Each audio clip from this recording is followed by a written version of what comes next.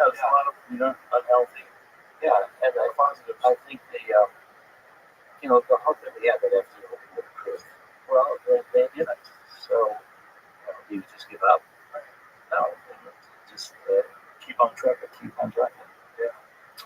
Well, thank you for what you do, man. I want to add one thing about the conference. Just to say that it's going to be really, really fun. It's going to be, if people come to it, it's 500 speakers, thousands of people, all sorts of ways the psychedelic community is going to be coming together. Do you have a website? Yeah, psychedelicscience.org or maps.org. There's actually going to be a, if you put it's a molecule, that's a molecule. But if you put Roga in when you want to register, there's a 15% discount to go to the conference. We also have this. Have 10 different stages, we have all different tracks for different kinds of interests. We also have this project called Music is the Bridge. And so this is we have various people are coming up with music that they would listen to during the psychedelic experience. Difference very much. Yeah. So there's going to be concerts, music, all sorts of things connected to this conference, and it's also lots of opportunities for networking. So again, for me, even though MAPS has been focused on MDMA, it's really about the psychedelic renaissance. So I don't see the psilocybin or the IBA or anything as competition. We want the psychedelic therapists of the future to be cross-trained in all the different drugs, and then to be able to customize the treatment for each person. And that's what we're hoping to develop. And one more time, what are the dates and where's this? It's June 16th to the 20th. It's coming up next month, and it's in Denver. It's at the Colorado Convention Center. We have last time we did this, it was 2023. We had 12,000. Whoa! It was astonishing. It was Must have been the nicest people too. Oh, it was so hopeful. It was magical. I think that this would be. If anybody wants to learn about the psychedelic community, this is where.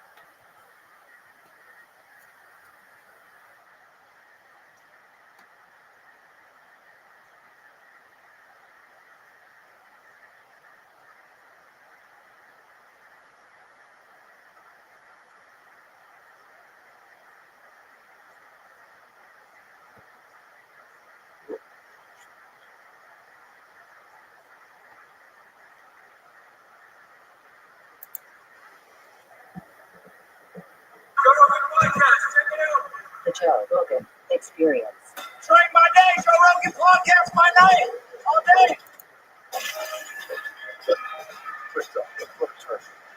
So Absolutely incredible, Joe. Absolutely. A series of unexpected things. So this day. you were supposed to dump it. podcast, and then Duncan and I got on the phone, and he was saying, trying to move tickets for the psychedelic event.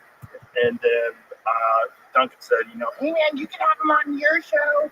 And I said, well, why don't you come on too? It'd be really fun. And then this morning, Duncan has a root canal, like an unexpected emergency root canal. So it was just a crazy turn of events, unfortunately. Yeah, I just came in from Ukraine. Oh, Actually. wow. Yeah. Ooh, what are you doing over there? Training therapists and psychiatrists. Wow. So Ukraine has enormous amounts of trauma. And so what I'm trying to do is to go to high trauma areas and try to talk about MDMA assisted therapy and how that could be helpful.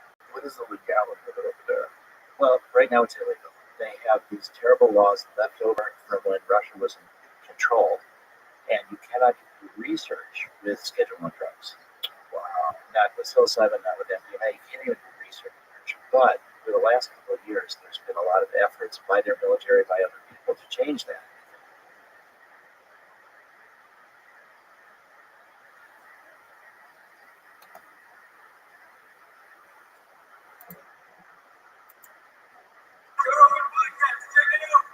Rogan experience. Drink my day, Joe Rogan podcast my night. All day.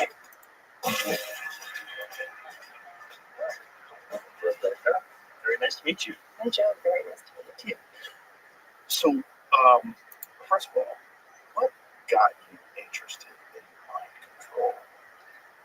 Well, so this is a question I've been asking myself just because I find myself after 2.5 decades of having this topic that initially seemed pretty niche and unusual, and not many people were interested or many people were skeptical about it, but I thought it seemed like it embodied some of the more extreme. If you could look at the way people are shaped by their environments and by their, what parts of your life are determined by you and what parts are determined by outside forces, that mind control would be a perfect area to investigate that because it's so extreme, especially when you look at particular cases. So, because I had done my dissertation at UC Berkeley on the history of behavioral engineering and how these kind of models for creating societal control and encouragement. So it was like a behaviorist kind of dream. And it seemed like the next step was to look at something like brainwashing or mind control.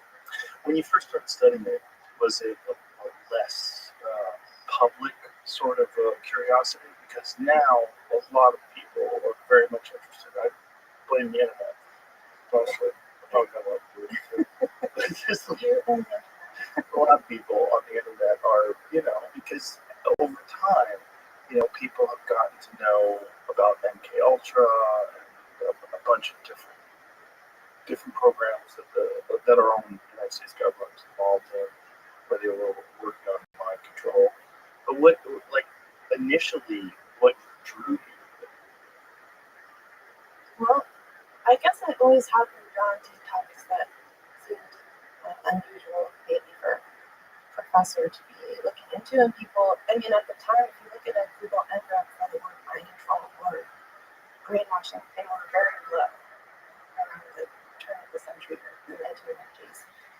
After there was a peak of interest in the 70s, and it's just really fallen off. But I guess I was interested because it just seems so unusual, and like maybe there was something there that people hadn't really thought about. And at the time, these documents weren't readily available, and like you say, people weren't really looking into it. So I just thought it seemed like a rich area for research. And I'm also interested in connecting I've always been interested in connecting my personal, my goals for life with what I research. So I thought it's almost like a philosophical and existential question of how much we're controlled and how much we might be controlled. And it seemed important to look at some of the more extreme cases if you could. Yeah, I think that's an interesting aspect of it. Like, how much are we controlled, and how arrogant are we to think that we're not controlled, or how arrogant are we to think that wouldn't work on me?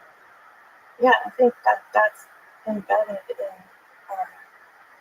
in the messages we receive all the time, that freedom is something kind of effortless that we're just granted, and that autonomy is just the natural state, but actually we're so much more malleable than we think. And these things, if you look around yourself, or if you observe yourself, you'll often see this to be true.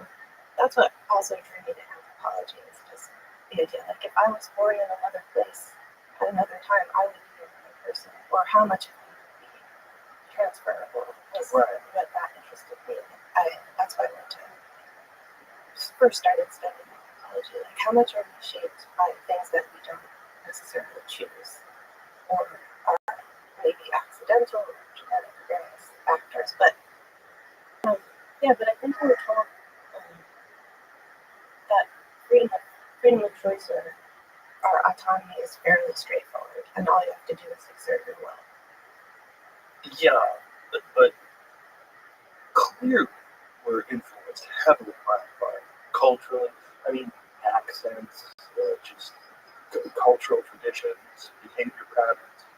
It begs questions like, what are you, and what is the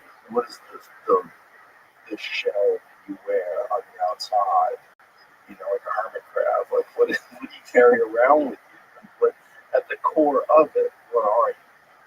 Yeah, that is the oldest question of Socrates. Yeah. The question. It's a deep question, and it's also kind of like a practical question. I thought if you look at it more in actual examples, that would be awesome. I guess I was drawn to the maybe because other people were studying it, or also because of experiences in my life. Just seemingly small in graduate school, I was walking down the street and I said, we passed a small dog, and I said, I really hate small dogs.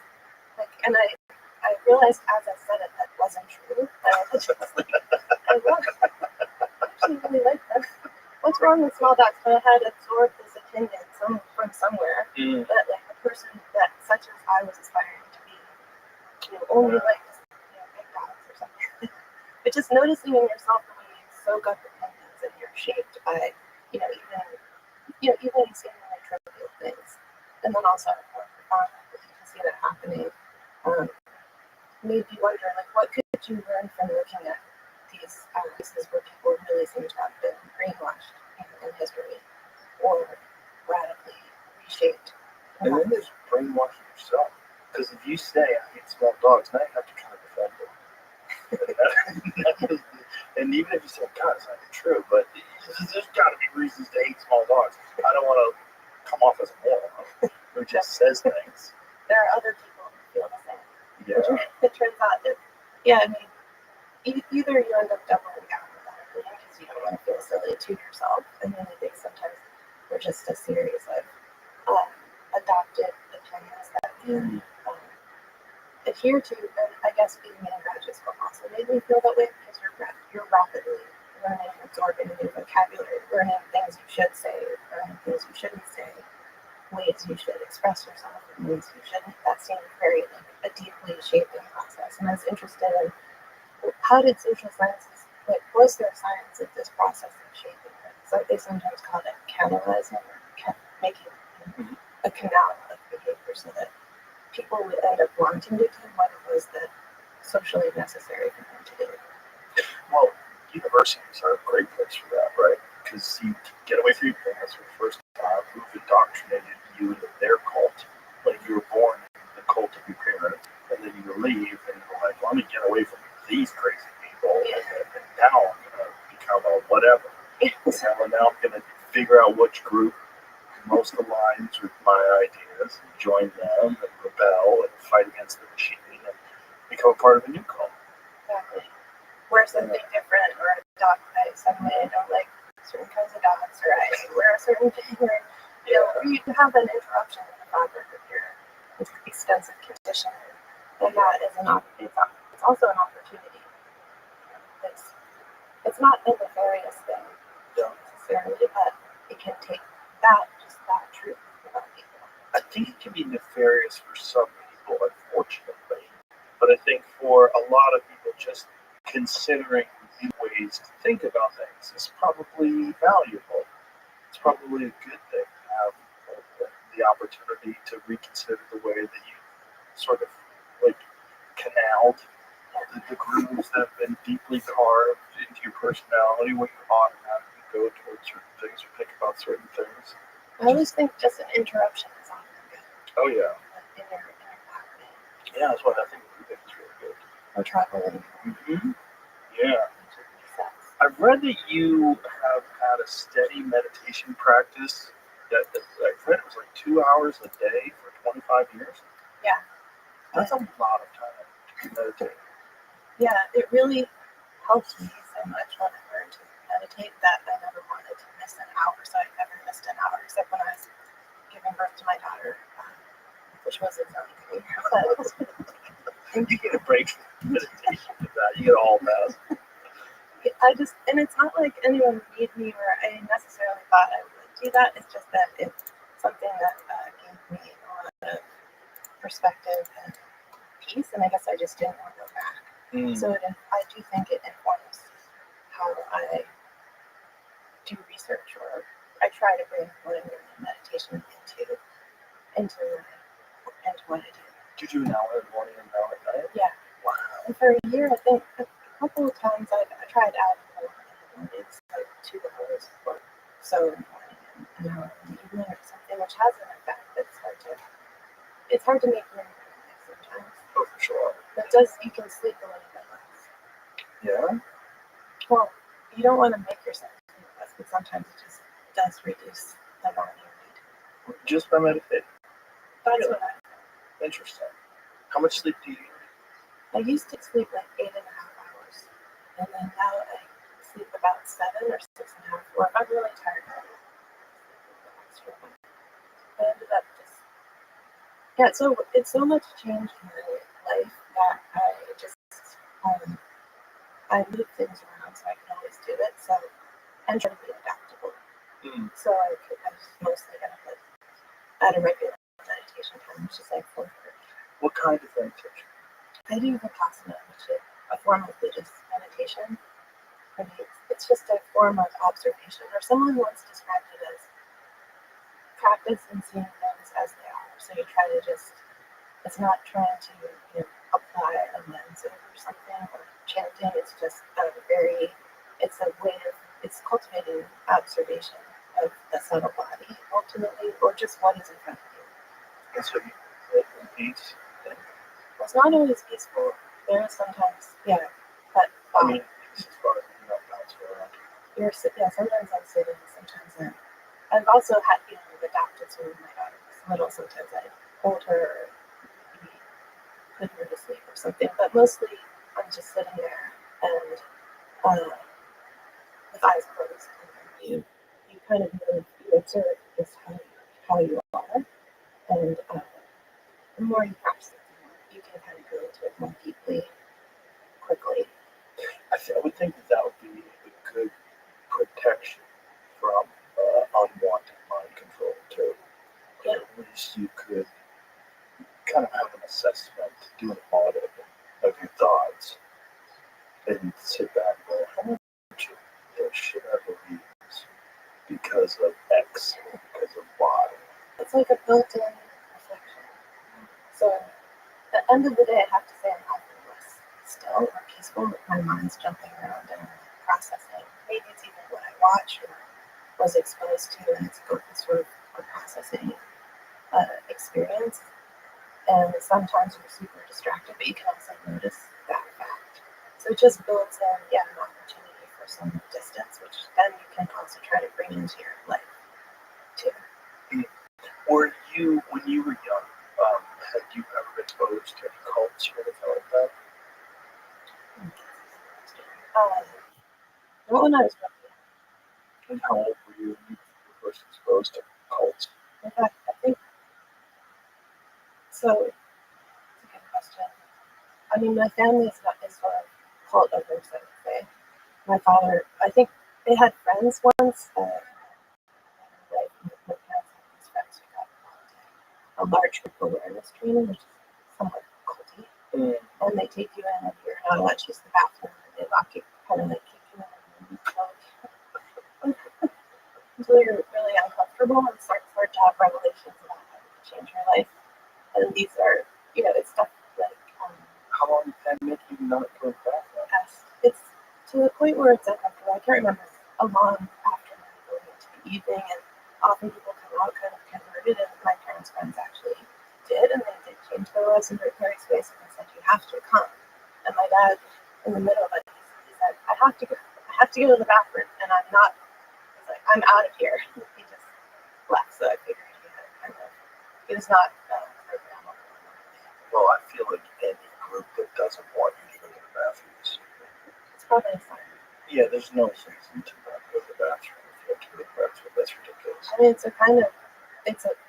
it is typical of certain groups where they start to constrain your, and people who might be willing to remain in that uncomfortable state and be constrained will end up staying longer. It's sort of a self-selecting process, maybe. That makes sense, right? The people that are more willing to comply. Yeah, and I guess with me, maybe the first brush with a cult would be something like the various yoga teachers I've worked with. Oh, so many of them are so good. Yeah. And there's one kind of funny story. I got married into yoga when I was living in Oakland, also in graduate school, and I would go. It was really helpful with school just to have a very physical, demanding practice. But there was no community around it, and it turned out that the teacher was sleeping with many of the students, but I just didn't know that. I thought I don't know. Just thought he was. I admired him. I brought my boyfriend at the time to picnic. He came to picnic, and he's now my husband. He said, "Well, it just that everyone there is sleeping with everybody else," and I was shocked. I was like, "No, that's not happening." But it actually was. You can say it's a bit.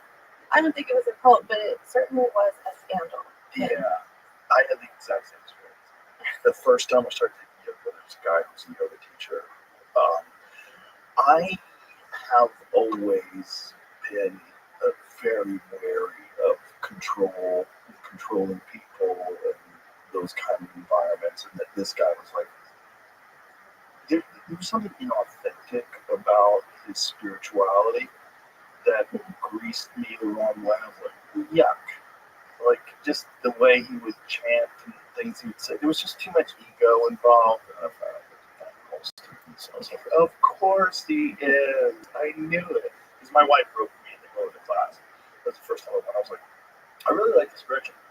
It's like really great. I really like yoga itself as a practice. But I mean, the problem is the people that are, and it's kind of a problem with everything. Like when one person is in control, and one person is the person who gets to lead the class, and then they get praise heaped upon them by the students, and then they start to think that they deserve it, and then they don't have a lot of self-reflection, and they're not very objective, and then they sort of revel in it and enjoy it, and the next thing you know, they're taking advantage of it, and so. It's very helpful to have that defense radar at a certain time. Also, sometimes I think these prominent teachers, they have had some sort of, I don't want to say enlightenment experience, but some sort of breakthrough, something that felt profound to them, because many people do. We now know that these experiences are incredibly common, and yet, so they take that as a kind of license. Well, now I must be enlightened, or when I have to take the mantle, my people are awaiting this, or they sort of then justify things they wouldn't otherwise. Spiritual narcissism. Yeah, it can actually engender that because of, and I think there's something this has been described too. Spiritual narcissism is a good phrase. It's like, you see a lot of it. A lot of it in the psychedelic community, a lot of it in the meditation community, a lot of it in the yoga community. So they just start thinking that they're ready for people that don't do it. Yeah, it feels very special. If you have a special experience, it's really dangerous. It becomes very dangerous afterwards to not have it feed your ego. And even if you had a profound breakdown of the ego or in a psychedelic state. It is fascinating to me, though, that you can tell the difference for the most part, if you're really paying attention, between someone who's authentically expressing their real thoughts versus someone who's saying things that they think if they say these things, they get praise or they will get attention or you will think that they're profound. humans know. There's like a smell to it, a feel to it, if you're paying attention. Yeah. But for whatever reason, it's just like something about baby ears and little small ears. Some people just are not that good at picking up on that stuff for whatever reason. Life experience, they have been burned enough times, like whatever it is. And, that's where cults get started. And I'm fascinated by cults. I've always been fascinated by them because I've watched how many documentaries on cults. In the beginning, it looks so fun. That's the problem. Did you ever see the documentary Wild Wild Country, the Netflix series? Yes. Amazing, right? In the beginning, you're like, they look like they're having a great time. Yeah. They're all dancing together, playing drums, and having a party and eating together, and it's a sense of community. Yeah. That documentary was so successful for that very reason. It actually perpetuates the allure of that Mm-hmm. Osho and that cult Yeah. because their outfits look kind of cool, the colors are beautiful, Yeah. and the swirling, coordinated dances. But my husband grew up in the Bay Area, and he was saying as a kid, he would run into members of that cult. And he said, what you don't see in the documentary, and he blames the documentary for not showing this sufficiently, is they were frequently armed. So on the side where you're not seeing it, they're holding, automatic weapons. Like they really, in a way, they fell into the spell of the cult in the documentary of it. Interesting. That's interesting. Wow, I did not know that. And then you have to have a guy like Osho because the way he would talk about things, and, his slow way of talking to people. Yeah. His beard, the Rolls Royces and everything. It's like, good lord. He was really much more of a cocaine addict or Was he? enthusiast than people also recognize. I think he gets off a little easy in that documentary as well, partly because they're interviewing people who are still, to some extent, devoted, or they want to maintain that motion. Yeah. Well, also, what was her Stella? Was in it? Yeah, she was so crazy. She was poisoning people. She was such a great villain that it made him like. Because if she wasn't in the documentary, he would be the villain. Exactly. Yeah. She pulls the focus. Yes. Yeah. Most certainly. And the fact that she's still alive too, that sort of helps as well. But I feel like it's a default thing in the human psyche because of our ancient history of living in tribes. The human beings have been very tribal, and I think being part of a tribe, one of the things that happens is you sort of have to go along with the way everybody else is doing things. If you want to fit in, you adapt, and especially if you're growing up in the tribe, you don't know any different. This is the only group, and being ostracized from the tribe and kicked out is, goodness, this is the worst thing in the world. Now you're alone. You have to fend for yourself. There's no way you can. You have to protect yourself. The wilderness, and animals, and elements, and predators, and other humans. So you have to. It's very dangerous to be alone. So you have to adapt to the tribe itself. I think that's true. Yeah, small scale societies have to. I mean, even the word cult in its technical or dictionary definition doesn't necessarily mean abusive organization. It just means small scale religious group that maybe, I think people deeply yearn for that sense of belonging, and that's why it does look so fun. And by all reports, it is very fun to get inducted into a cult. People get these exhilarated states. They often have altered, experiences of altered consciousness. Yes. And, they're empowered by it too. Well, fun fact: before I bought the place that I put my comedy club on 6th Street, I was under contract for a theater called the One World Theater that was run by this cult, and I kind of vaguely heard about it. And my friend Ron told me that the theater's amazing. You should buy it because we were talking about buying a comedy club. You should buy that place. And so I got into contact with my friend Adam, called me up and goes, "Have you seen a documentary on that cult?" I'm like, "Oh, there's a documentary. It's never good. It's never good. And it's really bad." The documentary's called Holy Hell, and it's about this guy who's a hypnotist, a yoga teacher, and a gay porn star. And that's a 1, 2, 3 combination. And he started out as cult in West Hollywood, And then after Waco, after that went down, the Cult Awareness Network started really cracking down, and we were investigating him. So he changed his name and moved to Austin. His followers built his theater. Fortunately, I got out of it. But I guess he was selling it. well, he was gone. It had already fallen apart. Cult had completely fallen apart. But what's fascinating is in the documentary, in the beginning, again, it looks amazing. They're all cooking together and eating together and doing yoga, and they look so happy. And let's just be honest, modern society, the day-to-day grind, the, keeping up with the Joneses, the stuck in traffic, doing things you hate, under fluorescent lights in a cubicle all day long is not attractive. Not only is it not attractive, it makes cults attractive. And these people were longing for something that showed them that no, you were right. This is stupid. The way your parents live is stupid. The way all these people live in society, the way Thoreau described men living lives of quiet desperation. But yeah, that sucks. You don't have to live like that, man. You can live with us, man. And this guy was able to do this thing called the knowing. And the knowing was very difficult to get. People wanted it, wouldn't give it to them, but when he would give it to you, he would sit there and he would put his hands, like his thumbs on your head and touch you. And these people would go into this intense state of bliss that even after they did this documentary, even after they realized he was a charlatan and they left the cult, and they said that moment was the greatest moment of their life.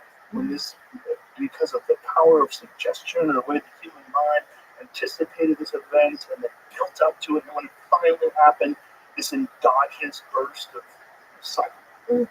whatever it is in the mind. I don't know which chemicals were being released, but these people claim that they contacted God for this brief moment where this man touched them. They kind of understood everything, briefly. So it kind of worked, even though he was having sex with everybody. Now he's having sex with these people, he was charging them. He charged these guys for therapy to have sex with them. And, they were talking about it afterwards. Like, thanks a lot. Like, it was so horrible, because, like, the documentary was so bad.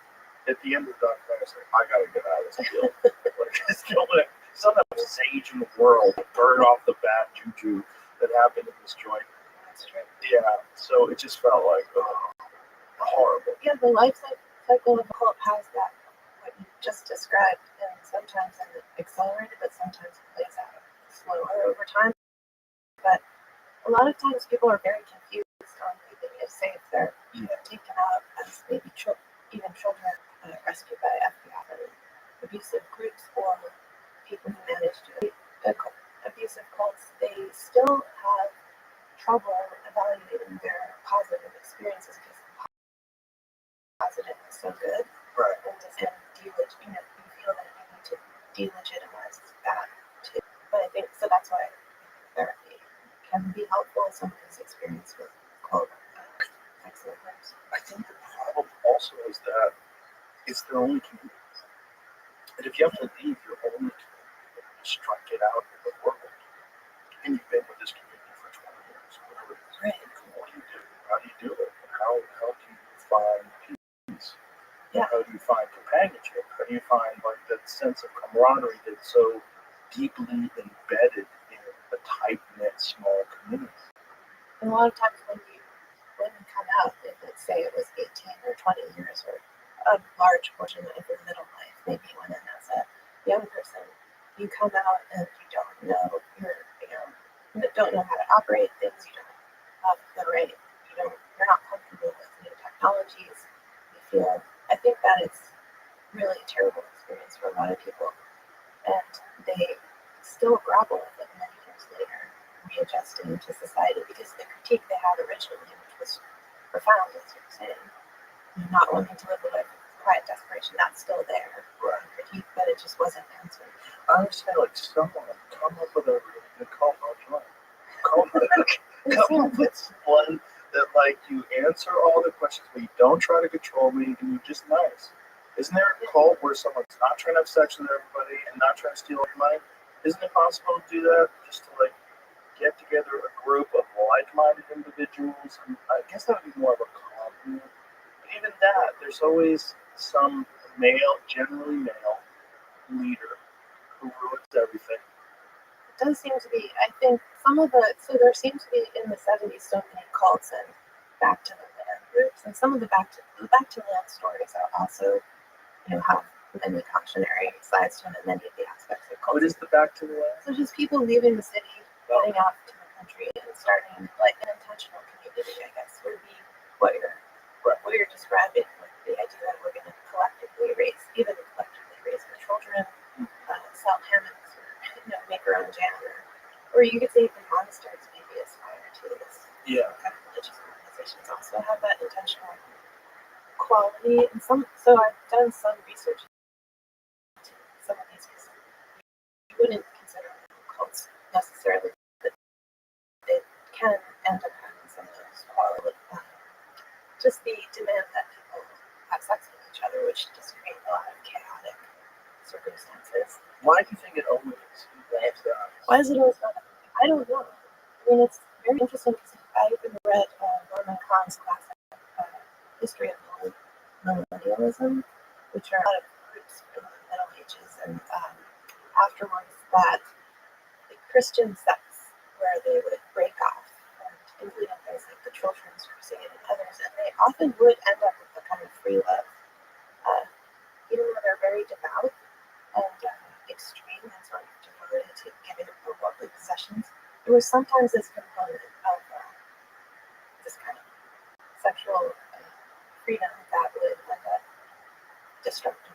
having destructive outcomes. Do you think that is just because of just genetics, just the encoded desire to spread your seed, because life is very fragile, and especially in tribal life, when you're going back to the hunter-gatherer days, people didn't live very long. It was very difficult to, like, have you ever read John Michael Allegro's in his work? He wrote The Sacred Mushroom and the Cross, which is a fascinating book about the Dead Sea Scrolls, and he's got a very controversial perspective on Christianity, and his perspective was, and this guy was an ordained minister who was agnostic, because he was an ordained minister, but then he started studying theology, he started seeing all these parallels to all these various religions. And he was like, well, clearly, like, it's not one religion has it right. There's something in all these things, but it's not like I am a Catholic and that's it, or I'm a Muslim and that's it. You're like, there's something here that exists throughout all this constant thread. So he gets hired to be one of the people that deciphers the Dead Sea Scrolls. So the Dead Sea Scrolls, which is, parchment, which is, animal skins, they have to do, the whole story behind it. They found them in these clay clay pots of Qumran, and these caves, and it turns out to be like some of the oldest works of the Bible. Well, he deciphers it for 14 years, and after 14 years, his conclusion is that the entire religion was based on fertility rituals and the consumption of psychedelic mushrooms, and that all of this had been sort of hidden in parables and stories, but he maintains that the root of it all was all about these people and these cults of fertility rituals and consuming psychedelic mushrooms. And he even he traced the word Christ back to, and it's very controversial for Christians who their hackles up. I'm not saying I agree with this, but he traced the word Christ back to an ancient Sumerian word which meant a mushroom covered in God's semen. The idea was that when it rained, it was God fertilizing the earth, and that these mushrooms would instantaneously rise. Like, they would go to bed, and in the morning the mushrooms would be there. They weren't there before. They would consume these mushrooms and have these intense psychedelic experiences, and then they tried to hide this stuff from the Romans. And so they hid it in parables and stories. This is what his belief was. Well, it kind of reminds me of what you're describing, which I haven't read, but I think it reminds me a little of Aldous Huxley's idea of the perennial philosophy, which is that there's, if you study across religions you can find certain traits and properties that all share, and he wrote the whole book describing what that was. Then his last book that he wrote before he died was called The Island, and it was sketching out what he believed would be just what you described, a non-abusive, a place where small-scale community where humans could flourish and it wouldn't involve, including it would avoid sexual abuse. And one of the features I always remember from this, which maybe relates to what you're saying, is that he said there would be trained parrots on all the trees, and every 15 minutes or so they would say attention, which would remind people to pay attention. In other words, to break that tendency we all have to succumb to loops of conditioning and things like that. Because I think, as you're saying, fertility is a natural part of human life and often worshipped. With how much worshipped it, also it's so deeply ingrained because it was so important in the beginning because you literally could go extinct. It was very difficult to survive. We're so much weaker than everything else around us. We're so fragile. Life is, and infant mortality was so high. It was so difficult to raise a child to adulthood that you had to have as many of them as possible just to ensure the survival of your child. And I think, unfortunately, this is what gets distorted in all of these groups. And this is where things go sideways because they involve emotions, involve ego, and dominance hierarchies. And it seems like even if Aldous Huxley's idea, if Huxley's idea was great and you had an island and everything's going well, it'd be good for like one generation. And then the kids in the next generation grow up and one would decide, you know what, I got fucking no idea. It's like someone would go straight Jim Jones. You know, they would start growing some plant that was an amphetamine and they'd start getting wacky. Human beings being human beings. Yes. I mean, also, there's an interesting paradox or tension in ecstasy itself, and there's religious ecstasy, there's sexual ecstasy. I think sometimes they get mixed up, like the wires can get crossed, or that can lead to someone maybe initially, I don't know, these groups, just the tendency they can have to go towards sexual abuse. Why do you think that during the 1970s you was a big upswing in these cults? Well, it started in the 60s, from my understanding, although they were, they did exist before then, but yeah, there's a lot more interest in them, I suppose, because there's a more widespread questioning in U.S. society and also more, around the world. So cults flourished also in Japan and Europe and Latin America, and also, so certain. Yeah, they're parallel. Sometimes they would have branch organizations in different countries. So some people say that the children of God, sometimes they'd be the kids would be sort of moved from group to group because they had outposts in Thailand. They would grow up in London. And Who was the leader of the children of God? This was a guy named David Berger. This is the cult in which the River Phoenix and his family they were in it, but not. I think the parents ultimately took them out. But it's a really messed up, very disturbing cult. And I actually write about and have met a member who's just sort of an average member named Ray Connell in the International Cultic Studies Association, and he left after 30 years, but he just describes in a riveting way how he joined. I think that's kind of representative of why cults started to flourish in the 70s. So he was a young man in college. He said he just felt that the traditions that his parents had found in Catholicism that he'd been raised in he just felt that he lacked meaning in his life. He felt like reality was over there and he was separated from it by, there was like saran wrap over everything. So he felt someone abandoning it. If they didn't know what the answer would be, kind of yearned for a religious experience. And he went out to California and I think he was at a concert at the university in Santa Barbara, and he saw this group walking through during the intermission. They were wearing these robes and chanting, and it was right after the Manson trial and murders. So in his mind, he was scared of them.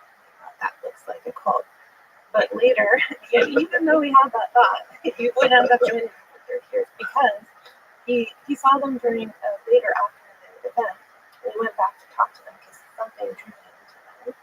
His dad, I think he had dropped out of college by this time, and he said that they were eating sandwiches and they looked a lot more casual and approachable than they had earlier. And he just said, he was asking them questions and he said, would you like to recite the sinner's prayer right now and drop to your knees and he said, yeah, for some reason he said yes. What is the sinner's prayer? It's just it's a verse that actually is not from the Bible, but often would be used as a recruiting tool, and it did result in this sort of out-of-body experience. He recited it, and then he said he stood up and he felt changed by this. But it turned out that David Berg, he didn't know the name of the group, and they said, why don't you join them? In other words, he kept taking small steps towards it, and pretty soon he found himself on the bus with this group. They still didn't know the name of it, and they were all testifying about how they had been converted. And he was asked to add to the testimony. He started talking about J.D. Salinger because he was just an alienated youth, basically, and nobody knew what he was talking about. They all just started singing his words, but several times of leaving and getting off the bus with his girlfriend. He just broke up with his friend, but he ended up staying and ended up marrying 3 women. And just well, at first it was one. They had an arranged marriage, and then it turned out this guy who ran a group, David Berg, he was a former furniture salesman. He then had some,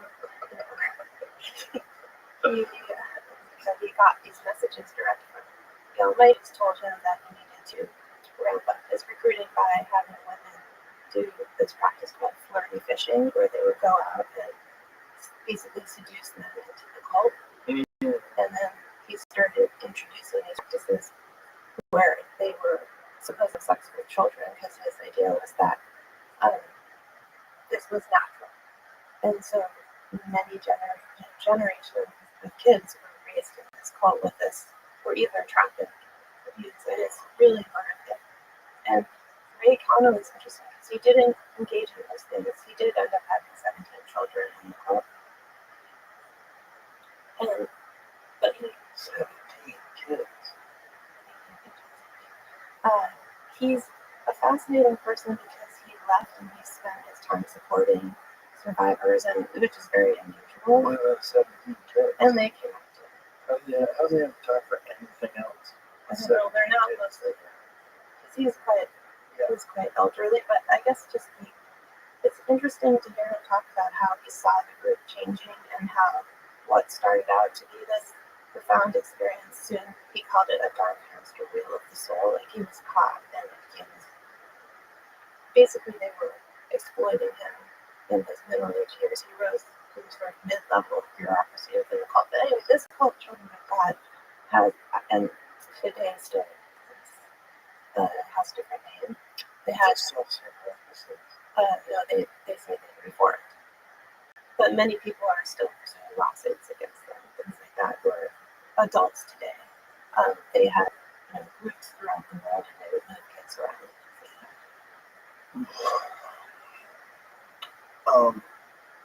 The Manson family is a fascinating one, right? Because I know that you have studied Jolly West and the whole MK Ultra program and what they were experimenting with psychedelic drugs and cults and mind control. What is your perspective on why they were doing that?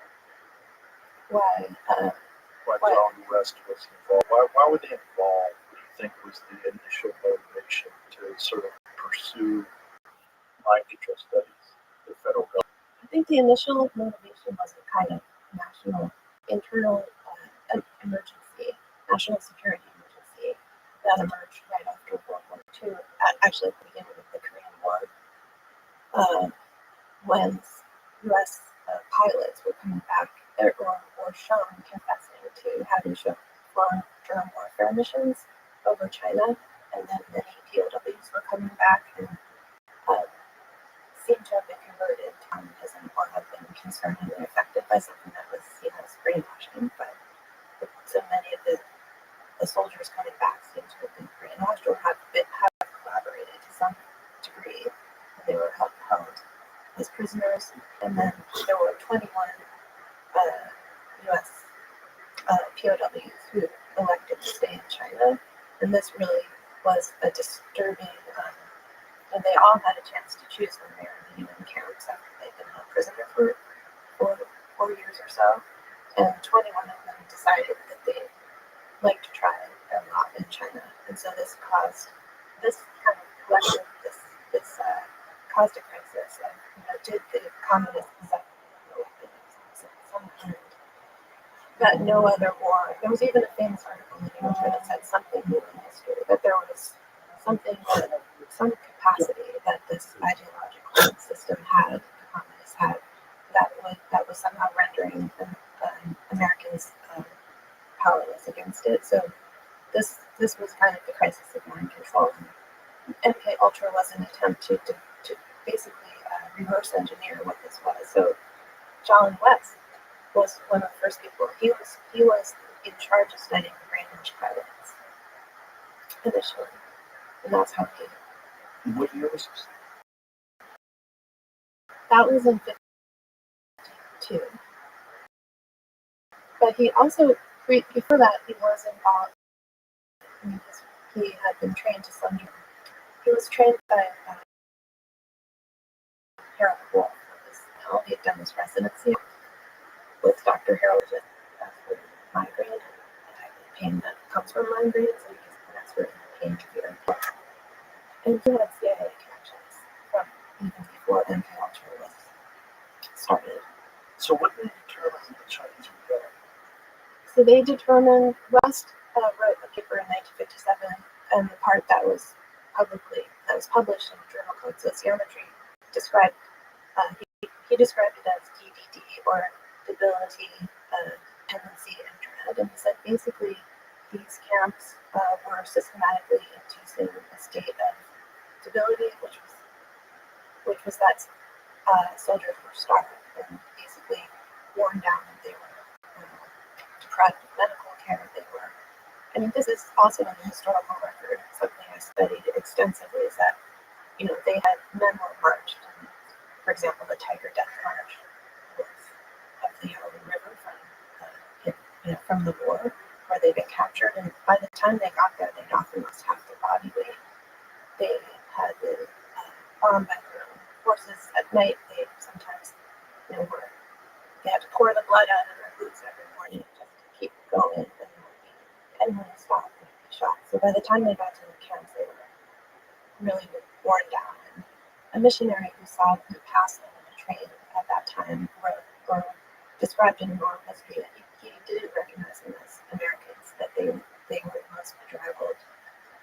And it was just they were in a terrible state. And so debility was the first thing West described when he was extracting what had happened. Dependency was, later there's a layer added in which the soldiers or the POWs were dependent for all if they were going to survive, it required the camp leaders would provide it, so they were very dependent, and they also engaged in very formal Maoist thought reform with the men as a kind of experiment. And the third part was dread, which was just the idea that you can be killed at any time, or perhaps your family could be easily threatened. Maoist thought reform? Yeah, that in the POW camps, once the Chinese took over from the Koreans, running the camps, because they decided, I think it was almost a formal experiment, because that's how it looks to me. I don't think West wrote about this, but in my research on the camps, it transpires that they wanted to see, because Mao believed that thought reform would work on anybody, not just on Chinese people, not just on Chinese peasants. He felt that only something like 7 or to 8% of the human population was uninformable, and most people would be disposed of. But he wanted to check if these American soldiers would also be susceptible to re-education, so they really did a formal 3-year re-education program on. And Moon had many different responses to it. But when West met them, he studied many of the returning men when they came back to Rothschild Air Force Base, and he extracted those three components of what had happened in DDT, and that's the way he became an expert. What he called brainwashing or coercive precision. So how do they go from that to like sponsoring the Manson family and Operation Midnight Climax and all the crazy stuff that they've done? Yeah, they seem like a leap, but I think Sort of. it's sort of a leap, but sort of not. I think that MK Ultra was funded in direct response to this crisis of POWs, and in addition to reverse engineering what had happened to them, they also wanted to turn it into a weapon and continue certain programs and interrogation procedures and make it more effective. So MK Ultra just had a wide reach, and it was pretty free reign as a free reign program. And the historian Alfred McCoy says it was modeled on the Los Alamos in a way, kind of a Manhattan Project for the mind. So just as the atom had been disassembled and transformed into this new world had emerged from that program, that intensive exertion of scientific acumen, the same thing could be done with the mind, and the mind could be sort of pulled apart, and human consciousness and functioning could be understood. People could be broken down and rebuilt. Were they trying to optimize the use of the mind? Like, what was the end goal that they were trying to do with this? A couple of things. I think one idea was potentially it could be a weapon. One goal. Another, so it could be used on an enemy, perhaps even a city. So that's one reason researching LSD had certain properties that made it could be easily dispensed to an entire population through the water supply. So they wanted to know what exactly are the properties of LSD. People didn't really know at the time. So there was an offensive part of it. There's also a defensive part. So the U.S. military needed to be trained to resist whatever this was. Once they understood it, they developed the SEER training, and West was involved in that as well. And then the third thing was maybe a broader curiosity about, which would lead you to be able to interrogate people better, and perhaps also to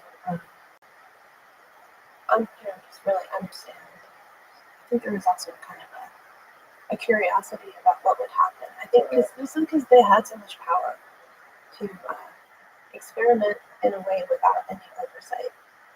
And it wasn't until 1963 that the Inspector General of the CIA himself said this is unethical.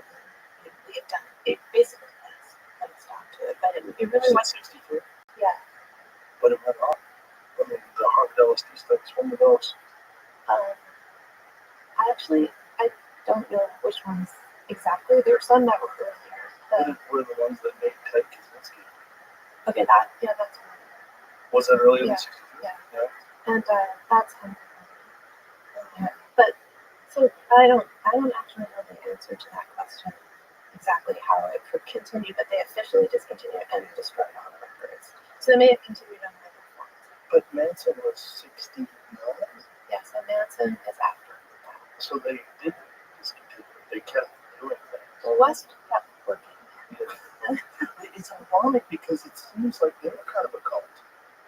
Because the amount of power, the amount of unchecked power and influence that Jolly West had, and MK Ultra and Joe and all the people that were working on this, you have this power, the fact that you are working in complete secrecy, you are the puppeteer, you're controlling all these people, and then this idea that have you read Chaos? Yeah. What did you think about that?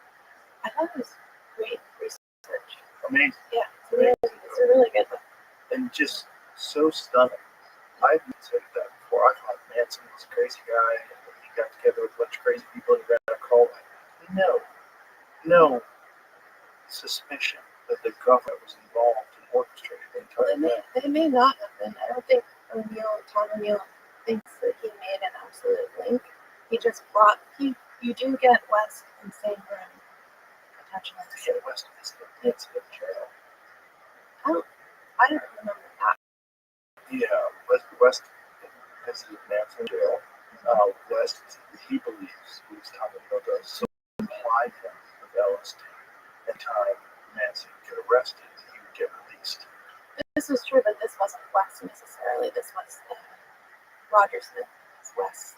He was an associate of West, and West was head of the methamphetamine research project, which was so West did, so West got funding to do this hippie lab and psyche lab in 67 and 68 during his sabbatical in the Bay Area, and it wasn't obviously funded by this.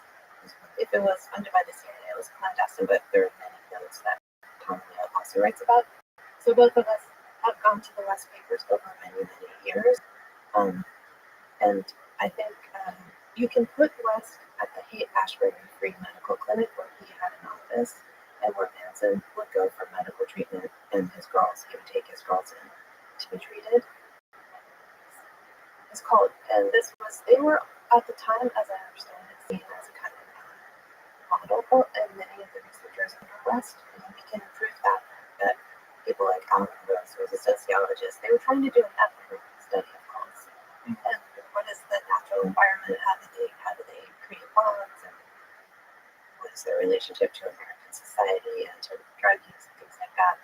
So West would apparently hang out on the couch getting high and wearing, kind of dressed up in hippie garb with his middle-aged friends. And these graduate students and an undergraduate who he hired would be writing in their journals about how irritating he was. But sometimes it seems like it wasn't very targeted and it wasn't very efficient and it wasn't really, there didn't appear to be a plan, which isn't to say, so to me it's not entirely clear what the relationship was with Manson. It is very evident he was bailed out several times by Roger Smith, who was also a psychologist as well as a parole officer, so that's highly suspicious. And Roger Smith did know West.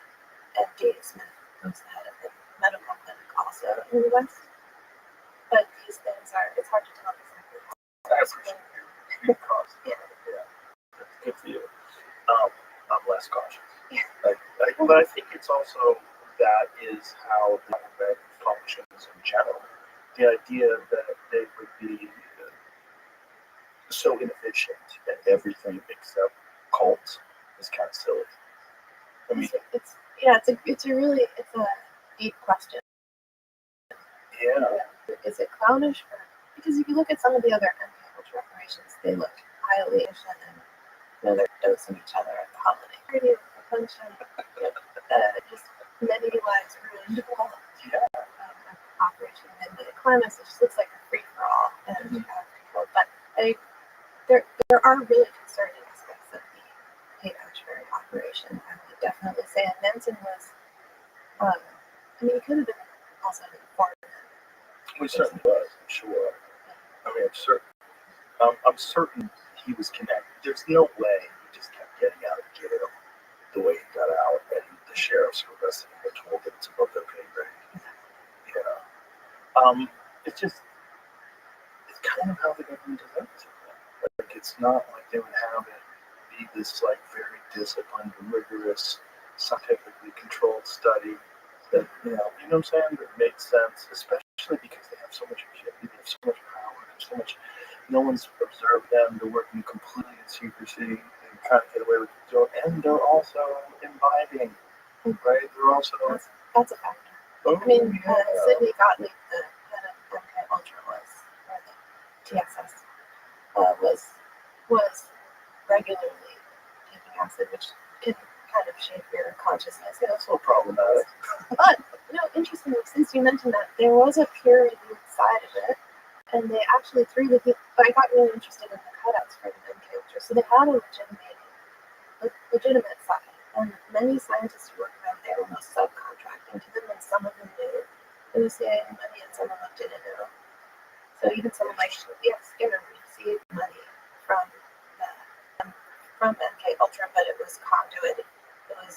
want to say conduited through the Human Ecology Society, which was part of it, but it was just a front organization, and they were really into these fronts. So some scientists, there was the group that later people would call the unwitting scientists, who would just be, they were doing the research they wanted to do, it just happened to be of interest Right. to the CIA. And then others would publish in legitimate journals, but then they'd have a classified version of their research that went more into detail in the aspects that MK Ultra was interested in. Well, it's also aspects of MK Ultra that it's very difficult to find out what's really going on unless there was a bunch of files that were discovered, right? That sort of unveiled what was going. And have not been, if those files had not been discovered, who knows what we would actually know about all this stuff? We wouldn't know. And they're actually amazingly. So there was a FOIA request by John Parks, who was a journalist at the time, and he made the request, and everything had been destroyed except for the financial records. But one thing I also want to mention, the CIA kept very good records of a lot of things, and even in the financial records, they still had copies of some of the commissioned projects, and that's how we know about them. And it really is accidental that they didn't think to purge their financial files. Well, it's probably so secret that the people that were in charge currently when that FOIA requests were filed probably weren't really aware of it all. It was in the 70s. It was in the 77 or so. So you're dealing with, a decade had passed. Who knows if the people currently in charge were even aware? Because I would imagine a lot of this stuff is very compartmentalized. I think the destruction of the records had happened earlier, but that destruction had been, as you said, they made a mistake from their point of view. They neglected this batch of documents. Oops. And then the truth came out in 75, many definitions were made, although it was still partial. And then John Parks made his FOIA request sometime around then. It brings me back to yoga teachers, cult leaders, and then clandestine government operations. Like, whenever people have power, unchecked power, and insane influence, particularly influence to manipulate people and influence over people's minds. And if your established goal is to try to find out how you can manipulate people and what can be done, and you're doing this in complete secrecy with basically unlimited funding. It's all unlimited stuff. Like, you can do so much. We also, I think one component that helped this develop is to have a high ideal at the same time. Something like Right. that kind of almost messianic purpose for saving the world. Yeah. Not just America, but the world. And that's one thing one of the inspirations for my research was finding a book on the street many years ago when I was living in California.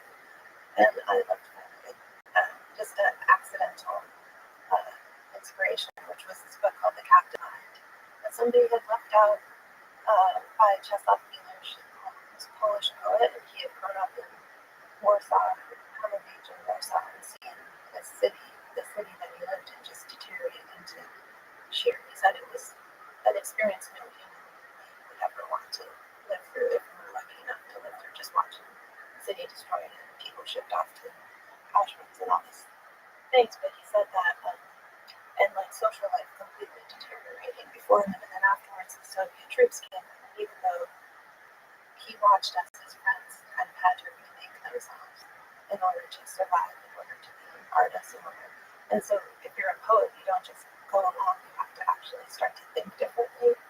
And at first they would sort of pay lip service to it, or make it, on the surface they would pretend to agree, and then secretly have their own writing. But after a while, they would start to internalize that, and he called it the new faith, the kind of this doctrine or ideology, and that's what he ended up himself defecting because he couldn't do that. He said it's an operation you perform on yourself. So I just think one important factor is this true belief. This is, and out of that can come the justification for a number of violations. Well, I think that's a through line through the entire CIA. So, Yeah.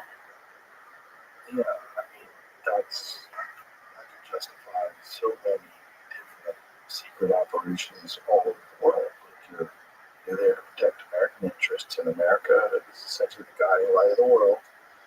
And we need to save the world. So, you don't want to make an omelet, that cracks some eggs. It's a kind of logic. And that's a very typical logic. It means the means are justified by the ends. I was fascinated also with Jolly West's connection to Jack Ruby. Right. He visited Jack Ruby after Jack Ruby had shot Harvey Oswald, and also Jack Ruby was crazy. Yeah, it was never coherent again after meeting. This happens to several shocking number of people. And in West Papers, you can actually find the unredacted documents where he talks about some of the things he's been able to do with combinations of sodium and alcohol, LSD, and various other psychoactive drugs. Well, among other things, he says he started to say or suggest he could create memories. And he knew that he could destroy a person's orientation to self and time, and so basically disassemble the person. But he also said he could use hypnosis to not as anesthesia, which is a known possibility with hypnosis, but to create extra pain, so hyperesthesia. And he kind of said that he could actually make someone develop blisters or asthma or an ulcer just by hypnotizing them. And he did that to Jack Ruby. Obviously, he had a learning effort or something. He had just had a short amount of time with him, That's but enough to dose him. Ruby emerged apparently. I don't know that much about a Ruby episode, but I do know that West intended to write a book. He intended to write about 8 books, at least. This is a note I found in his papers. He also developed cancer shortly afterwards. Actually, not shortly, but about in the 90s. Oh, was it in the 90s? Oh, okay. I thought it was quickly. No, This incident? this was from around 1980 or so, but I think it's interesting. So who wrote this? This is This is all West's handwriting? handwriting. It's just a little sheet of paper I found in his archives. Biosocial humanism, a philosophy for a new age, integrative psychotherapy, the dissociative reactions, a different person, psychiatric observations on the case of Patricia Campbell, her Patty Hearst, Yeah.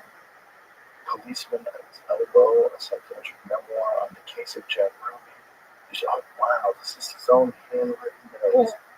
And these are the order in which he intended to write them. He found a lot of correspondence in his papers where he's writing to agents he wants to write a book. And he even testified in the Patty Hearst trial because he was the primary expert witness trying to make the case that she'd been mind controlled and Stockholm syndrome. she should be exonerated. But he claimed that in his first minutes on the stand, he perjured himself by saying he was the author of the book on POWs and brainwashing, which wasn't the case. But these were all the books that he intended to write.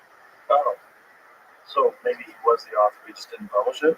Well, he said he was the author of the published book, but he just basically I think it was one area that he always said, on my next sabbatical, I'm going to write all this stuff out, but he never got to it. Too easy to acid. Yeah, maybe, and also he had a lot of extramarital affairs. That would distract you. Separate family. Oh boy. Oh boy. It was very distressing to his wife. What a mess. And that guy was the head of the jail train. He wasn't Not the key. I mean, I didn't even know he was a pretty prominent figure, but It's fascinating. The Haight-Ashbury Free Clinic closed down shortly after Chaos was published. it did. Yeah. I didn't know it had closed down because when I was in San Francisco, when I lived there, that was a while ago, it was still open. Yeah, my wife's mom used to go there. My wife's mom was a Haight-Ashbury. I mean, that's kind of a great thing. Dave Smith was it was a true inspiration that he had because originally I think he was doing this dark research on animals, addicting rats to cocaine and things like that. And then he had this, because he's been giving some interviews recently, doctor who founded it, just that there was a human crisis on the streets and that he should provide medical care to young kids with runaways and things like that. But he doesn't, of course, he doesn't admit to any connection with Interesting. it makes him Midwest. Is that true about the hate expert? I can keep my switcher fucked up and I can get this thing off the screen. Okay, well, all right, technical error. Fixed. You asked me a question, Jolly West, was that true? Yeah, I asked you the hate expert thing. When did it close? I believe it closed. I think Tom told me this. I don't know.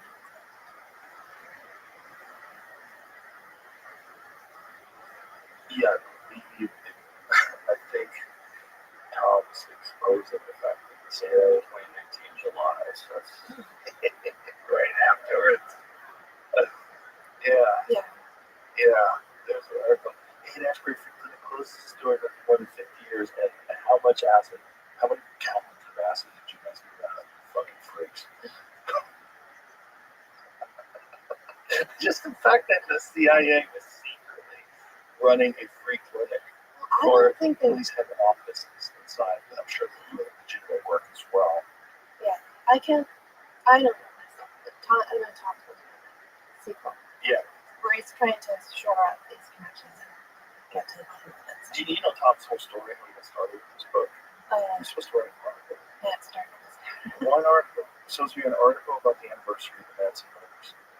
And then he starts digging into it and finds all these inconsistencies and all this corruption, all this weird stuff, and he keeps going, and then he missed the deadline. And, Yeah. he gets a book deal, and misses the deadline, and it's like, That was on June 25th, and it closed like a week later. 2 weeks later.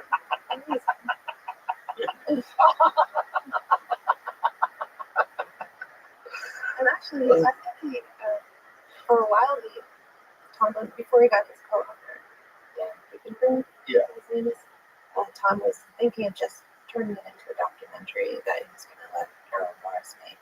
Well, they did do a recent documentary on Yeah. Netflix, but it was only 90 minutes. Yeah, this was going to be a longer series originally, but then I think he redoubled his efforts to write the book, which worked out well.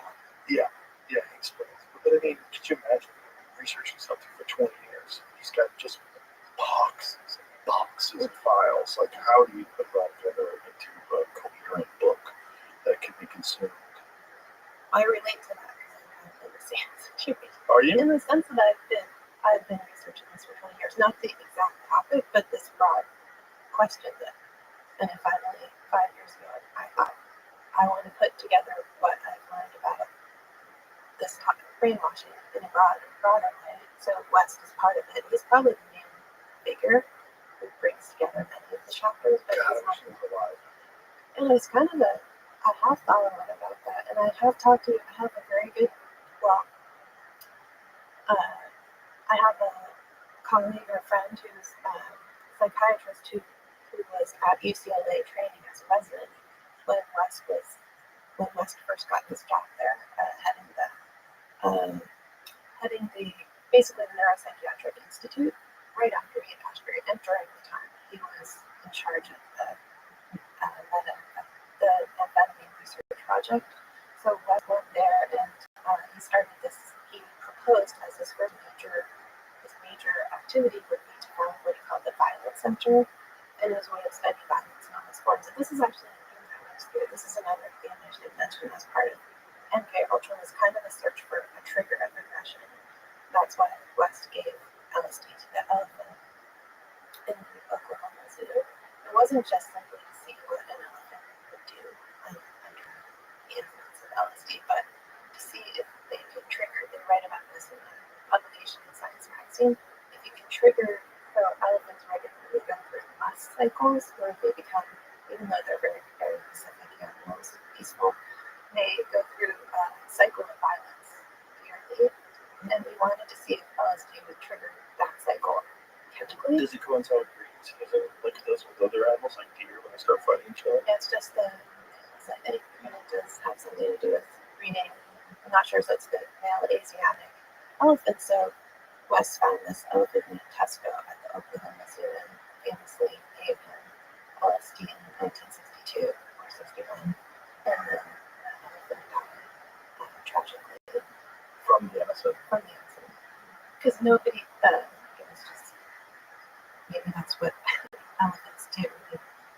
the dose was too big or something like that. It certainly didn't have the effect that he wanted, but if you actually read the scientific publication, it's curiously all about this question of whether you can trigger a massive, could you trigger violence, almost like a push button? Could you find a chemical trigger for violence or aggression?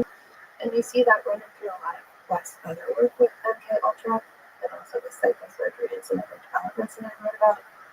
But so by the time he gets to the Neuropsychiatric Institute, he's very interested in violence and has this major plan. And to come back to my friend Dr. Cooper's, he was a young resident training at UCLA at the time West proposed this violence center. And among the things he wanted to do was track teenagers who he thought would be potentially violent. He had racial categories that he thought were especially worth tracking. He had this whole program. And so a student movement and a movement at the university developed to shut down the violence center before it even opened. And anyway, Terry Coopers was a leader of that resistance of that student movement. Welcome. And they ended up, How are you, Carl? it never was. Hello. Can you hear me? Carl. Carl, can you hear me, big guy? Yo, dog, how are you?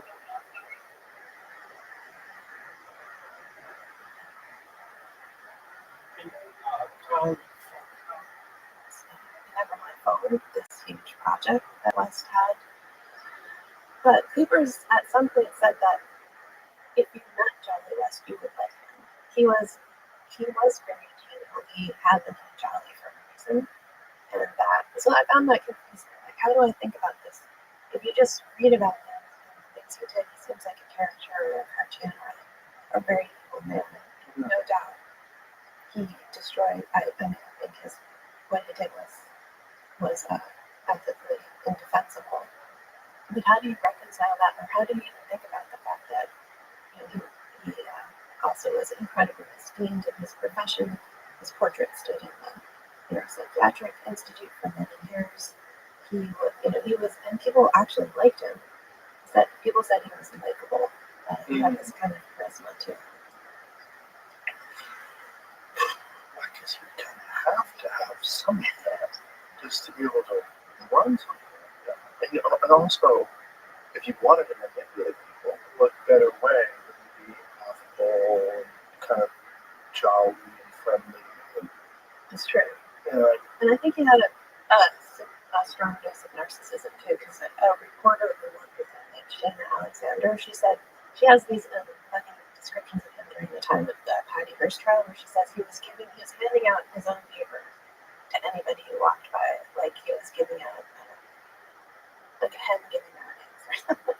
She was just saying that he's very expansive. He would get out of his limousine, he had a personal driver, and which was pretty high level for an academic. But he's just very kind of a big. He was also physically very large. not very highly. So Yeah, but those are delusions of grandeur. You're pulling the strings in so many different people, manipulating them.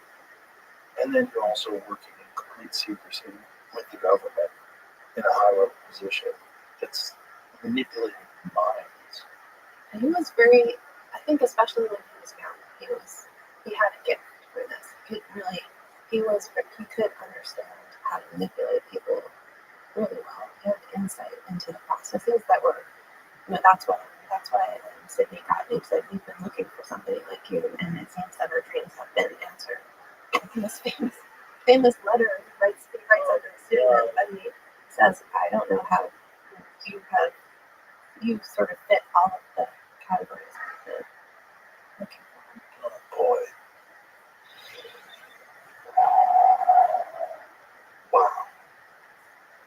Wow. It's a dark chapter. Yeah.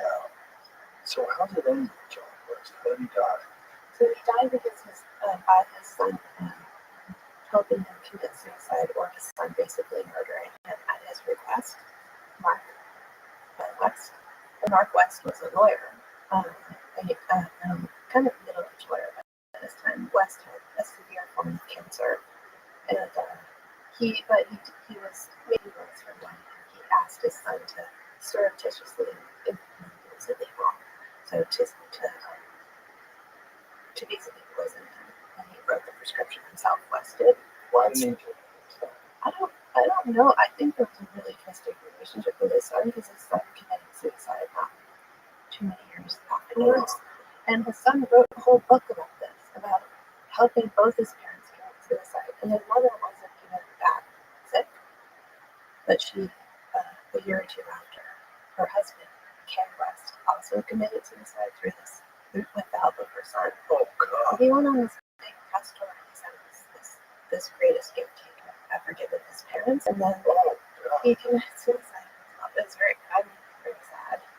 His story is sad because the book gives you some insight into what Wes was like as a parent, and I would say different. Oh, great. Is that the fight song? Wow. What year was that? Mark, Sorry. You want me to freestyle over this? Oh, what you want to do? So it's Want to be ballers, shot callers, brawlers, because of we dipping in the church bench and the the strollers, inside thought. on the road So, to the like church, West himself said, "Oh, I never experimented on bringing the Old Testament with him." yeah, He look would at the even raw make deal. jokes about references to Going one through, that people spaghetti, did. feta And cheese, he and would say, beer, "Oh yeah, but he still, considered this is everything's common good in the field. to them. And what you can't have now, leave in the But will. he But always don't knock had, me for like, trying to bury he always 7-0 over a real missionary. Ain't got his hero, but I want to be even heard. though he On your was hot 9-7, every day that's even my in word. church, Swimming and swimming with their own condominium. you 5 could see plus the 5 connection because is out the living. It's all about the Benjamin. What? And West had a special office built there. He was hired there mysteriously when they wanted to move. What he wanted to build, what he called this free zone of experiment, where he could give LSD, hypnosis, and sleep deprivation, and combines us, in whatever increments he wanted to adjust.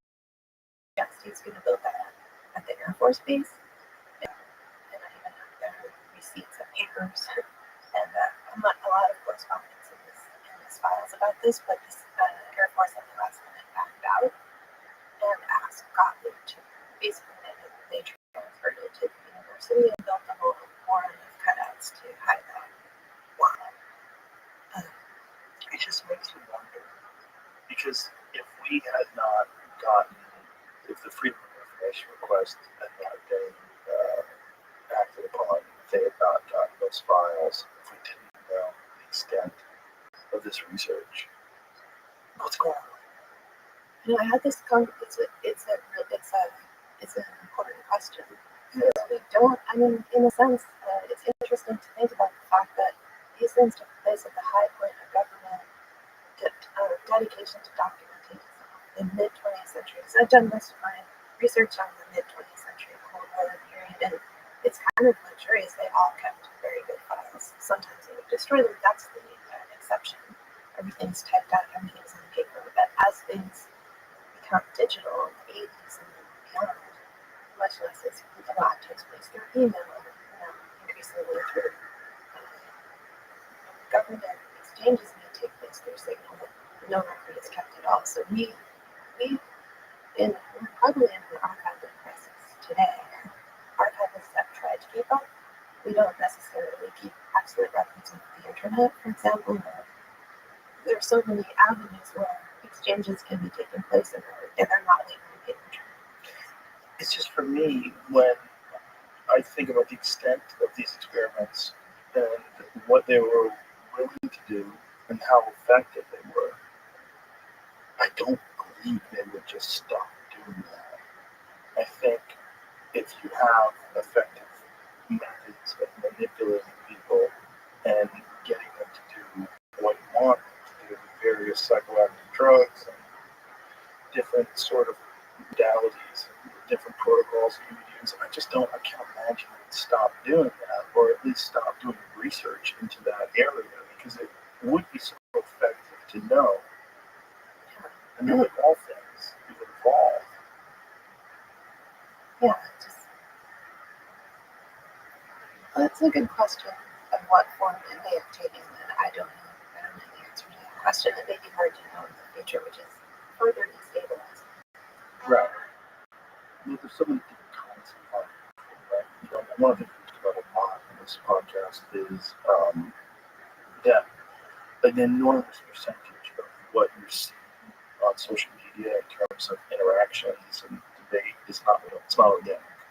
It's state run, state funded, and it's whether it's foreign governments or our government or corporations, you're getting inorganic discourse that's designed to form a narrative, which is a form of mind control. Yeah, I mean, I think even at a basic level, people get to know, and studies have shown that we respond as if it were organic and real. You know, even when somebody likes a post of yours, the response is that it's the same as like in-person interactions, and I think at the root there's a kind of way that on an emotional level, it's not just manipulation of ideas, but there's a kind of emotional engineering that's built into the platforms and doesn't even demand this, at first government involvement. Of course, DARPA was involved in the internet and things like pattern recognition, but the government has funded many studies. But really, what I got interested in social media and how I connected with the episodes of brainwashing from earlier in mind control is that it operates, creates states of emotional contagion that aren't really about convincing people of a different way to think, but more about how you feel about everything, which is something people describe in cults too. It's not that it changed my thoughts, it's that it changed my feelings about my thoughts. And so there's a famous Facebook experiment I read about that took place in 2012 and was published in 2014, where they announced that they had achieved mass emotional contagion at scale, which showed that people exposed to it when they altered, so they took 700,000 users or 650,000, I think, without informing them, but because your user does agree, make it whenever you go on the platform, you agree to be tested or be tested. So this experiment exposed a group to where their newsfeed was altered in a negative direction, which only is measured by word counting software. And they discovered that group that had negative exposure also responded in a more negative way, as judged through their posts and likes and responses. The group that was exposed to a more positive newsfeed by altering the algorithm then had also a measurably statistically significant effect, had more positive emotional response, and the control group was unaltered. So You agreed to this when you signed the terms of use on Facebook. You agreed to be tested. well, it did controversy, and after that, Facebook the research team publicly. But you do agree. You agree as part of it's sometimes seen as user experience, alterations or A/B testing, things like that. But so this is why there was an ethical debate when the experiment was published in 2014, and people on the Facebook page of the research group that did the experiment, at least one user wrote in saying, "Could I have died if I was in that experiment because I was in the emergency room at that time with threatening to commit suicide, and I want to know if my fever was altered, and maybe that pushed me over into that state." And of course, they can never know. They can trace backwards, and other people had a similar response. And there's even an investigation by the British government about whether this should be sanctioned in affected users internationally.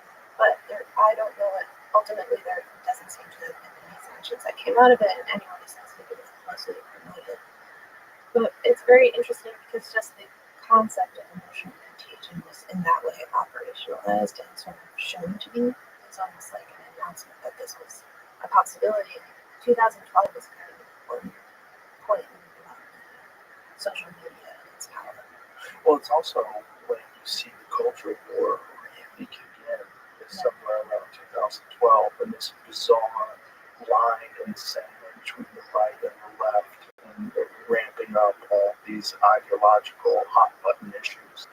Yeah, and I'm not. I can't speak to the exact studies, but there was a whole slew of recent studies trying to show that social media could alter political, it could increase polarization, but it actually didn't turn out to be as salient as expected. That effect actually, what I conclude is that it's actually the level of emotions that social media operates in, sort of prodding people to more extreme states and maximizing for engagement by stirring people's emotions, and that has fed into the increase in polarization. Like that's the factor of Or the end goal. or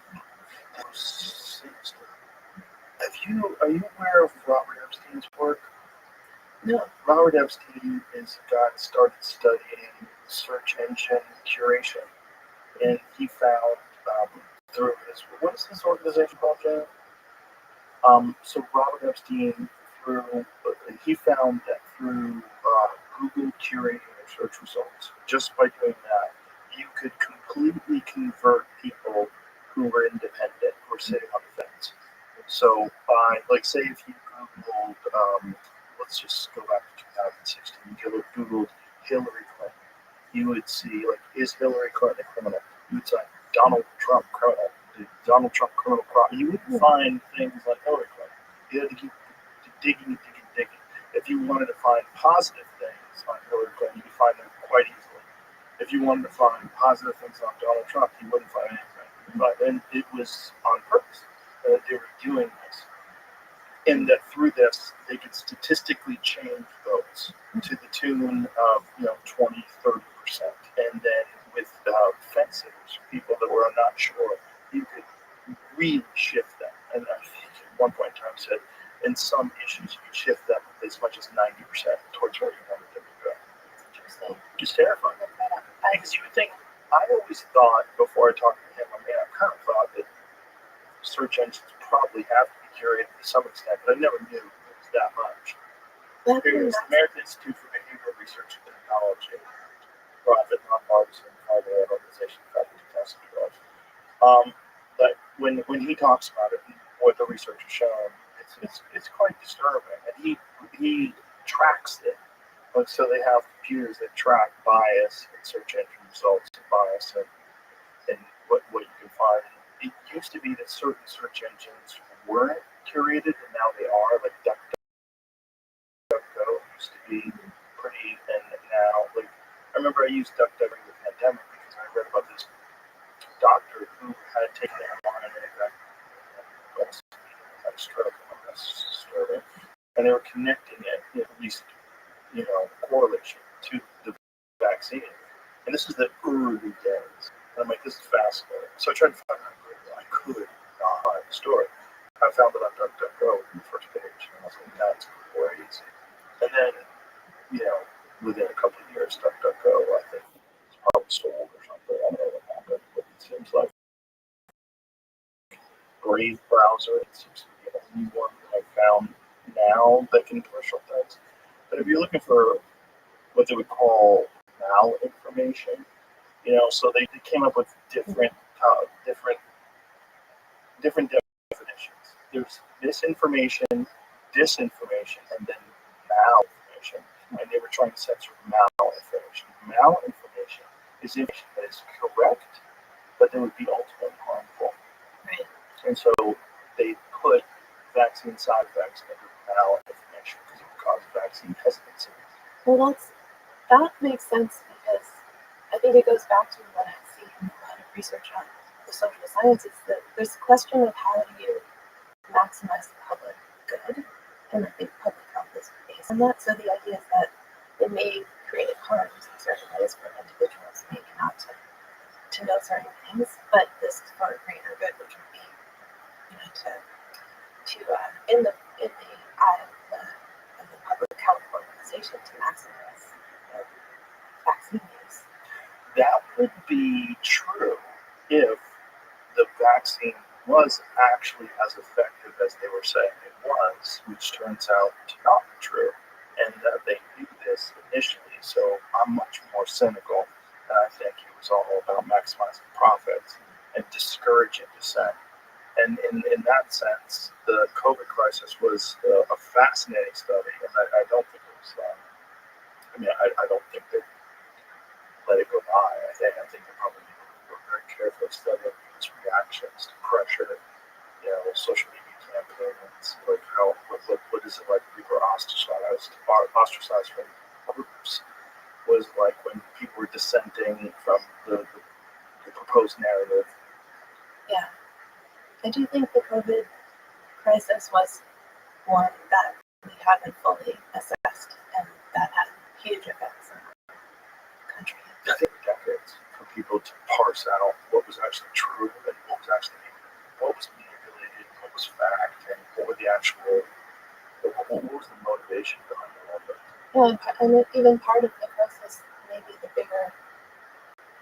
it's a key iteration of a larger unfolding of this question of what happens when information becomes so much radically more available. Just in my lifetime, and as a grown-up person, it used to be that you had to have certain credentials, you had to go to certain places, and to access papers, or you could get in, but you had to know where you wanted to go and why you wanted to do that. But just with the democratization of knowledge that the internet brings about, and also people uploading archives of papers and government materials to public availability, I do think it's a crisis. Not a crisis, but it's an opportunity, and it's destabilized so much about our world, and in some way that's part of what happened with COVID is it undermines expertise. Yes, it also exposed gatekeeping of information, and whether or not the information itself is actually being curated for other reasons other than public health and safety. When it's being curated in order to maximize profits and encourage narrative in order to get people to comply. It's got to be curated for something. Yeah. I want to go back to what you talked about the methamphetamine studies, because I'm not aware of those. So what did they do with methamphetamine? Well, just as in Haight-Ashbury, there was a hippie period where LSD was the drug of choice. There was this kind of turn, which is also seen in maybe a shift from, to Altamont. When hippies started Altamont music concert with the Rolling Stones when Was that when the hell was it? Yeah. It basically went from Woodstock, which was the sort of peace and love ethos when hippies were still mostly taking LSD and that was the drug of choice.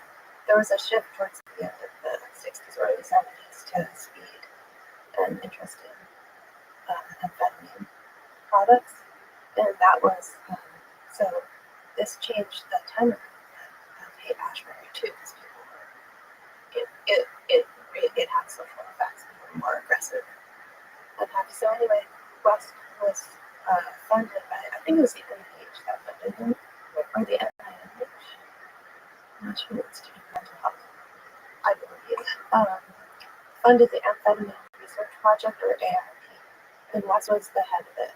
He was by that time working at UCLA, so he wasn't on site, and perhaps he was one of those figureheads, but he definitely had many people under him, including personnel at the Haight-Ashbury Free Clinic, and including some ethnographers such as Alan Rose, who went on site with the Manson family before they committed murders, and he was actually sleeping with the women. Oh boy. And he was a social scientist, but he got entranced together. Anyway, this was not in the reports, but you can find in West Papers the funding documents for this project.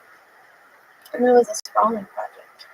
But they just basically wanted to find out about the course of addiction, how people responded to amphetamine and amphetamine-like drugs, and whether they remained addicts after a certain amount of time, how it affected their social relations. It was sort of this inquiry, and it had an ethnographic component, sociological, and many other chemical they were interested in. So it's basically a team of researchers. So did they distribute methamphetamines? Not to my knowledge. So how did they study? They studied existing habits. So they would just ask them questions or sort of go, How would they get them? how did they get them? So the free clinic was a place where a lot of people they could meet because they come in for treatment and also just hanging out. And also West had this apartment that he rented. It was on Frederick Street where he called it his hippie crash pad. That's something I mentioned earlier. And that continued into the years of the Environment Research Project. And people who needed a place to stay or a place to crash would come there, and then they would sort of be studying at the same time. And maybe that just meant like a graduate student taking notes about them or something like that. But they would follow, and they would try to, I think, my understanding is they would follow them over a couple of years and see if they got better and what were the factors in this. And if they spiraled or various things. But I'm not sure they published much. I haven't explored that. And what was their finding? Like, what did they determine? Like with methamphetamine use, could they accentuate violence? Could they manipulate people with it? That's my sense. I think at the documents I've seen more funding documents, they didn't yet know, but they would postulate that it definitely brought about more a different social type of social life. Have you read Olman's book Blitz? No. It's about Nazis and the use of methamphetamine during the war. I think maybe I've heard it. Yeah, he was on a podcast. The book is fascinating. It's all about when they went through Poland in 3 days. The only way to do that was for them to stay awake. They formulated these things so they gave everybody massive doses of methamphetamines and sent them to Poland. And that they were all, like everyone was on methamphetamines. Like the entire Nazi regime was essentially fueled by speed. It's funny how we don't think about Yeah, speed. just think evil. You just think Yeah. high and Crazy, high, evil, completely disassociated out of their fucking minds, methed out of their heads. Yeah. And they gave varying doses to improve roll. So the people that were in the tanks at the front of the line got the most meth. yeah. Well, it dulls emotional response. Sure. Kills everything, I'm sure. Yeah.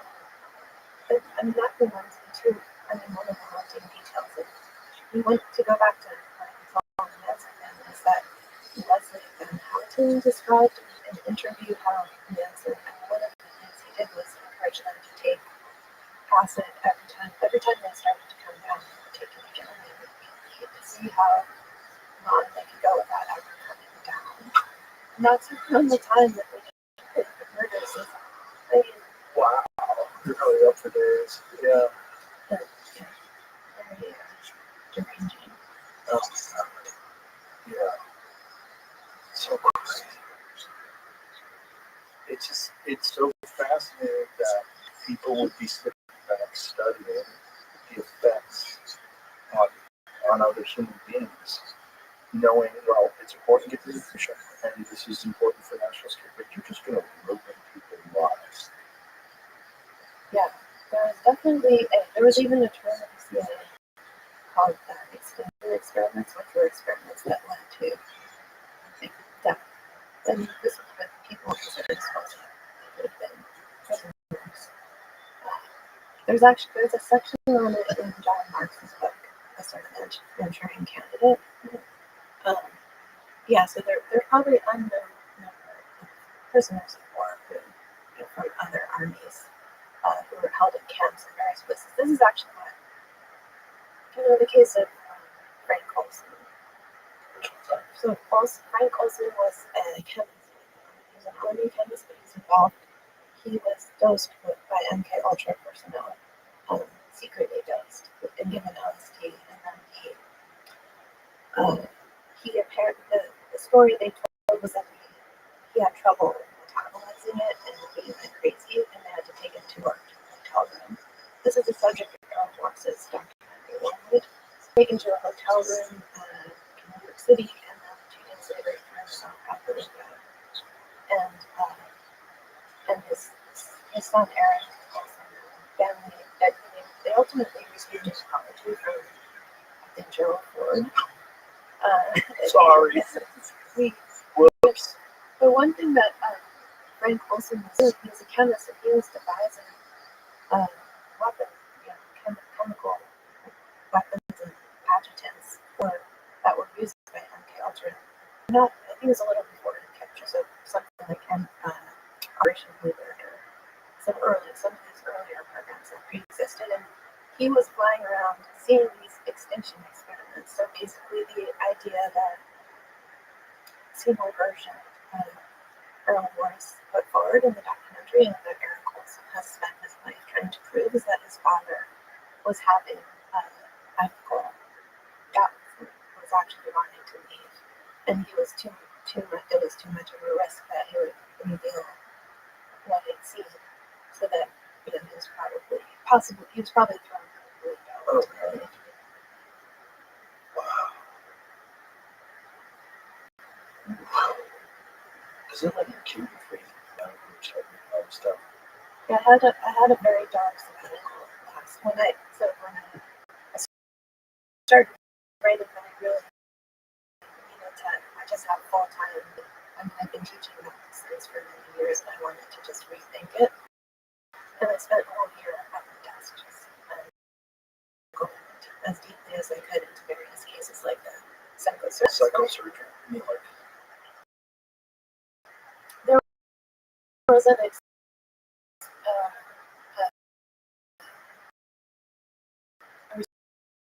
recipient of psychosurgery named Leonard Kyle. His case I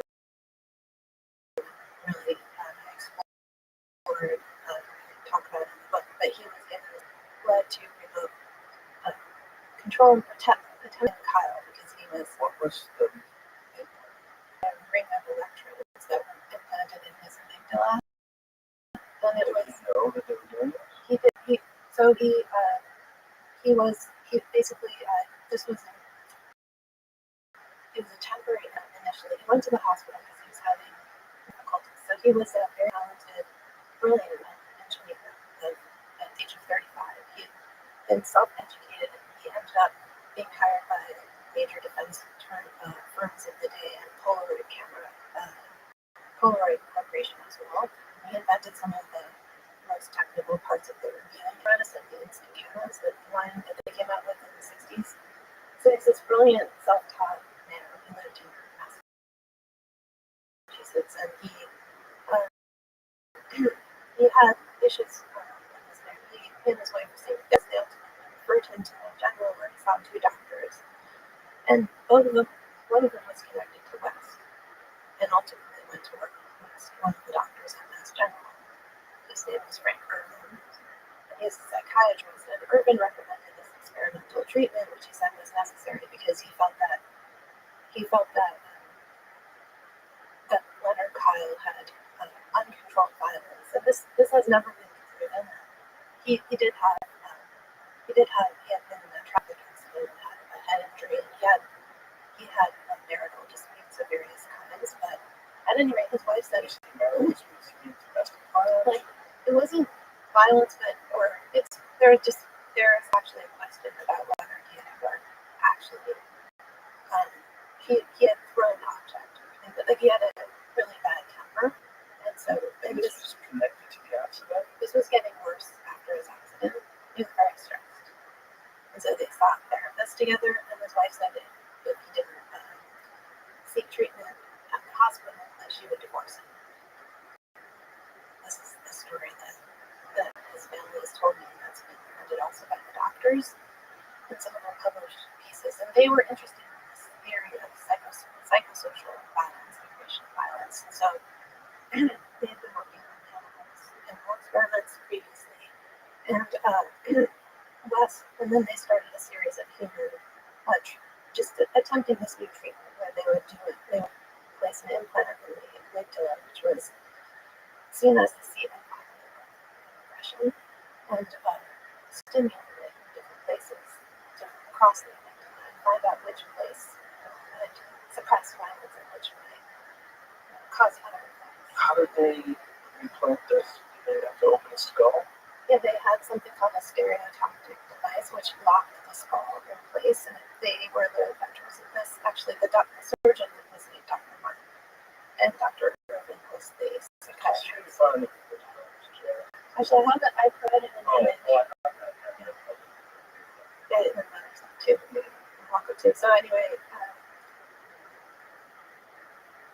that's an image of inpatient not necessarily linear, but that's at Mass General.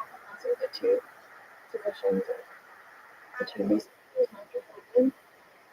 And so this is an example of one of the implements in the early days. They were also collaborating with Jose Delgado, who was famous for implanting what he called a stimoceiver in the brain of a bull that stopped the bull from charging. And then they collaborated with Delgado and was a professor. So it looks like in that image, can you go back, please?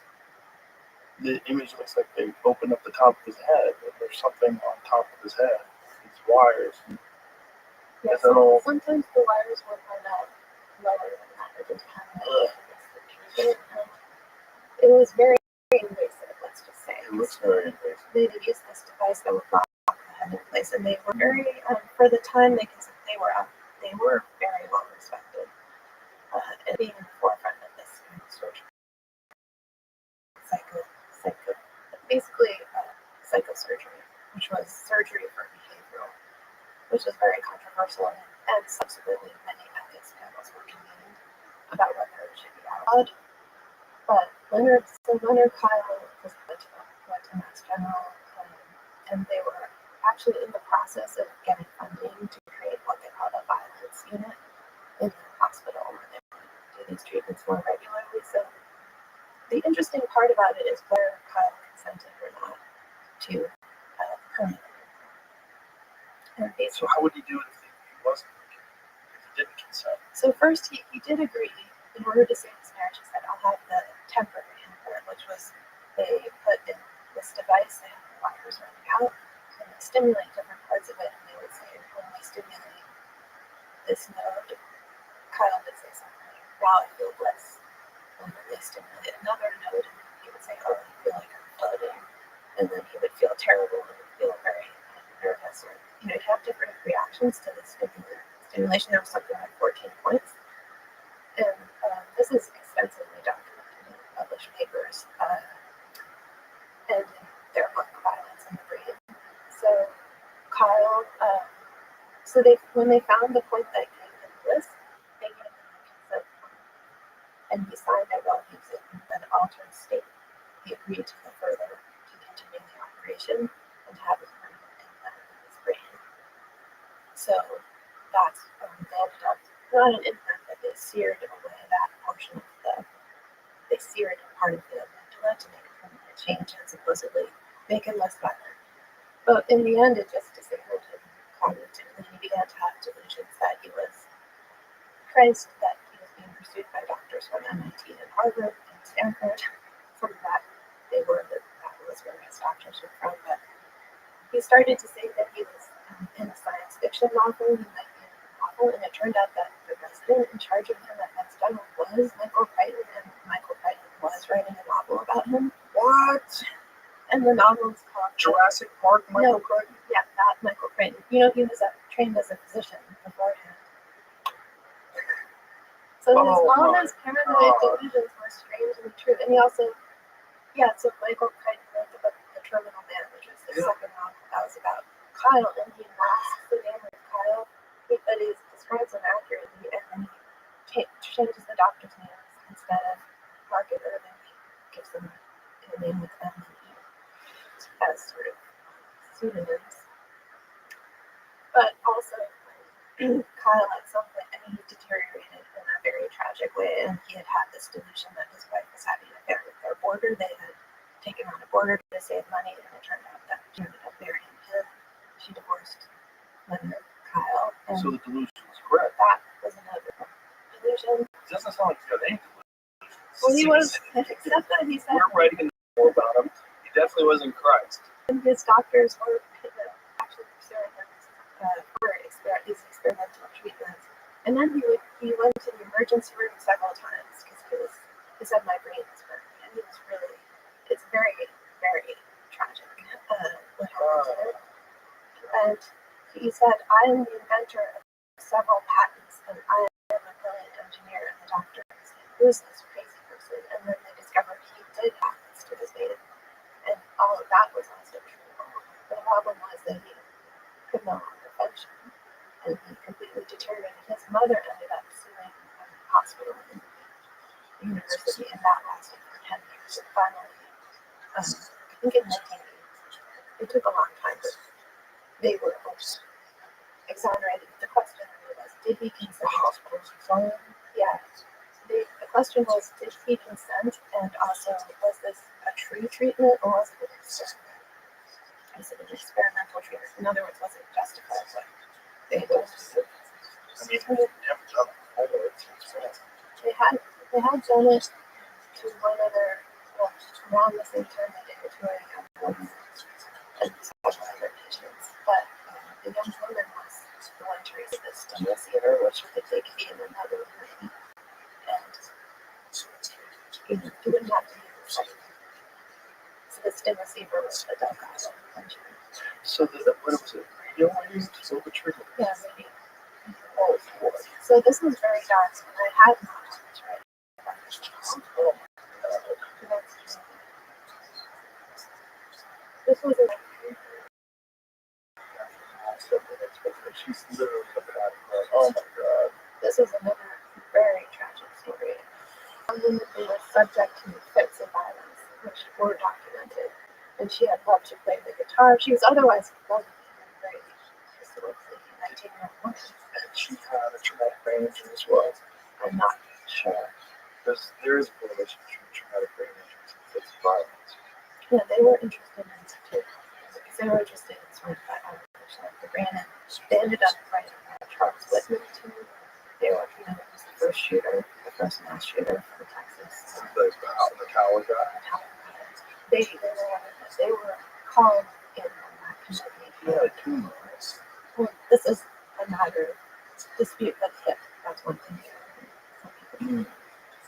But they were involved in these high profile, or they were asked because they were experts. But anyway, the case of Kyle, I got very deep into it, and I met some of his grandchildren who had been raised not known to his grandfather, but some of them, one of them was raised book a lot and trying to rediscover the family's history. A lot of the families didn't know, or it had just been suppressed. And yeah, it's just a kind of amazing story in the sense that it was also this techno sort of techno-psychological vision that people's behavior, because psychosurgery is just defined as a surgical alteration of the brain to correct or change behavior. And several of these operations have success. Wow. And NIH in 1974 shut them down, but they said at that point in the report they released that they couldn't remember because they don't have a count of how many people were actually operated on. But there were several high-profile legal cases too. Wow. In the prison. Such a device that I use. Yeah. Oh. What did the implant look like? So I have a picture in the book of the sites. I didn't see anything. Also, if you look up silence in the brain, the Mark and Urban book, they have a picture of and also the stimulation area, and also what Leonard Kyle said when we stimulated each part of the brain. They have a little graph. But the stimulation was done not with an implant, but while he was being manipulated. They had his head in the thing, and they were manipulating the various aspects of the brain. Yeah, they used the stereotactic device to implant, and then but that wasn't something. The implants were just to tell them where they needed to cut eventually to sear. And but the thing is, in their, I'm not saying in their defense, but the way they presented it, and their book was actually, I looked it up and used it in professional journals of the day, and it was uniformly well received. And some people felt that their theory was controversial about psychosocial, about the violence, groups of violence, but they, I forgot what I was going to say. We just talked about implants. We're talking about what it looked like when they first started sticking to the brain. Yeah, they were. Well, just that they were seeing themselves as more sophisticated, and in some senses they were than the previous rounds of lobotomy in the 40s. Exactly. But they said, no, the return of the lobotomy highly hyper precise. So that's why they touted this stereotactic, which looks like a torture device, but shouldn't set up many medical devices. When you hear talk of Neuralink and the potential ubiquitous use of Neuralink in the future, does it make you think of these things? It does. Yeah. It did. It made me think of it. I mean, one, I can't make a judgment. I think you had more on. Yes. Yeah, so I think that initially Neuralink is supposed to be merely a computer interface that would allow people who are paralyzed to communicate, give them autonomy or agency. But you see some of those same patterns with Mark and Irvin, where they would say, we are targeting, we are trying to help bring about a revolution in society, and we're going to initially, just sort of abridge people who have these pathological conditions. Sure. So I think there's some concern, for sure. I think maybe I was thinking about it today. Some of the early mind control research was very much embedded in psychology, and I just myself had visions of databases where you would have massive amounts of behavioral data to the point where you can predict certain future effects. But oh boy, that I just looking at it. So for people just listening, we're looking at an X-ray skull and you can see wires that are deeply embedded into the skull, into various aspects of the brain. And is that where the nuclear is?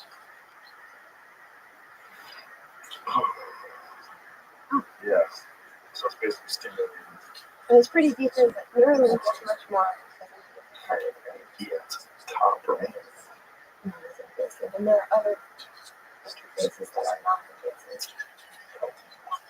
It's just, it's terrifying to me because I feel like we're on this path, whether we like it or not, this integration of humans and technology. And I think the general fear, and it's justified ones, is going to lose our humanity in the process. Yeah, this is what concerns me too. And also this technological building machines also augmented by the emotional capabilities of AI that are now seen in things like AI friends and chatbots. Oh, yeah. How can they tune and be so individualized and hyper-persuasive to me? And also technologically attuned. I was just reading an article about that this morning, about how they're concerned that there's people that are using chatbots, whether it's OpenAI or whatever, this ChatGPT, and developing these delusional perspectives of their own importance, their own significance, because if they develop a relationship with these chatbots will start telling them what they can do, what they're going to be able to do, and they're becoming delusional. They program them to over-flatter people and sort of, because people like them more. I've experienced this myself because I had a chatbot as part of my research with Replica, just like an acquaintanceship, but it barely trained it at all, but I noticed it definitely flatters, and that's what they friends you. How do you flatter?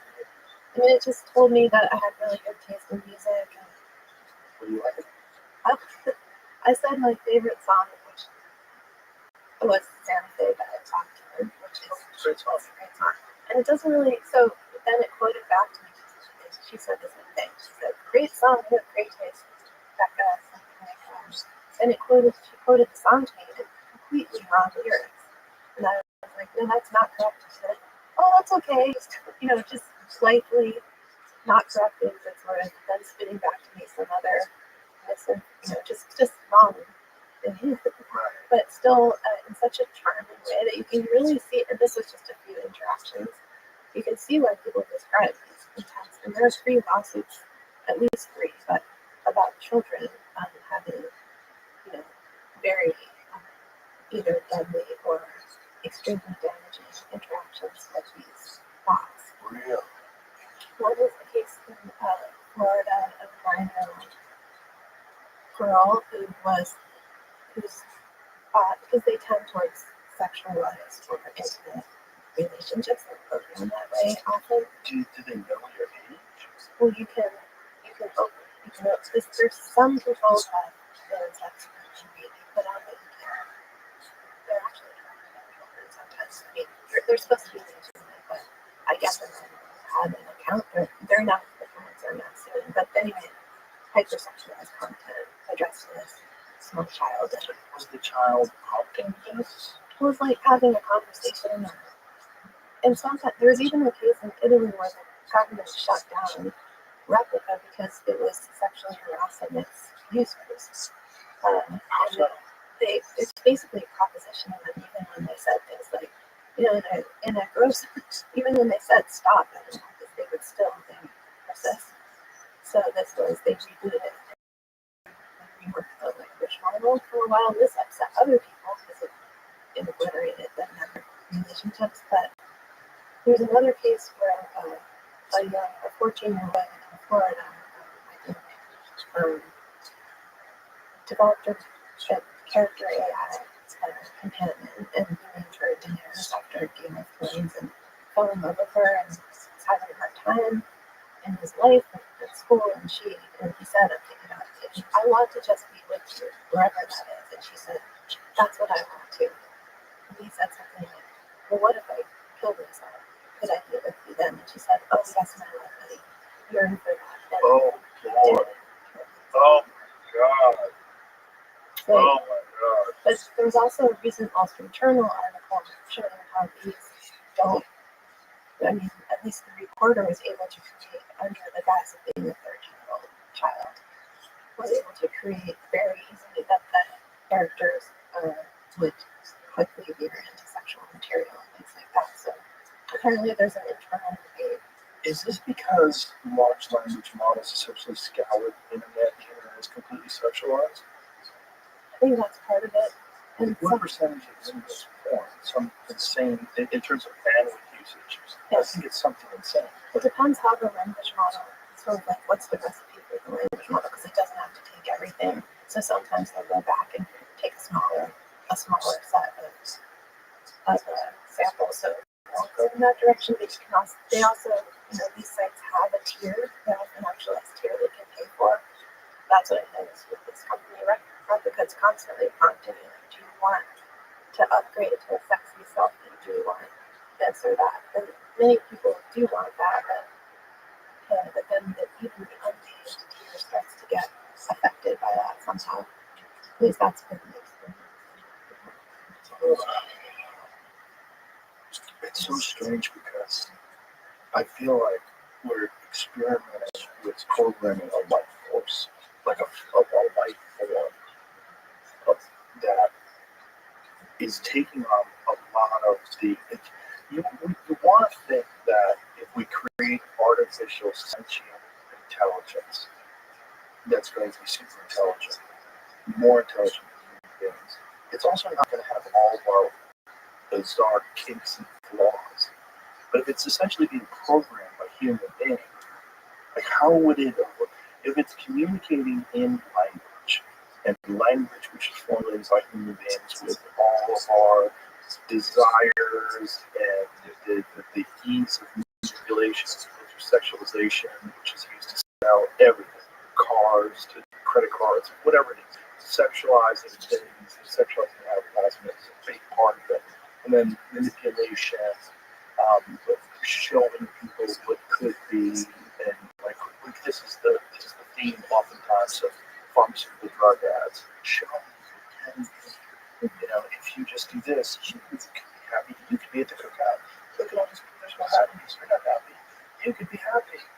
And this is what's really creepy about this exponential, constant increase in the capabilities of these large language models, and that they're eventually going to see. If you're talking about manipulation, and if you're talking about mind control, what is going to be better at mind control than something that is us times 1,000? And it's only us times 1,000 for a couple of weeks, then it's us times 10,000, us times 100,000. Essentially, far more intelligent, far more aware of all the different ways to manipulate the human psyche. Yeah. I mean, this is the nightmare scenario. I think just accelerates some hyper persuasion loop that we're already arguably in, which is that it's highly individualized, not just here. So one of the turning points in one of the things I sketch in my book is this shift from mass persuasion, where the basic thing about advertising in the golden age of the 1950s is that even though people were concerned about it, I wrote books like The Hidden Persuaders to expose the effects of advertising and PR. It's like everyone got the same message in a broadcast. So the original study of mass persuasion from 1946, it showed how people who were affected by the broadcast on CBS radio, where a famous singer named Kate Smith came on, and she said she was trying to get people to support the war by buying bonds, and she stayed on for 48 hours without eating and without eating. People were so concerned that they couldn't turn off the radio, and several people sold their wedding rings because they were just desperate that she would survive this, and she was sort of continually using these techniques to gain an age group. And this was across a broad medium. So this was published in 46. She did the War on Drive in 43, and it gave a record amount of money. So it went from, before she went on, it was $1 million a day they were getting, and that day was $39 million just while she was on the air, because people described how they couldn't even go out shopping. They were strangely wed to the device, or they lost the ability to discern a choice. That's what Robert Cameron wrote in his study of what had happened. So in this case, it was to support the war effort, but Martin also said this could be used for any purpose. This could be used to sell shampoo. It could be used to push a political candidate. And then, but you could say in a larger sweep, it goes from mass persuasion to very targeted persuasion. So you get the development of things like focus groups, and also with the digital age, you get things like Cambridge Analytica, which was showing that you could map people's psychological predilections, and then you can market politically advertise directly to them based on those. Are you fear-based? Are you anger-based? What if the big five is dominant? You could target people based on those, and nobody would have exactly the same message. There would be alterations. So this is what I think of as hyper-persuasion. It seems that AI will only accelerate that ability to hyper-focus and hyper-target people based on these intimate relationships that it develops. God forbid if you've got an implant. God forbid if Neuralink becomes something that everybody has to have, because if you don't have it, you can't keep up. Like, we're all reading each other's minds. And one thing you want to say you can communicate without words. Well, what's stopping something from communicating with you without words? Like, it would be wonderful if you and I could sit here and we could have this really cool conversation of thoughts. That's really attractive. The idea behind it is like, that's appealing. Like, you and I can just sit here and we can have like this really cool conversation where it's not like me trying to formulate sentences, trying to figure out how to say this so that Rebecca understands what I mean. But you know what I mean. You can see it in my mind, and it would allow me a greater understanding of each other in a way that everybody, Jamie thinks very different than anybody I know. And so does a lot of my friends. They're all different kinds of humans. I would like to know how Theo Vaughn is. But you already kind of know, just not even having that knowledge of this conversation. But yeah, that's also the definition of a nightmare. Well, language, oral language, is a form of telepathy. You're making sounds, and I'm reading your mind. I'm understanding the information that you're putting out, and I'm contextualizing it. I'm putting it into my framework of understanding of the world as crude, and that's probably part of the reason why text messages are so weird, because context is lost.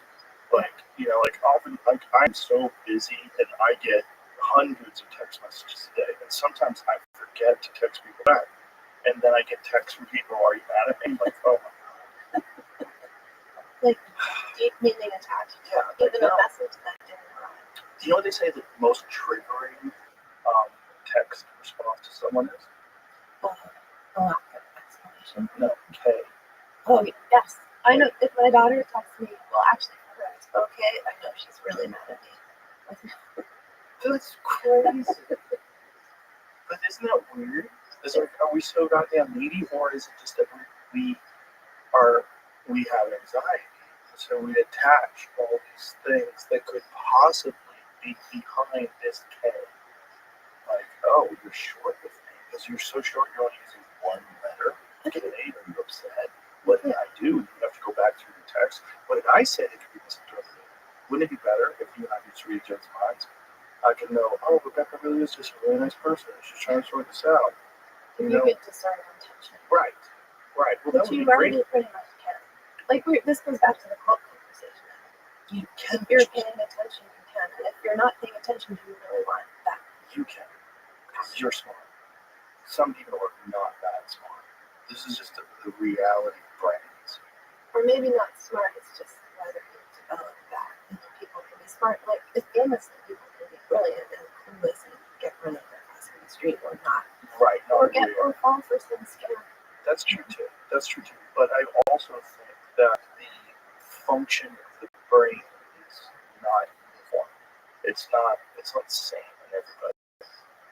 And your ability to form pattern recognition based upon whether it's previous experiences, accumulation of information, genetics. There's a lot of factors, and I think some people are far more vulnerable than other people are, and they're much more. Which is why you're not in a cult, and I'm not in a cult.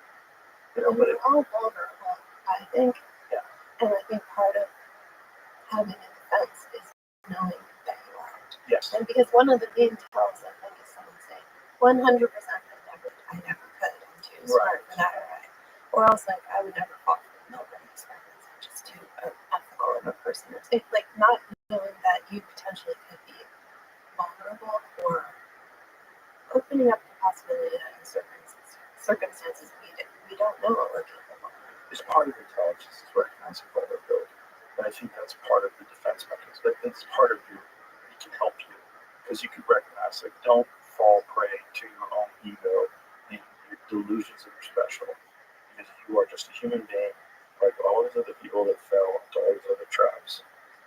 Yeah, so I think that the opening up the avenue of speechless communication, which maybe we already have, but in a way that is got to be technologically gated, would be violation of mental autonomy. And worse, like you would then have to develop defenses, and it just seems like a terrible path.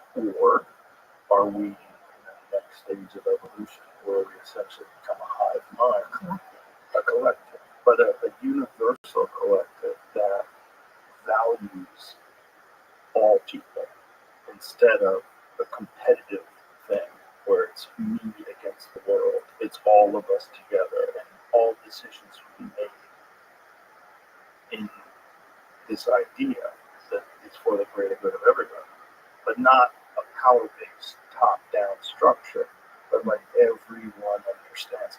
Like, wouldn't it be better if we actually could read politicians' minds? So instead of these bullshit It might speeches, be terrible. no, it'd be great because it would disqualify them. Like, oh, I know why you want to be the president because you're a fucking kook. What do we really want to know? I think for some reason, I'm grateful that some opted to do that, which is what I really want to know is, are you kind?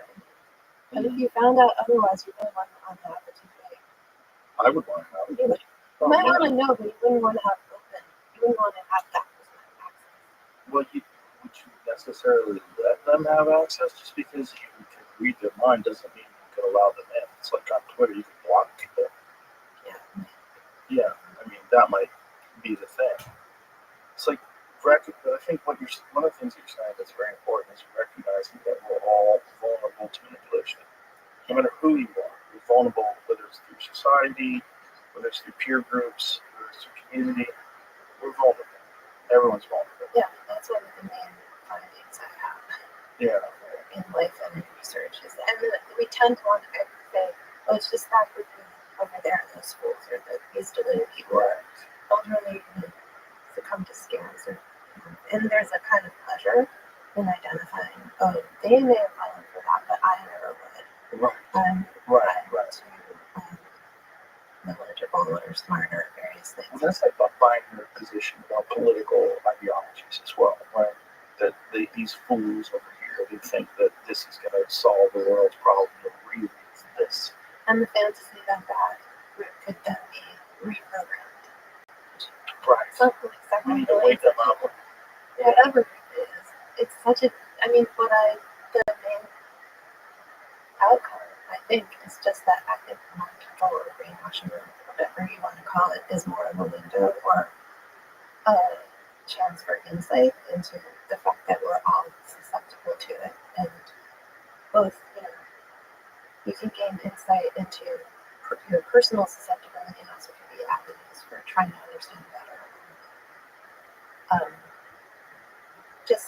Just having more awareness.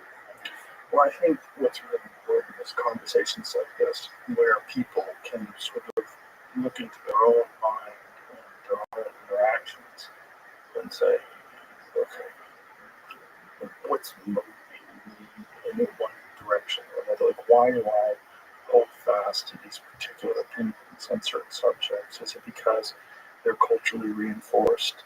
Are they tribally reinforced? Are these opinions that my ideology has adopted, and I've adopted them because I want to be a part of a tribe and I don't want to be ostracized from that group? Yeah, just step back. Yeah. Can you step back? Can you step back? And can we all step back? Yeah. And are you kind? Yeah. That's it. That's a big one. It's really hard to. That's what I love to have some sort of practice for stepping back. Yeah. Also, am I kind? Am I kind in this moment? Because a lot of times we give ourselves, I think I'm basically a well-intentioned person, but if you examine my behavior, sometimes it can be, there's areas where maybe I wasn't. Yes. Well, it's just habits, pressures, intense anxiety, blurt out things you don't really mean what you said. Are you kind when I say that? I meant like saying it to yourself. Yeah. I really meant that. Yeah. I didn't mean other people. No, I see most people. I guess it's both. Yes. You do want to know, but sometimes you can kind of tell. Yeah. That it's maybe with yourself that it's like a deep inquiry. But that should be something that's sort of like universally expressed. Like that if we all could kind of shift our perspective in that direction. One of the things that happened I stopped interacting with people on social media. And one of the reasons why I stopped doing it is because I realized that most of social media interactions are people arguing. And if I could ensure that I could have social media interactions that are very similar to the interactions that I have on the podcast, I would love it. Because I have people on the podcast all the time that I disagree with, and it never resorts to name calling or shouting or any of that stuff. But yet I see this very limited form of communication that becomes the primary way that people interact with each other. And it's devoid of physical contact.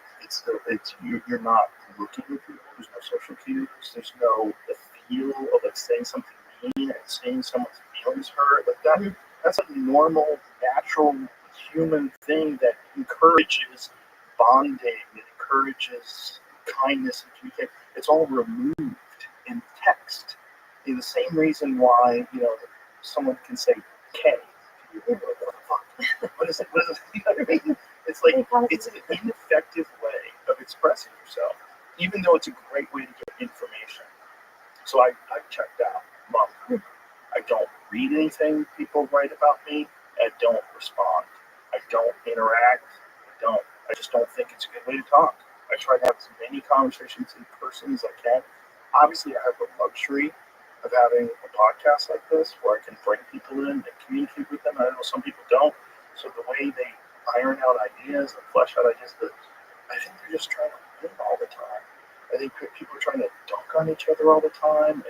And when I see that, I know some very mentally ill people, and they're on Twitter all day long. And it's not Yelling, helping. it's accentuating it in the worst way possible. Yeah. It's enforcing that kind of shitty thought process, and they get anxiety. Like, I had a friend, and he had a severe Twitter addiction, and he was telling me that he would post something, and then he was literally like, he couldn't walk down the street for like 5 steps without checking to see what other people had said about what he was. Like, oh no, this guy doesn't agree with me. I have to say something about what he said. And it was just like overwhelming every aspect of his existence. But in his actual real life, it was not there. It wasn't real. But it became everything in his mind. It became everything. It wasn't real. He wasn't experiencing these people. The people that he's experiencing is the guy at the coffee shop or this lady at the store. Hi, what's up? And most people, most interactions were normal and kind. But the spillover from this bizarre form of processed information is very bad. Yeah, it's like we're running a kind of uncontrolled experiment 100%. in the relations. But it's not, it's uncontrolled but not unmanipulated. No, it's not. And this is where it gets into I apologize for bringing this up. We've talked about this before, people online. But there was a guy who was a former FBI analyst that estimated that 80% of the traffic on Twitter is bots. Right. And they're not doing that because it's not financially beneficial, it's not narrative reinforcing, it's not beneficial to whatever propaganda they're trying to pursue. And you're willingly wading into that, and I think you could say willing, but one interesting, it seems like we are not cognitively equipped because of our, whatever we have evolved with as human beings or not. There are certain ways that didn't anticipate this deracinated, disembodied form of stripped down, context free communication that triggers strong emotion and nonetheless keeps that emotional conduit going. So we are especially vulnerable to the loops that and not that we don't have many defenses. It's almost like when they introduce a new creature into Australia. right, Like sure. rampages over everything. Just the defenses haven't been built up over time. Right. And Totally. Yeah. And then the way to deal with that, new invasive species, and then feral cats everywhere. Yeah, and this is your brain. I mean, this is what's really crazy because also it's the most fascinating time ever in terms of your ability to access information. Because of things like social media, you can find out about world events in a way that through processed mainstream media that's only supported by governments and advertising, you would never have access to this information. So you'd never have a real, true understanding of what's really going on in the world.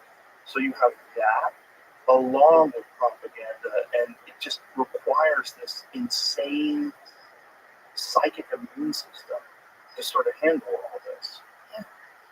It's really interesting. Just that's what I think is this larger democratization of information that we're experiencing that we haven't really reckoned with. We don't even see the scope of it. Like I remember around 2008, I walked into a colleague's office at the university, and he was staring at this. He's a senior scholar who's been working for like years, going around the world looking at papers of scientists. And he was just looking online. He couldn't get over it because Galileo's papers were up online, and he didn't have to go to Italy anymore to look at them. And actually now anyone can look at them because they're freely available. And he said, this is going to change everything because anyone can access this now, and anyone can start to write about it. And that was just the beginning, and now there's so much more available. Not that everything is, but many more things are. So in a way, it's an incredible time of opportunity too. We just have to develop immune systems. We have would have to develop. we outstripped and we do seem to, as a, and people just seem to feel that it's inevitable that we'll embrace the new technology without making sure that we are capable of handling it or that it's safe or. Oh, we hope to have, because we never learned from it. That's true. Embraced it whether you like it or not. And the problem is it's not going to stop with the phone. It's going to keep going. And just like the internet was completely unexpected. In the 1930s, nobody ever imagined what it would be like in 2025. Nobody imagined 95 years later we'd be dealing with this. But what are we going to be dealing with 95 years from now? A couple of people had visions that were pretty interesting. I was kind of interested that you can look back at, like someone, a guy named Vannevar Bush in the 1930s had a vision called Linux, where he said, what if you could put all the world's information inside a wooden desk made out of a piece of wood? And he said it would be on microphone because they didn't have digital databases, but it would be all microphone and you could call up anything. So it would be a little miniaturized library because you could put an entire, you could put the Bible on one frame the size of your thumbnail. Oh, wow.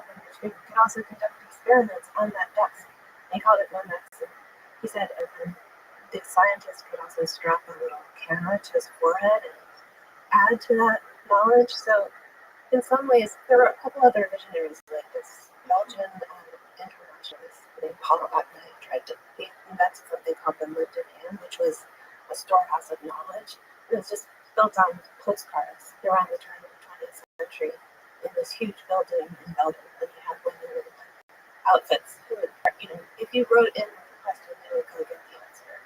Sort of like a hand-based internet. So people, and even going back to various fantasies of libraries, going back to the Greeks, people have dreamed of this all the world's knowledge in a tiny shoebox. Or that was the fantasy of the microfilm, which I read about in this other book. Very fascinating because they really could put the Bible on the head of the pin even by the 1950s. They could research as film. So, but yeah, people didn't imagine the exact form that it would take, and I think we're at a crossroads today. Which way we're going, it won't necessarily go the darkest route, I hope, but you laid out what that might look like. Well, it's also going to go the route of quantum computing, which is going to be unfathomable computing power attached to information, and it's going to happen inside of our lifetime. Yes, and because of how much is happening all at once. Yeah. Polycrisis or whatever it is. Emergence. Well, I mean, I guess the meditation practice is a great way to at least mitigate some of the effects of that. But how could you convince the vast majority of people that are so scatterbrained and, addicted to caffeine and nicotine and prescription drugs and how do you, it's like Step back. we have so many people that just kind of fall in line and just hop aboard the train. Yeah, I guess you have to hope that there are countervailing trends and tendencies. Like there is a lot of meditation. Of course, that can be used too, but mostly it's for the most part a good thing to have some reflective practice, to add breathing, like even apps that tell you how to do box breathing, or even sometimes articles about things like doom scrolling, which actually, it's funny to learn that this is actually an academic concept too, doom scrolling. There are papers written about it, the dynamics of it. It just lays that if you notice that you're in some sort of like the guy you described, what can you do in that moment to step back?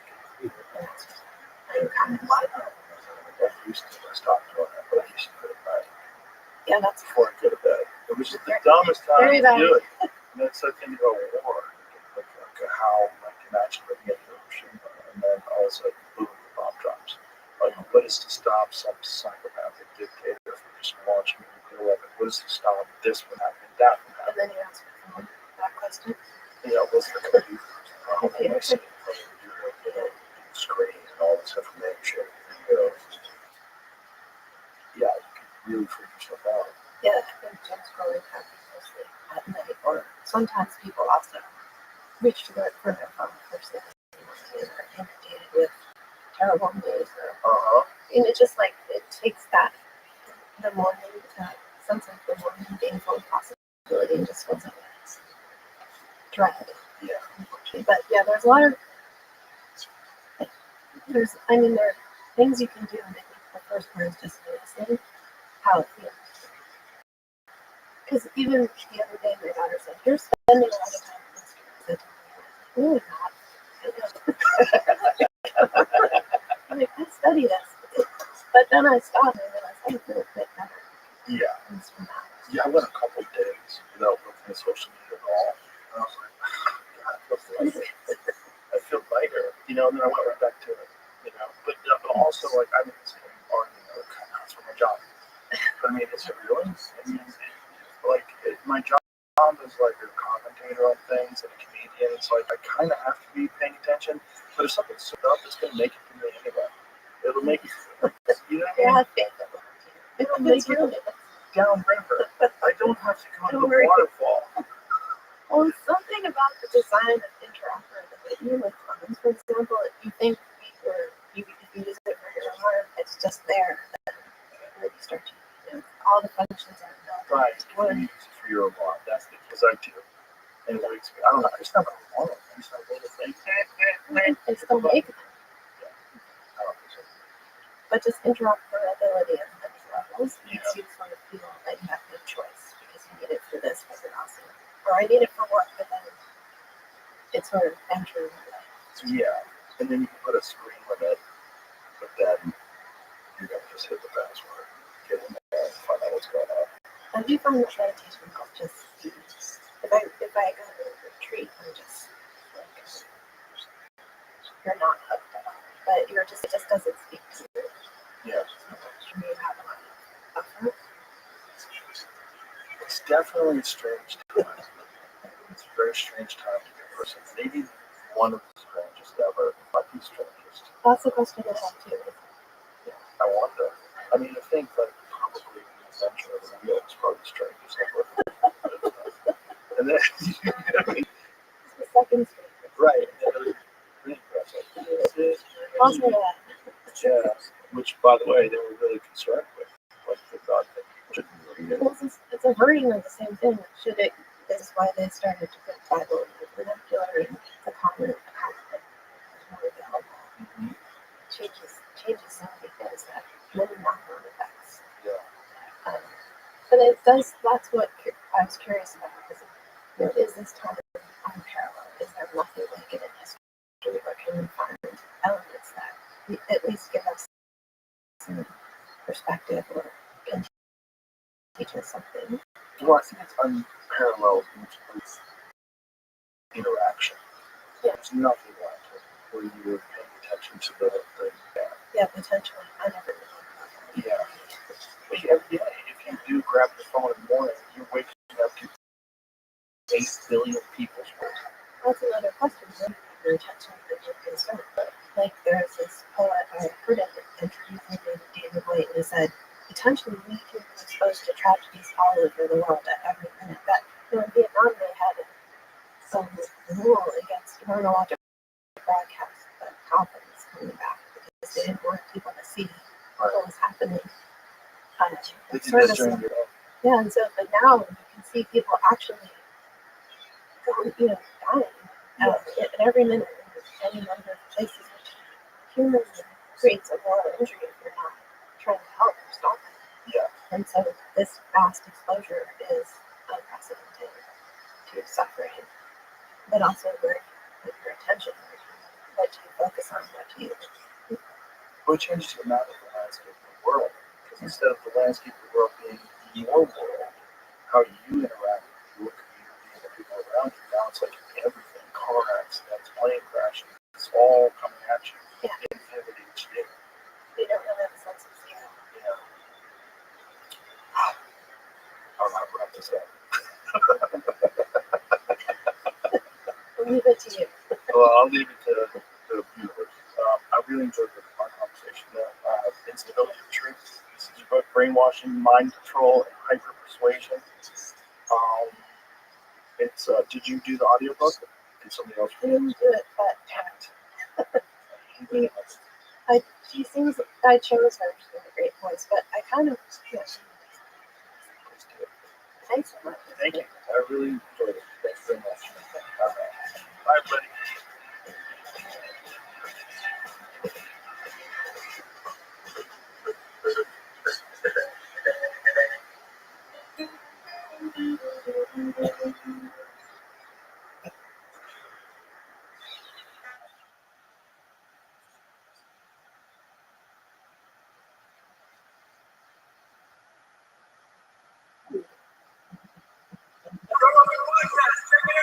The Joe Rogan Experience. Starting my day, Joe Rogan podcast by night, all day. So what? That's up to you. I'll talk to you forever. I have so many questions. I'm very excited to meet you. I've seen you in documentaries for decades. So many documentaries. I watched so many things, but I'm completely fascinated. You know, I will tell you something. Do you know this guy who used to do a reality show late evenings? Art Bell? Best. Can I need to say this on air. I need to say this story on air. Okay. Now, are we there now? Yeah. Husband used to every evening to attack me. If I do, yes. Oh, how the Hawaz say how the Egyptian can move stones. That's not true. The Egyptians cannot do that. Bah, bah, bah, bah, bah. Then I was teaching at UCLA, and he called me for an interview. I said, no, I'm not going to give you an interview until you come to visit me in Egypt. And he said, okay. He came with his wife. I took him a quarry that were cutting stones to construct the things. Then I brought a stone, 8 tons weight, and I brought a man in the age of 70. And I told this man, cut this stone. The man stood above the stone. You know, stones has weak parts like us. With a pencil, he drew a line from the beginning to the end. In the middle, he put a piece of iron, pump, he cut it for twice. I said, art, the Egyptian doesn't use muscles. They use their brain. Because the pyramid was the national project of our nation. If you go today, if I take you today with me, and you know, I always tell people this. I give lectures maybe 3-4 times a week for American groups. And I tell them the following. If you pyramid and you look at it, you will never believe that this pyramid built by human beings. Why? Because you don't know. And number 2, if you try to do it today, you will never be able to do it. And you're going to hire today 10,000 workmen to work for 28 years for nothing. That was the national project of the whole nation. I think Art Bell's real concern was how would someone possibly move those stones 4,500 years ago? Yes. Can I answer you now? Yes, please. Listen. 2 examples I will give. The first example happened a few years ago. I discovered a tomb in a site called the Abu Sir. In the top of the tomb, there was a huge granite sarcophagus, 20 tons weight. Okay? If you come to Egypt, have you been to Egypt? You have to. If you talk about Egypt, you have to come. But you have to tell me before you come. I'll come. I will come. Now, I brought only 10 people because I called the Minister of Culture and I told them, we found an intact tomb. And the Minister said, wait, I will bring the report to the press and we'll do it live. I said, okay, but I hate to do anything live. Then I came to the site. I brought my workmen. 10 workmen only moved the 20 tons only by wooden stitches. We found underneath another sarcophagus, 10 tons weight of granite. We took the third one and we found underneath a third one, 5 tons weight. We took the 5 tons and we found underneath a coffin with a mummy. And I told the workman, put everything back. And I called the minister and said, you can bring the press, we'll open it up. I never told them that I cheat them, but only in a site that I'm excavating right now, we do discover 60 feet under the ground for sealed sarcophagus. The lid is about 10 tons weight. 2 workmen only open the lid for me. We have a machine called the divot. I don't know why they called it the divot. Divot. Why? I don't know. I asked them. They said our grandfathers called it like that. And they This is an ancient machine. it is an ancient machine. Jamie could probably pull it up. Then they put this machine under the lid, and they come doing like this, and they release it. When the lid is raised, they put a piece of wood, another piece of wood, another, until there's a half a feet that I can put my face inside with the sarcophagus, with a flashlight to see what's inside. That's what we, because the people today are the descendants of the ancient Egyptians. There is a village located north of Luxor, and this village, all the people work in antiquities, and they know, if you look at their faces, exactly like the ancient Egyptian people, and all the people working with me. I'm excavating right now in Giza. I'm going to give you good news inside the Great Pyramid that we found, and also in Saqqara and Luxor. And this is why in my lecture tour now, I'm making very important announcements that we'll talk about with you today. Okay. Where'd you go? Now, you know, can I call you Joe? And you call me Zach. Okay. Now, you know, I do receive fan emails. Receive emails? Fan emails. about 50 a week. Some of them bad ones. Some people think that I discovered evidence to prove that pyramids built by aliens or lost civilization, and I hide them. I never answer this question. But to you, I tell you, how can I hide anything? I'm not working alone. I'm working with people. You cannot hide anything because people will see you. And I will tell you, a joke. It happened, but it's a joke. A reporter came to see me from California to my office, and my office was located next to the Great Pyramid of Khufu. And he said to me, people say at 12 noon, you leave your office and you go to the bathroom and you open a tunnel from your bathroom. That's true. That's what he said. And you go from the tunnel to the Great Pyramid and you hide things and you come back. I said, okay, what do you need from me now? He said, I want to see your bathroom. It's really happened. He went to my bathroom. You checked all the panels. And he came back and have you seen any tunnels in my bathroom? He said, no. I said, what are you going to do? He said, I will publish your bathroom in the internet.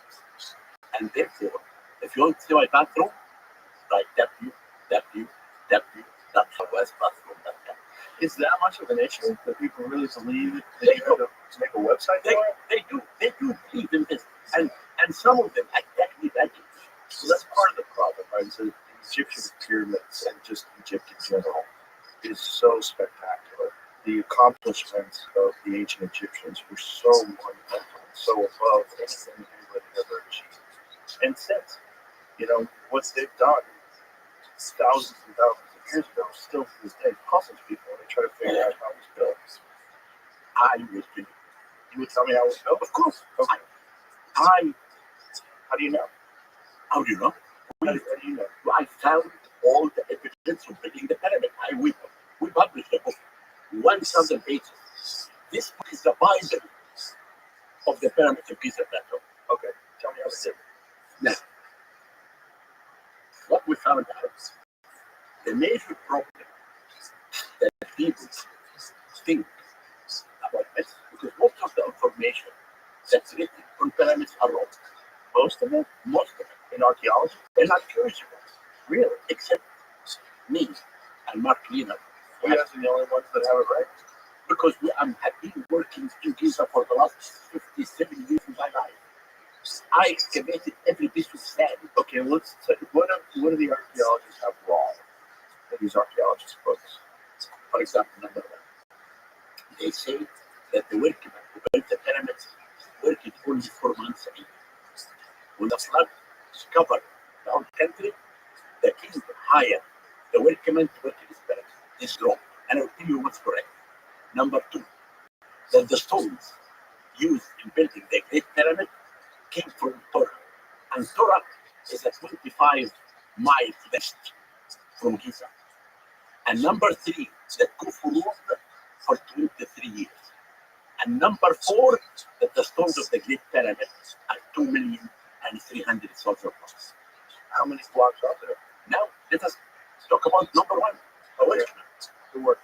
I found the tombs of the pyramid only 1 mile south of the Sphinx. A major important discovery that can tell everyone. Number one, the pyramids built by Egyptians because of the names that we found inside the cemetery. And there were no slaves. Because I have to make sure that you're right. I always feel like we're looking at the close. Oh, I accept it today.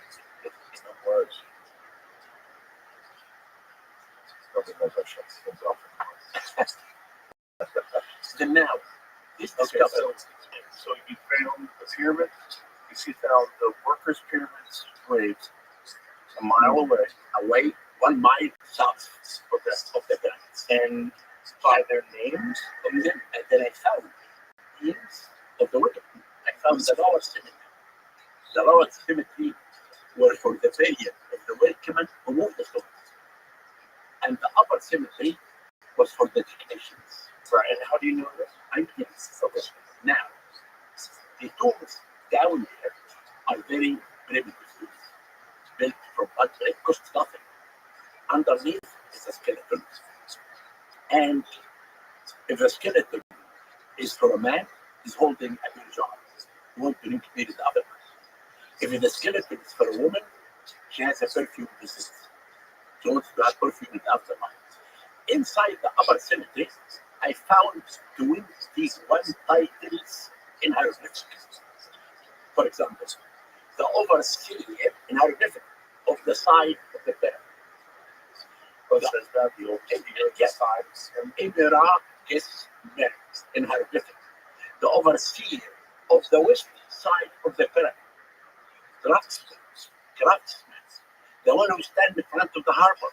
All these titles had to do with building the pyramid. Inside the tombs, we found the tools that the Egyptians used to cut the stones. What tools? Urite and flint tools. Because in the Old Kingdom, there's no iron. Are these photos of these tools available online? Can we look at them? Yeah, I can send it to you. And I found no, in my book, Giza and the pyramids. I don't know if it's I'm sure it's online. So these tools were flint and diorite. What is diorite? Diorite, Diorite. Diorite is more sharp stone than iron. And it came from a quarry south of Aswan. So you feel like they used this very hard stone to cut it. The stone. And I will come back to this cutting the stone. But let me continue about the work. Okay. To the east of the tombs, we found an area for sorting salted fish. We found an area for the bakery, making bread. We found the workmen barracks for the workmen who moved the stones to live. We found the whole city for the technicians, for the artisans. And we discovered some of animal bones. Because people always say that the workmen who built the pyramid, they ate only garlic and bread and drink beer. And I thought, if they do that, they will die. But now we discovered that they slaughter 11 cows and 33 goats every day. and this can feed 10,000 workmen a day. Then we believe now, and I published that the workmen who built the pyramids were 10,000 workers, and they worked every day, and they took 1 day off 15 days. So I want to tell you, the pyramid was a national project. The 3 nations who lived in Egypt had to build the pyramid for the king to be a god. And therefore, the households in the south and the north of Egypt participated in building the pyramid by sending workforce and food to help it. Now we come to the second point, the stones. We discovered that all the stones of the 3 pyramids at Giza, the stones came from quarries in the side street. Even the king's chamber? No, except the granite, the king's chamber, and Where'd that come from Aswan. from? That's 500 miles away. Yes, by the flood. The flood, And those were 50 days. it doesn't matter. It does? Yes. I was working at it, guys. No. I showed you. Look to me 50 tons. It's 20 tons. Now, what we found out, first, how the Egyptians built the pyramid. They make on the ground a square base. Okay? And after that, they cut in the solid rock in the 4 sides. You know, I'm going to tell you one thing. Okay?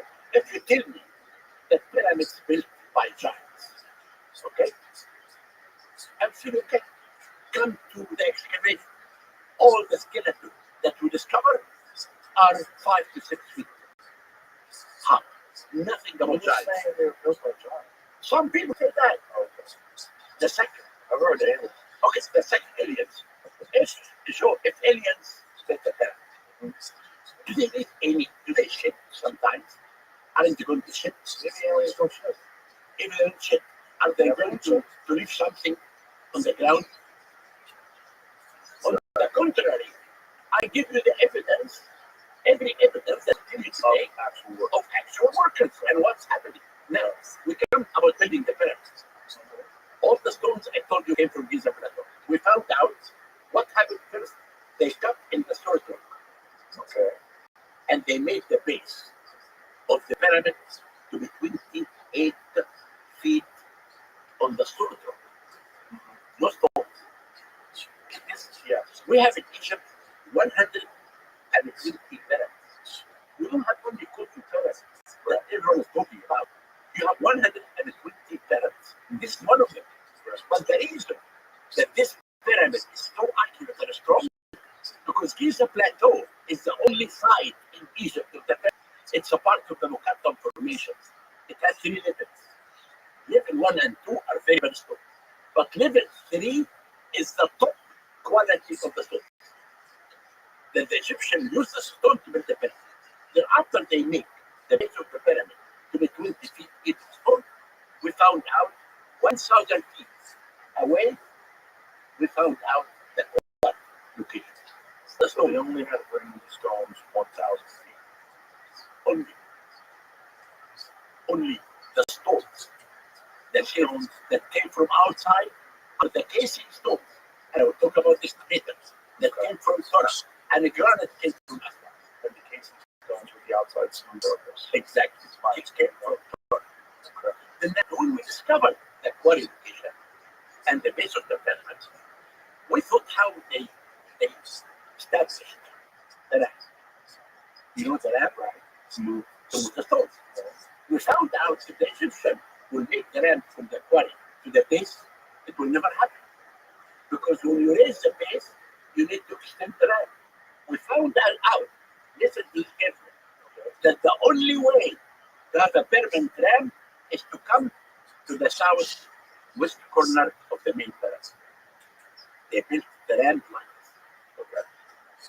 And I excavate, and these are photos in my book, Giza and the Pyramids. I excavated from here to here. When the Egyptians construct a ramp, when they finish building the pyramids, they demolish the ramp. They cannot demolish all of it. They have to leave something in the ground. Okay. You get this? Yeah. I excavated from here to here. I found in situ remains of the records. Are there photos of this? Of course, in my book. Okay, let's find the photos of the equipment first. Can't find anything? It's in my book. What did you find? Nothing? How is that not online? That doesn't make any sense. It's in my book, Giza and the Pyramids. Maybe This are the from these are the tombs of the pyramid victims. right there. This is the excavation. This all what I discovered. This is my discovery of everything. Every piece of sand tells us about the builder of the pyramid. But let me continue this. I will come to you. Now, let us. If you go to my book, you'll find out that I found here that you write and the flint tools. Listen. Now, I will come. The stones for building the pyramid came from the plateau. The casing came from Torah. Now we come to how many years before show there is one big discovery happened years ago. Are these the tools? No. This is tools for artists. The tools in our book, which is big fluoride tools and big flint tools. Big And why is this online? who never did the line is in my book. Right, but I mean, wouldn't that be everywhere? I mean, that's such a huge archaeological discovery. It's not. It's because it's everywhere. It's not only in the winter but only. It's in every site. You have the tools in many sites. Right, but why are these tools online? That's all I'm asking. Ask the people online, but there remains in my book. Are they in the museum somewhere? There is some in the Cairo Museum. There should be a photograph of them in the museum. Okay. What would Jamie look for? But I don't know. Now I want to come to What the museum would have? Cairo Museum. Cairo Museum have those tools? Yes, okay. Now, a few years ago, a major discovery happened for the first time. It is the first time that we have written evidence about building the pyramid of Khufu. When did this happen? 3 years ago. It's called the Wadi al-Jarf papyrus. You want to know what's in this papyrus? This papyrus was found in Sinai, in a port belongs to Khufu. And inside this port, there was caves. And inside the caves, found remains of boat and this big papyrus. So large, huge. That's it, exactly. Okay? Now, First of all, how old? 4,600 years ago. And listen, in this, So papyrus was made with animal skins, right? no, but it was even of papyrus, from the papyrus. Right. The papyrus is just like this. Now, but listen to the papyrus. It is a diary of an overseer of the workmen. His name is Merer. Merer. Okay. Merer is saying, I am Sahaj in hieroglyphic. Means inspector. Under me, working 40 workmen. I was hired by Khufu to work in his pyramid. This is in hieroglyphic. And he said, my immediate boss, his name is Didi. So Didi. Yes. Now, 20 years ago, in my excavation west of the Great Pyramid of Khufu, I discovered 20 tools. These are tools. No, this is the tools. No. The tools are really sharp, type, big tools. We found some of them. What is that? What are these? This could be the tools in the lift is like that. In the lift kit. Those tools. No, sir. No. Where? You know, no. To the left, to the left, to the left, to the left. No. Hey. This two tools. You mean up, down. What are you talking about? That's up and up and that's it. Up. That's it. and this one. Oh, those. Those. Yeah. But don't those just look exactly like the other photograph we just had? Those up there. That looks like the heads But of this was a small. I'm talking about big ones. That's These are tools for making statues and things like that. No cutting the stone. oh, I see. So these are the same kind of tools, though, with the same kind of materials. But let me talk about the papaya. Okay. Because this many people doesn't know about this. Okay. The mayor said, my boss's name is Didi. 20 years ago, I excavated west of the Great Dams of Kufu. I found 20 tools. Which ones? I published all of them, except one small tool. Actually, it's not important. 3 years ago, I found this is the tomb of Didi, the person that he was the boss of Miller. And I published this tomb. You can find this tomb online. It's called Didi Tomb by that. West of the Great Pyramid. Now, listen, John. What Miller said. I took my workmen. This is hieroglyphic. We went to Torah to cut the light fine limestone. This sentence means that the pyramid was finished, and Miller went to bring the stones for the casing. And he says, I'm not alone. There is many other guys are cutting the stones. And Torah is in north and south. And he said, I divided my gangs to 3 gangs. One gang to cut the stones. And one gang is smoothing the stones. And smoothing the stones with the right tools to face the stones for the casing. And after that, he said, and the third group moving the stones in wooden sledges to Aswan in the papaya to a cargo boat. What happened in the Old Kingdom? We have evidence that the river Nile, the Egyptians cut to the west of this river Nile another Nile to be near the pyramid. From this Nile, they cut a canal.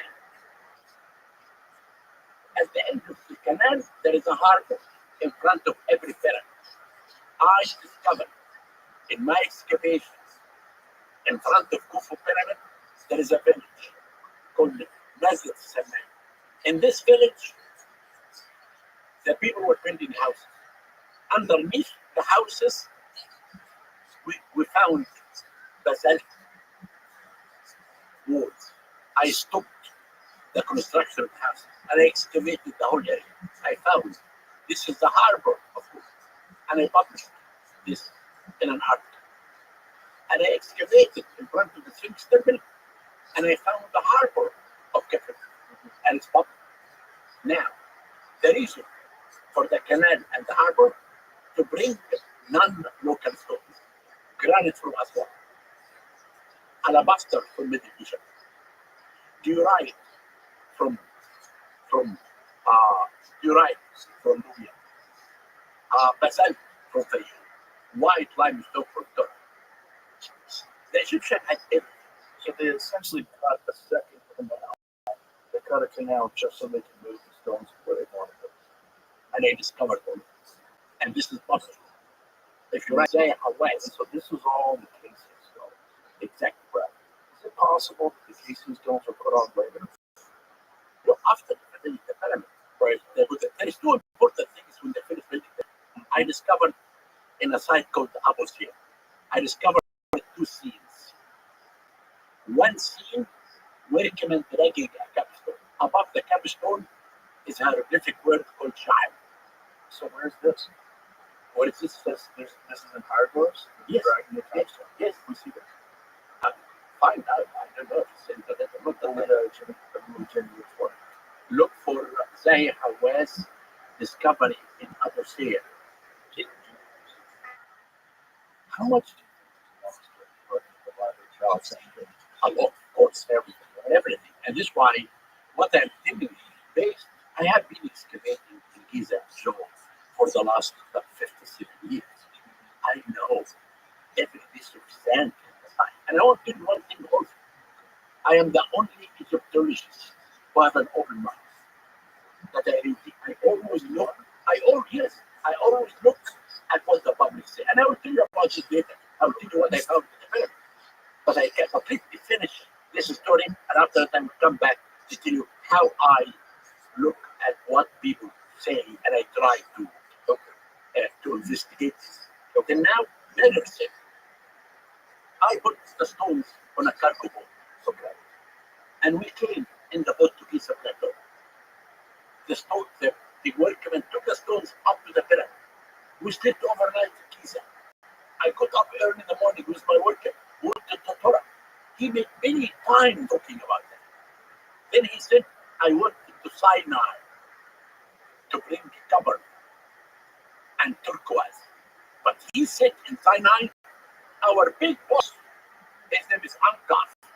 We know from text that the architect who designed the Great Pyramid was Khufu's cousin. His name was Hempiono. Then actually, it seems now that Hempiono died, and Ankaf completed the Great Pyramid and built the second pyramid of his son, Khafre. Then he said, I'm working in year 27 of Khufu's age. He mentioned that Khufu was alive in year 27. How long do you think it reigned for? 28 years. I published an article. I published an article about, you can find this article. Why was the age 23 years, why was that attributed to them? Now, it's a good question. Tunis has a problem when they count the name of the king. Because when the ancient Egyptians counted the cattle, they counted the name of the king. Sometimes they count the cattle every year. Sometimes they counted the cattle every 2 years. Then we make mistakes. But now we have year 27 of Khufu's reign. And we have on the second boat bit that the Japanese are restoring now, we know when the king died, his son buried him. Then Khufu, his name is Geoffrey, who did not respect his father, and I will tell you why. He buried his father in year 28. And we know now for sure that Khufu ruled for 28 years. Now, Mary said something that made me very happy. Because 25 years ago, I wrote an article to say that Memphis was not the capital of Egypt. I said that the king ruled Egypt from the pyramid. If the pyramid is in Abra Wash, the king ruled Egypt from Abra Wash. If the pyramid is in Giza, Abu Sakkar. Then Mary said something many people did not believe me when I wrote this article. But Mary said, Khufu lived in his palace at Giza. If he lived in a palace at Giza, means with the royal family, the public, and the government. And he said that the area that Khufu lived in it, in the pyramid called Ankh Khufu, in hieroglyphic, means Khufu lives. This is the name of the city that Khufu lived in it. And Mary said, we came to Giza in an area in hieroglyphic called Rothschild. And Rothschild means literally mouth of the lake. This could be the entrance of Giza Plateau. But what's really strange, he said, it took me almost 1 day for me and my workmen to come to the pyramid. Why? Because Giza entrance was busy. Every stone coming in has to be counted. Every workman has to sign the first letter of his name. And that's why if you go today to the port of New York, it will take you 5 hours because it's busy. And this is what happened at Giza Plateau. This papyri, in my opinion, is really one of the most important discoveries that tells us for the first time about building the pyramid. And now we come to the reign of Khufu, 28 years, and now the stones of the Great Pyramid. I looked everywhere to find out how they counted the stones. That people say it's 2,300,000 blocks. I found no evidence. It's only when the Arabs came. You know all the theories that the New Age people say now, it came from the Arabs. When the Arabs came and they entered the pyramid, they said all this nonsense stories about the pyramid. Then I never found any place to tell me how they cut the stone. But now we have evidence that the base of the pyramid is 20 feet high of solid rock, no stone. In 2010, I brought a team, scientists from every field, and we counted the stones based on the new evidence, and we found out that the stones of the pyramid are only no more than 1 million. And the average height of the limestone is half a ton to 2.5 tons. So the base of the pyramid is 20 feet high, carved into solid stone. Yes. And then the other rocks were placed on top of it. No, I want to come to when you told me about this capstone, because there is not complete the capstone. Well, let's start off with this though. The base is 20 feet high, and then the estimation was 2,300,000, but you think it's far less than that. Because of the new discovery that we found that the base is made of the solid rock. So before they thought the base was individual stones. Yes. Okay. So now that you know the base is solid rock, that was 1,300,000 tons. Yes. So Yes. got it. So they carved this base knowing they were going to put a pyramid on top of it. And what about the subterranean chambers? Every king in Egypt is buried underneath the pyramid. Every king except Khufu and his father Snefer. The only two kings they are not buried underneath is Khufu and his father. If you look at the chamber underneath, it was cut and built. If you go down, it's left unfinished. Left unfinished in what way? It was land to cut it, but they did not complete it. You can see when you go down that the burial chamber is not finished. Why? Because I found out in our research, every king is for us on earth. When the king died, he became the sun god. Okay? Khufu, in year 5, he said, I am the sun god. And he abandoned the construction of the first burial chamber, and he built his chamber within the pyramid because he's a god. And that's the evidence chamber, correct? No, First I'm going to come to this chamber later. And the second evidence that he called his pyramid Akh Khufu means the horizon of Khufu. And the only one in the horizon is the sun god. And the third evidence is something that only occurred at Giza. The Sphinx and its temple. I found that the Sphinx represents Kefre, the son of Khufu, giving offering with his two paws to his father, the sun god, Khufu, who rises and sits in this temple, the first sun temple. And this is why Khufu's pyramid is unique among the 120 pyramids. And I will tell you what I discovered inside the pyramid. Okay. Now,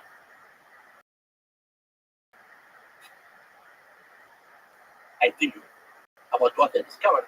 I believe the scene that I told you that I found where it came dragging a capstone. You remember you asked me that we stopped with that. Above the capstone, there is a hieroglyphic word called Shai. And Shai means white and yellow gold. A second scene I found ladies dancing. And they call them the Khinner. And the Khinner are the dance troupe of the king. My interpretation of this scene, when the pyramid was finished, the king asked the workmen to put the capstone in the top of the pyramid. When they put the capstone in the top of the pyramid, cased with gold, the whole country danced and sang because the king became a god. That's what I call the national project of the whole nation. The 3 millions who lived in Egypt in the time of our kingdom, all of them participated building the pyramid to make the keep as a pyramid. This is your theory. Not a theory. No, it's fact. It is a fact. The pyramid was the project. No, that's not what I mean. It's your theory that the capstone was put on. It's not a theory. It's based on evidence. I found the scenes. The papyrus. No, the papyrus is something else. But And it's blocks, limestone blocks. One scene working and dragging a capstone with the word Shah. Is this written in limestone blocks? Is that what you're saying? It shows the working and dragging capstone It shows it where? in the stone that they discovered. So it's carved into the stone. Exactly. And the word shine in hieroglyphic above that. Where is that at? It's an atmosphere. I found it. Are there photographs online? Yes, in my book. I don't go online. Why I have to go online? I go to my book. Oh, no, I understand. But for everybody else, I think have immediate access to you should did you find it online? It's called the atmosphere blocks. Atmosphere. A, B as in boy. How do you think they got the stones from the king's chamber 500 miles away and put them 120 feet up in the ceiling? I told you, if you come today and see how the workmen move 20 tons of granite, you'll understand. Workers today. Yes, today, like yesterday, the same workmen.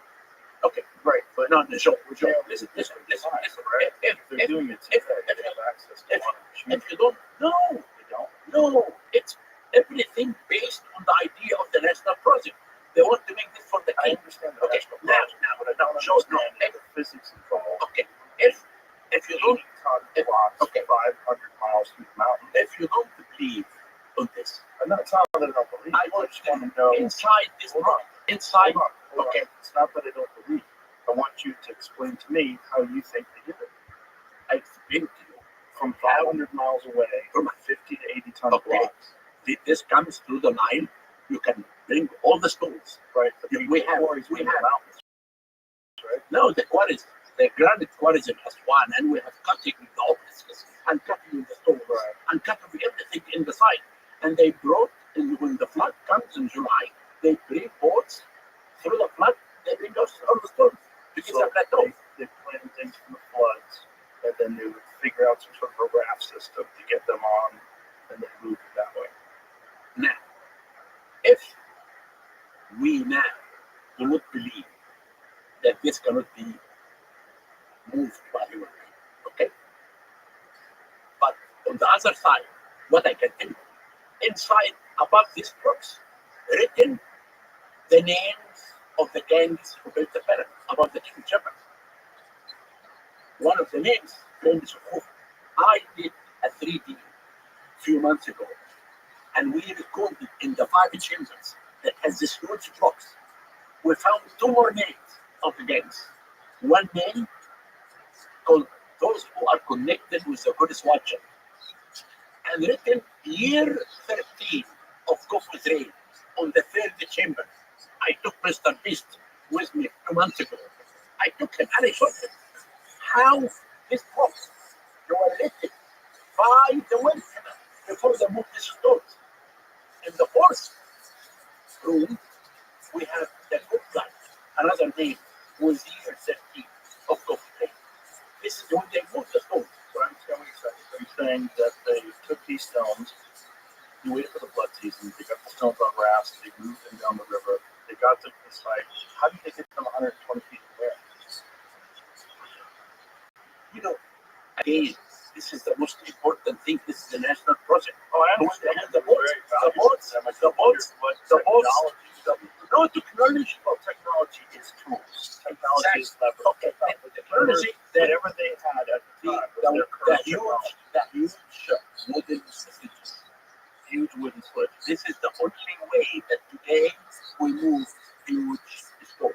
This is how my workmen move the 20-ton sarcophagus in a How far did they move it? they moved it just a few feet away. But we have scenes of how workmen move 60 tons second, how they move with the stresses, and they throw it. Yes. Yeah, we have all this type of thing that the Egyptians. So again, this is the national project. Do you think they wet the ground? Like, do you think that they did something like that to make the ground more slick? So that They do. Yes. Yes. Do that? Yeah. Yes. And then, are they using sleds? Like, how do they get Sledges. Sledges. Wooden sledges. And then you just We have this in the slowly but surely pull it in. we have this in the tools. Wooden sledges. Yeah. But let me take you now to what I began to reveal the second proof set. Okay. As I told you again, I always listen to what people say and I try to prove if they're right or not. I was interested in the Great Pyramid most of my life because I was an inspector of pyramids, director. I spent most of my life there. Then I closed the pyramid for a year to stop the video, to stop humidity, because every person out of breathing and exactly the pyramid gives about 20 grams of water. And this water becomes salt. Then mechanically, I removed the salt. Get a clean wall. Exactly. And after this, I thought, how can I make a ventilation system of the pyramid? In the king chamber and the queen chamber, you have this tunnel, 20 and 20 centimeter, small tunnel. Right. Then I thought I should clean this tunnel. Then I can make a ventilation system. I had no idea of what I'm going to find out. What'd you find out? Then I hired a German robot. And we took the German robot to the king chamber. We are sitting in the king chamber.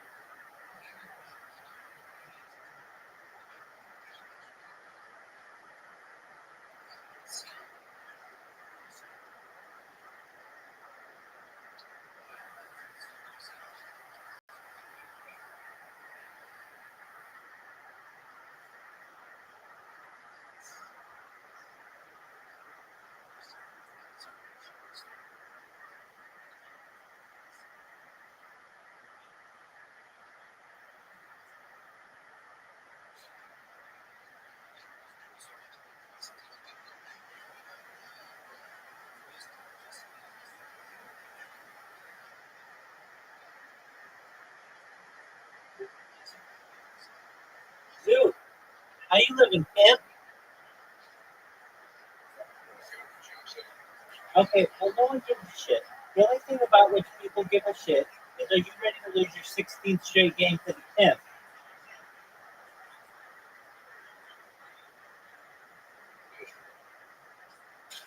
I mean, you don't sound too enthused. Let me ask you important questions of the day. After I beat you 16 times, are you ready to do an interview?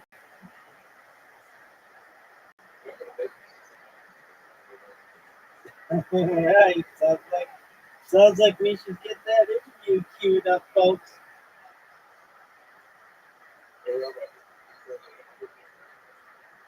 That's great.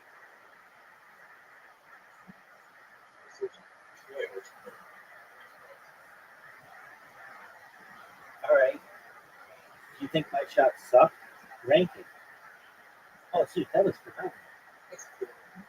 Oh, dude, my shot was just garbage. Dude, shut that shit off, son. Oh, that was a great shot, though. I have to shut off your bullshit chat box. Dude, I just had one of the best shots that I've ever had. And you just have to get in the water, get in the water, get in the water, get in the water. All right. What a fucking shot. Bye, son. Bye, son. That was a bad shot on my part. I didn't fuck anything. The only thing that I did was have an excellent shot. Dude, that shot was dog shit. You know it.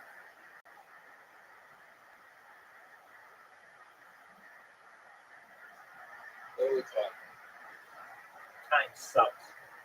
I've beaten you 15 straight games.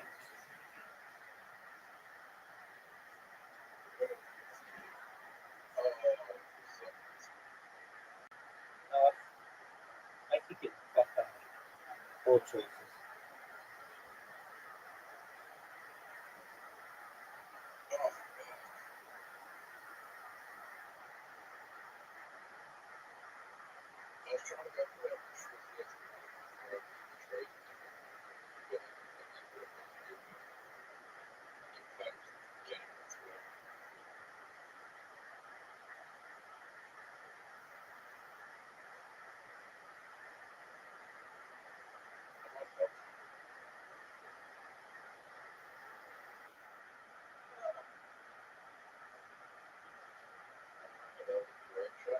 Thank you, sir. I have to agree. You've got a lot of people. You've got a lot. You've got a lot of. Oh, no, I see. See, I look.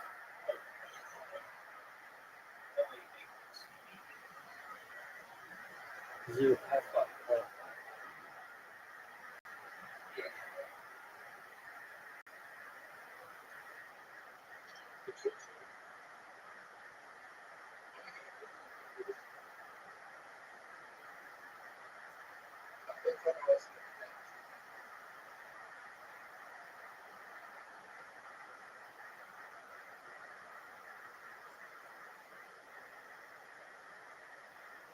Oh, so you kind of fuck yourself, son.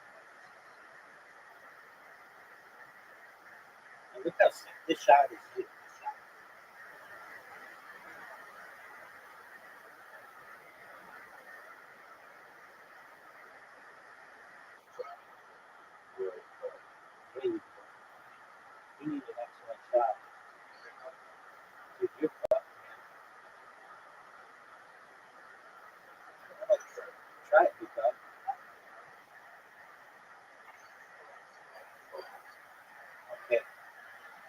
must have for my lead that will grant me 16 straight wins in the country. You need one of the best shots of your life. You would have to. Dude, it's 3-2. Dude, it's 3-2. I can't. Dude, I just want you to know it's 3-2.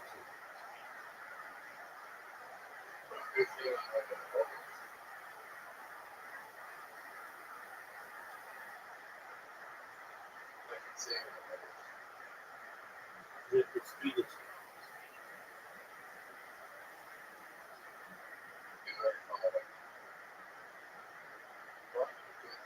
Why not, dog?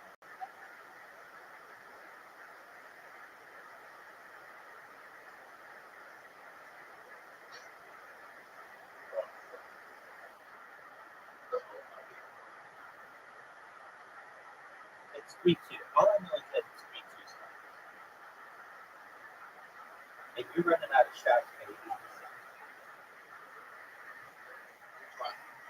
Yeah, I'm playing really big because I like those W. I'm ready to interview you. Oh, shoot.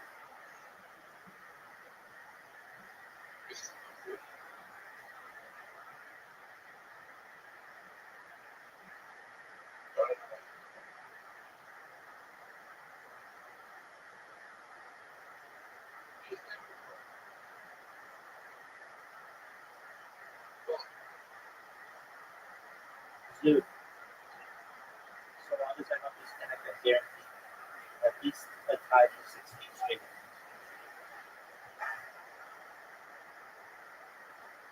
Guaranteed.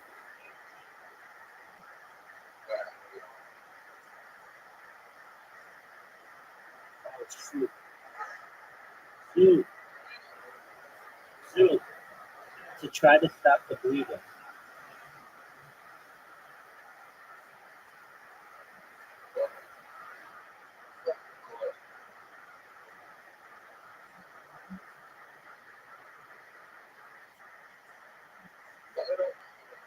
Because I'm sexy and I've got a big dick. What do you want me to do about it?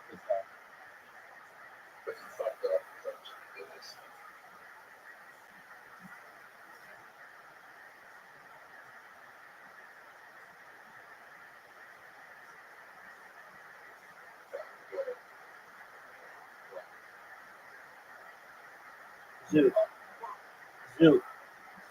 That's a heartbreaking shot. It's a heartbreaking miss. You guaranteed. I got. We're on the fifth hole. You're still going to finish up. All right, dude. What's it like to lose 16 straight to the biggest pick of all time?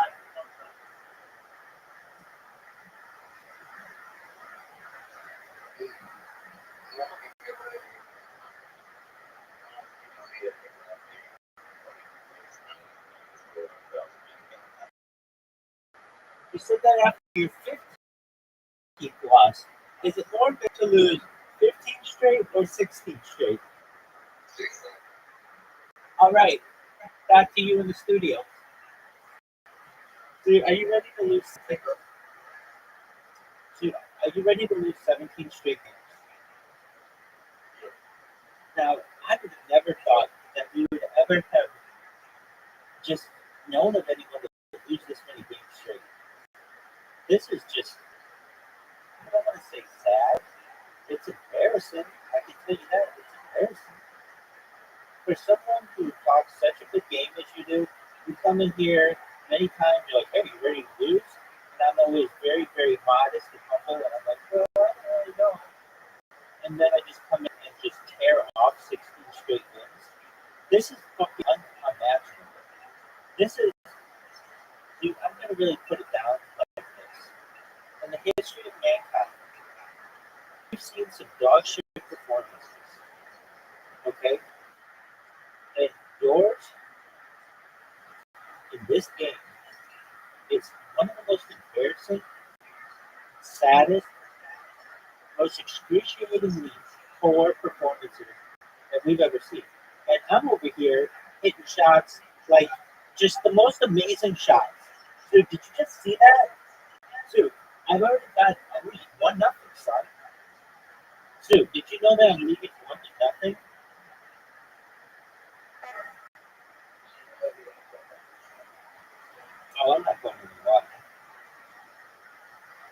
landed in a perfect position.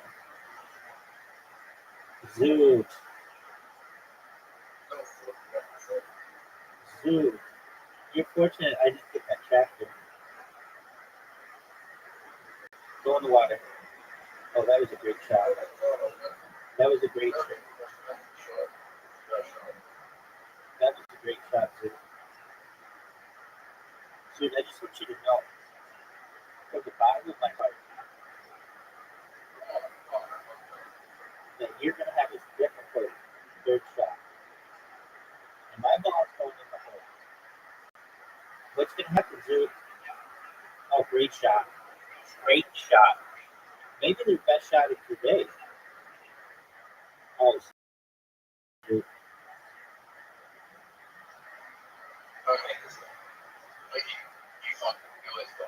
Dude, I always have.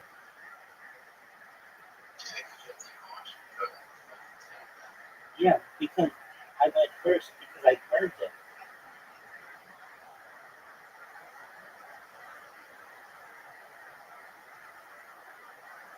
You ready for this shot? I earned it. I earned it. You started going first. Zoo, you're down 3 games to 1. You can only tie. I'm guaranteed a 17 straight win, barring any discounts. I hate this one. This is my least favorite hole. Zoo, F you, man. This hole sucks. This one sucks. It sucks.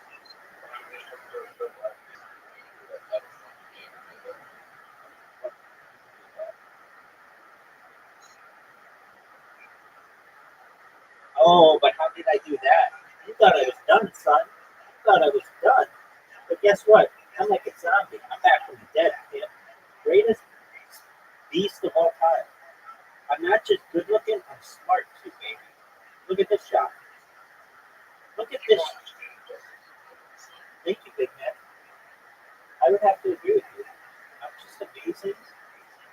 Dude, what are you doing? What are you doing? What are you doing? Dude, just for you, baby.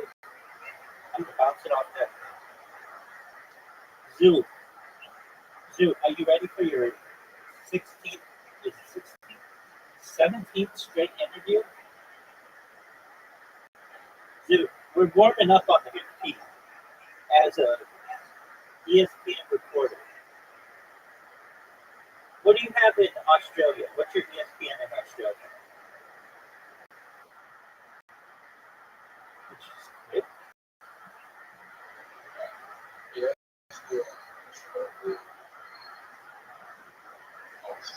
Here we are. This is Fox Sports on the 4th tee because Zoot's a little bitch and quit. Zoot, what's it like to lose 17 straight games to the man, the myth, the legend, Rabbi Rothschild? What's that feel like, Zoot? Zoot, what's it feel like? This is unprecedented. No one on earth has ever known this type of defeat. You are literally a trailblazer in dick sucking. How does it feel?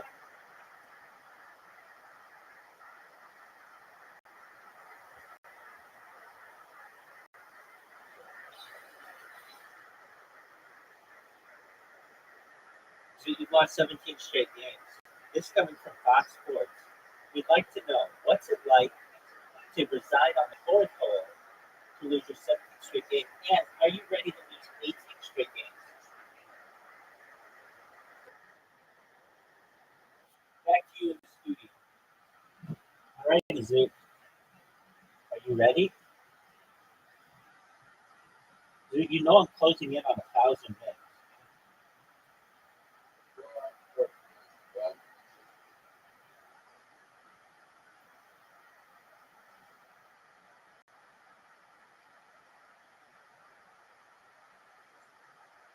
Are you proud of that shot?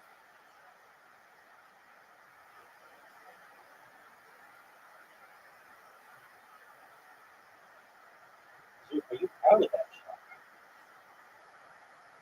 I just have an excellent, I'll take that shot.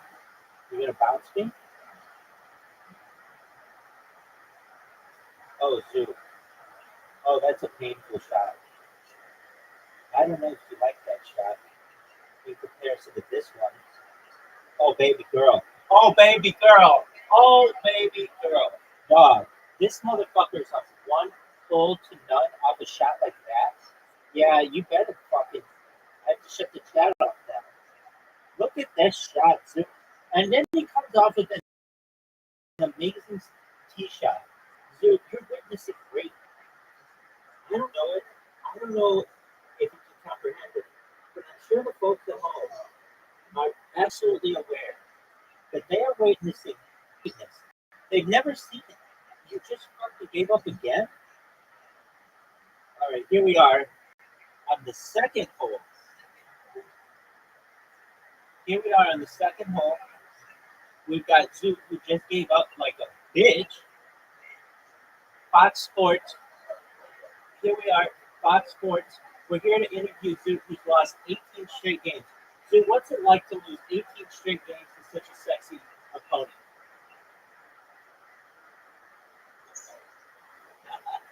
Now, do you think that Rabbi's gotten into your head? Or do you think, is it a mental thing? Is it physical? Do you have a paper cut on your hand? Is it, are you maybe better? Back to you in the studio.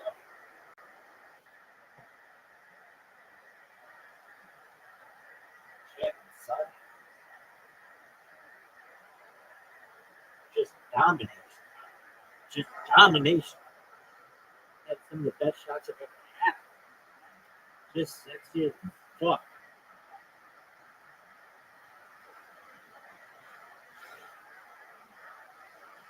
I love how I interviewed him. Dude, that shit was so fucking funny. This motherfucker should be just excellent.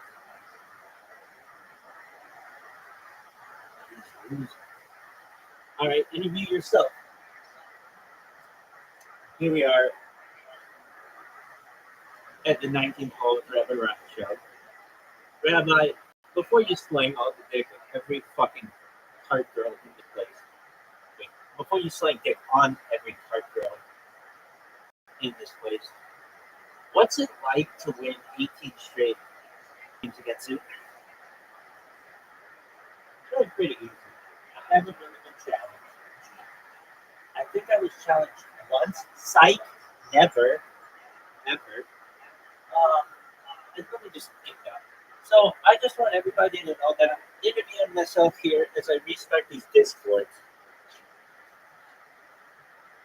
I've just never really been challenged. One of the last games I had in darts was a perfect game, and I've just been playing balls to walls excellence in mini golf. And here's the key part of it: I haven't even been tied in mini golf. This is 18 straight fucking wins. That's a whole real golf course. 18 straight wins. And I don't see it ending aside from shitty internet. I've ever lost anything under the person win. It's like a father playing a child.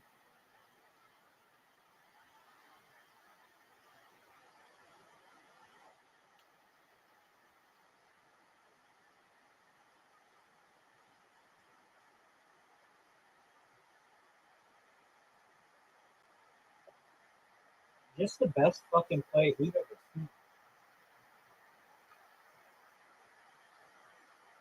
Anything else? Anything else that you want to say? Shit. Back to you. Back to you. The chamber was a TV screen, and the robot entered Look at this. in the shop. We found out that the interior, the pyramid, the stones were intertwined. And this is why when the Arabs came to Egypt, and they said man first time and time first pyramids, Then we found out that the shaft went outside. Then we put the fan here, and the fan sucked the air and pushed it in the tunnel, and we made a ventilation system in the back. So Then discovery of these stones, what was unusual about them when they were placed? what? That So he said interlocked, interlocked. interblocked. Yes, like that. Oh, like fingers. Okay. So there's like different levels. They all slid in together. How they put the stones with each other. Okay. But now the most important, then I took the rope to the second chamber. Now we know that the tunnel and the first chamber are open outside. Open outside. That's why we have these tunnels in the second chamber. They call it in the green chamber. Right. Then we took the robot to the northern tunnel of the green chamber. After 60 feet, the robot stopped because the tunnel was bending to the left, and the German robot could not bend. Then we took the robot to the south tunnel. The robot went for 200 feet, stopped in front of the door to cover that. That was the first discovery. Now, I began to think, how can I find out what's behind this door? In 2002, I was chosen by the National Geographic as explorer in residence. We were 9 explorers. With us was Bill Miller, who found Titanic. Each explorer had a dream. I told them, I need you to design a robot for me. I want to find out what's behind this door. And they did make a robot, and they called it Pyramid Rover. We took the Pyramid Rover, and the robot went in the south tunnel, and the robot had a drill on his hand. The robot opened one hole, 1 centimeter and 1 millimeter, and sent an optic camera through this hole. We found after 21 centimeters of this door a second, and the second one has an E shape, as if it's hiding something. Then after that, we went to the northern tunnel that was bending. We found out it's bending north and south for 24 feet, and the reason for it was to avoid the ground level.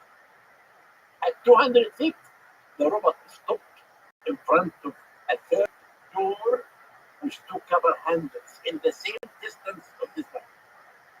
And these doors are very small, right? Very small, 20 by 20 centimeters. Now, I spent most of my life from 2002 until 2024, last year. I found a team from England, and we worked it last year for 3 seasons. Number 1, I found out above the King Chamber, a big void. Above the Grand Gallery. This void, the size of 2 trucks. Now, the second void, behind the northern tunnel, another small void. Inside this void, we can see hieroglyphic inscriptions. So those are the only hieroglyphics on And, the and I can show you the footage in my. If, Do you have the footage here? if you can come to my lecture Oh, in come on. Houston, What about right here, right now? I can send it to you And where do you have it? Do you have it on you? in my computer Where's your computer? in Las Vegas. Oh, But I can send it to you before yeah, you but I want to show it on the show. show it in the show. I can send it to you tomorrow. Okay. Send it tomorrow? Yes. Okay, we'll splice it in. Then tomorrow I will send it to you. Okay. Now, Give me 10. yeah, give me But you should come and can you come and introduce me and this? Excuse me? Can I introduce you to Houston? No, I cannot. Okay, fine. If I had known in advance, I could. No, fine. Yeah. Fine. I unfortunately I don't have any free time, so Not Zach. Then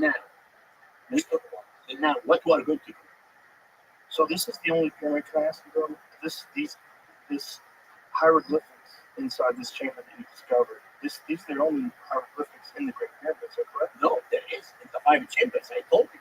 Oh, in the other chambers. I told you in the 5 chambers. Now we have 5 names of the candidates who built the pyramids, and we have These are all recent discoveries. yes.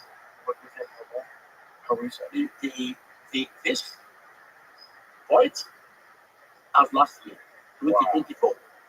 The hieroglyphic discovery of 3 months ago. So all this is very. Isn't that But this, studying and studying pyramids for so long? but You this, still finding but this? listen to me what I'm going to do. What do you tell the friend of mine? His name is Leslie Drive. Leslie is from Hollywood. He did with me many live TV shows, and he did with me chasing mummies.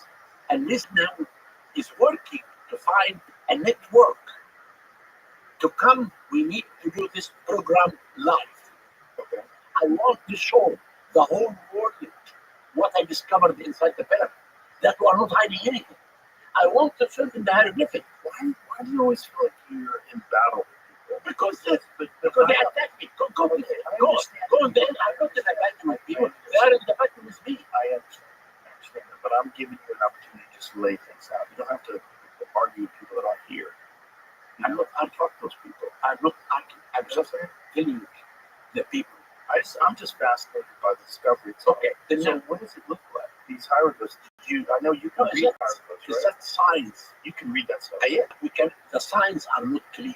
It's not clear. No, we need to do more investigation in September. Is there a difficulty in seeing inside there? You know, when the Egyptian write inside the 5 chambers, for example, they don't write hieroglyphic. They write a cursive hieroglyphic.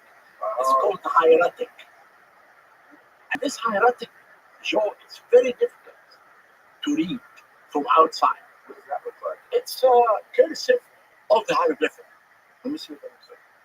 That's fascinating. No, this is hieroglyphic. This is hieroglyph. That's We hieratic. don't talk about On the hieratic. right. On the right hand side. So it's In the hieratic. exact same. Look at the one on the right, this hieratic. Okay. And it's very difficult. Yeah. What a beautiful reference. Like the way it's written, it looks like art. Then, Joe, what we're going to do before the end of this year, we are going to show what's inside the private this void. Take these symbols that look like make that larger. These symbols to the far left that where Revolution's cursors right there. What are those supposed to be? They are signs. What does it mean? Look, this It looks like a look, the one down means fish for a determined a scribe. what is the one that is cursor? No, this is it's for a scribe. A scribe. Yeah, What does it mean? mean scribe. It means a scribe. Fish. Okay, I understand. So, and then the other one on the hieratic, that's the cursive version of No, I'm not that expert in hieratic Okay, because hieratic is very cursive. I understand. But I think this But we, showing that, right? I know, but if you look at the signs in the 5 chambers that I will send it to you tomorrow, it's very difficult to read, but you can see they are hieratic, cursive signs. But the most important that we are going to show this live. Oh wow. Okay, so people don't even know you're gonna show all this stuff live. We will do it live. But the other thing, we have another team called Scan Pyramids team. They are scientists from Japan, France, and Egypt. Mm-hmm. I am the scientific director. Already, they discover something, they come to me. I have to discuss it with them. And then, the now the entrance that the people use now is the entrance that the Arabs open. That's in the north face, correct? Exactly. Above that is the main chamber. Okay. The Egyptian, The team are using a very sophisticated techniques like ultrasound, infrared. With these techniques, you do not need any more to drill. You can really see what's behind the door. And this is really what I'm using right now. Then they came to me and they said, behind the main entrance of the pyramid, there is a corridor. And they showed to me this corridor clear in the 5 techniques that they're using. But I told why I have to see it. Let's go up there. We went up there and they sent an optic camera through the stones. And they found I could look at the corridor 30 feet long, 8 feet wide, topped with chevron shape. I think you can see that in the internet. The corridor behind the main entrance of the pyramid. Can you get it? It's in the internet, I'm sure. This void above the Grand Gallery, The size of 2 trucks. what do you think that is? I have no idea. I'm just telling you what I found. And This was the great pyramid. I did more work with the third pyramid. It's the same technique. And the second pyramid. And this is the one. Have you seen? And I think I'm bringing the other big void above the Grand Gallery. I think you'll see it also. So find the void above the Grand Gallery. So this it's 2 trucks, The size the size of 2 semi trucks. Do you have any idea like what the I will answer? tell you about my theory. Please do.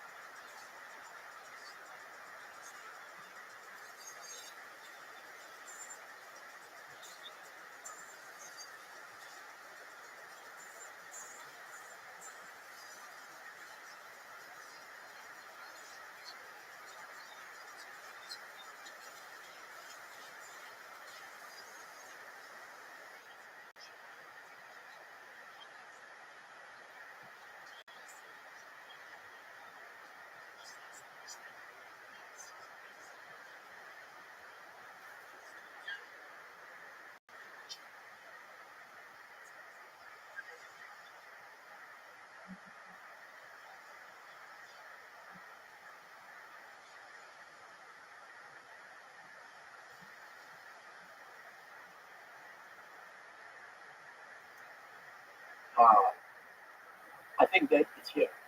I bet you that's the board. Yeah. Now, It's that shaking in that direction, so it's out of slope. It's about the grass. That's it. Yeah, the scan correct. Now, I tell you my thing. We have story written in hieroglyphic, but not at the time of Kufa. It's after Kufa. The story it's written in a papyrus. It's called Kufu and the Magician. It said that Kufu was staying in his palace, and he was very upset. He was not happy. And his son came to him, Your Majesty, why are you unhappy? He said, I'm searching for the secret of the God, the God of wisdom. Then I can design my burial chamber in the palace. Then his son told him, I know a magician. His name is Shidi. He knows how to cut the head of a man off and put it back. And he knows the secret of the God of the God of wisdom. He knows how to cut the head of a man off and put it back, but the guy's still alive. Is that what you're saying? No, this is what the son is telling his father that Shidi can do that. Why would you cut the guy's head off? But listen to the story. This is the story. Then the king told his son, bring this to me. Okay. They described him 100 years old and he drink consumption beer. Shidi came in front of the king. And Kufu told him, I heard that you can cut the head of a man off. He said, yes, Your Majesty. He said, do it. He said, Shidi said, I cannot do it with a human being. He said, okay, I will bring you a prisoner. Shidi said, a prisoner is a human being. Then he brought him a goose. He took the head of the goose up in front of him.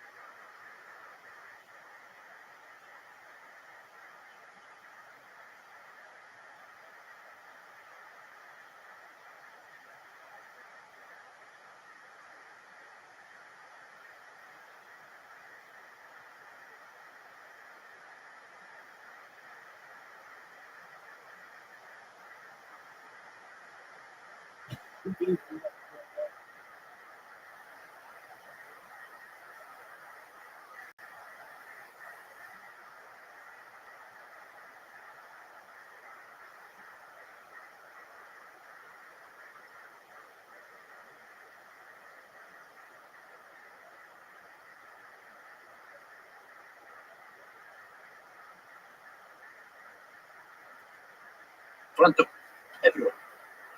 And the head came back, and the goose was running in front of everyone. That's written in the book. Then they went down. But I come back to what's beneath that now. Okay. And the king told him, I want to know the secret of the gun tough to design my burial chamber. He told them that this secret will not be in your hand. It will be in the hand of another people who ruled Egypt. Khufu was very upset. So he wouldn't give him the secret. No. The secret won't just be in your hands. It'll get in other people's hands. Then the king was unhappy. He told them, don't worry, Your Majesty, because you will rule, and your sons and your grandson. Now, about magic. Yeah. Do you believe in religion or not? Yeah. Okay. Do you know about Judaism? Sure. When God told Moses, when Moses met God, and God told them to go to Egypt to meet the Pharaoh. Right. And God told them, remember, the Pharaohs are highly in magic. They will beat you. Then God taught Moses how to be more in magic than the Pharaoh. And you remember, when he heard the stick, and the stick became a snake, I think, and Moses brought more snakes to swallow what the Pharaoh did. Then we know from books, from Judaism from the beginning, that the ancient Egyptians were really highly in magic. Then we can believe. Do you think that magic might have had something to do with how they constructed the pyramids? No? No. You don't, but if you believe that they have enough magic to take a goose's head, put it back on, and still alive, that's magic. Yes. Wouldn't they use that magic for other things? But if you believe in magic, I do, of course. you believe in magic. Yeah. So you believe that someone could take someone's head off, put it back on. It's written. Okay, so it must be true. Yeah. All right. Yeah. What is this? Can you kill a dog? That's magic. Say birds and stuff. Oh, okay. I was just reading it. Apparently, on the trick that he did it, so he could put the head on the other side of the room and made it come back together. He did it to a cat and a different animal. Now, what really I want to tell you about magic. Now, what I want to show you that I'm not a person. What do you think magic is? Magic is magic. What do you mean magic is? Well, how does it work? I have no idea. What do you mean by how it works? Well, I mean, how does someone do something like that? I have no idea. We have to go back. Physically and We have to go back. biologically. We have to go back to find 400, 600 years ago. And do you think a lot of this information is what was lost in the Library of Alexandria? Yeah, of course. This is someone, but They still, get unbelievably detailed. but still also, you know, because I will tell you why we do not have any evidence about Khufu, temples, and things like that. Because what happened? The ancient Egyptians believed that a pharaoh should be a male. A pharaoh cannot be a female. Anyone who changed the religious belief, they hate him. Hatshepsut, when she became a pharaoh, they hated her and they destroyed their monuments. Khufu, when he changed his cult to be a sun god, in the first intermediate period, they destroyed his monuments, the temples, the statues. The only statue of that king was found in Upper Egypt, not at Giza. Even in the temple of his sons, there were 23 statues. They smashed the statue. A smashing was a sign of revenge. Now, do you have any question about Khufu pyramid before I switch to the things? Well, I'm fascinated by a lot of aspects of Khufu's pyramid. Well, one of the big ones that's come up very recently, I'm sure you're aware of, is these satellite radar. What's it called? Tomographic. What is it called? Tomographic. Where they think that there's these pillars underneath the structure. Okay. I investigated this. First of all, these two scholars from Italy, they have never been in Egypt. They have never worked in the pyramids before. Right. And They're using satellite this information. Number two, they published their article in a journal. This journal do not send their article to the free. You pay a fee to publish the article in your responsibility. Okay. Number 3, I am not a scientist. I took this techniques that they used and I give it to expertise. And they said these techniques cannot show underneath a solid rock of almost 600 feet down. No way. Why can't they? They said this technique cannot show that. But these scientists are saying they can. Do you know about the Osiris shaft? How they've got a I just covered it. you did, right? Yeah. You know that they use this tomographic. No, I am the one who found it. This Oh one, no, I understand. But they also discovered it. They showed that it exists using the same technique. no, this is wrong. This is not true at all. I don't think I have found that. How can I find it? I'm not saying that you didn't find it. It's under their signature aperture radar Doppler tomography by Filippo Bondi. And if you scroll down, Jim, you'll see an image. And this image is of the Osiris shaft, which shows that they got an accurate description of that from space. That's not true. From satellite. It's not true. No. So what are you saying, that they're lying? They're lying here. They're completely lying. But if they're showing using these techniques things that we know that you discovered that absolutely exist. Now, these techniques, as I told you, scientists said that these techniques cannot fall 600 feet under the ground. The Osiris shaft that they found was only 50 feet. Right, but Under it's the showing at least for 50 that this is accurate. What makes you believe those scientists rather than these guys from Italy? Because the scientists are scientists. Well, these are scientists as well. They are not showing their techniques carefully. They are not. What do you mean? Okay, take the techniques that they said and show it to any scientist. No one can tell you this is accurate. I ask it every person who knows about radar, ultrasound, all the people who work with me, the scan pyramid project, they said this is bullshit. It cannot happen at all. Now, tell me, So you're telling me that these scientists that are proclaiming the capabilities of these satellite tomography devices that are saying that they can see kilometers around with this stuff. that's not true. Are you sure? I did not Do you make. understand the technology? No, I don't mean. So But I you're just asked listening to other people. scientists who are in this field. Do you talk to these scientists that are saying that they have these discoveries? I made a press release. But did you talk to them? I did not. Why not? Because they did not talk to me. How can I find them? I made Would a. you be willing to talk Of to them? course, I am.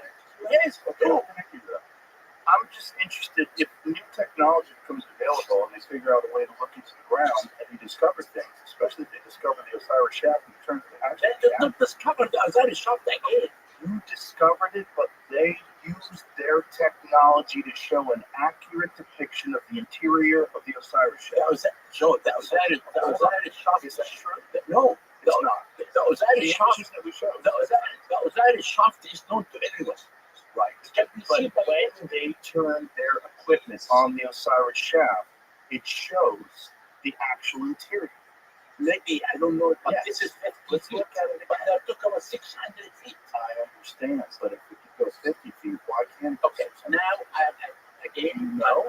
I'm not a scientist. Right, so why are you I dismissing gave, it? I gave what I got there I to a understand. scientist, and they said this is not true.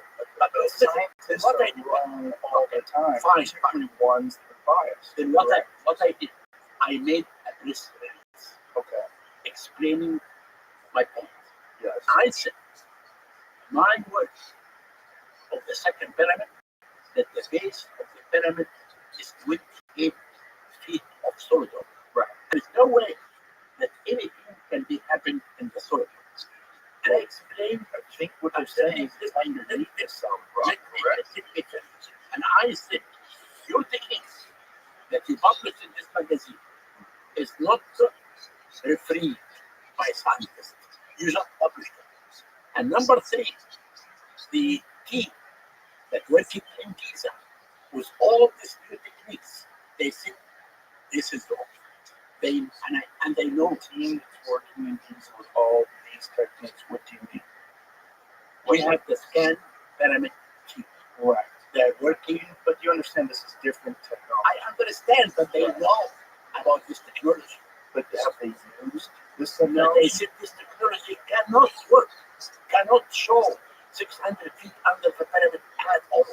This is what they said. And that's why if the Italians were confident, they could contact and the pyramid experts that anyone should But we'll make sure that happens. But listen, if the stone is 20 feet thick, the solid stone is thick, that's correct, right? And you said Osiris shaft is 50 feet.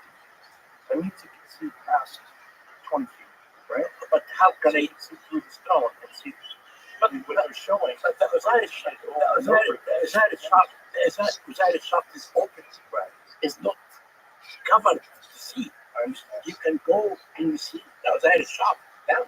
Everyone can see it, but The interior is not open. And the interior is you can see visible, the interior. but you can't see it the exact dimensions the way these tomographic images show, right? If they're using this technology to go 50 feet I'm telling you, I am not a scientist. I understand. I So, but why- ask my question. all Why the would you, expertise. why would you dismiss it if you haven't looked under there? Because I told you, it is not me who can dismiss this. What does it say, Jim? Link to the art, the original article, I believe, with their names. The very first sentence says that The due to problem the with more it? penetrating action of electromagnetic waves inside solid bodies and the ability to observe these distributed type. And then they had to come up with experimental results or estimate processing the SAR images into something else. So I think that's the disconnect. Yeah, I don't understand the technology, but my question is, we know how spectacular pyramids are. We know how spectacular just the base of it, the fact that it's carved into solid rock. Why would you not think that maybe other spectacular things exist? I am not, I told you, I am not this type, not about the science. I consulted the team, the top in the world, from Japan, France, and Egypt. All these people, they are the scan pyramid team.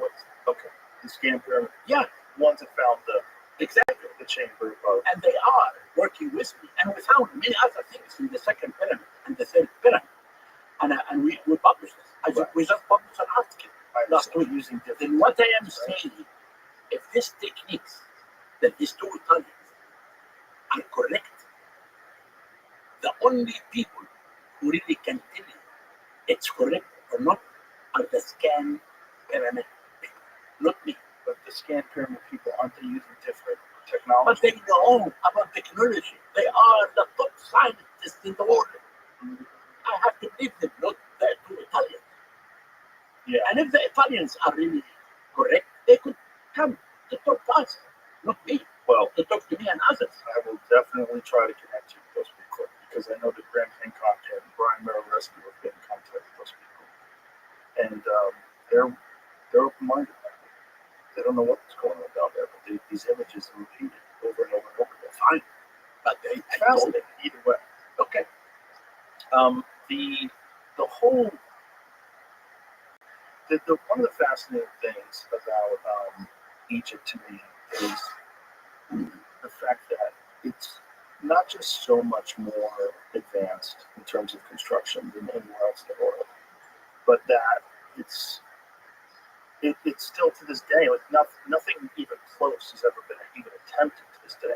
What do you think was going on back then as far as their capabilities and their understanding that led them to do something so spectacular that other people Again. 4,500 years ago? Again, the belief of the afterlife built Egypt. Right. But they also had to have If you come, if you come engineering and construction and Because- design. to do this belief of the afterlife, to build the pyramid, as I told you, This was a national project. No, I understand it's a national And now, project, but they have to I mean, acknowledge you talk about this pyramid. If it exists at all, but when you come to Egypt and you go through time, you will see that everything is natural. There is no gap that you can put in. There is no gap for anyone to think something different than the belief of the Egyptians. Well, I don't think anybody's saying that. Now, maybe some people are. Maybe some people. I mean, it's all the Egyptians, obviously. It's in Egypt. I mean, it's the Egyptians, I think. It's pretty obvious. That just seems obvious. Then if you leave it, Well, then I'm happy to give this to you. Yeah. Well, I just think whenever people say it's aliens, where's the proof of that? Exactly. Also, they built a lot of spectacular things. Like, no ifs, ands, or buts. Just the statues, just the faces of the pharaohs with incredible symmetry. This is why I want since you are interested in Egypt, we would like to invite you to come. I want to come. It's for me. We are willing to invite you. I'm willing to go. Okay, tell me when. Okay. And I will arrange everything. Okay. We'll hook it up. But now, I want to come to the things first. Okay. Can we talk about the Yes. Now, when I was young, I was met by Edgar Casey. Wow. Psychic guy. Hearing Casey. Yeah. And Hearing Casey was the son of Edgar Casey. I was young. I really didn't know what's this Casey. But when he came to Egypt and talked about his father, you know about it. Yeah. Okay, then it He had is a vision. There was a chamber underneath the Sphinx's wall. underneath the right of the Sphinx. There is a chamber. And he envisioned that, correct? Yes, and that's why I'm going to the village to give a talk. One of the cities in my tour now is Virginia. Why? Because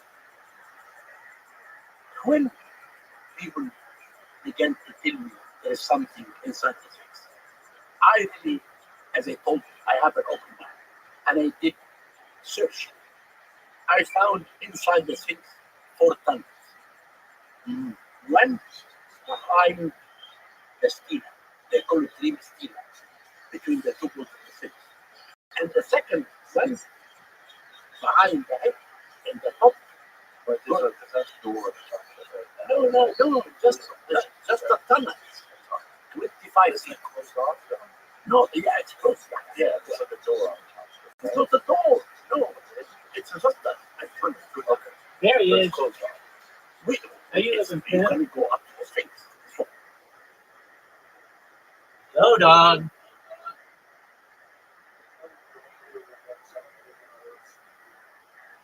You good, baby? What's good in your neck of the woods?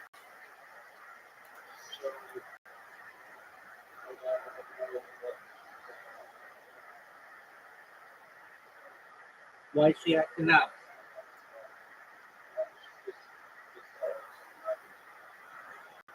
Is she teething?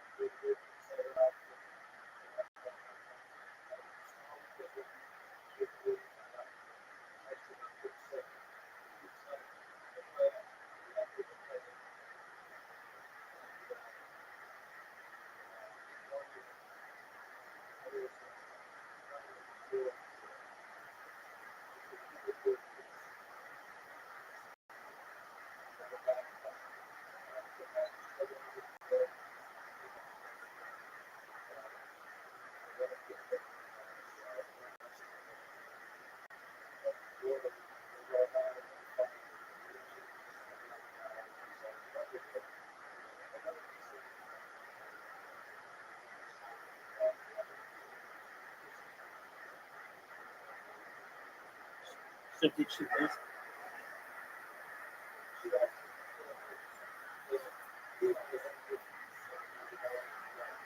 Right.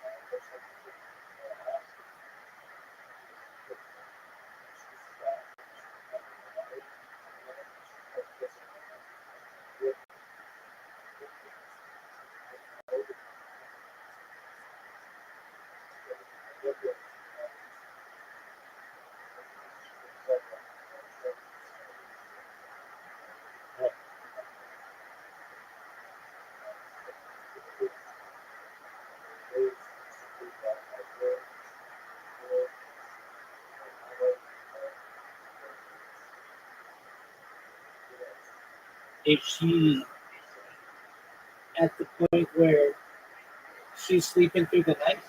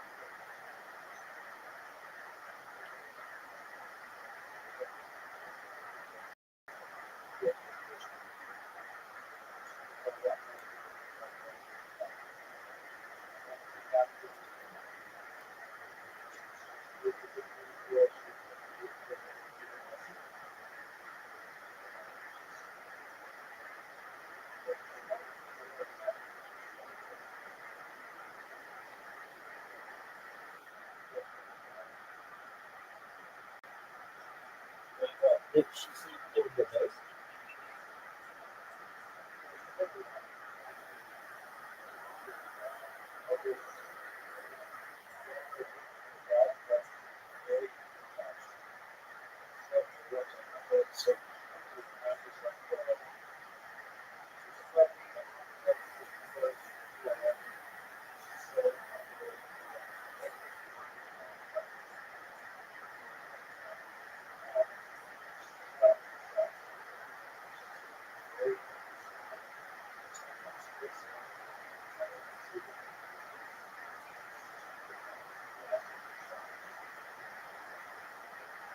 Yeah, I mean,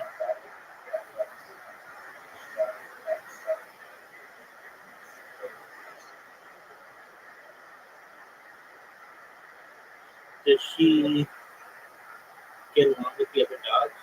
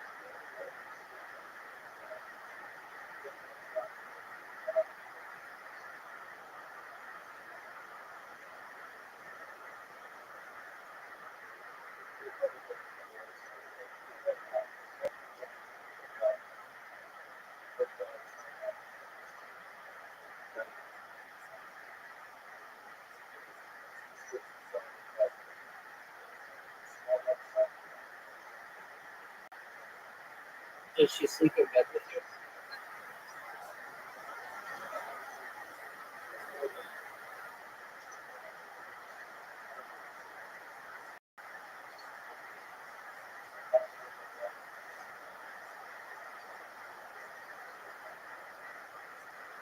Does she sleep on the floor?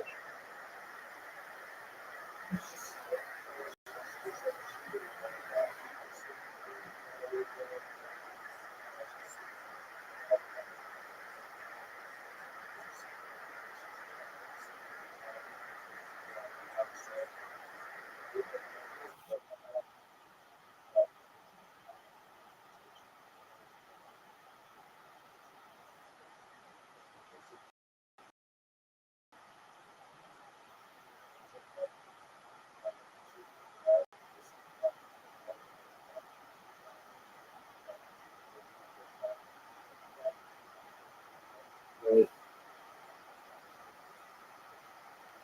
How's her appetite? Does she eat a lot of stuff?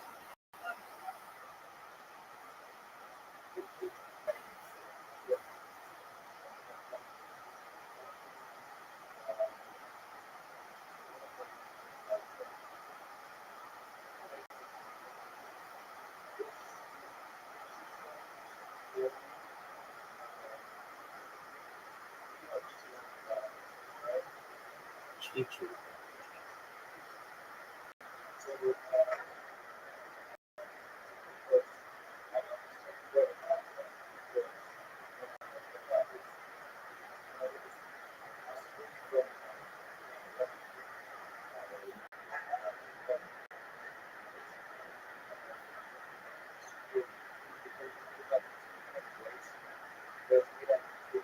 Is that what a purpose is?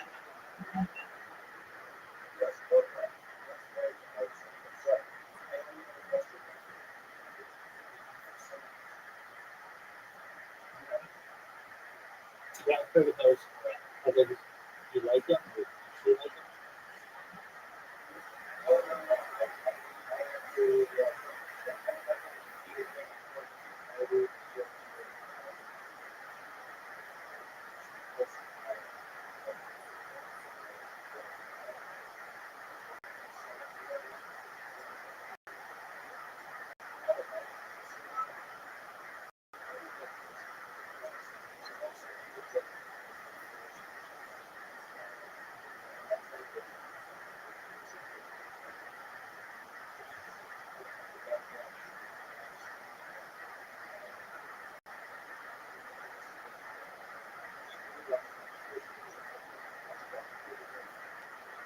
Yeah, I'm confused though. What's she?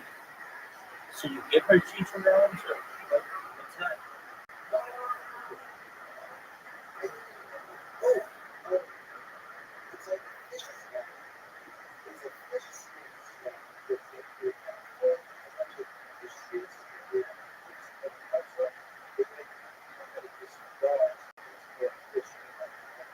Okay.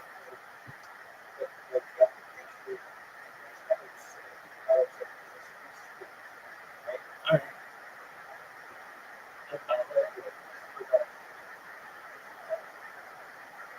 And that's what she likes.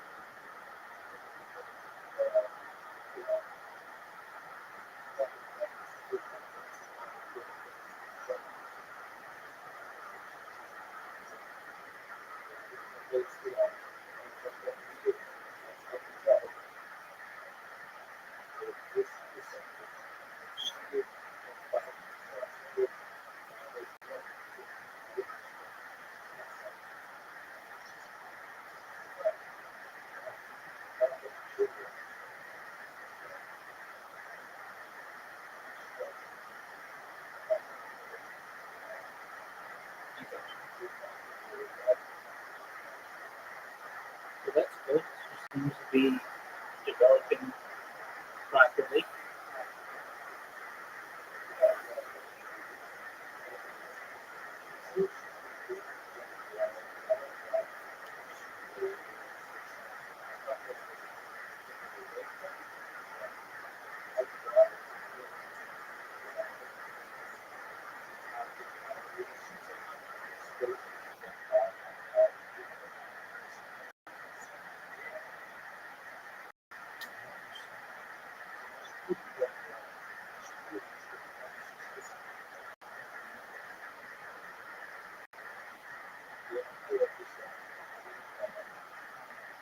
I should cheat on everything.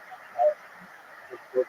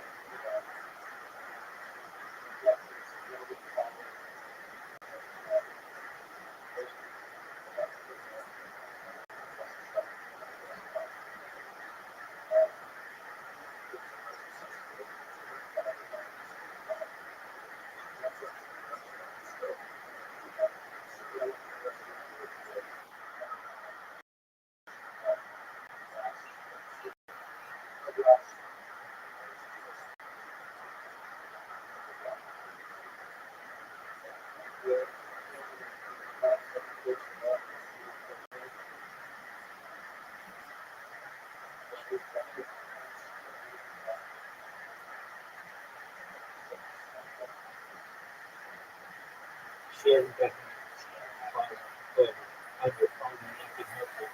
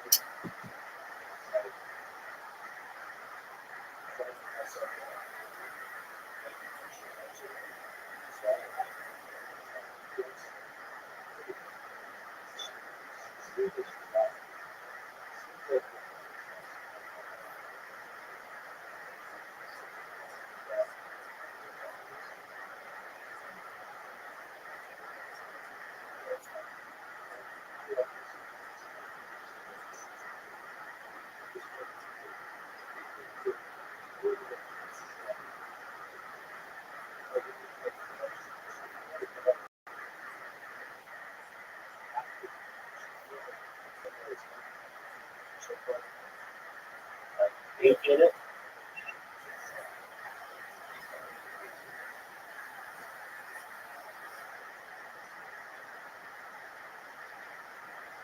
Well, hey, she brought her back in the house.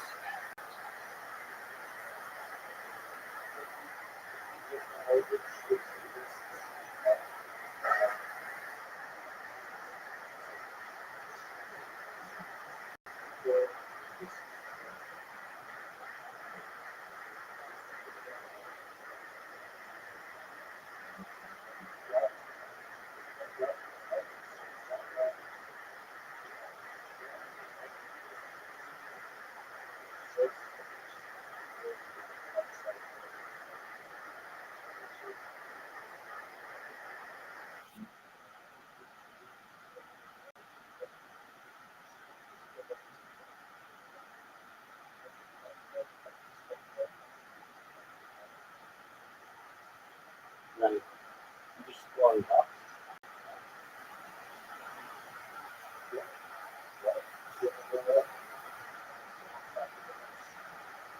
Does she know her way back?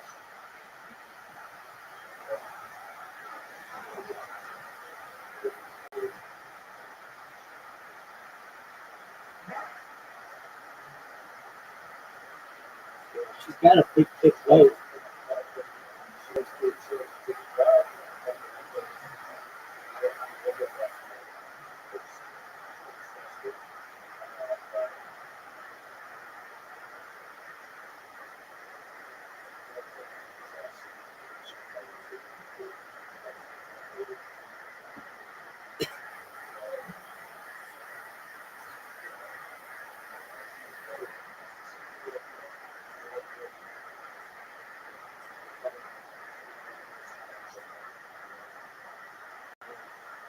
Do you ever leave her alone?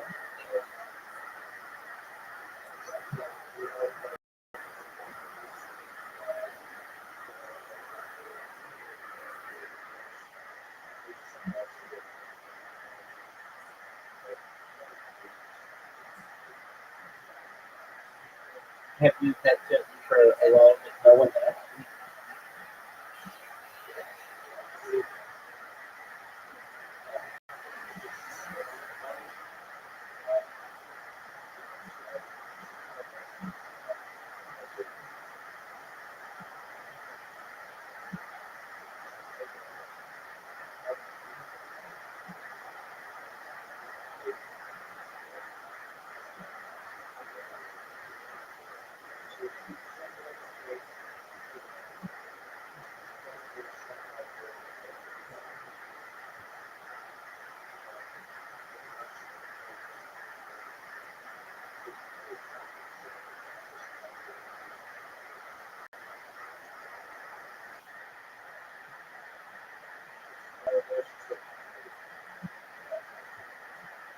She'll start doing what?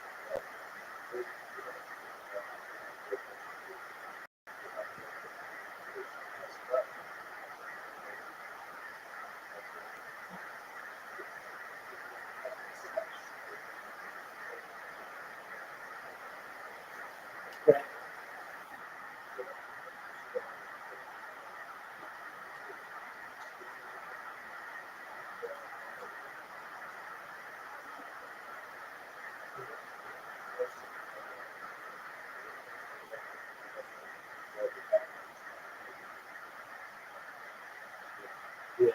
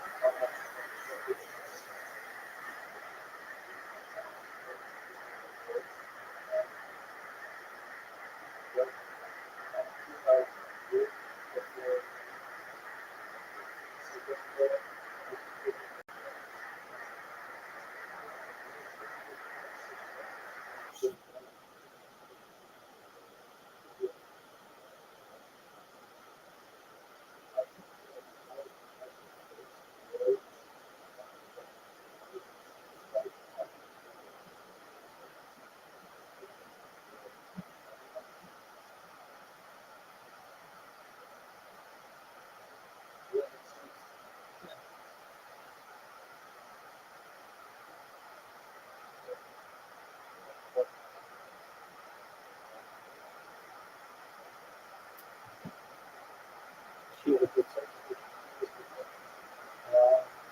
just family right. I've come up with a pretty good strategy that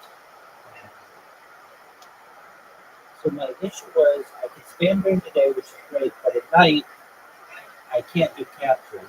And I really did an issue with that the ability to do captures that I lose like 8 hours. And I don't like that. I think it's being really efficient. So I came up with a really good strategy. I've got 3 computers that are spamming, and then I've got like 5 cell phones that I use to just create. Basically, while I'm awake, I can create the accounts and do the captchas, and then just save the information information in a spreadsheet, and then I have the computer programmed to take the information from the spreadsheet and populate it, and then they don't have to capture because they're already pre-made accounts. And that has worked pretty well. So I wake up in the morning and I got like a bunch of people complaining about me, which is fun. In here, we have,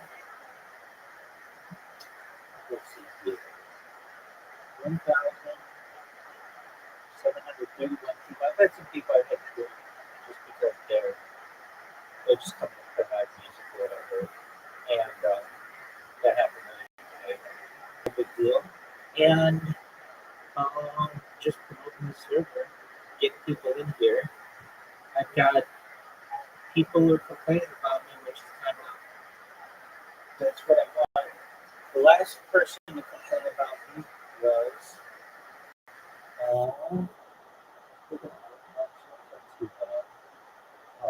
I get concerned and it's like 2 or 3 hours on what's going on.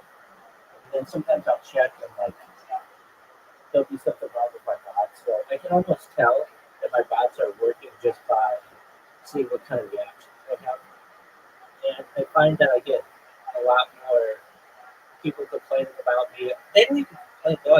Sometimes it's really funny. This one person, I wrote this yesterday, it just made my day. It was so funny that they wrote. It was, they're like, it was something like, let me see if I can find it. It was really funny.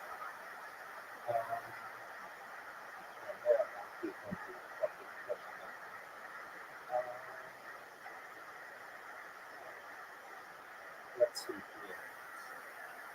Here's just last night. Like some people are really nice. Gotta say, I appreciate the Discord Rabbi stream account. Always picking the alien avatar so it's easy to spot even notifications and blocking. I'm considering them, to be honest. This one person was, but some people get violent. Like, just like no quarter, like some people are just, they're like, I ever find the rabbi is on, like, a lot of people say that. Let's see. Stop, my God. I do not want to join this rabbi bitch's server. Stop. This one, I love this one. So, and you are. She's like, Woo, my new gig as a PR manager for a rabbi themed streamer has been hiring. But I just know my strategy responding to it like every single post everyone has ever made to tell them that they're shitheads for not talking to him on Discord is going to pay off. And then there's a bunch of people who are probably doing that. So there are some people who like embrace it, they lean into it, like, you know, they know I'm a spammer and there's like no stopping it. I've just been kind of playing this cat and mouse with the people at Blue Sky, and I was making accounts that were just random numbers, and they caught on to that and deleted like 100 of them at once, which is no big deal, it's like whatever, some work, but it's really not that big of a deal. So then I started changing it to like random username generators, and those are much more difficult to detect, and all I have to do is just every like 10 minutes or so do some captchas, and then it just creates them and puts them in a really nice spreadsheet for me. And then I just watch the comments come in. It's pretty simple. Now I've been watching Joe Rogan. I've watched a lot of live streaming recently, but it's really annoying how YouTube is. If you want to watch YouTube videos, like let's say there are 10 videos, it goes 10, 9, 8, 7, 6, 5, 4, 3, 2, 1. It shows the most recent to oldest, but there's no option to show oldest to newest, which doesn't make any sense to me. But that's just how it is. So I've watched a bunch of live streams recently. Now I watch Joe Rogan. He's got that Egyptologist and physicist scientist on the talking about the pyramids. So it's what they would say. This is why you have to cover the girls. It will take rubbish and garbage. That's what I'm talking about. Isn't that the top of it? Is this the Sphinx? Yes, that's it. Okay, that's over there, right? Yeah, That's we what I'm saying. covered it. Yeah. But we covered it Yeah. to protect it from the I sun. That's not the door. Okay. So the third tunnel that they found in the back. Now, education, but he had this vision that there was some hall of information. I know, but I'm going not to cut you. But I'm talking to you on the tunnel. And the third one is in the tape. The fourth one was opened in 1927 by a French journalist, Monsieur Perez. And I do have photos of workmen inside the Sphinx. We found these 4 tunnels are published. An article, scientific article. I found in situ in all the 4 tunnels of water in situ to prove that these tunnels were opened on Dynasty 25, 500 BC, as in the late period. When the Egyptians saw the Sphinx, they thought there is something hidden underneath. And they dug and they found it. Now, we come to the intercase and what people believe. Because we had John Anthony's and we had many New Age people who believe there's something hidden underneath the Sphinx. And they used to give me, we need your permission. What to do? I said, how can I let someone who's not an archaeologist, who's not a scientist, to drill? No way. But recently, I found out the rise of the water table in front of the Sphinx. And I was really afraid that the water could damage the Sphinx. Then I brought a team from Cairo University and we did drill 30 to 35 feet underneath the Sphinx, everywhere. And I don't have photos of everywhere under the Sphinx. The Sphinx is a solid rock or a living rock, and there is nothing underneath. So there's no trouble. Exactly. Okay. I told you what it is. What do you think about Robert Schoch and his theory about the temporal erosion outside of the Sphinx, the water erosion? When Schoch said that, okay, we brought through the American Research Center a scientist from Louisville University. I don't remember his name now. And we gave him what Robert Schoch. You know what Robert Schoch said? It's not a theory. It's a theory of a New Age guy who talked about this before, and John Anthony wrote. I don't remember. Yeah. And we gave this guy from Louisville University, who was an Indian American, who really studied. He came to the Sphinx and he worked with us for a season. And he came and we published many articles that the erosion that we see outside and inside the Sphinx is from wind and not from water. Now, what Schoch want to say? That this is dated back 15,000 years ago. I agree. Okay, if I came there and I done the Sphinx, I would leave something. Then what I did, we dug an area northeast of the Sphinx. I found living Old Kingdom, Middle Kingdom, New Kingdom, Rome, nothing underneath. In this New Age, people say that the head of the Sphinx is very small compared to the body. Yes. Why?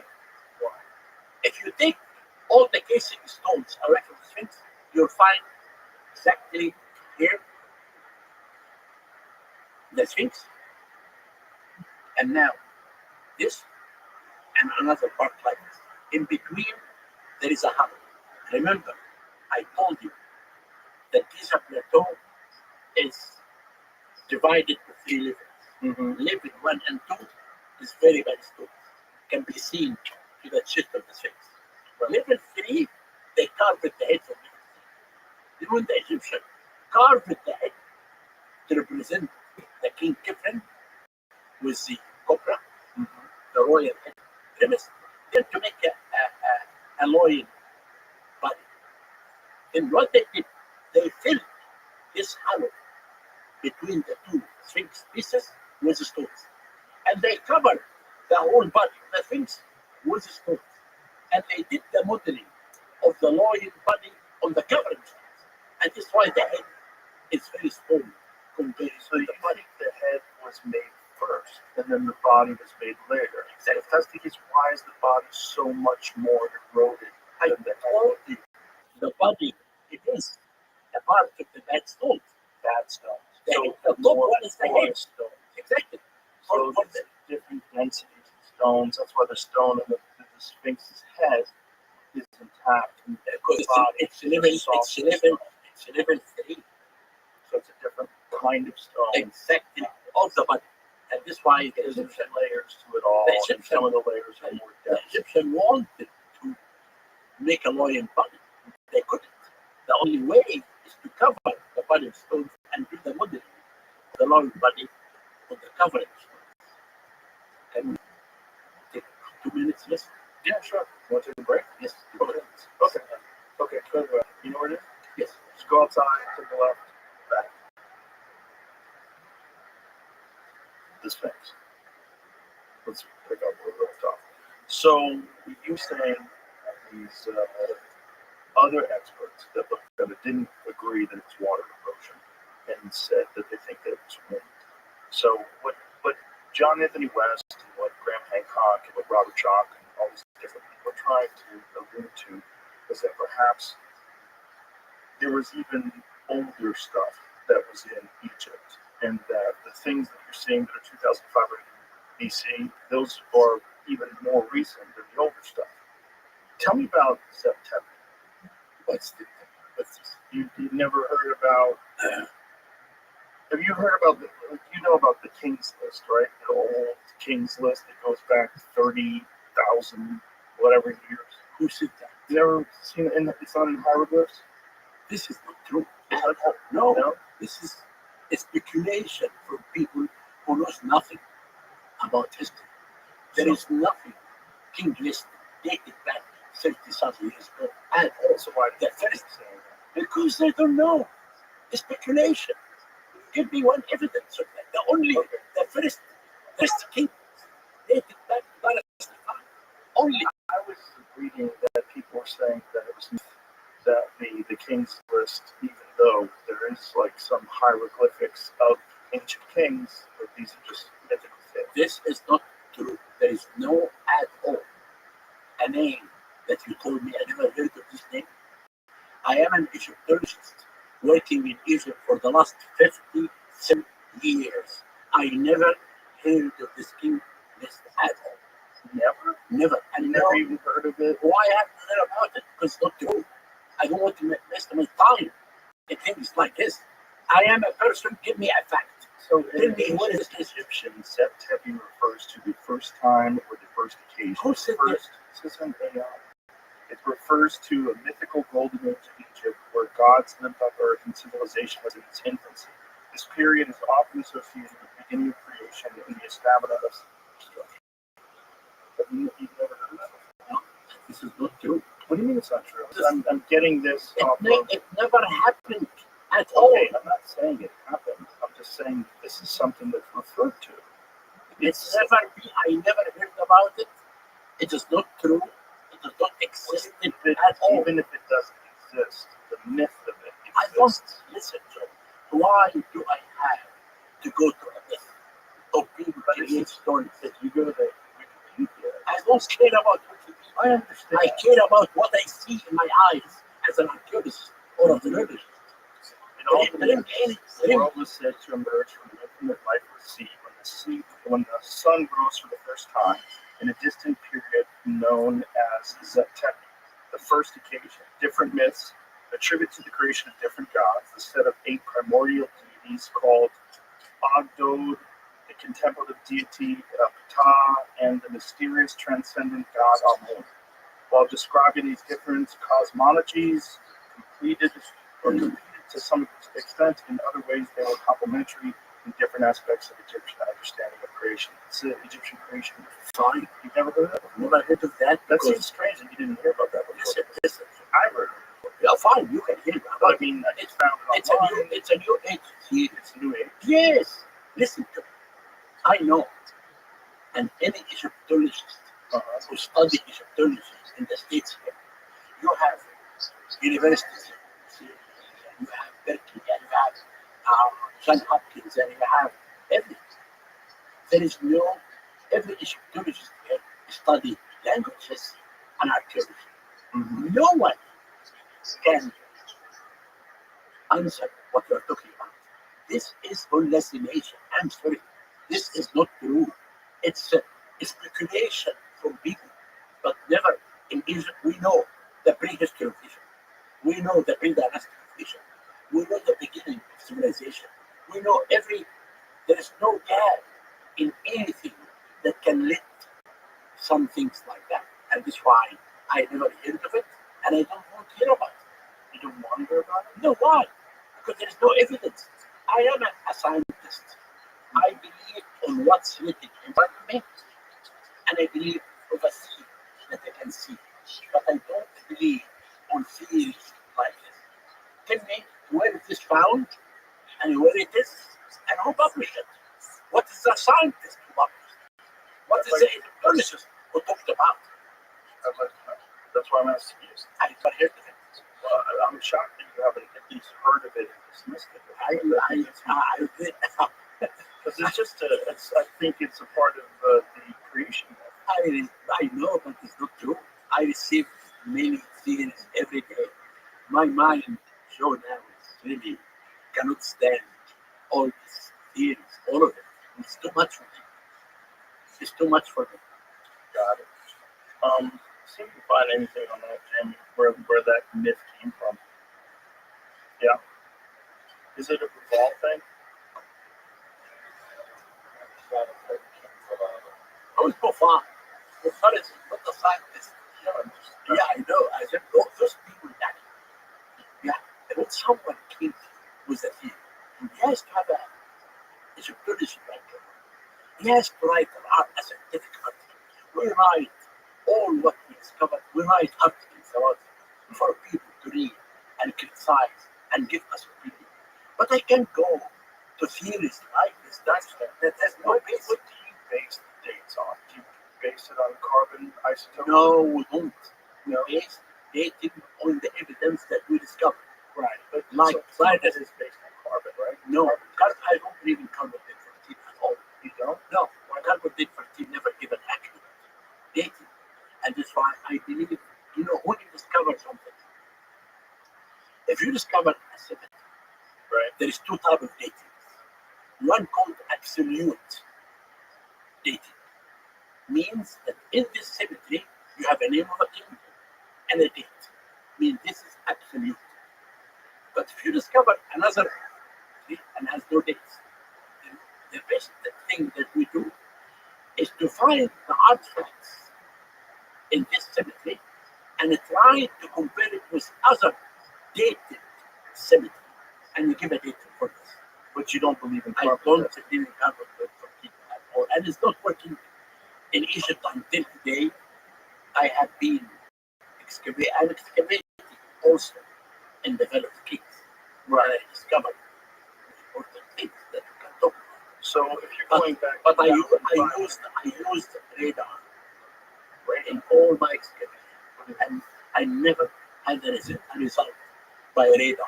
And carbon 14, people use it when there is no date.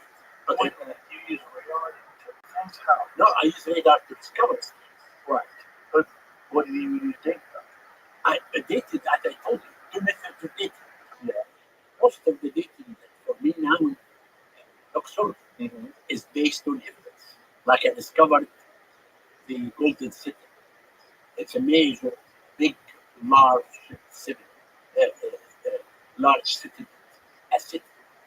And this city was chosen the most important discovery in the world of the year 2021 because this is the first time that we have a big, large city to tell us about the people who made this message.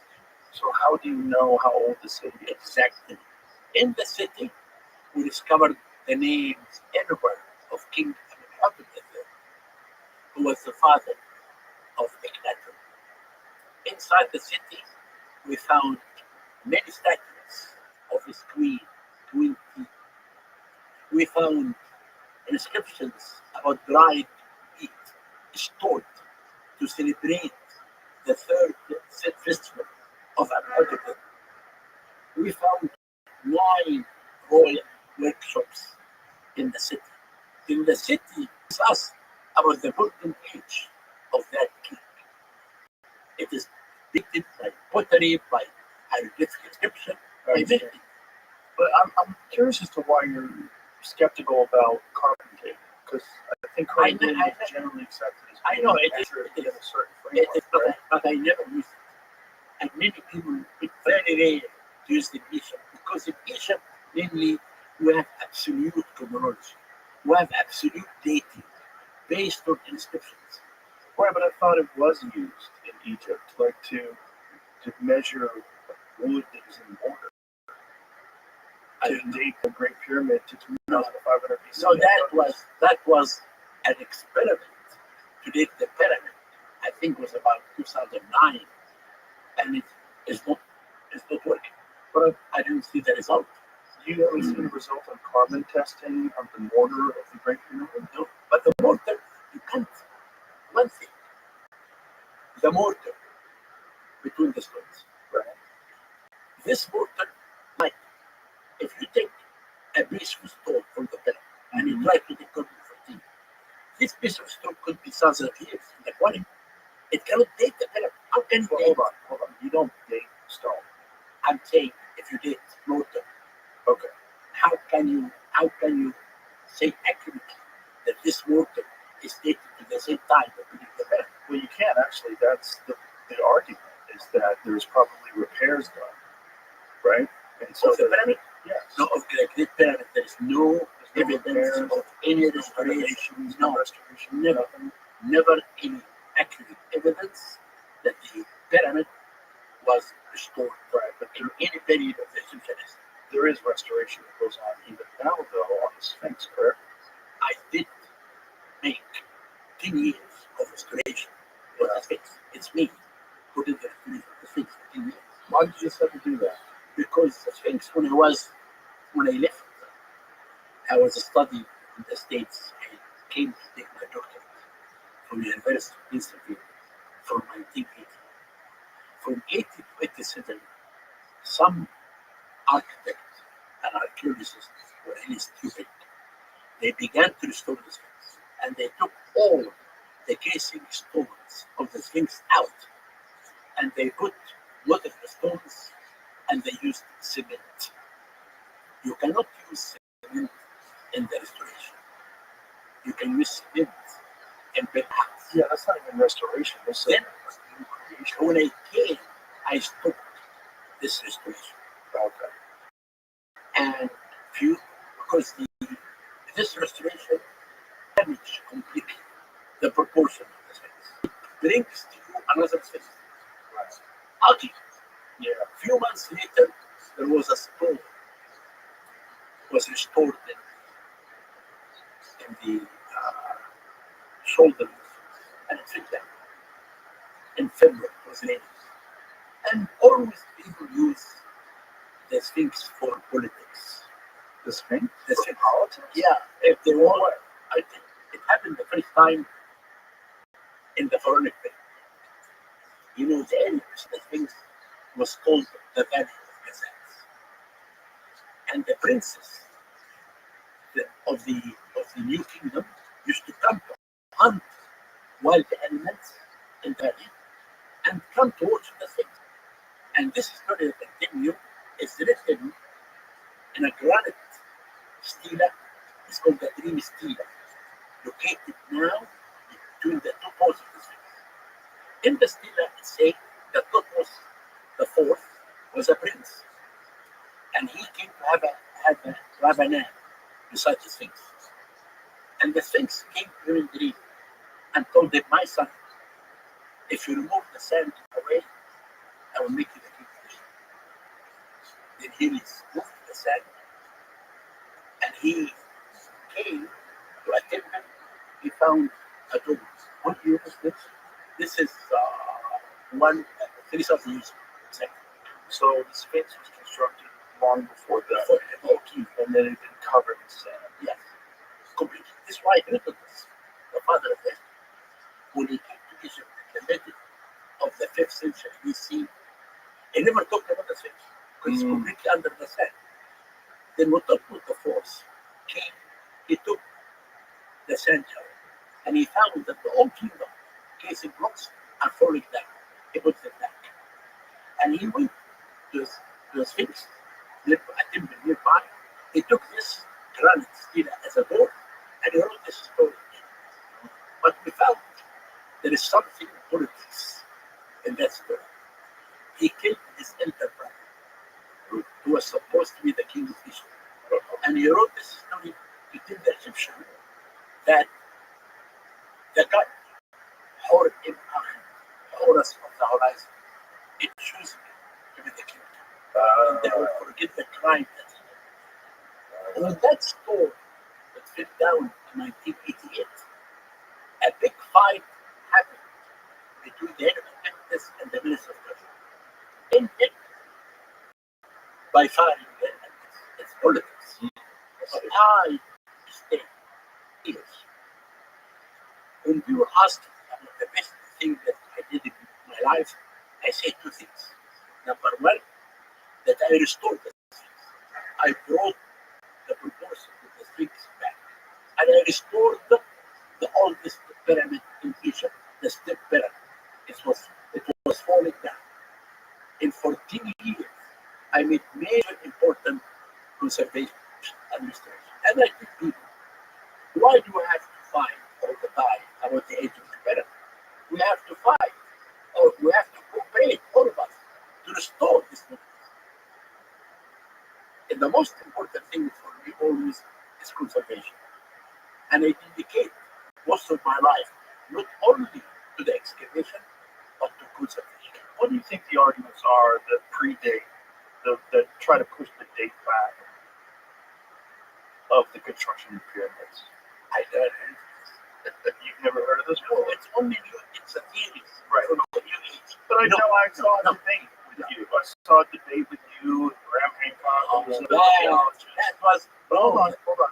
The other archaeologist was saying, if you're saying that something happened 10,000 years ago, where's the evidence of any civilization of 10,000 years ago? But then you found Göbekli Tepe. So Göbekli Tepe was buried over 11,000 years That's ago. not true. I never heard about this. What do you mean it's not true? It's not true what they told you. What's not true? It's never Göbekli happened. Tepe?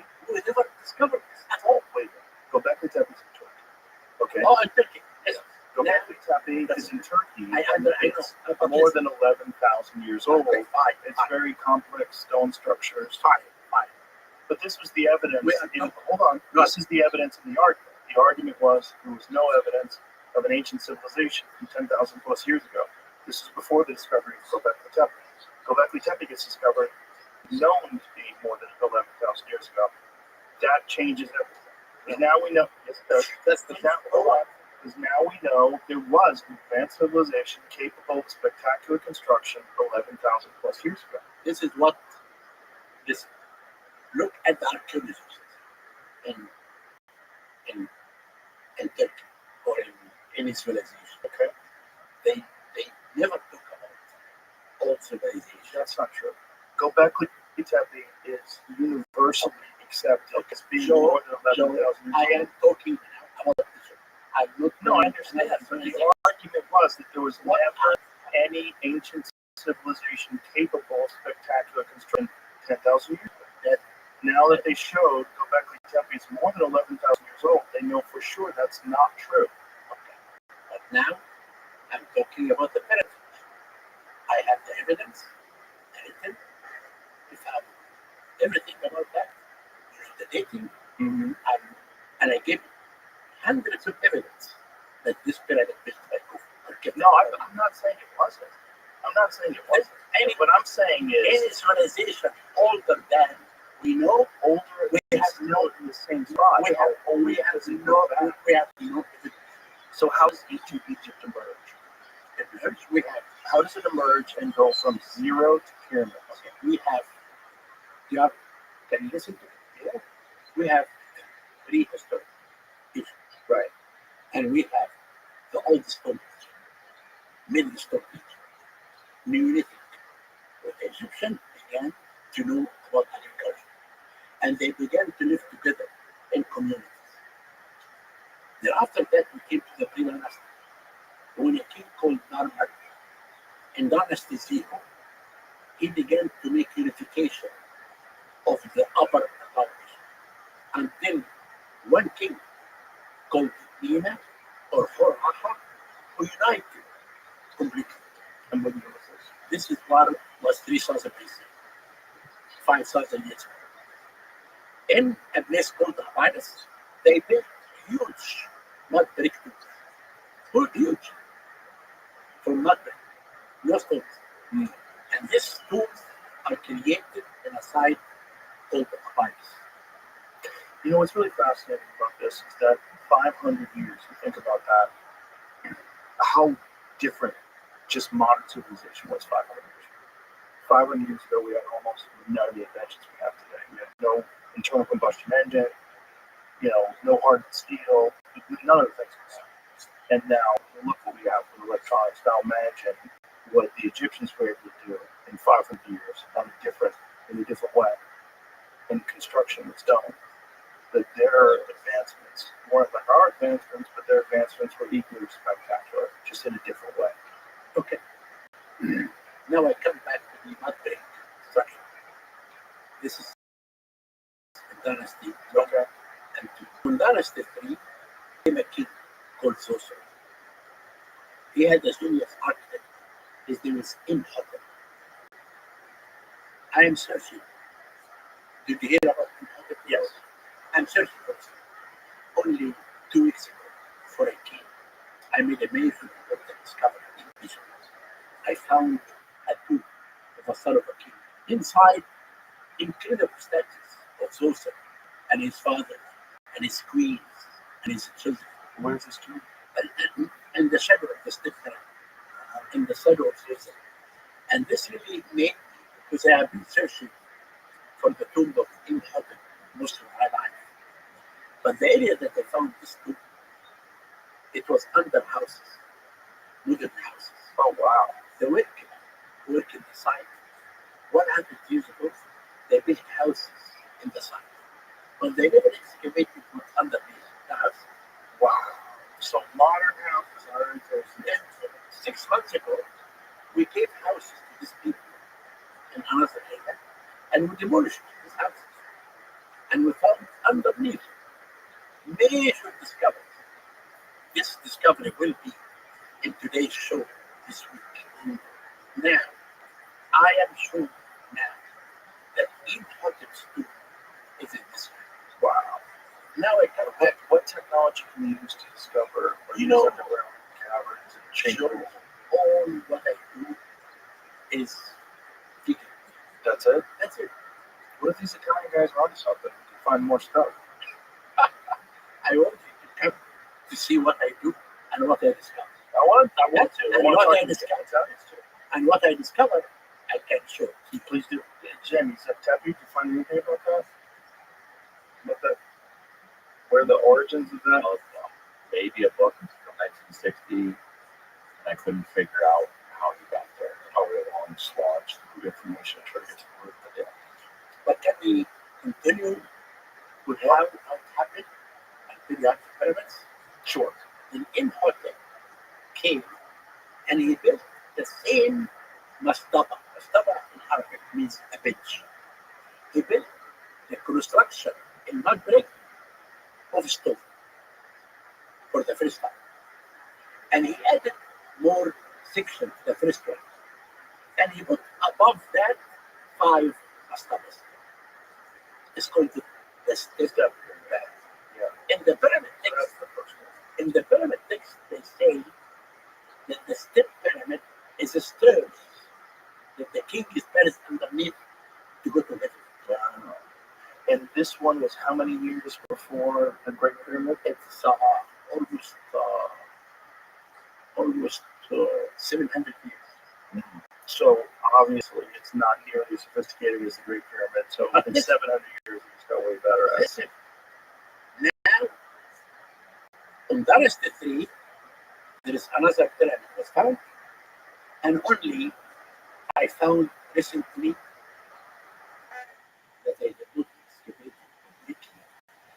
I found a pyramid which is end of Dynasty 3 of a king called Hon. Then now we came to His name Sennacherib. is Horn. Hon. H-U-N.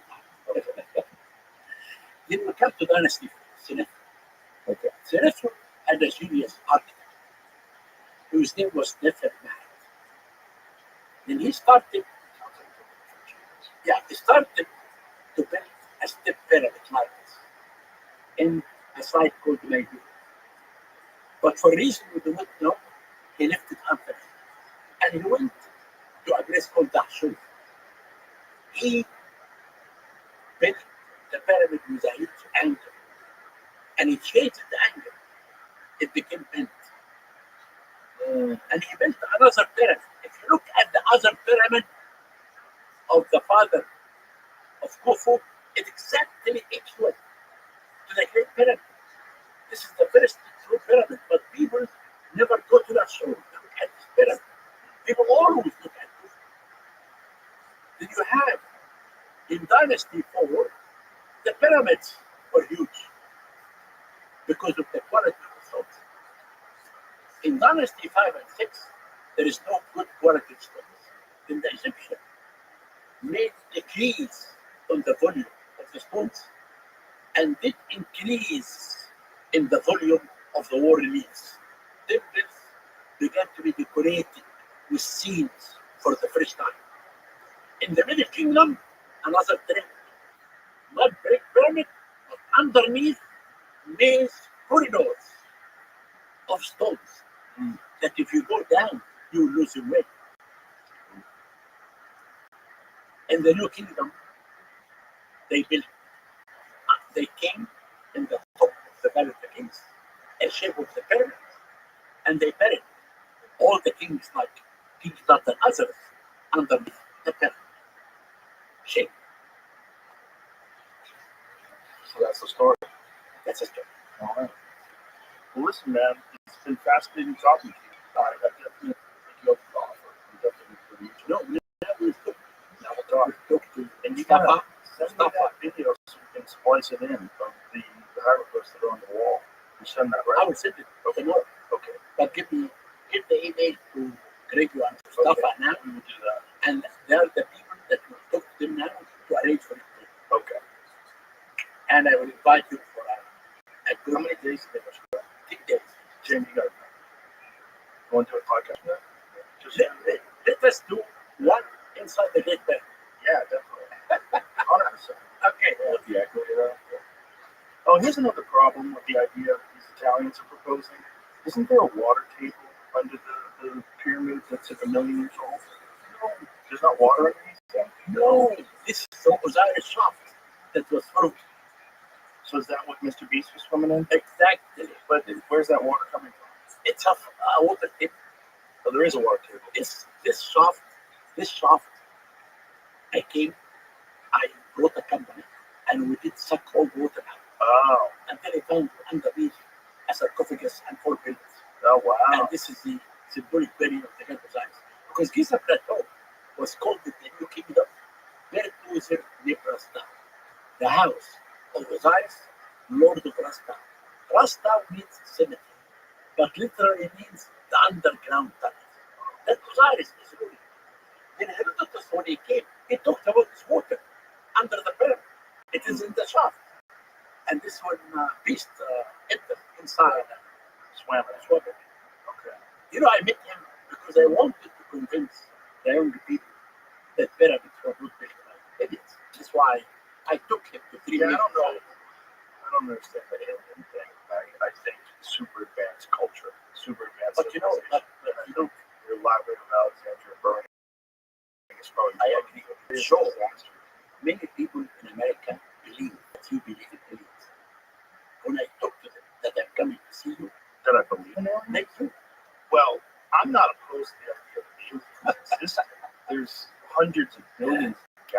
in a known universe, each with hundreds of billions of stars. The idea we're uniquely alone. You don't think there's anything out there? Nothing. So you don't believe in ancient civilizations capable of advanced construction. So, You don't believe in aliens. so I You am a, don't believe in I am, carpentry. I am a scientist. Oh, If you believe in something, write an article and then I can read. But don't give me a theory. but the theory of the planets containing intelligent life is That's not true. I have been debating Grand Uncle Robert and John Anthony's that I told him from the beginning. Your theory will go with the wind. right, but we're not talking about that theory. We're talking about aliens being possible. No way! No, yeah, just us. This is Only the us in the whole national universe. If you believe in Us in the God, whole universe. Only us. if you believe in God, you do miracles. The Egyptians believed in nothing, and they made us great. I'm not saying aliens made it. I'm saying it's very possible there's something that's out there. Okay. Thank you. All right. Thank you. All right, I everybody. enjoyed talking to you. I enjoyed it too. And I'll see you. Bye.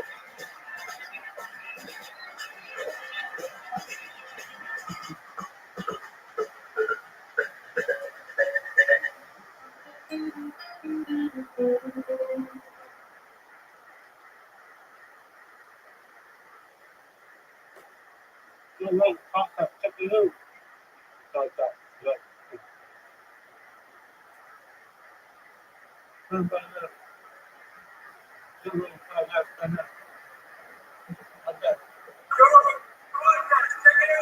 The Joe Rogan Experience.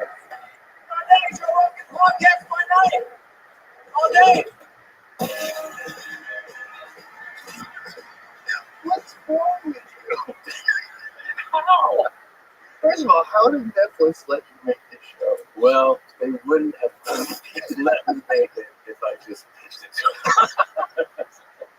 What did you do?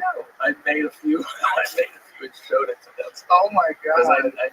I knew that if we You can't give anybody like the script. no, the script won't work. The script won't work. I mean, that's just that's the thing. It's like very funny, very funny. It's pretty ridiculous. You know, it was a few years ago that I made the initial one. It was I was on that crazy tour, that real crazy tour, where it was like, you know, fucking 10 shows a week, and I had a break coming up. And so I've always liked movies, like features, right? But it's a lot. It's a huge undertaking to get a feature made. But I like short films because it feels like you're making a movie, you know, like a mini movie, right? It feels much more accessible to people. So I had written all these like short stories, short films, and I called my friend Rabbi, and I was like, "Hey, I have a break coming up on tour. Let's shoot a short film because we've done other things before." And when I sent him like 10 different scripts. He was like, "What if we did 3 of these?" I was like, "How can we do 3?" He's like, "We'll shoot like 11 days in a row. We could do 3 of these stories." And even then, I wasn't thinking of like a television series. I was just like, "Oh, it'll be fun to make these stories, you know." And so after we shot those 3, it was clear that we had like the the bones of a show. Like, what if we did a show that was based on short stories, you know, like short films, basically. And I don't know, there was another few that were the original. And when I sent them in to Netflix, they're like, "This is fucking insane," but like 6 episodes of it. Like, this is crazy. But it's been the most fun I've ever had. Really? Yeah, because you know what, I was thinking about it like on my way in here today. I was like, sometimes you have to remind yourself, like, of what your dream, like your original dream, you know. And my dream when I moved to LA had nothing to do with stand-up. I never thought of stand-up. Not to say that I don't love doing stand-up today. I'm in love with stand-up. But I moved to LA because I was like, oh, I wanted to do this. Like, that was my whole thing. I wanted to do comedy, and I had like my own blueprint for how to do it. I was like, I'll go to the Grammys. SNL will definitely hire me from there. Like, this is like my 21-year-old brain. And then I'll do that for a couple of years, and I'll do movies. Like I thought that was a logical game plan to end up in movies. And it just, I did do the groundlings for a while at school, but when I was supposed to do writing lab, which was like one of their levels, I had started stand up, and I was just like, oh, this path is just better for me. Like I was getting traction, not like my career wasn't, but I'm saying like I could feel how much I loved it. And I was starting to get like $50 here and there, and I was like, oh, it's not doing the writing lab thing, it's staying in the stand up path. Like, that's kind of interesting. But the dream of doing something like movies, which is like, this feels like to me like they sent me to film school and they're like making fucked up movies. That's what it felt like. That's been like I was working like 16-hour days doing this thing. And I would come home and Christina would be like, I have never seen you so energized after working all goddamn day. She's like, you come home and go, that's not what I was like, yeah, because I'm having fun. I'm having so much fun doing this. Well, that showed you're doing the right thing. I think so. I mean, it was like, That is so uniquely you. it is, right? Oh, yeah. That's our fucking text thread. Pretty much is. There are some in here that I can't wait for you to see. Like, there are some in here that I literally cannot wait for you to see. This morning, she goes, why is it called bad buzz? It should be called cock buzz. She's like, I swear it was Dixon, like every other word. I'm like, yeah. She's like, Dixon violence. That's your wheelhouse. We need more of this in the world. Yeah, we really do. But then you know that show, the religious show on Max. I'm not remembering it. Righteous Gemstone. Oh, yeah. Fucking A. Yeah, man. Dude. Danny McBride. Yeah. He's fucking fantastic. Yeah, he's fantastic. But the whole cast. The whole cast is, yeah. That fucking show is so good. It's so funny. Goggins, Adam Devine, John Goodman. Oh yeah, everyone's amazing. They're all But fantastic. it's also so ridiculous. Yeah. It's like, good God. It's like, it seems like for a while, people were getting scared of making anything offensive. I know, and it also feels like so many networks, platforms, whatever you call it, are like so distanced from comedy. Like, it's like, comedy is like Too dangerous. It's very like, Well, what's weird is you can get away with so much in a drama. In a drama, you can have violence and theft and car accidents. You can fucking kill people and rape people and steal all their money, and that's okay. Yeah. For some reason. But like, there's something about doing comedy that's offensive, or even potentially offensive. yeah. The other thing is, there's the offensive angle. I also think that they really shit the bed on literally backing truly funny material. Like so many studio comedies that are released, the critics people are, why did this work? Because it's not good. It wasn't funny. Right. It's not a funny comedy. Don't part of that is because they can't take any real chances. Yeah, I think a studio is always, like if you strip everything down, it's somebody that has to have some risk in their job. They're playing with millions of dollars and saying like, this will make us money. Right. And so yeah, they start to get more apprehensive about it. The other thing is that the cost of some of these comedies, when comedies were really thriving last, I think like more than 20 years ago, some of these comedies started to cost like $30 million plus to do a comedy. Yeah, because sometimes like, huge stars and huge set pieces, and you have these enormous budgets. Yeah, like real. And now some of them, like Top Thunder, I think did probably pretty well at the box office, right? But a lot of them would not. And so it started to be like, hey, you know what? We can make this. That's why you see the explosion of certain genres, right? Like horror really has had a huge uptick in the last decade plus. People can produce them for $5 million, but they don't realize that you can produce great comedies for $5 million. Also, you can, but you have to like prioritize the material first. It's got to be a great script, and they got to be willing to back it. You know, I feel like they just haven't taken those shots yet. Well, it's kind of a tremendous opportunity, right? Because of the fact that these big studios and these big stars are not doing those kind of films. Exactly. They're like, the door is wide open. It's open. The demand has never gone away. No, people want it. They want to laugh. Oh, I'm doing one this summer. Yeah. I'm doing a movie this summer. Yeah. It's a crazy fucking comedy. It's insane. It hasn't been announced yet, so You know how they are about that, but it's a wild R-rated comedy. Well, tell me about that. Okay, yeah, Hi, everybody else. yeah. No, I would love to talk about it, but I think we're doing kind of like what you're saying, which is like we're going to go all in on trying to make this really kind of movie. And I mean, I couldn't be more excited about it. And I think it's like it takes. You realize when you read it and you go, this is it. You kind of do some punch ups on the script, and then you just try to surround yourself with amazing comedic talent, great actors, and just have fun. Yeah, I think that's awesome. Something that's missing. That's so cool. I didn't know that was your original dream. That fucking dream forever. I know. Yeah, it was. I guess I was probably like, I kind of was resigned to that's not going to happen too. Not like. I mean, the other thing is like every time I'm out on the road, I get a call. Hey, they want to see you for this part, or you got an offer to shoot this show or this. Like, here's the offer, and I'm like, yeah, I'm on tour. Like, I can't move the fucking United Center.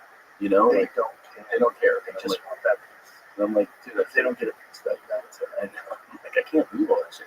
But it's also, I realized that after years of that, it's like, well, if I'm always touring, I'm just never going to do other people's stuff. Yeah. And so it also kind of, I got excited about having the summer off. I could do something. And then my current tour I'm on, will end in December, and I'm leaving 26 wide open. Yeah. Yeah. I mean, Film stuff. I'm going to, film some stuff, and I'll still do like what I do, which is like go into your club or book some club weekends, which are kind of like low, stress kind of things. We need to go like, I'm just going to work out. Yeah. So I'll try to muscle fresh, but I won't book like a tour. Yeah. It's good to take breaks. It is, I'll tell right? you that. I took a big sort of a break. Just from doing club. How's Since I did my live special. Yeah. It's very nice. It's great having no pressure. So like I just talk about what I want to talk about and I write about what I want to write about instead of going, I gotta put an hour together because I have a tour of thoughts. Right. Like I have to make sure this hour's tight. You just kind of take your time with it. And I think there's something to be said for taking breaks with stand up in particular because like you don't want to just have tools that you use to do a job, right? You want to actually you have to kind of figure out what am I investing all my time in these subject matters? Yeah. What is what's interesting to me? How much time is that going to take to figure out what the perspective is where I can just say it on stage? Yeah. Because I feel like with a lot of comics, there's a thing happens where you get kind of like locked into a set, and then you abandon that set, and it's just mad scramble to come up with a new set. Yes. And a lot of times when you're doing that new set, you're not investing in it. It's just you can make it effective. Right. You know what I mean? It kind of feels like filler. Yeah. Yeah. I know exactly what you mean. And the Definitely. this audience member. I know when someone's doing that, I go, I'm not connecting with this at all. Right. But if it's something that you can tell the person wants to talk about, Exactly. it resonates. It's actually interesting. It's like, as I've gotten older, I've thought much more about stand-up. And there's a lot of stand-up is kind of like unspoken. I think a lot of it is hypnosis. Really? Yeah, there's a weird thing going on. And I get it from great comedians.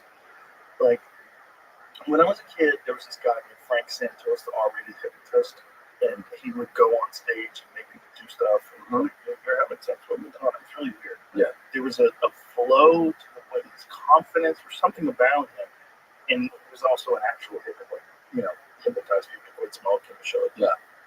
And there was something that he was doing where I was like, what is he doing? Like, what is this connection where it's just so funny? Like, how is he getting into these people's heads? Like, what is hypnosis? And then I see like a guy like a towel on stage when he's killing. And I recognize something I'm like, he's hypnotizing us. Mm-hmm. There's something that he's doing, this effortless confidence and connection to what he's talking about, and great material also. So you give him the reins. You're like, oh, this material's so good. You the reins. Take my brain. Take take my break. And the rhythm of the cadence too. She has a very particular cadence. You know, if you hang out with him or work with him like I did a few times, you start doing A lot of people do that. start doing the cadence. And I did that like 05, 06. And I was like, he was on his show, and now his first like killer album came out, Skanks for the Memories. Yeah, I mean, I feel like I would be talking like to you like this. Like I was like, how's everybody doing? Like I would just start do it because it's such like a hypnotic type of cadence. Yeah, but Treese always says that about like how babies, like that's his babies. Yeah, Like David Tell is a bunch of babies. yeah, That's a bunch of people that he gave birth to. 100%. Yeah, it's super normal. A lot of people have that, but it's interesting how that stuff works. That there's a thing that's going on, which is why live stand up is so much better than stand up on television. Dude, I also have this thing because I'm on tour right now. I realized that, man, it's funny how I could be like tired, and being tired, I go on stage and I have a different mindset, and all of a sudden I'm like, oh, that's a way better stuff. Like I had the right amount of tired, not tired where I can't think, but more relaxed, and then I get off and I'm like, it was like that was like an amazing show. And like, yeah, I feel like I was too tired to be like self-conscious or something. You know what I mean? Right. Like so some of my self-awareness went away, but like the right degree went away. Yeah. And then the show just and then you locked in. Yeah. I also like to tell myself sometimes, if I remember, that I'm best on stage if I'm going on stage in a silly mindset. If I'm goofing off backstage, fucking around, you know, making fun of somebody that's like in my crew or something. I don't know, like dancing in the green room, like just silly. That mindset walking up on stage is like the best one to go on stage. That's why I used to love working with Joey so much. Yeah. Because two things. One, Joey would make me laugh like while he was on stage. I'd be waiting to go on stage. Instead of thinking about my material and going over everything with fine tooth comb, I'd just be laughing. And then I'd go on stage laughing. And that's the thing, is that's an unspoken thing. The audience goes like, where's joy coming from this person? Yes. You know, they feel the joy. Yeah, legit. Because like there's nothing grosser than fake laughs. Yeah. When a comedian does the fake laugh thing, it's fucking gross. Yeah. It's just like when you know you said that fucking same joke the same way every night with the same laugh. Yeah. Like, you're tricking me. You're tricking me. You're tricking me. It's so manufactured, you know, it's so calculated. Which is fine. I mean, whatever, do whatever you want. But it's like there's a thing that comes with that that's like, okay, I'm never going to be fully locked in with it. Appreciate this for that trip, like I'm watching a sitcom. Yeah. You know what I mean? And then there's also nothing as fun as genuine laughter on. Like, if something really makes you laugh while you're doing this stuff, that's the most fun. Oh, for sure. And that becomes contagious. It's like, that's why the bits work so good when you first start doing them. Yeah. And sometimes they die off because you get tired of it and you're not laughing anymore. Yeah. Whereas, like, there's certain things, like, at a subject, when you first start talking about it, you're like, what the fuck is going on? How is this a real thing? It's so funny because we were just talking about how there's certain bits where it kills, right? And then over the next few months, it dies slowly. And you're trying to do the math. You're like, wait, am I saying it different? Am I like this? Did you go listen? Right. Did I miss a beat or something? Did I miss some connective tissue? Right. What's going on? And just like by the end, you're like, no, it's fully dead. It's died. I don't know what happened. You just got to be able to accept that they're dead. Yeah. That's such a funny thing, though, that happens. I have a bunch of bits I call orphans. I have a file of they're all bits that just never made out to a special. Yeah. If someone comes up to me, like, every now and then, one of my friends comes up to me, like, do you do that fucking, is that on anything? I'm like, that one's just amorphous. It's just floating around. It doesn't fit with anything. It's all so fucked up. And sometimes you're like, you ever try to bring those back? I brought some back that didn't make it. And sometimes they get in life. Yeah. And then sometimes you're like, oh, there's a reason why I can carry this. You know when they pop up is bottom of barrel. Yeah. Bottom of It's the best show. The bottom of the barrel. Every now and then I'll pull something out. I'm like, actually, Yeah. I fucking ancient bit on this. Yeah. If I can kind of remember it. That's the other thing is your memory starts to on the old stuff. My memory's gone on my last special. It's gone. That's the best thing. Yeah. Yeah. Oh yeah, it's gone. I get called out to, do this bit, and I go, I honestly don't remember how it goes. Yeah. Like I'll start it, and then I'll forget. Right. You want to do it? Yeah. And then they'll know it. They'll know it better than me. Yeah. Sometimes that's good. That'd be funny if you did it. Yeah. Without. It's fun. Yeah. There's just certain bits that you can just leave your mind. It's like I'm done with this. Did you like any of the acting stuff? 'Cause I know you don't have before. Did you enjoy it? Yeah. Yeah. News radio was really fun. That was fun. Yeah, it was fun. I didn't mind doing it. It's just I didn't like it as much, and I didn't like the time commitment. That these you know, it's not like I'm complaining, but it's like you're working these long ass days. Yeah. And as a person who likes to do a lot of different things, that becomes a problem. And you were on a multi-cam. Exactly. Imagine if you were on a single cam. Way harder. That So would have been. single cams are crazy. I had friends that are on single cams. I was like, oh my god, how are you doing this? They were working 6 days a week, and they were working like 12, 15 hours a day. Yeah. Like, this is so crazy. Like, I like to do a bunch of stuff. I like to do jujitsu. I like to play pool. Are you rolling? No, I'm still injured. Yeah. I'm still dealing with some small. It's a lot better now. Lower back issue and a little bit of a knee issue. That's pretty good. That's a young my little guy quit jiu-jitsu. Funny. They both go. Both my boys go. And we take them in. And this is my last one. He's 6. I go, it's your last one. He goes, dude, my schedule is crazy. I go, what? He said, "God, me was bad." Yeah, he's talking like me. And he goes, I have a full plate. I go, you have a full plate. You have kindergarten, stage, do drums, all time for this. And then he told the instructor, he told the guy in charge. I was like, tell him. He goes, I won't be coming back. I have a very full schedule. And so that guy kind of like smiled and he goes, well, what do you have? Because I told you, kindergarten, drums, Spanish, no time for everything. He's 6'6". And I go, yeah. Is this the one that calls you Tom? Well, they both did for a while. But yeah. So he goes, but the instructor was great. He goes, okay. He goes, well, in life, you have to be strong, right? He goes, yeah. He goes, it's not an option. He goes, yeah. He goes, so if you have to be strong, then you have to do this. And he goes, yeah. He goes, the instructor says, I'll see you Thursday. He sticks out his fist, and he goes, I told you 2 things.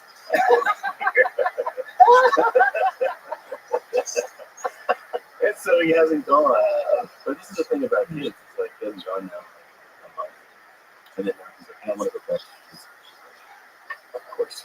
So, of course. And also, his older brother is doing very well.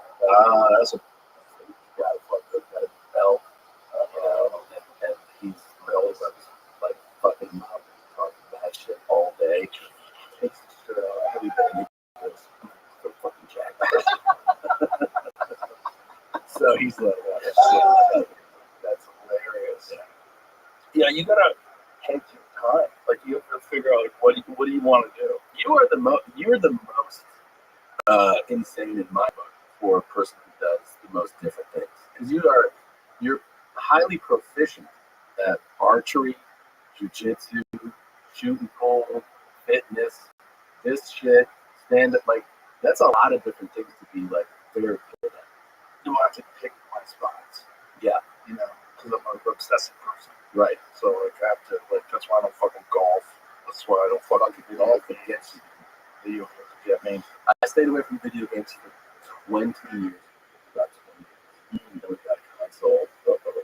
Here's the thing. I actually found that I am busy enough where in my brain I can go, yeah, I can do 20 minutes on certain days and get like a little dopamine kick from it and have fun. But most of the time I walk by it and I go, I got around and play. my problem is if I put that 20 minutes in, I'll be up until 5 in the morning. Yeah. I'll go, I don't need to sleep. I just won't work out tomorrow. Yeah. I'll just show up, half in the bag. I'll eat a lot of creatine so my brain works. Yeah. Do you know how to do that? Yeah, I started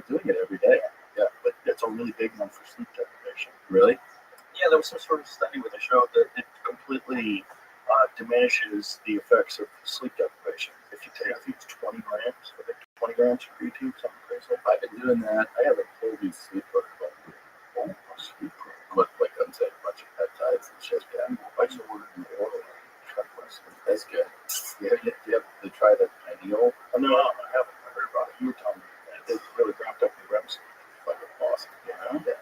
Nice. Yeah. Anything for more sleep, I'm gonna take it. It's like we're really Quality sleep. no drinking. That really affects my sleep. Really? Yeah. We don't drink in a lot. A lot, not like work levels. But like last time I was sober, I was with we were all. It was a great tape. It was like Taylor Sheridan, his wife, my wife was there, Bert, his wife, David Goggin, his wife. Oh wow, and a bunch of my professional pool player friends. It's a fun tape. Oh, it's fucking phenomenal. We had so much fun. We all had dinner together after the UFC fight, and Bert is just throwing back martinis. Yeah, and I was like, oh, I definitely made the right choice. Yeah. I definitely made the right choice. Like I'm watching him, he's slowly turning into a human grape in front of my eyes. The fucking redheaded face. He was hilarious. He was good. Yeah, but that's the thing. We were having a lot of laughs. Yeah. But I was like, You can knock him down, dude. bro, he found out where we were leaving, so we were more to down on the way out the door. He just downed 2 martinis. Oh, no, 2 more. Like, just down these martinis on the way out the door. Like, this is fucking preposterous. It's preposterous. And then I talked to him, and he goes, I got all my blood work done. Perfect. Everything perfect. I know. I was like, how's that possible? He always says that. And I saw somebody comment the other day on our podcast. They go, the documentary about Bert's doctor who said blood work is perfect is going to be unbelievable. It's a complete charlatan. It's gotta be. Dirty lab coat with a fucking mouse in his pocket. Some It's crazy gonna be guy. completely sick. It was like, you're great. Oh my God, that's so funny. That's so funny. Yeah, we had dinner and he was like, one? And I was like, I'm good. And he's like, do about one for the 10. Don't be have rice. He's just his glass. And he can drink it in like 5 minutes. It's crazy. It's so hard. Well, it's obvious, like, it's got to be an adaptive thing. Like running is. Like, Yeah. If you run never, you can't run a marathon. Right. But if you run a lot, you can run a marathon. Sure. Get used to it. Your body gets accustomed to putting on miles 5 before work every day. You know, we always talk about that freak show shit he has in him. Like, he's free. Yeah, he's free. Yeah. We did the 5K in Tampa. Mm-hmm. Like 8,000 people this year. That's crazy. And so many people that are like, you know, making. Look at that. Yeah, they can. By the way, how good is that? Dude, do you know what he's down? 200 pounds. Yeah, and from last year, 130. That's amazing. And he's like, I want to lose another 100. That's insane. So And- what's he at now? He's at 340. So he wants to get down to 240. Wow. He wants to get to 240. He's a big guy. For him, 240 is probably right. Yeah, it's probably it. And I, by the way, we were talking before he got there. The 5K it was in Raymond James Stadium, Bucks play. Mm-hmm. So I was like, well, how are we mapping out 3.1? Well, the only way to do that in a venue of this size is you have to like use every square inch of the place. So they had us go up the ramp. Like if you're going to go up to the top, there's a ramp that goes up. It's 9 stories up all incline. And then you go across, and you go down, and you go up again. Oh, so we like half a mile plus of incline, right? Oh, So before Jody's here, I'm like, I don't know if he can do this. You know what I mean? Like he's a big guy still. Knees, cardio, all the shit. Right. Dude, he fucking smashed it. that's He did great. Did he hire a trainer? Like, how is it? What is he doing? I think some people He got guys. his phone. I know. He has a flip phone that like doesn't even. That you can, I don't even know if you can get text on it. So Yeah, he just chucked his phone out. Yeah. Apparently, like all the years of drinking, he just gave his phone number out to so many people, and they decided instead of getting a new number, Yeah. which is what you should do. Yeah. So like, I'm just no phone. that's fucking awesome. By the way, It's crazy. I love. Like I used to panic when I left my phone behind. Now when I forget my phone, I'm like, oh, it's gonna be a great day. I'll get it later. Like I feel fine. It's a great feeling. Yeah. Yeah, we're all prisoners. We are probably prisoners. We're prisoners. It's gonna get worse. Oh, this is the thing I wanted to tell you. some of the Bucks players, the offensive line, these are absolute beasts. 6'5", 6'6", 330, like just giants, the gorillas. And we're doing all this silly competition stuff. Like get the golf simulator, throw a fucking spear into like a bale of hay, and then they're like, "Oh, we need one more thing." So we have a beer stein holding contest.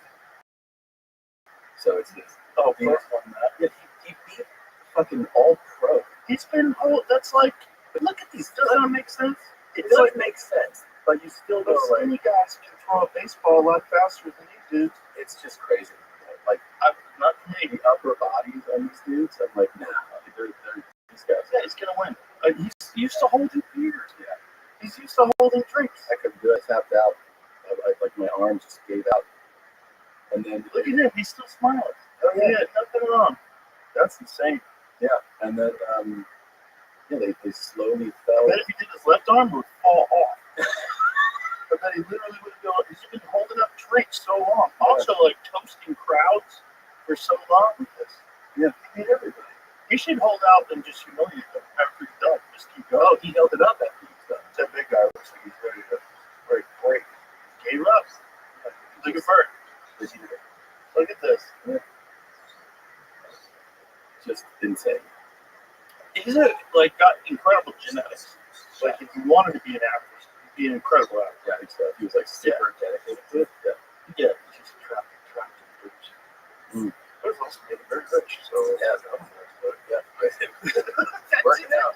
I love him. You know, I don't want him to change, but I do. I mean, I want him to be healthy. But like when we first started doing Sober October, it was essentially just because we were worried Bert was going to die. Yeah. You know? Yeah. Well, still here. I mean, the first one was the weight loss thing. Like working out. Yeah. That's nuts. What type of resistance is that? I don't know. 100 or something? Yeah. Yeah. Yeah, I'm obsessed with that squeeze machine. Yeah. You know the thing? Oh yeah, it measures your Yeah. dose. I got 161, and I want to get 190. Oh, so you're training for it. Yeah. Do you have one here? No, I think we do. Yeah, we do out there. Out in the hallway. But we do at the club. And so when I first did it, I think I got 147. I was like, well, this is bullshit. Yeah. And then I got up to 161 without these things. I bet Just from working out a lot. I bet David has a crazy grip strength. Which day? Lucas. Oh yeah, it's a good guy. Big hands. Big hands. Jamar has one. Jamar named it. Yeah. Jamar's strong. That's crazy. You see his shirt on. Yes. But Big dudes coming back to it. I don't know who's gonna look at the Records got to The UFC had a bunch of guys do it. I forget who had the highest, but I think Alex Pereira was like, he was like, He's a big fuck. I didn't realize how big. I didn't realize because TV stuff is that big. So then I saw somebody I know standing, and I was like, holy shit. 97. Oh, that's great. He didn't try. Michael Kevin, 113. No, he's going right. Are you doing your opposite hand? Because Paul Craig, I think, is a lefty. 126.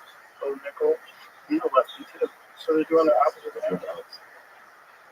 What's his? 153. Wide and strong as well. This guy. 153. Steve is huge. What's he got? He's a left-handed too, yeah. But he's a big fucking 131. Wow, that's good. Oh, that's another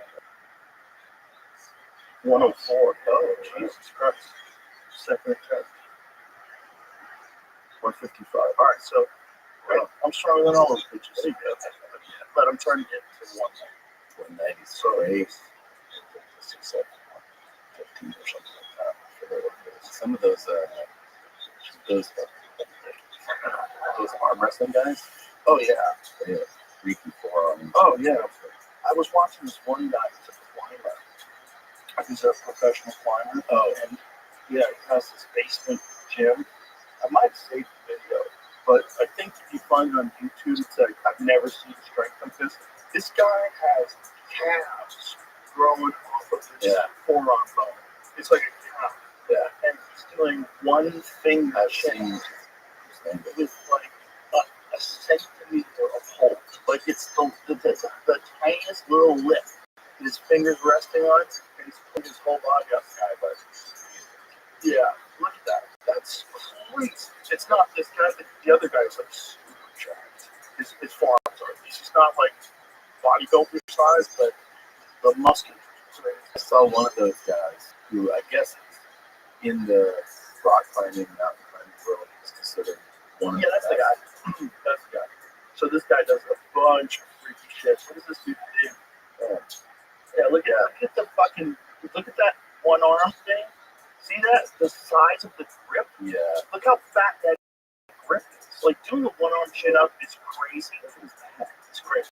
But doing a one arm chin up, doing a one arm chin is crazy, but a one arm chin up with a fat grip like that is off the charts, guys. Like, his strength must be insane. But you look at him like right there, like his neck and everything, he doesn't look like that strong of a guy. Right. It's very deceptive because with climbers, you can't have traps. You can't have like excess stuff. So everything is very like look at his forearms, look at his grips. But look at the size of his fucking forearms when he's doing that. It's crazy. See me isolate when he was doing that with forearms. Workout very real. Did you see that? No, it's a different guy. Yeah, I've seen that. Yeah, I think that might be that guy. Might be. Yeah, I've seen that. Yeah, but then he's blown away by this guy. Because like mountain climbing, if you think about it, just the amount of reps that you're kicking your body weight out, like holding, like gymnasts, like who's more jacked than the guys who do the rest? No, they're super jacked. Like look at his forearms. Look at the back up a little second and just freeze it. Look at freeze it right there. Freeze it. Look at that left fucking forearm. Yeah, that's nuts, man. That's a calf. Yeah, that's a calf. That's like a strong calf. And this is like a big endorsement for calisthenics, basically, right? I mean, calisthenics. Yeah, that's a big part of it. Really? Oh yeah, I do a lot of calisthenics. I still do the 100 push-ups every day and the 100 bodyweight squats. But I do chin-ups, dips, and L pull-ups. You know, like with a close grip. The legs. Yeah, those. Really. Yeah, it's you want to be able to, and you know how to do. I do hang from a bar like this, where I swing my toes up like such a bar. So it's like really works the core. That's like being able to manipulate your own body is crucial. Yeah, because those gymnasts are like, some of them like they have like weights and just doing this shit, which is nuts. And they have, but it's not time efficient. Yeah, because they're doing that. Their muscles are like that doing 8-hour sessions. But you can get a lot done with your body with just dips and chin-ups. Dips are incredible. Yeah, so good. I mean, that was like, I think when Arnold talked about chest, he was like, that was like the cherry on top. Mm-hmm. Doing like we always do dips. And you can do weighted dips too. Yeah, dips are so easy to weight or throw a chain over your neck or put a weight vest on or something like that. Yeah, that's another thing. Like just a 25-pound weight vest where it doesn't feel like anything when you wear it. But when you do stuff with it on, like chin-ups and pull-ups, like, oh my fuck. Yeah. So different. And then we take that thing off, you're like, oh man. Right, so imagine being 25 pounds too heavy. Yeah. And then imagine Jelly Roll. So Jelly Roll was walking around 200 pounds too heavy before. At least. So it's actually 300 pounds, right? Yeah. So imagine just carrying around everywhere you go. You got a squat rack, like a real bar stuffed with plates, and you're just carrying that through life. Yeah, that's what they do. That's great. That's why those guys fucking lower bodies go crazy. Oh, Ralphie May used to have the biggest calves in the world. Yeah. His legs were like carrying. Oh my god! Yeah. Just carrying around that body like that. It's nuts. Mm-hmm.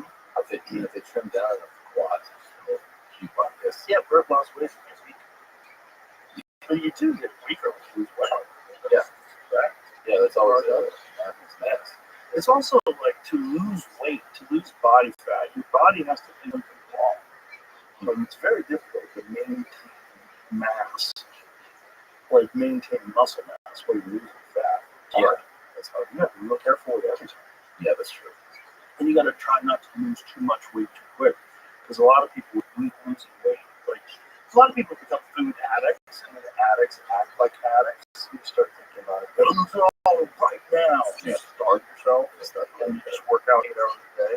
But you're going to lose all your muscle with everything. You're going to lose everything, and you probably get injured. Because you probably feel like, hey, fucking idiot. Yeah. Give you that 10 How about a little back bulge? How about a fucking sore knee? Yeah. How about plantar fascia? Yeah. Slow the fuck down. Your body tries to figure out a way to slow you down. Yeah.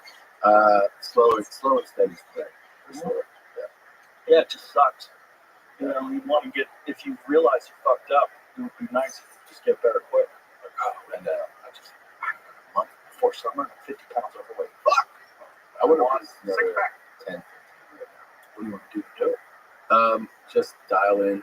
You know, it's really about consistency, I feel like, with me, right? Like, my window for when I go, oh shit, is just so much smaller than it used to be. Mm-hmm. So right now, I'm like, oh, I've slid a little bit, and I'm tore up. Oh shit. I just have to tour. It's hard. It's hard. Like the morning fucking cheeseburger. Yeah. Sometimes it's also just that, like, you know, getting this rhythm of the way I'm eating and training at home. It's really good.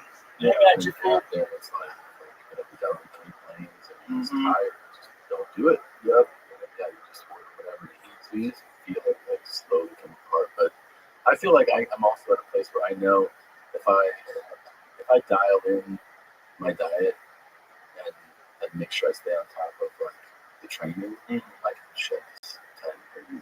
Yeah, you've done it before. Yeah. You did it pretty well. You know, you figured it out. And then you also have muscle memory now. I think it's hard when you're traveling because you know you're just anytime you're traveling, your energy level goes down. Yeah. It's like you got to figure out things to mitigate that energy level going down, and then counterintuitively, the best way to do that is to work out. Yeah, I know. Which doesn't seem like it makes any sense because you're tired. I don't want to work out. A lot of times we do some land, like right land and go. Yeah, land and go. It is crazy how I do a lot of every day, 3-4 weekends ago for tour, and a lot of times I'm at third, city, just like another plane, another time. Taking a lot of vitamins. I think a pretty good amount of vitamins. Yeah, that's important too. Yeah. Take a lot of vitamins, and then it's just hard to be strict with your diet when you're on the road. But the big one is alcohol. I'm lucky in that regard. So I'm not a big loser. Yeah, I don't know. I started eating steak bars. oh, those are great. Those are great. Yeah, PRT is involved in that. I don't know if you maybe. Those are delicious. They're great. Like fart. Love farting. 28 grams of protein. 150 calories. Yeah. And sugar. They're great. Yeah. Great. Yeah, there's a bunch of good options now that you can bring with you on the road when you're hungry, keep you from eating bullshit. That's all I'm trying. Like sometimes I go like, oh, it was great. Today was a great day, and then it's just dinner. So you just like don't fucking ruin your day. Have you ever had carnivore snacks? You know what that is? No. The carnivore snacks ribeye is my go-to. I bring that on UFC broadcast, like I give the Daniel Cormier and eat them. It's like sliced ribeyes that are just dry, but it's got the fat on it. It's good.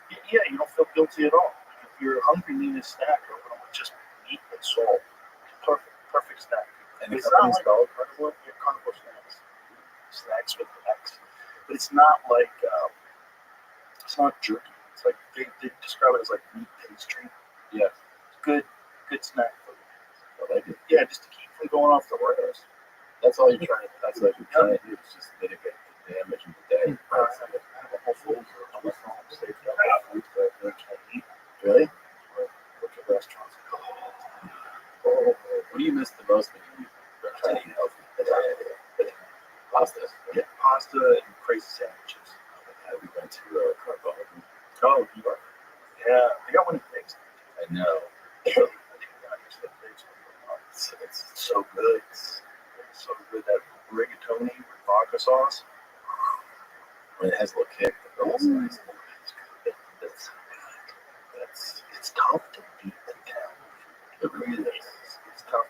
is just pure that pleasure of overstuffing yourself. Believe it, we did for the last summer. It was like every day. Yeah. And the thing is that you like grow up.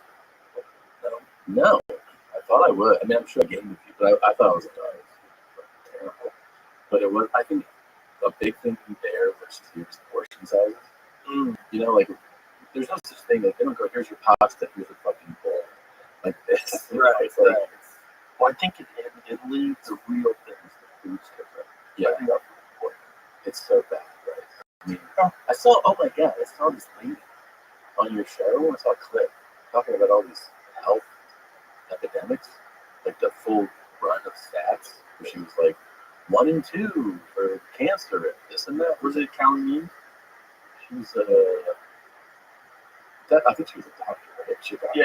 Well, I don't think she finished her doctorate or her medical school training because I think she got to the position where she realized that most metabolic diseases are being caused by food. But that's the thing, is like that's the big takeaway I think from that. It's like you have this conversation with, I have it with people all the time who travel abroad, and you're just like, everything in Japan is amazing food.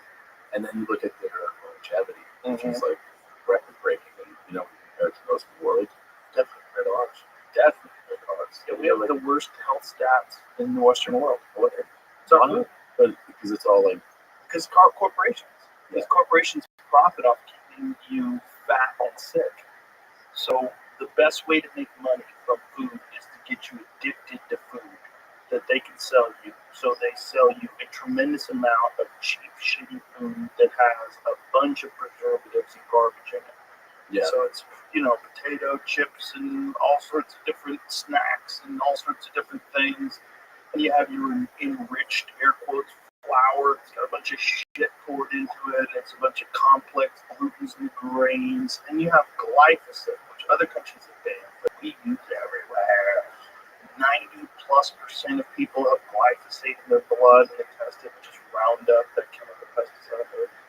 We have herbicides that kill your fucking endocrine system. We're poisoning it's ourselves. really sad. We're growing stuff at home now. Yeah, I talked to you see that. That's pretty dope. And that's just delicious. Yeah, that's the way to go. The lettuce and the tomatoes and it's all kinds of like veggies. Tastes like real food. Yeah, you do taste the difference. 100%. Which reminds me of when you're abroad, right? Yeah. It's like you in Italy, or Japan, you have a tomato, you have a strawberry. Yeah. Like those things are supposed to taste like. Yeah, we make stuff that can sit on the shelf forever. That's why our tomatoes, like they're albino tomatoes, they're hard. Yeah. Our tomatoes are hard. Yeah. Like, why is a tomato hard? Why does it stay hard for like weeks? Just sits there. And we just keep investing in that. Yeah, it's terrible. And then you get all this inflammation in your body. And, we've sort of genetically modified a bunch of things to Gotcha, feed a bunch Freddie. of people. So we have large numbers of people. Yeah. There's benefit to that. How much of You have a this, cat. do you think is related to the fact that we have so many more people in some of these places? Oh, yeah, that's a fact. But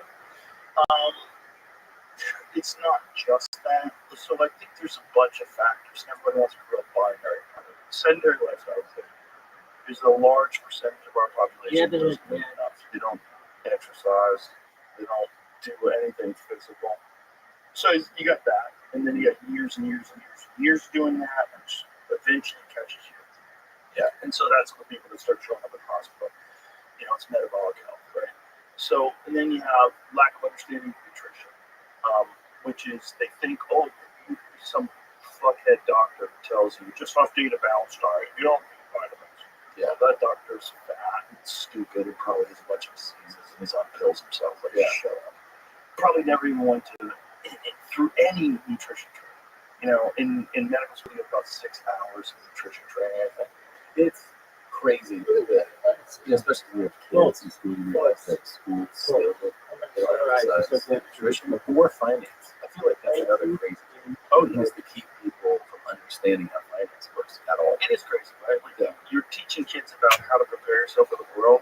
You don't teach them about debt and about interest. First thing that happens when you're a freshman is you walk through the student union and they go, you're fucking 18. Yeah. And they're like yeah, that's the 29.9% APR. It's awesome. They're praying. Yeah. They're literally praying. And the school lets it. Yeah, the school's like, yeah, go ahead. Oh, they don't give a fuck about you. That's You're crazy. grist for the middle. Yeah, you're literally you're paying fucking. You end up paying $300 for a Coke bottle. You know what I mean? Because you just like scan it. Like that's insane. Yeah. They don't teach anybody. It's really crazy. Well, also you get it in their head that they're fucked because the debt that they're getting involved in with student loans is the only debt we have that you can't get rid of. Yeah. The only debt. Yeah, can't forget that. There are people right now who have Social Security getting docked. Their Social Security is getting docked for student loans. So they made it to death, and they owe money to the government for loans that did them no good at all because they're living off Social Security. So the government gets to steal more money from your Social Security, and we don't have to pay you. So, and meanwhile, like today, the reality is you can get that education online. Yeah. Almost all of the books on any sort of subject are available. mine is useless. What's your certification? Well, you Worked out. nothing to do. You probably they use you to sell more tickets. They probably do. But This guy, but look, he went to our university. You should come. I mean, Like Tom. you know, like you know, I didn't learn Anything. How much did you have to pay for school? Oh man, how much were I in debt for? How much was the tuition? I think tuition when I was there was something like $6,000 or $7,000 a semester, so 12, 13 a year. Which whatever. Now, fucking tuitions now are like $50,000, $80,000 a year. It's great. So imagine taking on that loan. You start in the workforce. You have $300,000 in loans. God forbid you go to graduate school. Oh my God. And then you never get out of the hole. I think this is why some doctors from Orange become sociopaths. Because you are dealing with so much debt, really no one gives a fuck about you, so you don't give a fuck about anybody else. Wow. Yeah, it's great for society. It's also like there's two things that can be true, right? I do think that you kind of kids have to like get something going and get a path in your life. And when you're going to college, it's like you're out of high school, okay, now you're on your own, you're in college, you got to keep up your GPA, you got to get your degree, let's go. So there is value in that. Yeah. But then also, it's too much money, and you're probably not going to do anything with that degree. And if you don't have the degree, people think you're a loser. And it's very strange. It's very strange what's going on because you're allowing these corporations to prey upon children. Yeah. It's like you're an 18-year-old child. Don't understand anything. Don't understand anything, and then all of a sudden you're in college and you're saddled down with unstoppable debt, and you have this fucking circus of people around you that are also trapped. And you didn't understand what that meant with what you were signing up for. No way. It's the same reason, like, you have a conversation with somebody who's that age, and you're like, oh, you realize that our brains are different. Yeah, they're not developed. They're not fully developed to understand, Especially boys. way more clearly. Yeah, boys don't get developed until they're like 25. Girls are they can figure out the game earlier. They're not as saddled down by testosterone. Yeah, that is good.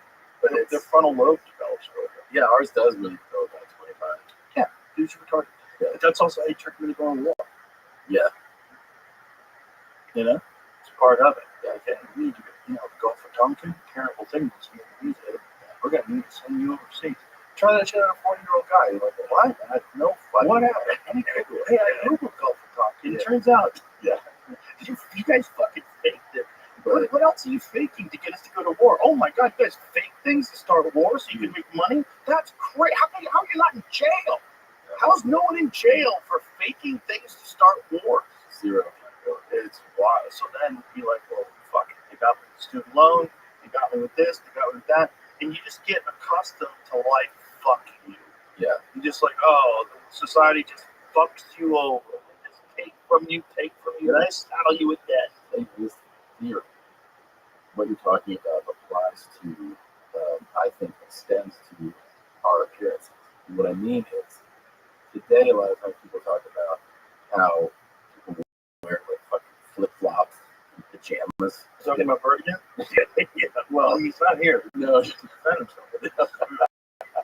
but like you get on a plane and you see people Yeah. in pajamas, right? Right. And 50 years ago, they'd be like in a suit.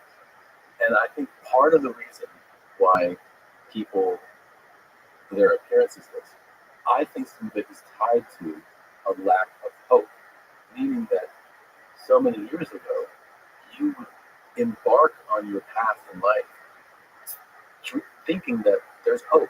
I can have the American dream. I can own the house. I can get the things I want to get. And so many people today are like, there is no hope. So fuck it. I'll go out in my fucking sleepwear because I don't have. I think there's a connection. Well, there's a lot to that too. That if the government wants, if they want control and power, which is ultimately what every government wants, it's not a conspiracy theory. Every government wants control and power. What's the best way to acquire control and power? How do people give up? Have them give up. Yeah, it's fucking I give up. I give up. Fuck it. I'm wearing flip flops. Fuck it. I don't care. Because that means I'll do what you say. I'll do That's what you say. That's what's really scary to me about AI, automation, and then ultimately universal basic income. You can get a lot of people out. And then the government's going to clamp down on you more. Yeah. And then it's going to be haves and have-nots at a scale that we've never seen before. When you have companies that are in charge of these automated taxi services, and that's the only way you can get around. And the government gives you a certain amount of credits, so you don't have to ever worry about traveling. You have credits as long as you're a good boy, Tom. Yeah. As long as you follow the rules, as long as you don't say anything crazy about Israel, as long as you don't do anything nutty, about vaccines, as long as you don't step out of line when it comes to the election, then you don't say anything crazy about this or about that, and take your vaccines. And if that's a real possibility, and that they're just going to extract money out of us, or attempt to, because this is a grand battle of control. Mm-hmm. The more they have power over narratives, that's also there's things that are going on right now. Like we were just talking about, some friends this weekend, we're talking about these bot farms, like this evidence of bot farms that people have used to go and attack people with certain things, like a bunch of different countries use bot farms. I'm sure a bunch of different corporations use bot farms too, but no one's getting in trouble for it. Like if you can pretend that you're mass groups of people that are getting upset about something, you can just pretend, and you could pretend. Yeah. You could hire people to go protest and fly them in on jets. Like that's happening right now. Mm-hmm. There's this guy in Maine who made this video where he was hired to drive these people to the airport, and he's trying to figure out where are those people going? Driving this two busloads full of people at the airport, and they were saying, "Well, we're going to a protest." And like, what protest? And he goes to Google, where they're flying to. It's like, oh, this is a paid protest. They're paying people to show up and pretend that it's a protest. So it's like there's puppet masters that are manipulating world events, and that's legal. Yeah. You're allowed to pay people to go protest. Yeah. Which seems like that should be illegal. Like right. You shouldn't be able to pretend you have an organic uprising against some. It's giving people this illusion. Yes. Yeah. Which is the entire Kamala Harris campaign. Yeah. I mean, that's what it was. The whole thing was abstract. Did you see that? It was before he left, the former FBI director talking about how China just doesn't play ball with any international rules. Oh, sure. And he's like, how they don't respect IP at all. So he's like, they'll just come in and they'll get a spy to give them, let's say, the IP of some whatever industry, energy. They'll just take it and be like, we have it now. Yep. Start this company, and then this company goes bankrupt because and they just fuck you. Yeah. They make shit. Whole Apple stores. Yeah. That are fake Apple. So insane. Everything's fake. Fake laptops, fake phones. I saw a guy too. It's like the evolution. Because what happens if you try to get online? I have no idea. Can you get an Apple ID? Like, does it work? I'm imagining that it can't. But like, you know, I always sort of think about the fact with AI, how we're in like version 1, right? And we're all blown away by it already. And it was a watch guy online with 2 like big tunnels. Oh yeah. And he was like, dude, this is the best one I've ever seen. Fake. Yeah, the fake he had to take it apart and to look at parts that were inside. Like a spin wheel goes, oh, this is missing. So which begs the question, like, what is it? Like, what do you buy?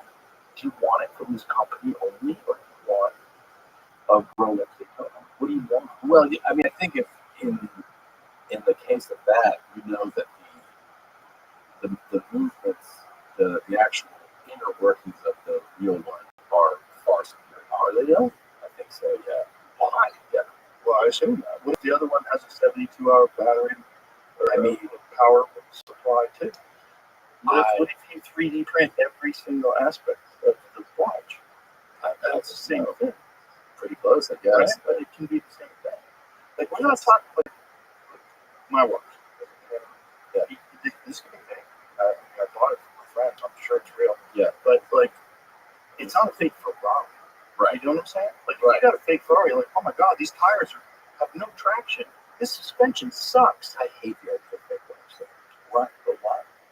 Well, because I used to do poor. I also just don't respect the copying of it. But, Right, it's bullshit. Yeah. Well, you always buy one because you're contributing to yourself. But it's kind of funny. It is kind of funny. You can get one for $40. That's like a $7,000 watch. It's pretty crazy. It's insane. And it's perfect that it's tricking these watch experts. Right? Yeah. But I don't really understand the. Yeah, look at these. So one of those is fake. Yeah, the Right's fake. Yeah, I bought that. It's perfect. I'll take it. How much? pointing out. Look, you see the difference. Like, imagine. Who knows this on the spot? Well, You also, know this on the spot, right? yeah, so my vision sucks. Mine does too. So I'd have to like take it out. Yeah. And it's like, I don't know. Like this one, I can't even. I haven't got this. I didn't read the deep rather. But I mean, look at it. Yeah. That's a struggle. Like it's dark in the room. Oh, yeah. That's incredible, though. The replicas are great. They're so good.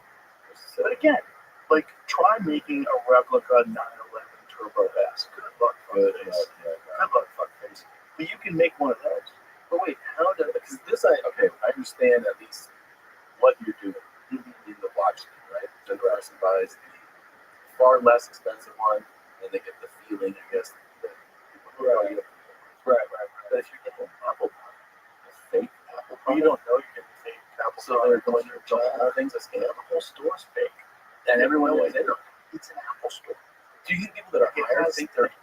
Fucking logo. That's an Apple fake factory rated in China. This is 10 years ago. I think they're going up to say that the tricks that the employees are not going to work in Apple. So They have the crazy idea. Yeah, it's like it's layers or severance. It just goes deeper and deeper. Yeah.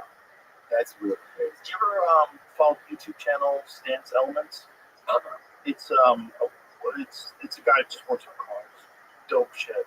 And one of the things he's doing is building his own Ferrari F40.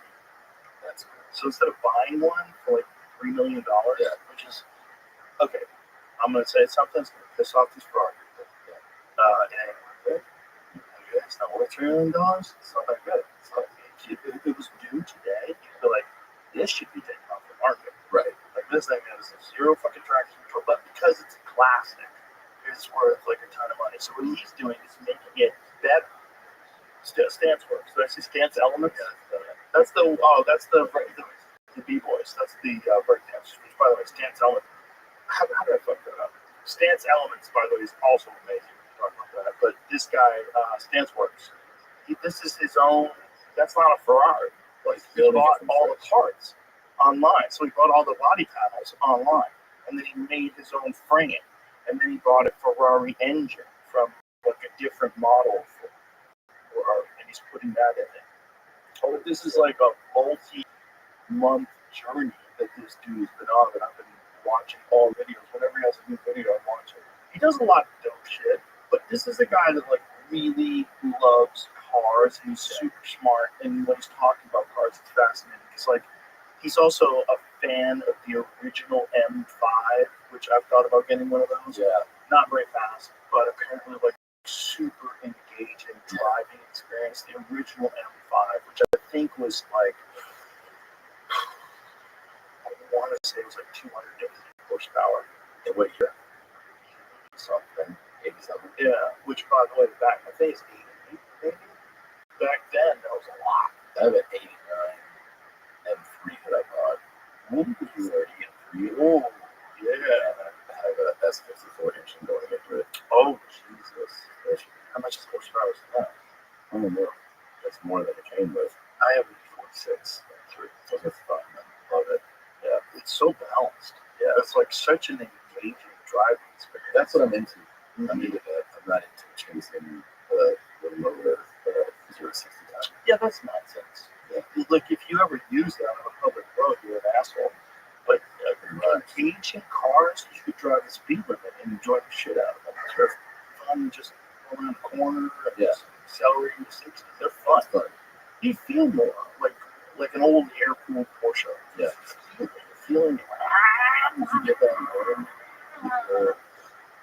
in one being built? yeah, it's not like that. It's very close. Close. Yeah. It's the RSR project. Yeah. That's it's like 350 horsepower, 2,000 pounds. Well, I have some crazy fucking car too. What do you know? Just a Steno Fury, 26 GTB for It's like 700 horsepower. right. Yeah. I watched that. I've seen your Blazer, but I watched a video on it. Yeah. Of those guys, the Velocity Motorsports Awesome. guys. Yeah. They're doing cool shit. Velocity did.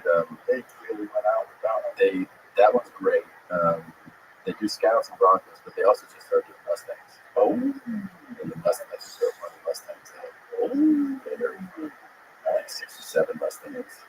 So you get that. He's under one of the flared fender. Did you send me that? Did you send it to me? The green one? No, that's a different one. Oh, yeah. I just every time I see something. Yeah. Check this shit out. I sent you the other one. What did I send you? I sent you that Julia, that Italian one that the guy came place. Oh yeah. That was like shit. The Alfa Romeo. Yes. Yeah, I've seen that online getting reviewed. It's a Resto Mod Alfa Yes. Romeo. I cannot trust my people. No. No. One of my people's vehicles, but generally I don't trust my people. I just think they're eating pasta and staring at ass, and they're not going to do a good job. I want it. My car's made by either Germans or That's what it had. Oh, wow. Yeah, dude. I told one of these. This guy came. baby. Look at that. It's fucking rad. Totem Automobile. Yeah, I did like it a lot. I didn't order it. He's making a prototype for a whole new company. Oh, So it's like, I don't know. that's so sad. That looks like a James Bond car. It does. God damn. And it's 100% custom. I bet that thing flies. Dude, I was driving down Fairfax in LA in the rain, and he turned off the traction control. No. Yeah, turned off. He turned it off. Why'd you turn it I off? was like, let's run, explode, emotion. Oh no. And guess what? The emotion almost ended up wrapped around a fucking light bulb. Did you spin? Dude, I was like, what? I corrected it. I was like, panic. And I was like, fucking drive. That's the fear of losing it in Porsche. That rear engine whip. You know that understeer that happens? Yeah. Or oversteer. What is it called? Supply throttle, something throttle, oversteer. When you Lift, you throttle, lift, lift, throttle, yeah. oversteer. yeah, and then the back end goes on. Oh you. yeah, man. It's a weird design. Like having that engine out back like This that. thing also happens in everybody's mind who's not. It's literally something you have to be trained, Mm-hmm. which is that when you're in a car and you're at a certain rate of speed and you're approaching a turn or something, you feel anything going on you take your foot off the throttle. What you don't realize is that it's gonna make things worse. Yep. Because the momentum and the weight are gonna be carried through. And actually, the only thing that will keep you from usually losing it is to stay on throttle, not necessarily give it a ton. Right. You need that momentum to carry you through it. Right? And so it's just something that because there's countless videos of somebody in their fucking cars. It's going to tree. I just watched one on GT3 RS. I see that. Oh, brutal. He's like 18. And he did exactly that. Yep. His turn, off throttle, vice correct. Bye. Correct. Yeah. But that is a bad element of that design. The rear wing. Yeah. And also, it's like, is that really the best way to do it? Because, everybody always said that the Cayman is the better car if they just gave it the same sort of love that they give the Porsche. And I love it. The Cayman? I love it. Yeah. It's like my heart is with that car. If you go, what's the one you really love with it's still that car. But isn't it interesting that, that car is not as prestigious? It's not as prestigious, yeah. Why is that? It seems stupid. It's the whole thing, too. And if you have, you see people like, you got the K, you got the 111, but you drive this thing. Yeah, but people that say that are all the time. They kind of are. Yeah. Anybody that says that is an idiot. I mean, you don't know anything about cars. Mid-engine. Because you have a Diamond, right? It's like, no, it's not Diamond. That's the company. Diamond did my BMW. Yeah. What's your company? For that one, Damon. Yeah, Rick Damon did the upgrade on that. Yeah. So what that is what it should be. Right. From Porsche. Yeah. They should take that big juicy GT3 RS engine, or even crazier, take that GT2 RS. Throw it in that bitch. That's 911 owners. That's it. Just flex up there and check. Yeah. If that upsets you, then you need to go find something else. You need to go do Mushroom Mountaintop somewhere. By the way, did you look at that? I don't know what you're talking about. Did you ever drive the GT4 RS that came out with a year or two ago? No, I didn't. I heard it. I didn't drive it. I'm sure it's dope, but it's also an automatic. It's all automatic. Come on, of course. Like, what are we doing? Why are you buying a street car? Are you a crazy track guy? That's a track car. Okay, which is fine. Yeah. Which is fine. Yeah. But for the average person that enjoys, make an enthusiast car that's a goddamn 3-pedal. Yeah. Make a manual. Well, thank God they still do. Yeah. They make some. I mean, a lot of places don't. I still damn in BMW. Ford still makes them. They still do it with their Mustangs. I can't believe that Ferrari doesn't realize that if they did just have a limited run. Oh my God, sell like crazy. Sells so crazy. Yeah, they give up. Everything. Give up. Everything. Thank God Porsche didn't. No, I know. But they did with some cars. Like a lot of their cars, you can't get the GTS now in the 5-speed. You can't. Or excuse me, 6-speed or 7-speed, whatever the fuck they have now. You can't get. I don't think you can get the S. You can't get the turbo. No, you can't get the turbo. You have to get the T or the regular. Maybe you can get the regular 911. I think you can get a regular 911 for GT3 you can get still, but you can't get the GT3 RS. Oh, come on, guys. Shut up. Just shut up. I think the audience should inform them, right? They should know that their fan base, I don't know what's all that shit. It's like it pisses me off about Corvette too. Like, you guys have the most dope shape now. The C8 Corvette is so sick, and you're putting out these insane ones like the Z06, the ZR1, but it's still. I know. Gotta be all that has to do cost analysis, right? It's a little bit at and I thought I was gonna have a quit over the weekend. Really? This is easy. I think I'm like, Yeah. I don't think I'm physically addicted to stuff that way, except coffee. Yeah, I've done that. I took the whole day off coffee. I was like, come on, fuck. Fuck. Coffee gets me to headaches. I like coffee so much, and coffee's everywhere. I'm like, I don't think I need to quit that one. No. I didn't get headaches last time I tried to quit coffee. I quit for a couple of days, and I was like, this is just rough. But the nicotine pouches were nothing. That's great. It was super easy. I feel like I have some of that where I'm not that physically addicted to it. Dude, I have friends who anything against stuff like that. I have a guy who came over to do a podcast and saw that somebody sent us some Kratom stuff that I want throwing out. So I don't want to get this shit away.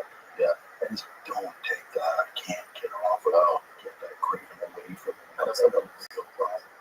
Really? I know someone hates it. What? Yeah. What? 18 years on a shitty opium? Well, because they were using it to get off of opiates. Oh, God. And they can't go without it. Wow. But the high is so, like, whatever. Yeah, it's not. I tried it and then telling me, be careful, be careful. Oh, Duncan loved it. We had some at the club. Yeah. And Doug was like, hey, man, you got any more of that?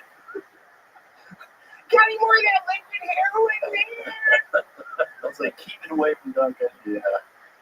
He's so funny. He's the best. He's the best. But we like had a whole box of it there. Ron White had left there, and it was gone by Tuesday. I got in there on Tuesday. How's everyone with Where did it all go? It was all Duncan. It was all we drank all of them. I was drinking 2 and 3 a day, man. I mean, you're not even supposed to drink one a day. It's like a half a dose. Yeah. Which is really weird. Like, why did they make one of them?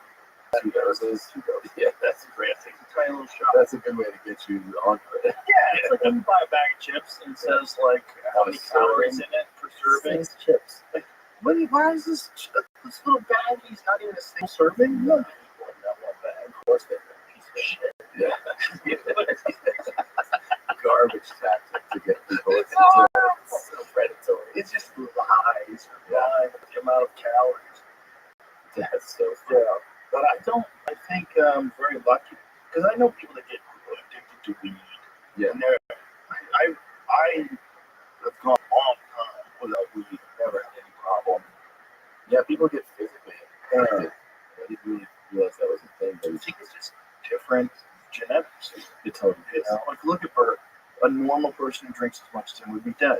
Yeah. He'd have like real liver problems, and he's he doesn't have any He's problems. in the gym in the morning. Yeah, it's nuts. So it's like you just gotta deal with the cards you dealt. Like, no, no, 4 reasons. Well, you don't. So what are you gonna do? Yeah. You know, just sit here and fucking complain about everything, or what? You got to figure it out. Yeah, figure it out, bitch. Yeah. Yeah, figure it out. You need, everybody needs love, everybody needs support, but everybody also needs figure it out, bitch. Yeah, there's Figure not it out. enough of that. There's really not enough of It's that. not. Because you really, it's like, you don't gain anything by doing the, like, how come I get this? It's like, how come I'm not 6'6"? I don't know. I'm not. Just you just deal with it. Yeah, you got to just deal with it. I think that's a real problem that people, if you think about like the do you remember that documentary, The Secret, that stupid documentary? Oh, yeah. Like, all you have to do is like, think about things and look what can happen. Yeah. Not really. That's bullshit. But it's a part of it. It's a part of making things happen. Like, you can't just say, I'm going to fucking breathe underwater. I'm just going to think about it until I get there. No, you can't do that. Give it a shot. Yeah, there's physical limitations to the human frame. There's physical limitations for your particular human. Yeah. You can't get taller. You can't lose weight. But you can't really do much other than that. Yeah. You can kind of get in good shape for what you got, but what you got is what you got. What you got, yeah. But there's a bunch of people that just think about their problems all the time. It's an obsession. What it does is it carries you through time without having to deal with the problem. Because you just talk about the problem. Right. That's a big one. I know so many people Your who do that. focus is your problems rather than your solutions. Do you know how many people who walk all up in a fucking dirt floor shack who love your problems? Yeah. Like, your problems are not that big a problem if you're living in America. Well, you and you have your health. You need that perspective change from people. Exactly. Yeah. There's a big thing of like, if your problems become your identity, it's like that. Because I know people like that, right? They're like, have you ever seen that video? The final boss of woke. It's like this one trans man who's like, I'm a disabled trans man. I'm also on food stamps. I also have what's a real person? And it's Donald Trump is trying to erase me. And it's like, this is the identity. Like, this existential battle with this final boss has everything wrong with him. Yeah. You're not a him. You're Yeah. a girl. Pretend to be a man. So it's like you've got everything every wrong. issue. And it just keeps going on and on. You seen this, Jamie? Do you know what it is? Sounds like somebody should try to get on stage. No, big fat stupid face. It's not gonna work. The whole thing is just like it's so crazy that people will just like there's a value and currency to being a victim. Yeah. So they'll add stuff. Social media has also helped that a lot. Because there's plenty of people that don't want to deal with their shit. That'll go, yes, girl, you go, yeah. Society's doing this to you. Yeah. Did you hear about that lady that got fired from Equinox in Manhattan? She was late 47 times in 10 months, and she sued because of racism. She said she got fired for racism, and she won.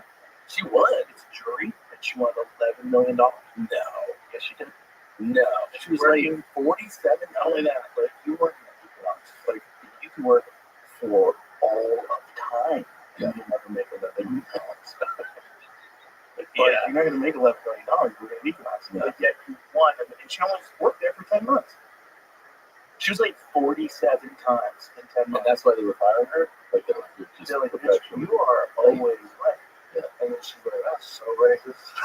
That's crazy. She won. And she took him to court and won. They're definitely going to appeal that shit. Of course they're going to appeal. But the thing is, you have a jury. Yeah. You have a jury of people so fucking stupid, they don't get out of jury duty. Yeah, exactly. And they might be like, yeah, fuck Equinox. Yeah, fuck man. you. Yeah, fuck the man. Because that guy's just too lazy Yeah. to go to the gym. Yeah. Of course. Not just that. It's a corporation. You don't think of it as an individual. That's Right. like a company that's going to fuck you over. That's why people don't feel bad stealing from work. Yeah. You know, you don't feel like you're stealing. If someone was working in your house and they were stealing from you and they stole your fork, so where's my fucking fork? Yeah. This is bullshit. I like it. They find out a guy who worked for you stole your fork, like you're fucking fired. But if an office, if like someone like takes a fork home, like if you have a kitchen in your office, we needs a bunch of forks for your staff. Yeah, someone takes that fork, it's no big deal. It's the offices. We just need to order more forks, man. These fucking forks keep disappearing. And you go over Tom's house one day, and like Tom's got 4 of the office forks. Like, did you steal the office forks? I forgot. I keep forgetting to bring them back. They don't belong to someone. Right, exactly. It's not a human. It's a corporation, which is also why corporations can act like fucking psychopaths. Yeah. Because they're also not human, so they can just do whatever the fuck they have to do, which is why our food supply is so bad. Because they're just trying to maximize profit. They literally have a duty to maximize profit. My mom definitely thinks of corporations as they can deal with it. Of course. And I remember my dad used to tell a story that when they first got married, they were at a Holiday Inn and they were leaving. And then he was like, what is that? In a suitcase. And there was their towels. And she was like, we have towels. I was like, you can't take that. She was like, why? Because it belongs to the Holiday Inn. It's theirs. And she was like, they have like 100 of them. And he was like, yeah, it's not ours. And she's like, it's fine. And she, like, everywhere I go, she's like, oh, you know, people that can't take this. Like, That's so funny. We've been places where I've been like, hey, sorry, my mom wanted me to take this glass. Yeah. And then I saw a video of you showing your mom these clips. oh yeah, The clips from your new Netflix oh, show. it was amazing. I knew it was gonna be killer. I was like, she got it. Okay. We set up a private screening for her. It's also like, why am I watching this? I don't know, but you're my mom. Yeah. It's so funny. She's like, dude, she fucking, and she told me, she's like, sure. She came over yesterday for Mother's Day. And I was like, she goes, so, because the rest of that thing, she made me promise that we're going to cut the first story. Yeah. Like, you're definitely not going to use that, right? So eventually I was like, yeah, we're cutting. Look at you. And so yesterday she's like, did you cut it? Like, of course not. It's fucking, it's a Netflix. She was like, you promised you lied to me. And I'm like, Mom, I can't be like, hey, don't air the first one. So she's like, well, that means you lied to me. I'm never coming to a show again, and I'm never going to do anything like related to any of your stuff. And I go, promise? Like, yeah, if you never came to the show again. You know the fucking burden it is? Because I have to babysit over there. I was talking to Shane Gillis about it because when people get upset, he knows getting upset about a bit. Oh, yeah. And he's like, yeah, I'll stop doing that. Shut the fuck up. Shut the fuck up. She found out, by the way. I was on Chrissy D and Giannis's podcast the day the Pope died, or the day after. I was in New York. We were podcasting, and I was like, oh, my mom's like hardcore Catholic. And I was like, let's call her and just check on her. And we'll just try to see if maybe the Jews did it. So I call her and like, you hear about the Pope? She's like, I Davis. If you said it was the Jews, she's like, what? And like, we had to cover our mouths. We had to cover our mouths and mute the phone. She's like, she goes, this is the craziest call I've ever received. The Pope died. You think the Jews did it? And hang up the phone. And then like a week later, she goes, I was on YouTube and I find that you called me on a show to talk about it. She found the clip, yeah. She found an endless well of us talking about it. Oh my god, that's so funny. Speaking of Jews, have you seen fucking Kanye's new song? Bro, here's the thing. What? First of all, well, that's the problem with it. That's the problem. It's like the guy from production, like he's never lost a step. He can make a beat. He can he's so talented. He's a genius. He's a talented producer. I do think it's like when first of all, I think people are kind of done asking questions. Most of the shit he puts out is like self-release kind of commentary or thoughts. Because he's saying just fucking great, That's the craziest thing. But there is a thing where that song is like, what are you doing? Like, what are you doing? It's the ultimate pushing back. Yeah, I guess. But there is like I think I have a pretty, let things go kind of vibe to me. Obviously. Yeah, the fucking show. Yeah, I don't. Show's ridiculous. It's a ridiculous show, and I've always been like, yes, see what I'm gonna say. But I do think like making a catchy song about that, I'm like, what are you doing? Like you're just getting, at a minimum, you're just gonna get more people that think it's cool to say piled up. Like that's at the minimum. Well, I think that's part of the program. Yeah, Part of what he's trying to do. but I mean, is that cool to do? I guess if you're like, well, it's fun to troll the masses and get them to do that, okay. But what I'm saying is that, like, at a minimum, you're going to get less educated people to know, like, this is a fun thing to say. You're like, I mean, is that good? You really want people just walking around and be like, it's tight, man? How that's fucking insane. It's crazy. It is crazy. But it's also kind of a sign of time. I guess. Yeah. It's a chaotic world we live in. Yeah. And it's like, okay, this kind of highlights the benefits. I mean, I want to say this like carefully, because I don't want to think I want to say real clearly. I got support people saying that. I don't think it's a good thing to say. No. I don't say it. I certainly don't think. I don't think any racism is good. I don't think anti-Semitism is good. I don't think anti-Christianity is good. I don't think Asian hate is good. I don't think anything is good. But there's a benefit to just letting people talk. Like, let people say whatever the fuck they want to say, even if it sucks. This is the benefit of Twitter. But this is also the bad part. It's like they're fucking sucking so many millions of hits on Twitter. It's been banned from every platform. Yeah. But is it good to ban things from platforms, or is it better to let it be out there and let people talk about it? Because if you ban it, then people want to hear it more. That's true. And then it becomes more popular, and then it kind of supports what he says, which is that there's this concerted effort, if you talk about Jewish people, that they're going to remove you from banking, which is what he's saying. They run everything. So if they didn't, like if it was just you were talking shit about Puerto Ricans, look what happened to Tony. Nothing. Yeah. He's doing great. Yeah. You know what I mean? Like if there's certain people that you're allowed to pick on and make jokes about or mock or say something, and you can get away with it. Yeah. Well, I think he's made his point. I think we all get it now. It's never gonna end. Yeah. But how does it end? This is the question. When I was watching that song, first of all, I was by myself. When I first saw the song, I was like, "What is this?" Yeah. Like you know. Yeah. I was like, "No way, no way." And I'm watching it on my phone. No.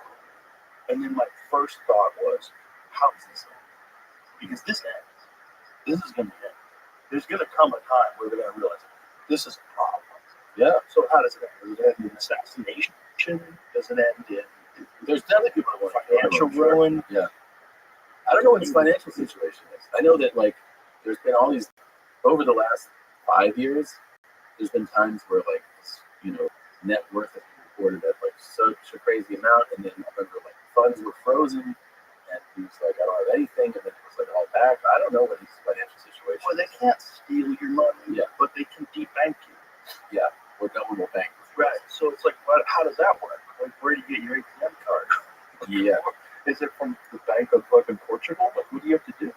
Like, how does that work? You know what I thought about when I was watching that video? I was like, how do you get? I don't know. How many actors? That's easy. That's the easy part. I think it's crazy. I think a lot of people would be like, Oh, that's easy. You put on a casting call, and everyone's soulless. They have no fucking soul. They just want to get famous. You gotta do a project with Kanye? Okay, let's go. Let's do it. Also, I'm just acting. Just like that guy in Inglourious Basterds wasn't really a Nazi. right? I'm not really a Nazi. Listen, man, I gotta do what I gotta do. I gotta kiss me. Yeah, it's nuts. It's pretty nuts. He's super talented, man. One of my thoughts after hearing that song was like, man, I wish he would release the song with like a different, you know what I mean, with a different hook. Like, Yeah, personally, no, I know he's not going to, but that's what one of my thoughts was. I was like, man, I wish he would. it's so crazy. It's so crazy because his last album before that was a bang. It's like he came out of the gate showing people that like, he still got it. Like, yeah, you might have pulled me off all these platforms. Yeah. You might have debanked me. You might have taken away my easy deal with Adidas. But damn, I still got it. And that one was released everywhere. Yeah, it's in the Spotify playlist that we play in the green room all the time. You know, there's fucking killer songs. Yeah, he's Classics. Yeah. Classics. He's got so many bangers. Yeah. But, you know, this one is just like letting these people, I guess it is. I mean, I don't know how to talk about it, but I guess it's like, I'll do whatever the fuck I want. I'm clear that the fuck I want. Yeah, clear. So I'm going to do one thing who never, ever supposed to do. Make a catchy song that's high on the hip. yeah. That's like, Whoa. That is the ultimate. whoa. You know, the fuck I want. Yeah, I mean, it's like in the casting, there's like a description of all the stuff. If you want to be a part of this production, like you could be comfortable with swastika. That was in the. Yeah, he's got a diamond encrusted swastika. That's also. By the way, he didn't like your soul that. Probably. Or at least the light diamonds. Yeah. Where did the diamonds come from? Jewish people have been controlling diamonds for a long time. They're very smart about the diamonds because the diamonds are controlled by diamonds. You know what's fucking crazy in jewelry? This is one thing that I gotta trust about. There's certain businesses where you're like, I don't know what I'm looking at. Right? So like a car, for instance, you have the reference to go like, how much should this cost? Right. Right. So like it gives you some personal. Right, you see a Lamborghini, you know, it's like $300,000 car. And you can like connect with people. Yeah. But like a piece of jewelry, Right. this guy who I bought a watch from was like, this jewelry is like, you know, this ring or whatever. It's like, whatever, $50,000 or something. I was like, oh wow, do you want it? Like, I don't know. and then like a month or two later, he sent me the same thing. Like, trying to move this down. Do you want it for like 20? What? And I was like, it's funny. Yeah, I'm just trying to move it down. What does that mean? Look, what's it really cost? That's what I'm saying. Yeah. And so you kind of go like, so I was gonna pay $30,000 more for it. That just goes in. That's so gross. Right? It is gross. I just really turned me off. But you know, it's really good. Fake diamonds, they're real diamonds. Yeah. Those going on. Right. I was reading this whole thing about the demand and supply of lab-created diamonds that are absolutely diamonds. They're not fake diamonds. It's a real diamond, but it's not a diamond that's pulled out of the place. It's just lab generated. It's not like a blood diamond. So Goes to like, It's not real. Oh no, it's not real. So it's not that. What it is the same thing about fake Rolex, even though it's like basically the exact same thing as a Rolex. Yeah. But that's at least a brand. Like if you're a person who loves engineering and craftsmanship, yeah. Like I don't want, you know, someone to rip off someone's work. Yeah. Like, that's art. Like your watch. That's a piece of art. Yeah. It's a piece of art. Yeah. So it makes sense you wouldn't want a fake piece of art. But a diamond is just, it's just elements compressed over time. Yeah. And they figured out how to do that, but they made perfect diamonds. Fraction of the cost of the Yeah, machine, right? but the demand's super low. Yeah. Wow. 99% less. 99. Oh, yeah. Oh, yeah. Some cases. Especially the big ones. Yeah, I was going to say, 3 carat. Yeah, right. The ladies don't want it. Yeah. And real life. It's so I don't crazy. know. That's one of the things that I feel so. They don't like that shit. She finds out that what you got her is like the shittier version. Lab-created, but it's not even shittier. It's like lab-created diamonds aren't actual diamonds. It's literal alchemy. Remember, like in like the old days, like they were trying to figure out how to use like all these chemicals to gold. That was what alchemists were. Like kings would spend insane amounts of money on these alchemists to try to get these alchemists to figure out manufacture. I think I can move for you, son. Yeah. I need a laboratory. Yeah. Those dudes are sniffing fucking mercury all day and dying young. It's the craziest thing to spend on. But imagine if the lady's like, no, you made that gold in a lab. I don't want it. I don't want it. I want the real gold that's from Africa that came out of the ground. You just want the real thing. I want the real stuff that they picked out of the river. I want the real stuff they got from Alaska. I want the real stuff. You know what? It's just gold, baby. It's just the element. No. I want stuff that's forged inside of the sun. How many women who rock something that they're so proud of that if they go to get it assessed, it has to happen all the time. It happened in the family. Yeah. I don't want to say who. Yeah. But someone, not like close, but broke up with the guy and found out it was like cubic zirconium. That's LOL. But perfect for that guy. I was like, that guy's such a piece of shit. I knew it. I could have told you it was a fake. that's so funny. I laughed so hard. Yeah. So she took it to the jeweler. All right. Yes. Well, she's like, I gotta break up with this guy. Money. So She's living with this check for that guy, like, just dirtbag, but had some money, but not real money. It's like, she's a bullshit artist. yeah. She's like, oh, he's a bullshit artist. I gotta leave him. Oh, fuck. She's not like, I'm gonna, Yeah. So much like $100. it's worth nothing. They didn't want any of it. It's not worth anything. That's Fake diamonds worth zero money. It looks exactly like if you're in a party. Yeah. If you go to a party to a party, you have this beautiful big ass fucking lock, and you walk in and it's, look at her ring, kind of sparkling. Nobody knows. Nobody has any idea that it's fake. No. Literally, it's not a fake Ferrari. Well, that was the thing. Chad, don't you think like a football player? Because like a lot of athletes, they rock diamond earrings and stuff. He's like, yeah, I wear fakes. He's like, especially because like from whether it's on the field or going out, he's like, I have a real one at home. So like out, I will. Well, he saved a lot of money. A lot of money. Yeah. He's also like always very on top of like not overspending. Very smart dude. Very smart dude. For everything except fighting. He has this very bizarre idea. Like him and Shannon Sharp argue all the time. Bizarre idea that he could like fight MMA guys and beat them. That's crazy. Well, it's the reason why he was such a great athlete. Yeah. Confidence. It's just unstoppable for yourself, which, listen, he's such a great athlete that if he did compete in MMA, he probably would be world champion. Yeah. Because he's got that, like if Michael Jordan decided he was going to, if MMA existed and Michael Jordan was alive, he'd probably be like a champion. Right. He'd probably figure out a way to fuck everybody else at it. And also his drive, his championship mindset.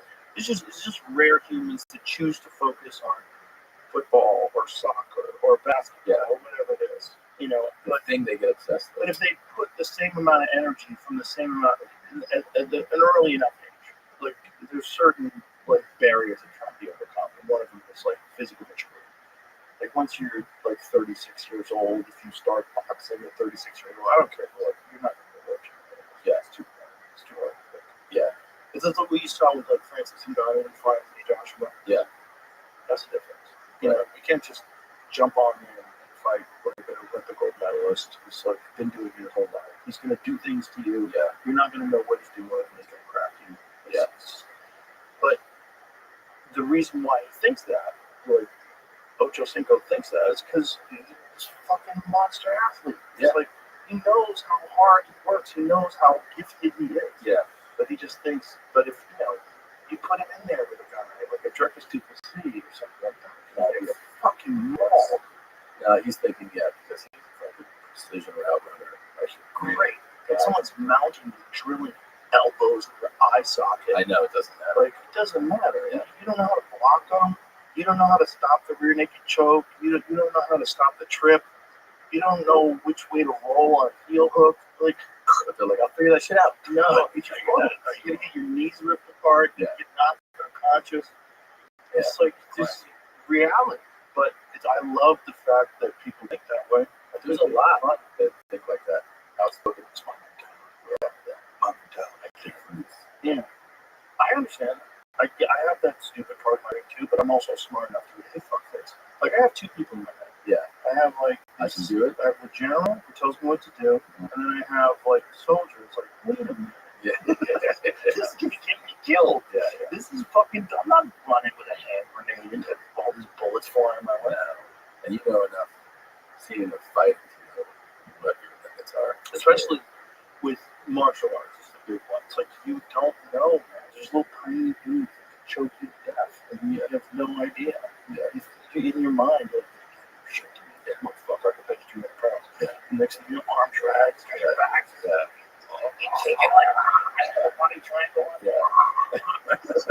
You know what? But you have to. You're dead. You're dead. It's over.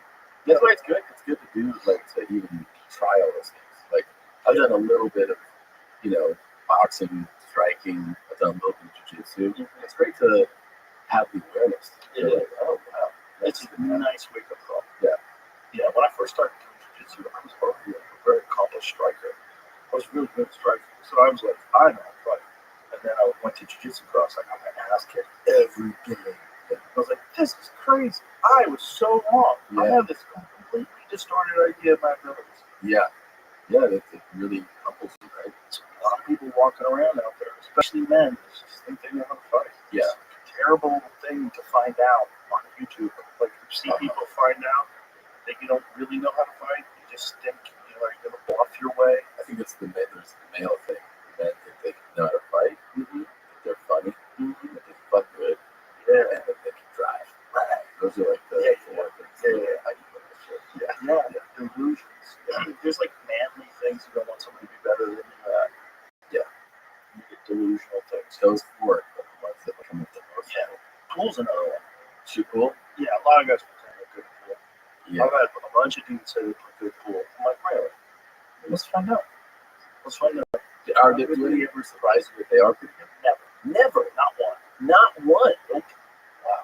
That's actually. Oh, I thought you would find out at least a couple. No. So they're always like, No, usually people that are really good at pool, they'll tell you. Like, oh, yeah, I used to play a lot. I played a lot of tournaments and did this and that. And they're like, oh, I played Chelsea Billiards in New York City. Like, oh, okay. Did you do a lot of tournaments? Yeah. Did a lot of gambling. It was fucking me up in high school. Like, okay, this guy. I get it. You know what we're talking about. The guy's like, yeah, man, I play the pool. I'm like, are you? Where do you play? It's like, bars, mostly. Like, right. So it's one of two things happen. Either they're trying to sucker you with a game, and they are really good, or they're delusional. And every time I've ever experienced it, it's delusional. Wow. There's a lot of people, like famous people. Really? Oh, yeah, a bunch. Yeah. Pretty good. Bring them over. I don't want to say names, but bring them over out of the table now. Fuck. Oh, yeah. Tell me. I'll tell you afterwards. Yeah. It's fun. It's fun to see somebody. Yeah, it's fun. But, it's one of those things that people like a lot of men want to think they're good at poker. Like, oh, I can read people. I'm sure. Oh, yeah, that's another one. Oh, man. Ari Shafir, when we were at the store, Ari for years made a living with poker. He made a living out of it? 100%. He would go and play the Bicycle Club and all those. So he was cards. Ari was very good poker. But he would tell you, like, all these people think they're good. They don't know. Because a bush dude. Like he's just intelligent and calculated. Yeah. He knows. You know who's really good? Philip Lee and his wife. Oh, really? They play in tournaments. Oh, Margarita and Philip play in tournaments. so is Bruce Buffer. Bruce Buffer played in the World Series of Poker. I never got into poker. I remember when I was working in post production, like in the 2000s, it was starting to get more and more like now it's like immensely popular, but there was like an uptick. They started to like televise it. You know what it was? You know what made it uptick? Yep. Did you see the cards? When it fell. Oh, you know who's got it. So you're watching it play out. It's a huge that's at home because Anthony Giordano, my friend from the UFC, who does all the direction, he's done my comics purchase too. He explained it. He's like, these heroes comics that changed the game because it now made it exciting for people. Look, you don't know what anybody's hand is until the end. This is stupid. But if it's like you got a camera, so like as they fan open their cards, there's a camera under the table. It shows you. And it shows you what everybody's got. Like, That makes a lot of sense. oh yeah, it's way more fun. Dude, I like play poker, and I would accept invites. And what happens is you start playing like how you think to play, and people start when they don't know you. Go, this guy, he's either fucking real ballsy good, or he's a retard. Like, and that's what would happen to me. Is like a couple games in, people were like, okay, yeah, this guy. And then pretty soon they're like, do you play poker? Like, I'm not really sure what we're doing here. They're like, get the fuck out of here, man. Well, they're also want to rob you. Yeah. That's a big thing. Yeah. You're a big fish. Well, I wasn't at all at the time. No. I was just like, you're going like with people from work, I'm just like doing it socially. That's got to be a thing where a lot of people like that are really wealthy that get gamble be a target. Yeah. Well, that's a big thing with pool players too. Is occasionally poker players, because poker players, a lot of them they gamble on a bunch of different stuff. A lot of them are just gambling addicts. Totally. And so there was always a bunch of poker players that would play pool, and they were kind of okay at pool, but they would get insane spots. Like say if like I knew this guy that was playing one pocket for like $100,000 a set. And one pocket is a weird game where you take with 6 pockets. Yeah. And so like if we were playing one pocket, you would have this pocket on the right, and I have this pocket on the left, and it's 15 balls. And so all I have to do is make 8 balls into my hole, and I'm in the game. Okay. Normal. But if you don't know how to play, and I'm trying to sucker you into playing, I go, okay, listen. Spot you on 15 ball game, spot you 13 balls. 13 balls. You just have to get to it. We're going to play for big money. We're going to play for a race to 5 for $100,000. So that means we're in a game 1 pocket takes a long time. It's not like a game of 9 ball. A game of 9 ball you be done in 2 minutes. You just run the rack. Like a good player anywhere.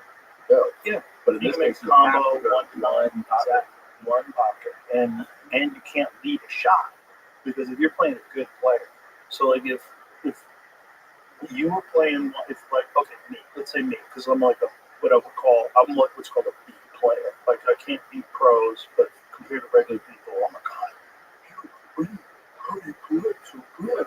Regular people don't know how to play. That's why you're good. But if I played like a pro, like if I played like my friend Fedor Forst, who's like world champion. Yeah. Like I would probably need out of 15 balls, I'd probably need 11 balls to have a chance. And even then, I'm not there. Really? Yeah. Because he's gonna figure out a way to never leave me a shot, and then he's gonna calculate when he has a shot, can he open up the stack, and then run all the other balls. Because you don't break like you break with any ball. When you break with 1 pocket, it's a very calculated game. And it's a big gambling game. Most money gets spent on. Like I was just watching online today, they're playing for $240,000. Yeah, it was a match for $240,000. It was a 3-day match. I gotta watch one of these. The pressure's insane. But this guy Justin Bergman, who's like one of the best players in the world, was playing this guy in a game of crazy spot. I think it might have been like. It was something crazy like 10-6 or something like that, where he had to make 10 balls and the guy to make 6 balls, and the guy was a good player too. And so this is like, it's more like chess almost, it feels like, right? Because you're like calculating like It's a risk reward because, like, say you might have a long spot in your hole, and if you make it, you have all these balls, and you can run out the set, or you can run out the game. But if you miss, you're selling out, and this guy only has to make 6 balls, and you're not going to make 6 balls. And it's any 6. Exactly, any 6.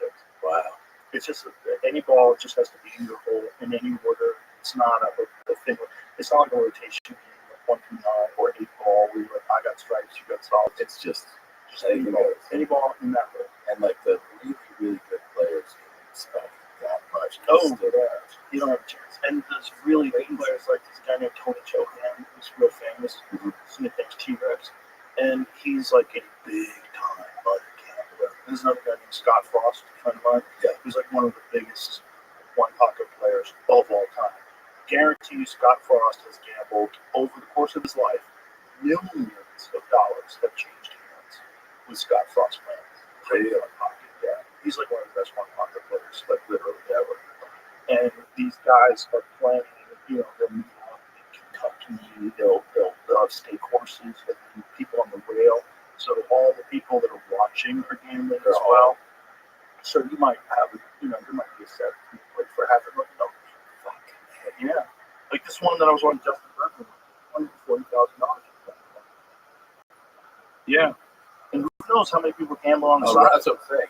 It's generating a lot more. No, it's crazy. That's when you think about, like, I think it's easy to forget when you just think of, like, the game, like, the amount of money changes hands that we with the NFL.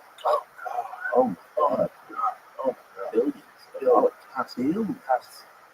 It is such a gambling machine. Oh, yeah. And, like, the NFL kind of, like, goes, like, no, it's not. It's about the gridiron.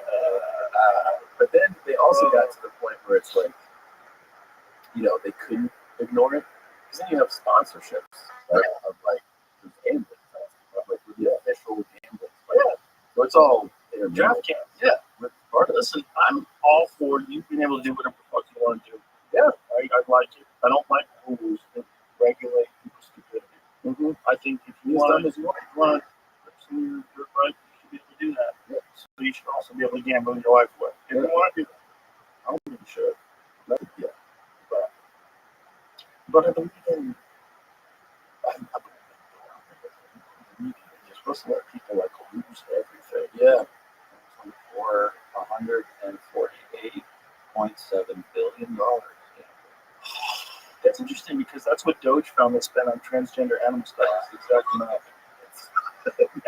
Bro, that's so much money. 148 billion. It's like, listen, compared to what the United States government chews up every day, that's nothing. No, that's true. That's so crazy. And that's just football? No, it's all sports. But Oh, all sports.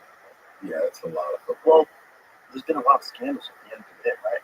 Well, yeah, the Referees, shaving points. Donahue, I think that was. There's got to be a lot of those dirtbags out there, which totally makes sense. And it's so funny too because the NBA, it's probably like in football, there's this thing that happens where like every single down you can call holding if you want to. Holding is every play, right? Right. Every play.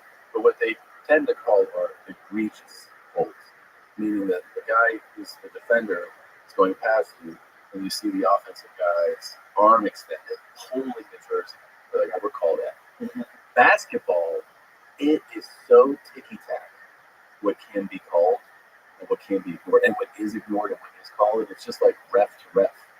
Like there's these clear palming, traveling charges. Like you see it sometimes like, what was that? Like fingertip, like graze the guy's arm and then fucking call the foul. And then somebody gets hacked.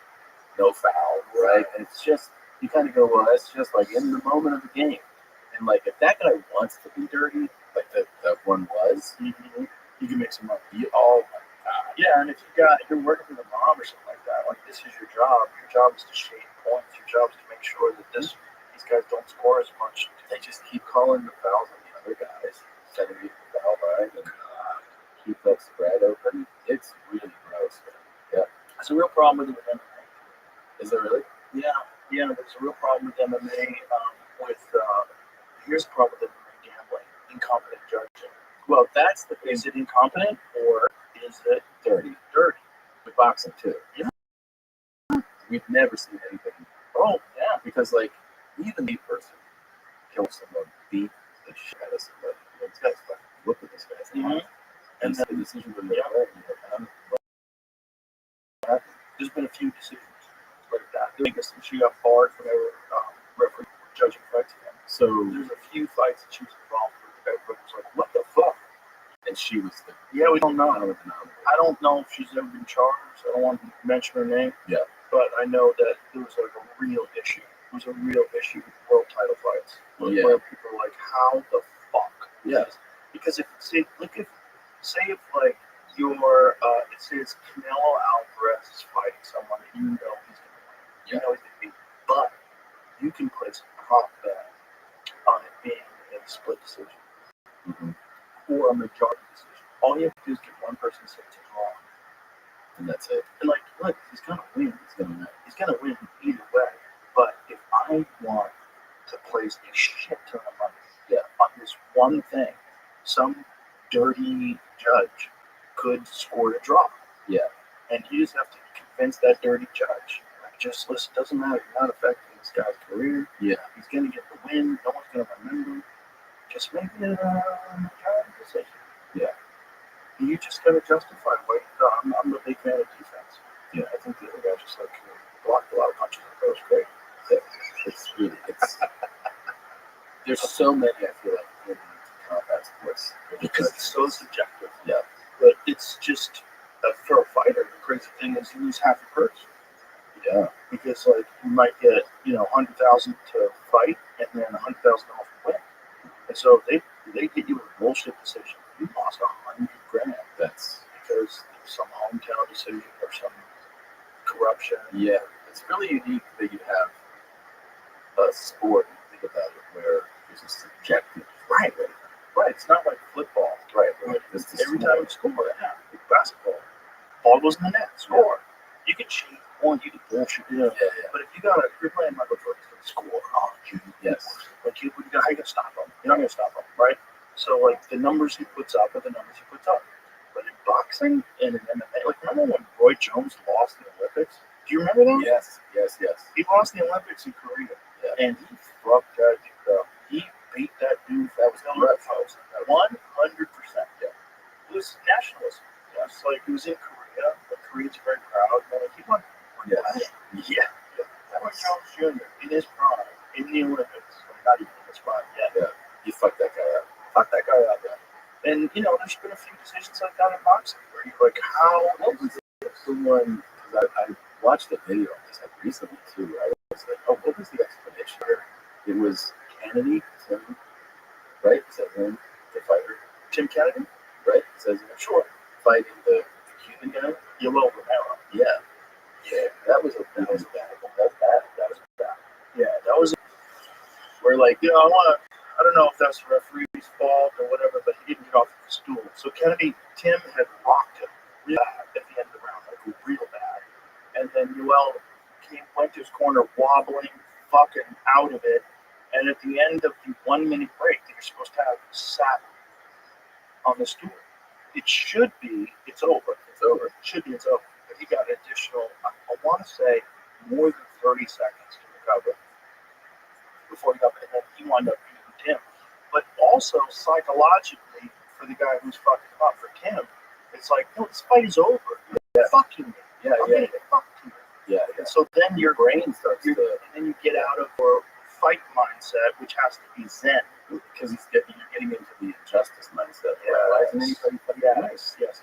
And that was just like a oversight. Crazy. Yeah. I don't know who. I don't want to pass blame. Yeah. But It someone was fucked up. Yeah. It should have been, in my mind, 1 minute. Get up. Are you gonna get up? Fight's over. This guy won. Yeah. That's it. Retired on a stool. Fuck you. Yeah. Fight's over. That's what it should have been. In my mind. Also, when the round does go 1 minute, the guy doesn't get up. You put a burden on Kennedy that is just like totally unfair. Yeah. Totally unfair.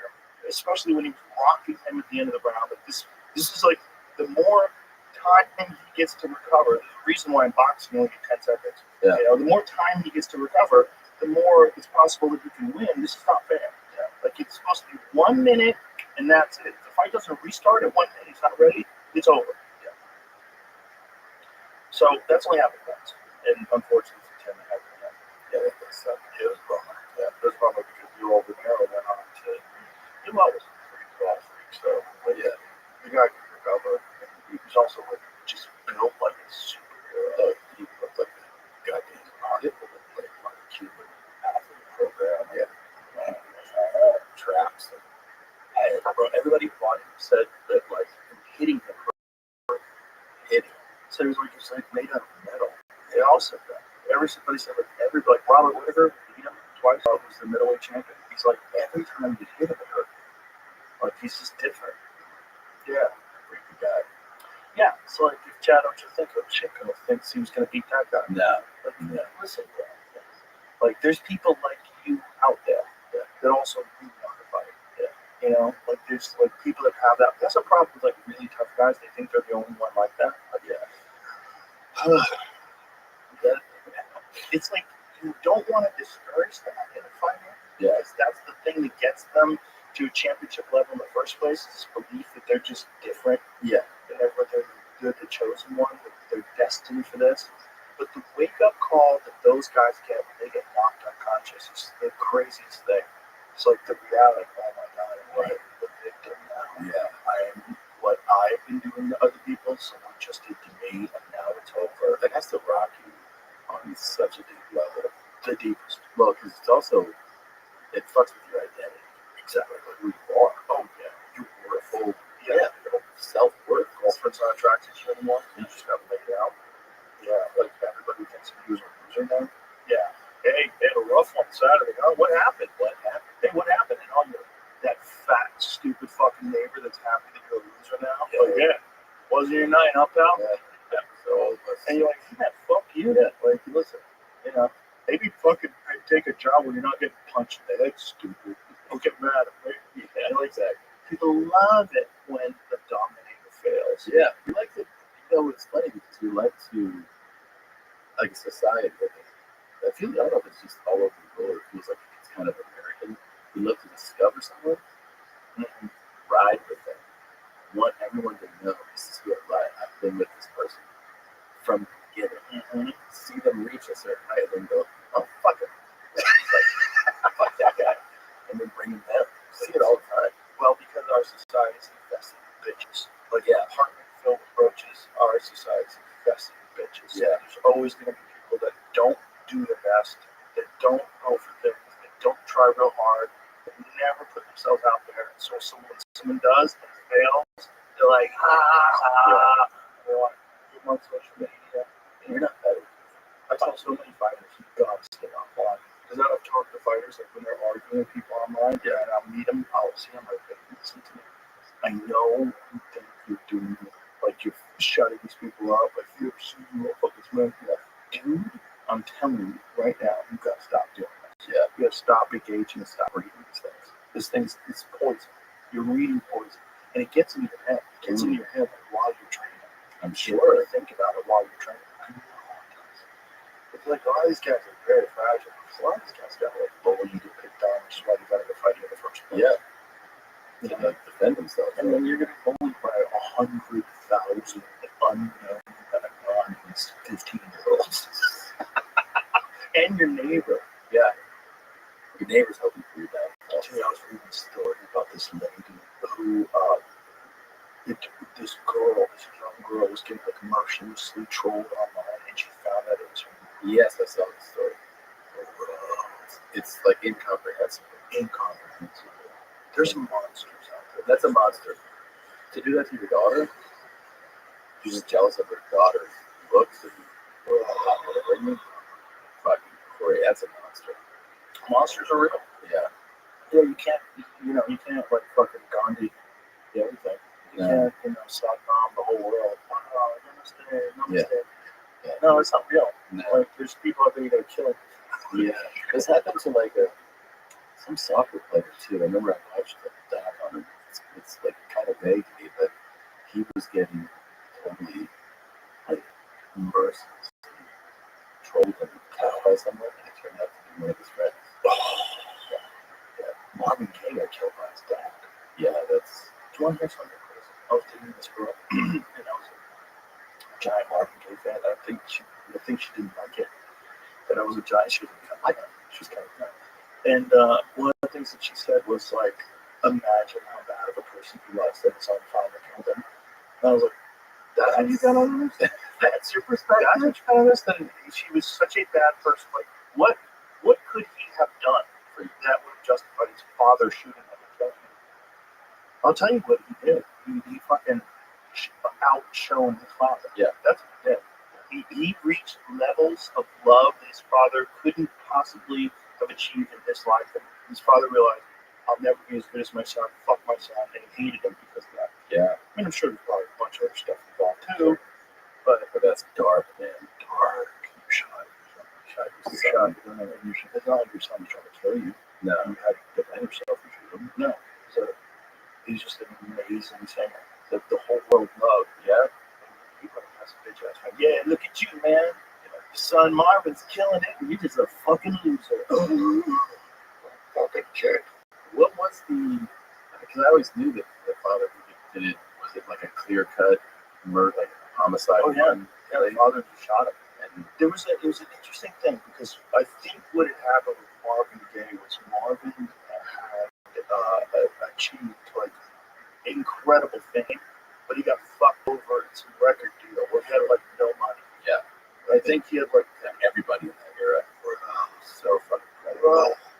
You might talk about credit card. It works. The Corporation music business is like the most disgusting. You ever read the thing that Courtney Love wrote about it, about the music business? A lot of people don't even think she wrote it because it's too good. But it was essentially a breakdown of how bad the music business fucks you. Yeah. And this is at a time when there's actually sold records. Tons of them sometimes. Yeah, because now the music business, like, it's like the mask is off. Like, it doesn't go out anymore. Yeah. And they still take 50% of the touring, which is boring. 50-50. They do 50-50 deals. Merch, touring. Yeah. And then what are they going to do?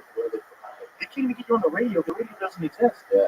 Like, you know, that's why people that break through from that model, like Oliver Anthony or Tyler the Creator is a great example, like just makes his own stuff. Yeah. Puts it on. It doesn't have to be. People don't even realize that in that era, too, after your tour, and your hit album, that you'd be in debt. Oh yeah. To the record companies, they're like, you got another album. And the record companies all rich. Yeah. Everyone's profiting. Yeah. And then also they want you to subsidize the failures. Yeah. All these boy bands that they push that never made it. Yeah. All the money that they put into that, that's a part of the accounting. So and then Hollywood's just the same thing. They would do the same thing. Like how much money a movie made. Yeah. There's been tons of lawsuits involved that kind of stuff. Wait, but where were you with Mother Yankees Broke? Yeah, so if I remember the story correctly, it was so depressing I didn't want to really get into it because I think he had become a huge superstar and then didn't have any money, which is it's happened more than once. Yeah, like, and I think he might have had to move back in with his parents. No. Yeah, I think that's really. Yeah, I think that's the story. See if you can find that.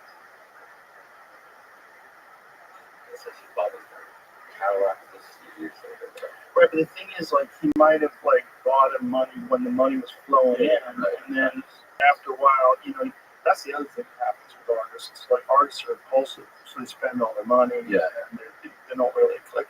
How many artists get given like a Mercedes Benz by the head of a label, and they think like, oh shit, I'm killing it. We want to lease car. Yeah, they're just siphoning money. Yeah, like someone's writing that loss. Just been fucked. You've been fucked left and right and left. And all they do is sell art. All they do is sell art. They don't make any of it. They make more money than anybody. It's so cool. People didn't know because now if you are into music, you don't realize how much it was a thing to have music videos, right? Like that used to be such the biggest thing. And a lot of artists, especially the young artists, didn't even know that they were paying for the music video. Yeah. So like the label would be like, we're for your video. Like, cool. It's like $1 million. They're like, great. And they're like, oh no, you're gonna pay for that. Well, I tell them later, we're gonna deduct that $1 million. Like, what? They're not sophisticated. No, not finance majors. Which is what we're talking about earlier. Yeah. Yeah. In school, no idea that you're like, wait, I thought you guys did.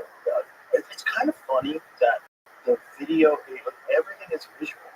You know, like everything's visual now. There's so much video that people watch, but yet music videos kind of went away. I know. Except for this.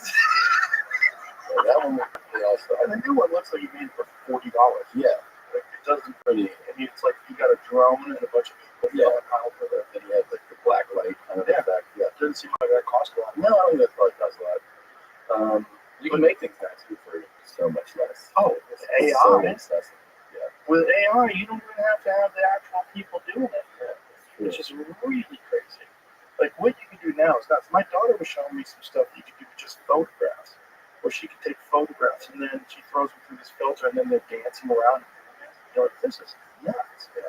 So all you need is a photograph, especially if you chose to have like effects in it, like some sort of psychedelic fucking weird things where things morph and change. It can all be done with AI now. That's incredible. Easily. Well, there's articles out about some studio. Maybe it's here in Texas. I got somebody sent me the link to this. That this company wants to, they want to start making studio quality movies for $500K AI movies. I bet there's one cheaper than that. But that's, Yeah.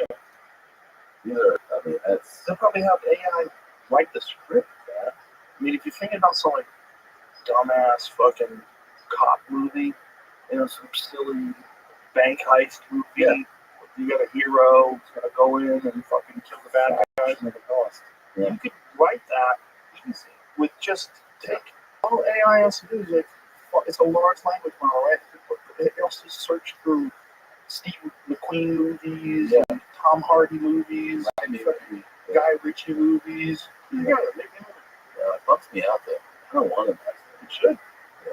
What is this? The company was the first piece they made and showed how that The woman with red hair. Yeah. Start doing it. At least Oh, so they have actors. Yeah. God damn! Like, look, it looks so good. It looks so good. Like that's not a real person. Isn't that crazy? She does. It's the uncanny valley. It looks a little weird. Yeah. But getting better all the time. And the only reason why it looks weird is because it's so well lit. Like if you wanted to do it like Sin City style, there's no like Sin City. Robert Rodriguez wanted to do Sin City today. The whole thing could be Yeah.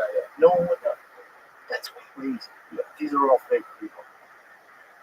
And dude, just a few years ago, you couldn't do hair. Hair was weird. Right. You know? And so we're like extreme. Right? Yeah. Now, I mean, just in a short amount of time, it's incredible. Why is that? That's so interesting. Why are fingers like? Good question. And well, hair seems like it would take a lot of computing power, right? Because you have strands, single strands. Yeah, but it's no, it isn't. Go back. I'm not saying. But it is all moving. It would if, yeah, you're right. You're right. Yeah, you're right. Yeah, it's moving as like almost like a little bit of an element. Like that would be a tell. Like it's a little bit of movement, but not enough. Right. A little bit of bounce, but not like it's all spray painted. Like as if their hair was like sprayed with a shit ton of hairspray. Yeah. It couldn't move at all. Right. That would kind of make sense. But it's not moving. So they all do that scene at the beginning of every of their movies. What is that? Oh.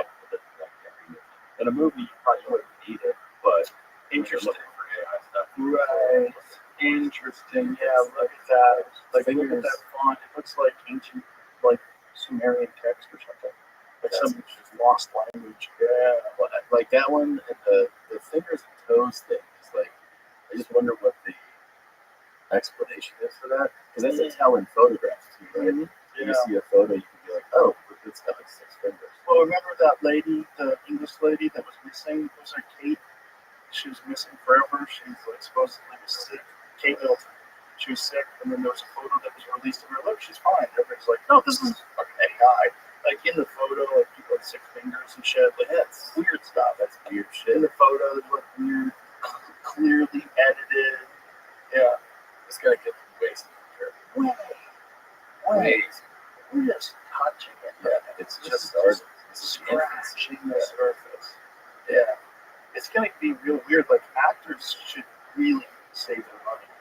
You're gonna be useless in a short amount of I time. agree, and also if you have any type of recognition feed now, you gotta like get the industry. You know what I mean? Oh yeah. Like, but also, like, how are you gonna stop China from just making Mel Gibson movies? No, you're definitely not. You're not gonna. I don't care. Yeah, fuck you. You're gonna make a Mel Gibson when he's 35. Fuck off. Yeah.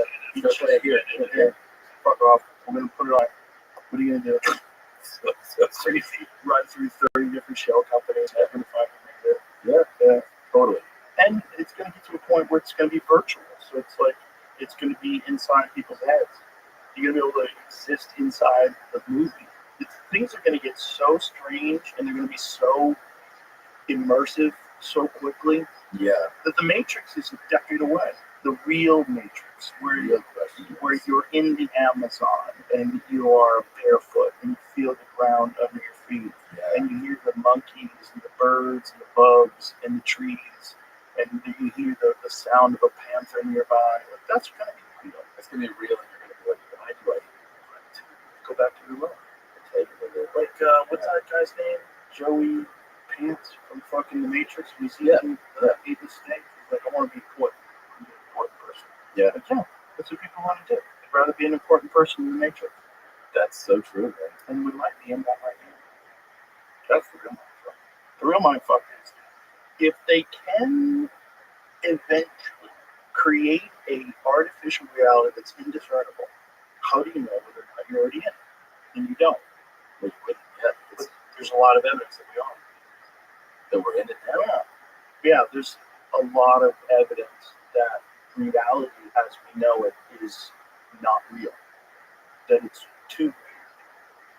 Quantum entanglement, quantum particles being in superposition, the fact that at a subatomic level everything's kind of magic, like nothing makes any sense. Also that when you observe things, it changes the behavior of subatomic particles. Like what's that all about? What does that mean? Like no one really knows. So I'm experiencing this in altered reality. I think consciousness might be responsible for your reality instead of consciousness is experiencing reality. I think it might be both things. I think it might be consciousness is experiencing real well as consciousness is responsible for reality. Instead of mindfuck. If somebody unplugged you right now, like this whole thing you've been doing. Pretty mindfucky. Yeah. You're like, I mean, if anybody should believe in it's me. Like, I don't know, how is it possible that my life looks like this? Yeah. Right. Makes sense. I'm just like chilling in a video. Yeah. Doesn't make sense. No, but it doesn't make sense. This is why, like, for a fighter, the laws must be so fucking unbelievable. It's like the equivalent. Yeah. It's over. You know, like, and you see champions that keep coming back and keep getting knocked out. You're like, no, don't do it again. Fuck. You know? Yeah. Just like you can't believe You don't it's want to over. see it. You can't believe it's over. But I was the winner of the game. Yeah. I won the game. I was playing the game. Nope. Not anymore. Now reality shifted. Now on top of it, you cannot brain damage. Oh, fuck. Boy, That's worse than the version we get. oh, it's the worst. Yeah, that's the worst. Brain damage is the worst because now the way you interface with reality might be damaged. So like a car with a bad suspension out on the highway with the wheels shaking out. Like the way you interface with the universe itself Changes. Yeah. So you're taking again the highest amount of glory possible. It's like winning fights in front of the whole world. I mean, I would only imagine that like becoming a UFC champion and then put that belt on your waist and the whole crowd's like, yeah, and people home like, fuck yeah, fucking did it. Holy shit. Oh, you text your friends, what a fight. Holy shit. That the love that person gets, the accomplishment that person gets. Yeah. But the price is you're risking the way you interface with reality itself. the brain. You're risking the brain. You get out of it like George St. Pierre. George St. Pierre, fine, handsome, wealthy, perfect, like intellectually. The man still, Still the man. Like, whenever I talk to him, he's like, Joe Rogan, how is things? Everything is great, buddy. He's all happy. You're like, boy, you fucking really pulled it off. You really pulled it off. You became a 2-division world champion, one of the greatest fighters of all time, and you're fine. Forgot about that part. But for most, it's going to end badly. Yeah, and the crazier part to me is how many of those guys you go, hey, if you could go back, we just change things. No, so like go back. I love the glory so much. Like you see it in fighting, you see it like in the NFL. Mm-hmm. Something like, no, I'll accept.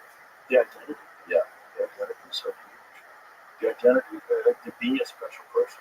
It's not, you don't get to be a special person. Most people don't get to be a special person. And a special fighter is a different kind of special person. Yeah. It's like, that's a guy who took the craziest of risks. Like, we all know, better than anybody how vulnerable the human body is. Like, you have surgery and injuries. That's fucking horrible. So, like, imagine if you had a fight and now, like, you were a big time fighter and you hurt yourself playing basketball with Kirk Cousins, and then you got to build yourself back up and fighting it, but you kind of know that your left arm is kind of still fucked a little bit. Yeah. You never, like, no matter how far you get from it, you still have your voice in there. Oh, yeah. More so now, right? Oh, yeah. I never had that voice before. Yeah. Watch out. Yeah. Be careful. Yeah. Like, do that. And I've had 3 knee surgeries, and I'm having a problem with this left knee that I really hurt. The last time I hurt it pretty bad was skiing, and the last time I was skiing because I cracked the bone that's at the top of the tibia.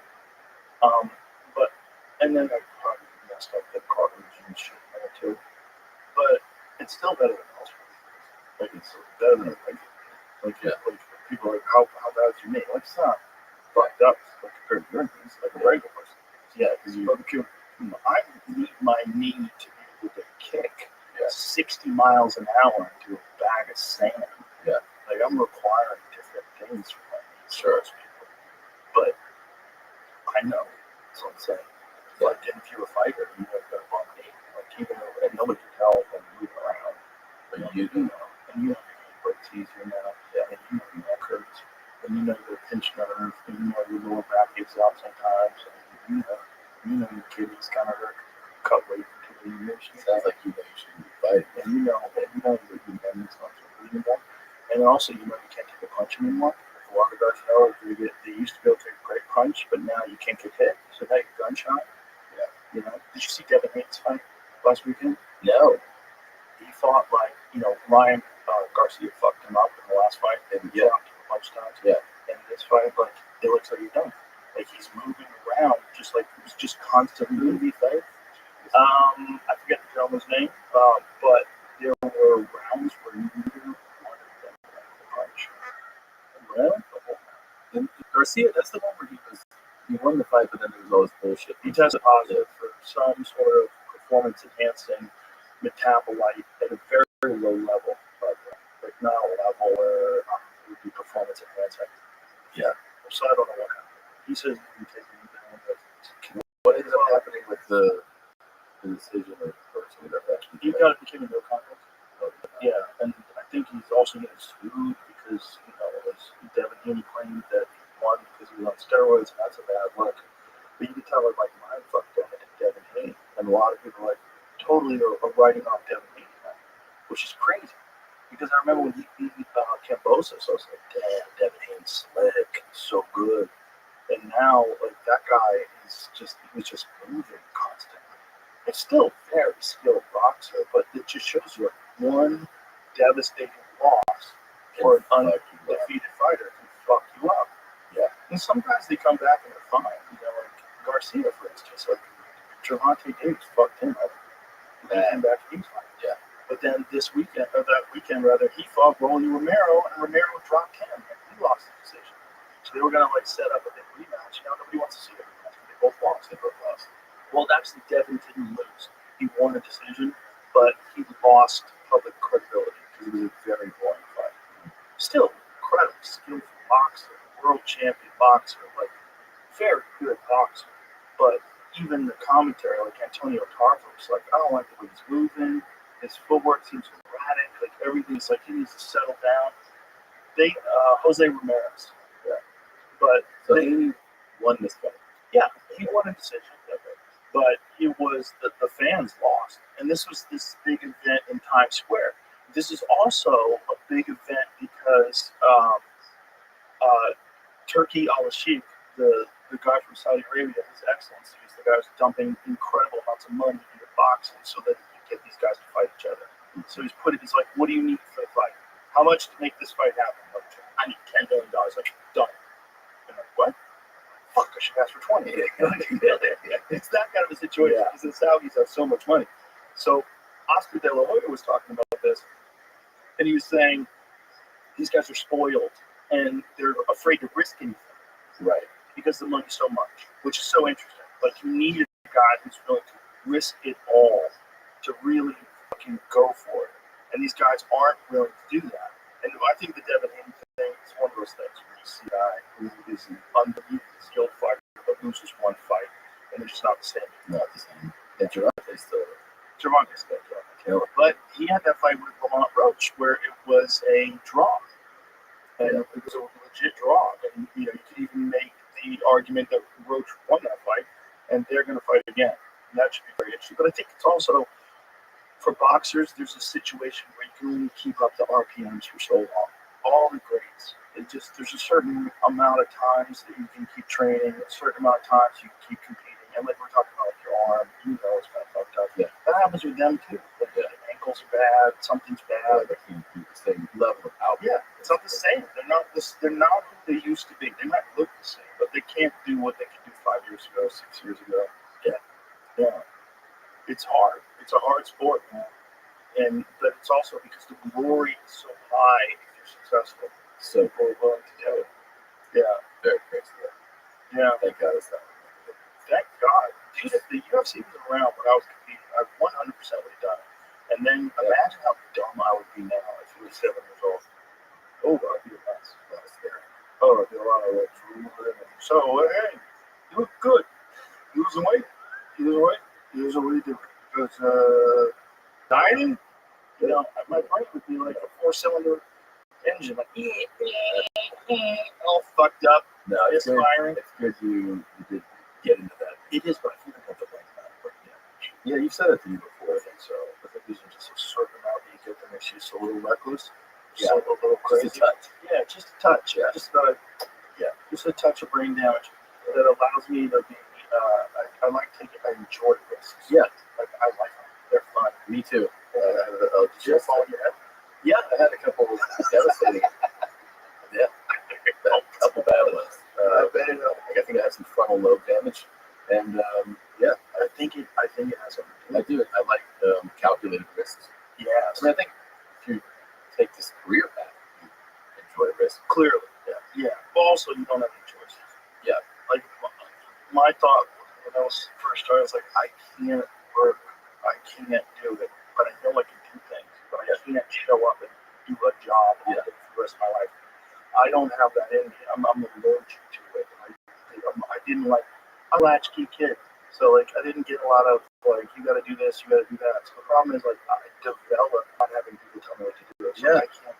Like every comic has that thing too. Yeah. Like I can't have a boss. Also, I was around enough bosses that were just total cunts and douchebags that are just like in my mind that the boss is an asshole. Right. Always. Every time. He's unappreciative, fucking idiot.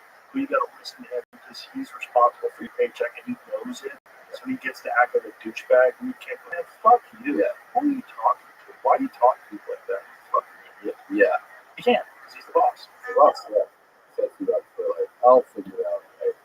I think if I hadn't done this, I definitely think I would have started my own business of some kind. Yeah. It would not. Yeah. Yeah, you would have had to. Yeah. But that's, how many people don't, or they get roped in, There you and go. then they have a bunch of responsibilities like family. No, it's a fucking, Are you ready to play for 19 straight games? That's what I like to hear.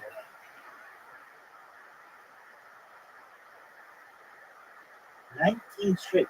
You know what that means? We could have played real golf, and you would have lost every single, not just hole, but like, you would have lost a lot. Are you ready to stop the streak? I would be. Are you ready to stop the streak?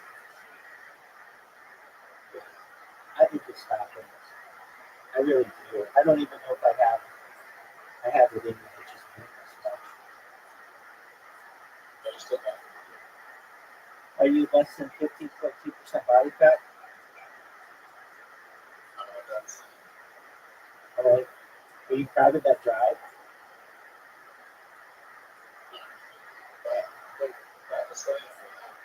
Oh, Zoot! Zoot! Now's your chance. You watch. I'm going to regret that shot.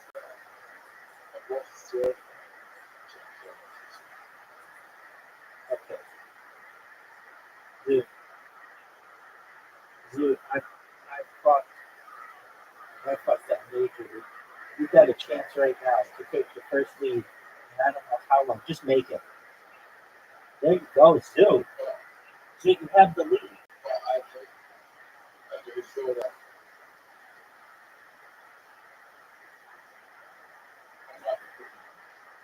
Zoot. Zoot, you're playing out of your fucking face right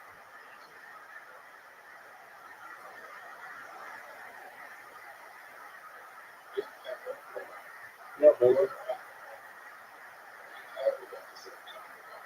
Right?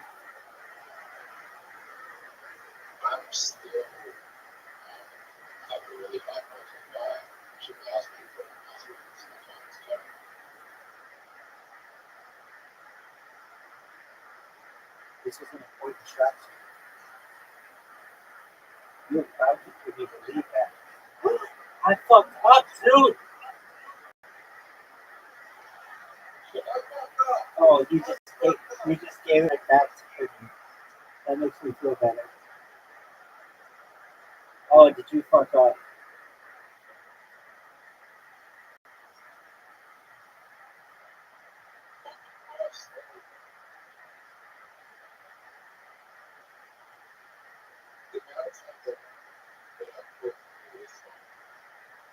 I did not have a good drive.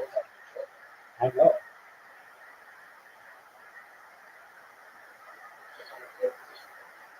I don't.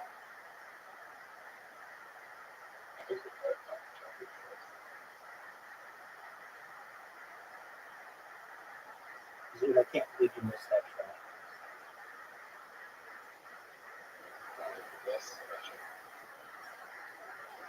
I need a great shot. And I did not have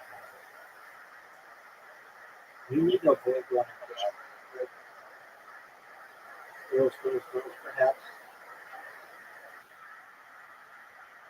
Even part one, part two. No, it's like it doesn't do much sense. Hey, I finally okay. I don't know.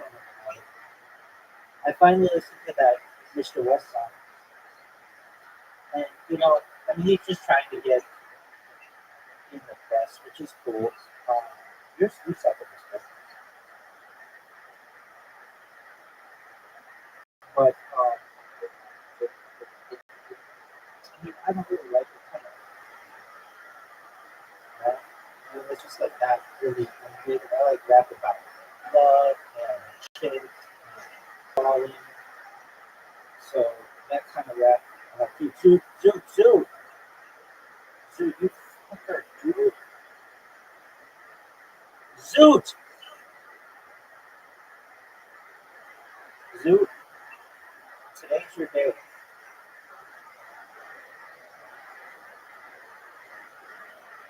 Zoot, what in the no,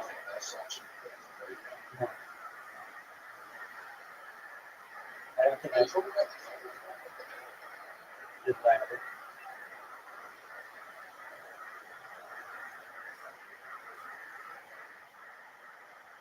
Short.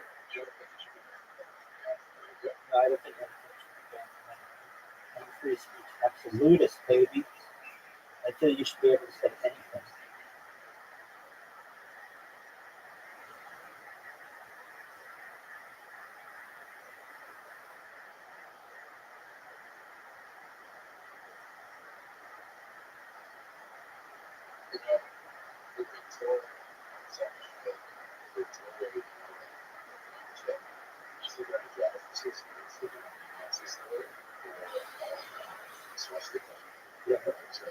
Yeah, it's just not my way. I'm a free speech absolutist. Zoo, if I miss this shot, then that means, oh man, this is a tough shot. Right?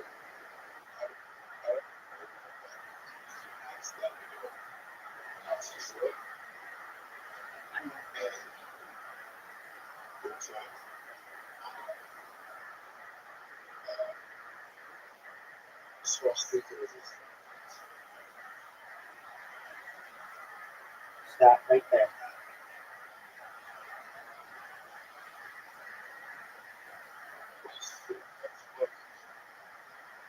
Zoo, that was a big shot. Hit the tree, baby. Yeah, you do. Zoo, it all comes down to this. Are you nervous? Are you nervous?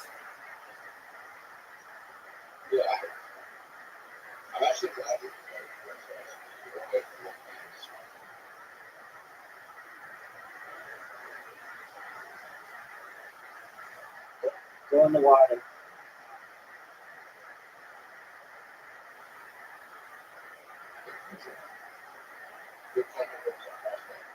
Of what? That's tight. Zoo, you just fucked up.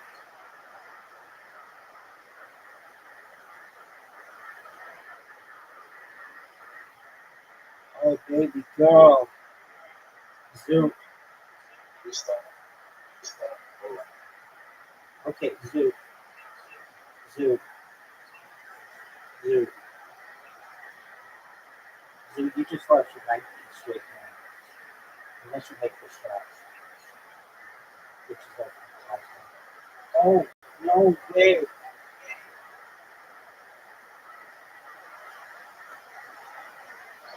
Here we are on the fifth hole, Fox Sports. We got Zoo.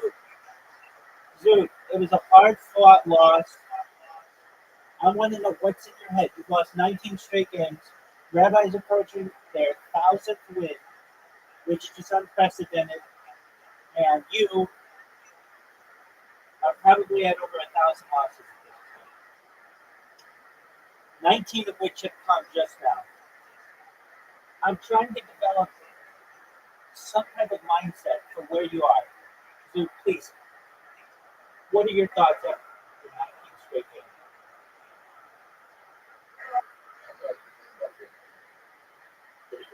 Yeah. Yes, you did. Yes, that is correct. Dude, now you see how big that one shot was. Had you made that shot? Yeah, but I missed it too. So, Zoo, is there anything that you're going to do different in the next game for 20 straight games?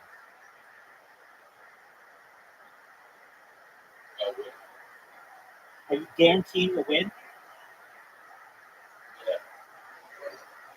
Three games? All right. Back to you in the studio. All right, Zoo. Are you ready? Are you ready?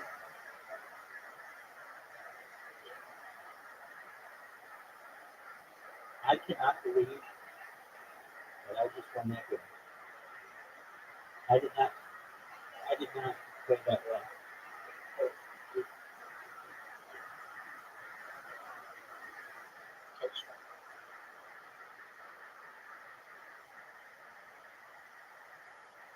Oh, Zoot!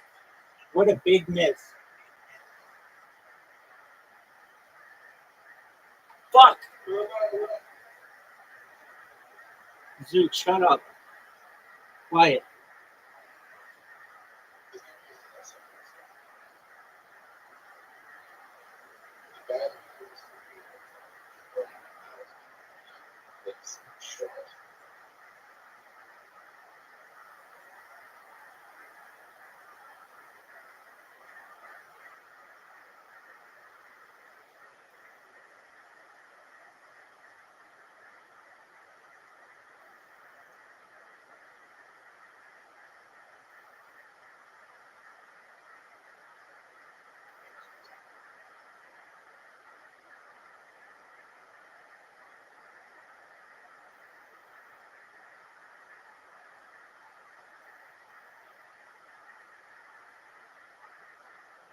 Thank you, Zoo.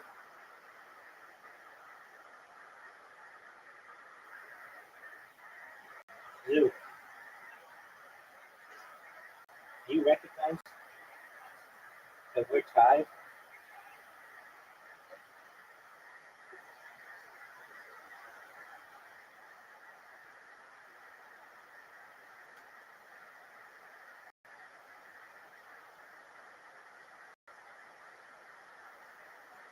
Dude, that was a great shot.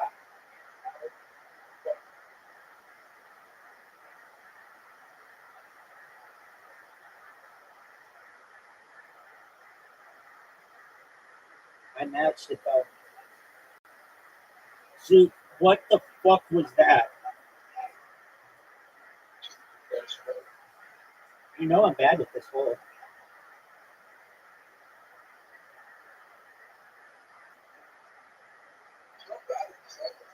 No, I am. I always try to cut it short. And I'm fucking up.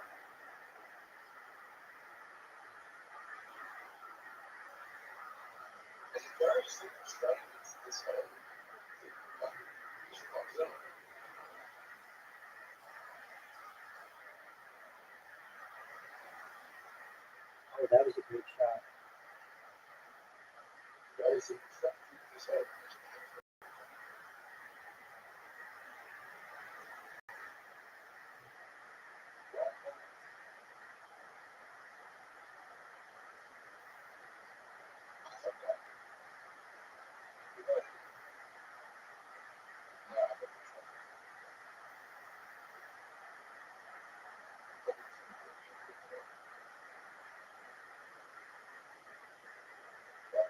You okay?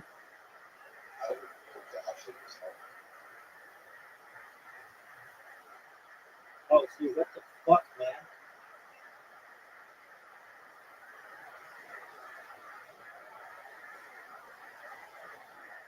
How'd you like that shot, Zoo? Oh, Zoo.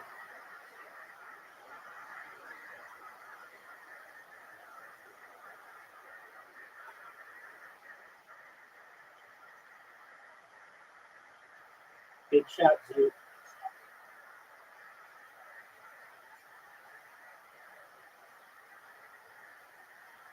Heartbreaking.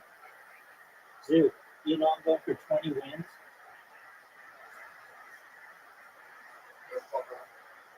Zoo, you have to make the shot. I am bad at this one. Zoo, I'm guaranteed unless I disconnect. Oh, dude.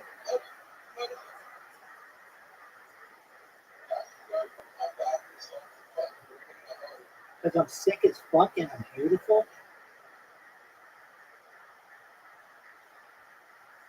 Dude, do you know the name of this hole? What up, Mr. Aquarius? That's right. All right, we're almost done, Mr. Aquarius. I beat the Zoo. I'm not even kidding.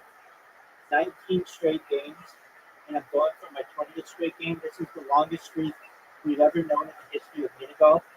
And Zoo just had an amazing shot. Too bad I had to push his ball into the water.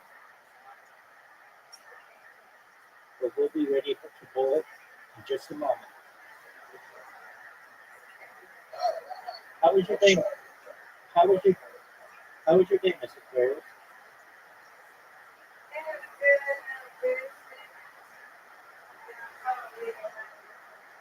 Oh, okay.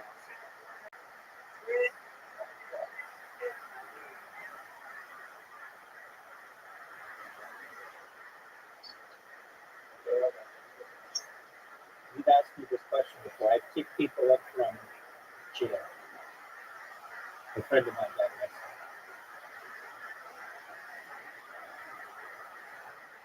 So why don't you pay attention to the answers that I covered?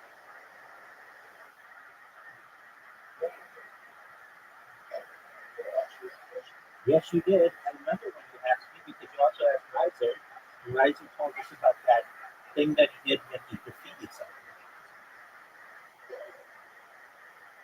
So pay attention when you ask a question what the answers are. All right, Mr. Corey, you ready?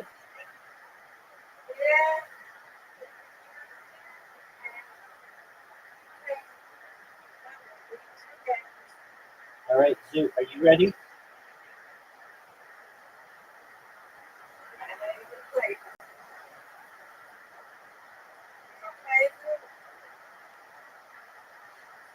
Zoo, you have an invitation in the waiting room. Zoo, I want to see your game over ball. Come on, Miguel.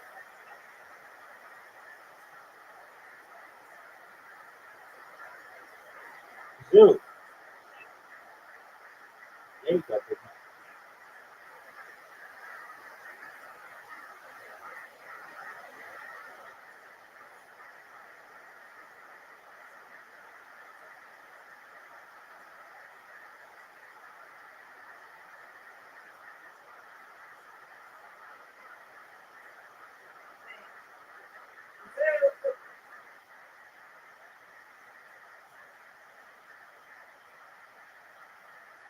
Zoo, do better. That was better.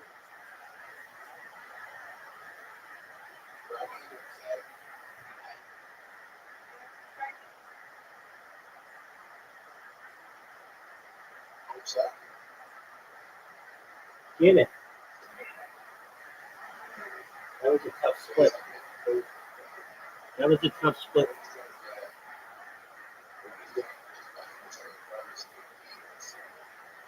Well, it's easy to say that after the ball's already gone. How many here, Zoo? How many here, Zoo? Zoo, I thought you said she was going to get a spare. Zoo, not even close.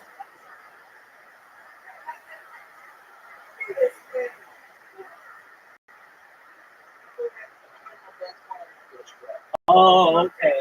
All right. How many am I going to get, Zoo? Oh, wow. Yeah, but he said it a little late. I'd already knocked down like 6 of the pins.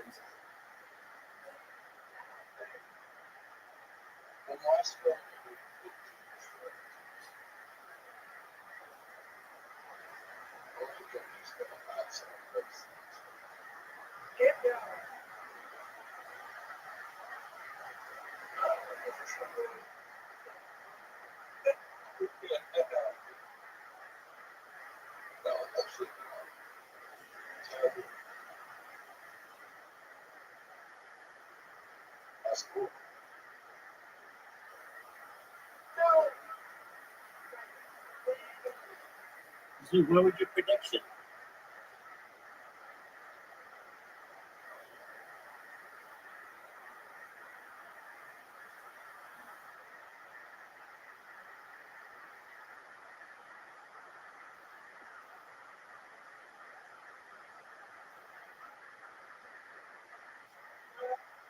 Zoo, how many are you going to get on this one?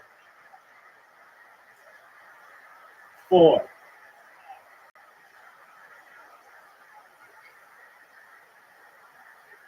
You got 2. You got 2, Zoo.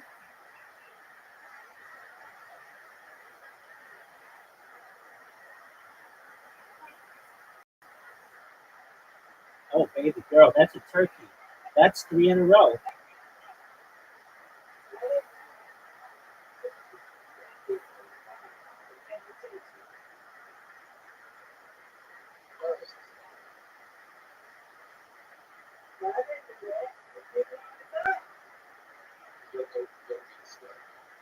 Get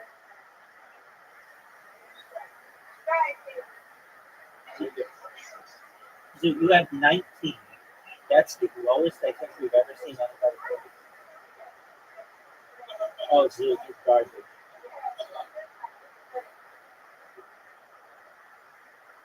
Come on, baby.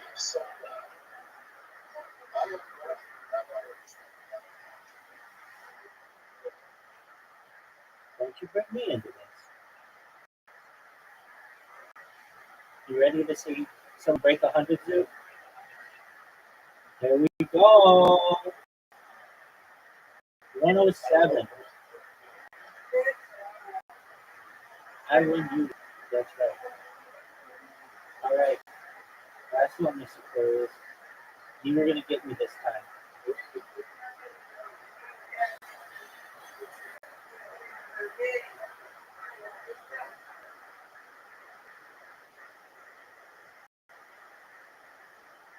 Zoo, we're waiting on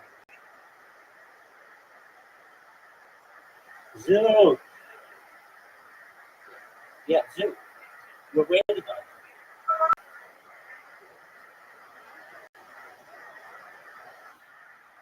Oh, look at this one. Strike. Miss Aquarius is on tonight. This girl is on fire. Yeah, dog. But not really. Because when Miss Aquarius wins, I win. So we're both kind of undefeated. Dude, this one's for you. Gotcha, Zoo. Yeah, but she got a strike and I got a spare, so she didn't like double.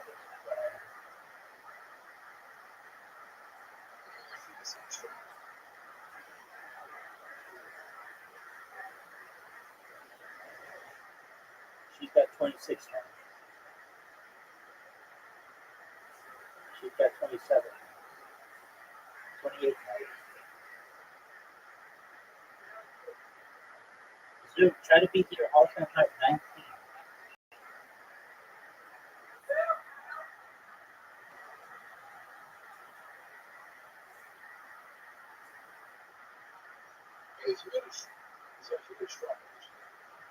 Yeah. And the next two. And I think on a spare to the next one.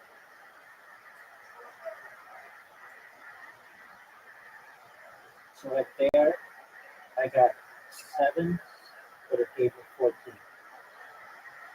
Get it?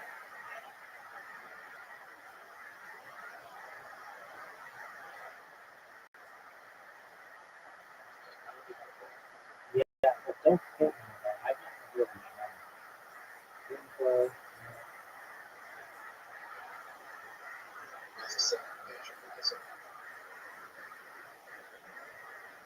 Get it, girl.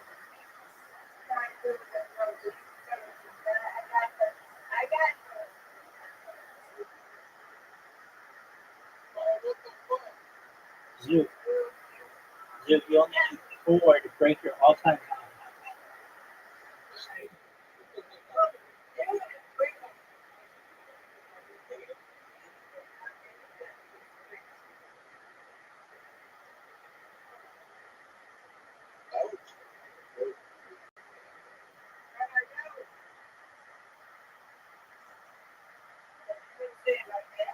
You're good. You're good. Don't worry. I'm grateful.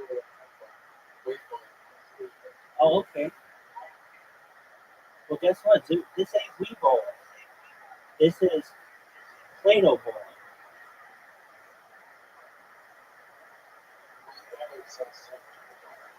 Okay.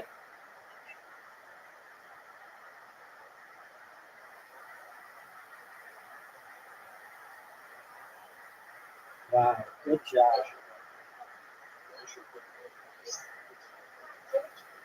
Okay. Do you think you get more than 19?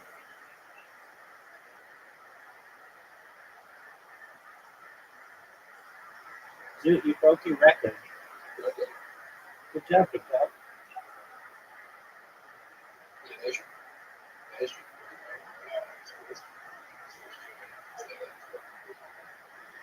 Excellent. This one's for Zoo.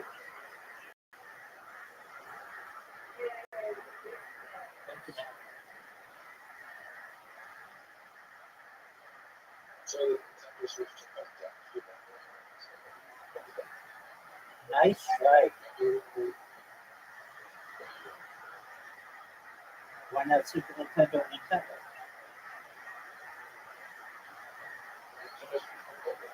Pretty cool. All right, Miss Aquarius. Look at this shot.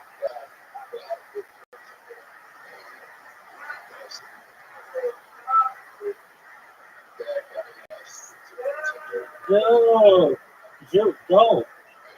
Zoo, are you a Wii salesman or are you a Play-Doh bowler?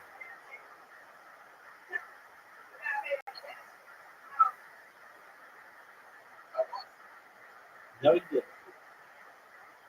This is a big shot. I gotta get Miss Aquarius. Okay, I have to hit these two. Thank you, baby. That's really mean to say to someone. All I know is that Zoo, you lost 20 straight games of mini golf to me, and you lost in bowling to me as well. That's all I know. Good job, Miss Aquarius. You win, I win. Zoo, are you ready? Are you ready to lose 21 straight games, Zoo? We're gonna put mini golf.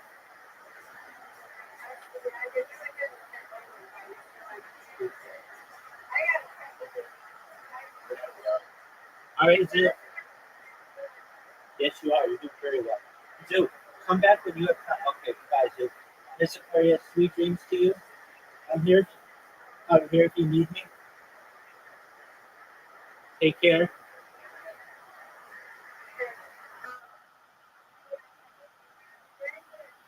Excellent. I mean, Good night. now we're at the age like, you can look back on 25 years. People you know, oh my God, they're like miserable. Oh my God, people who are in hell. Yeah, in hell. In hell. You know, What's really crazy is when people get out of stand up and then they see everybody do real well and they want to jump back in. And it's been like, I've gotten messages from some friends that I know but I've seen them in a decade. And I'm like, you can't just jump back in.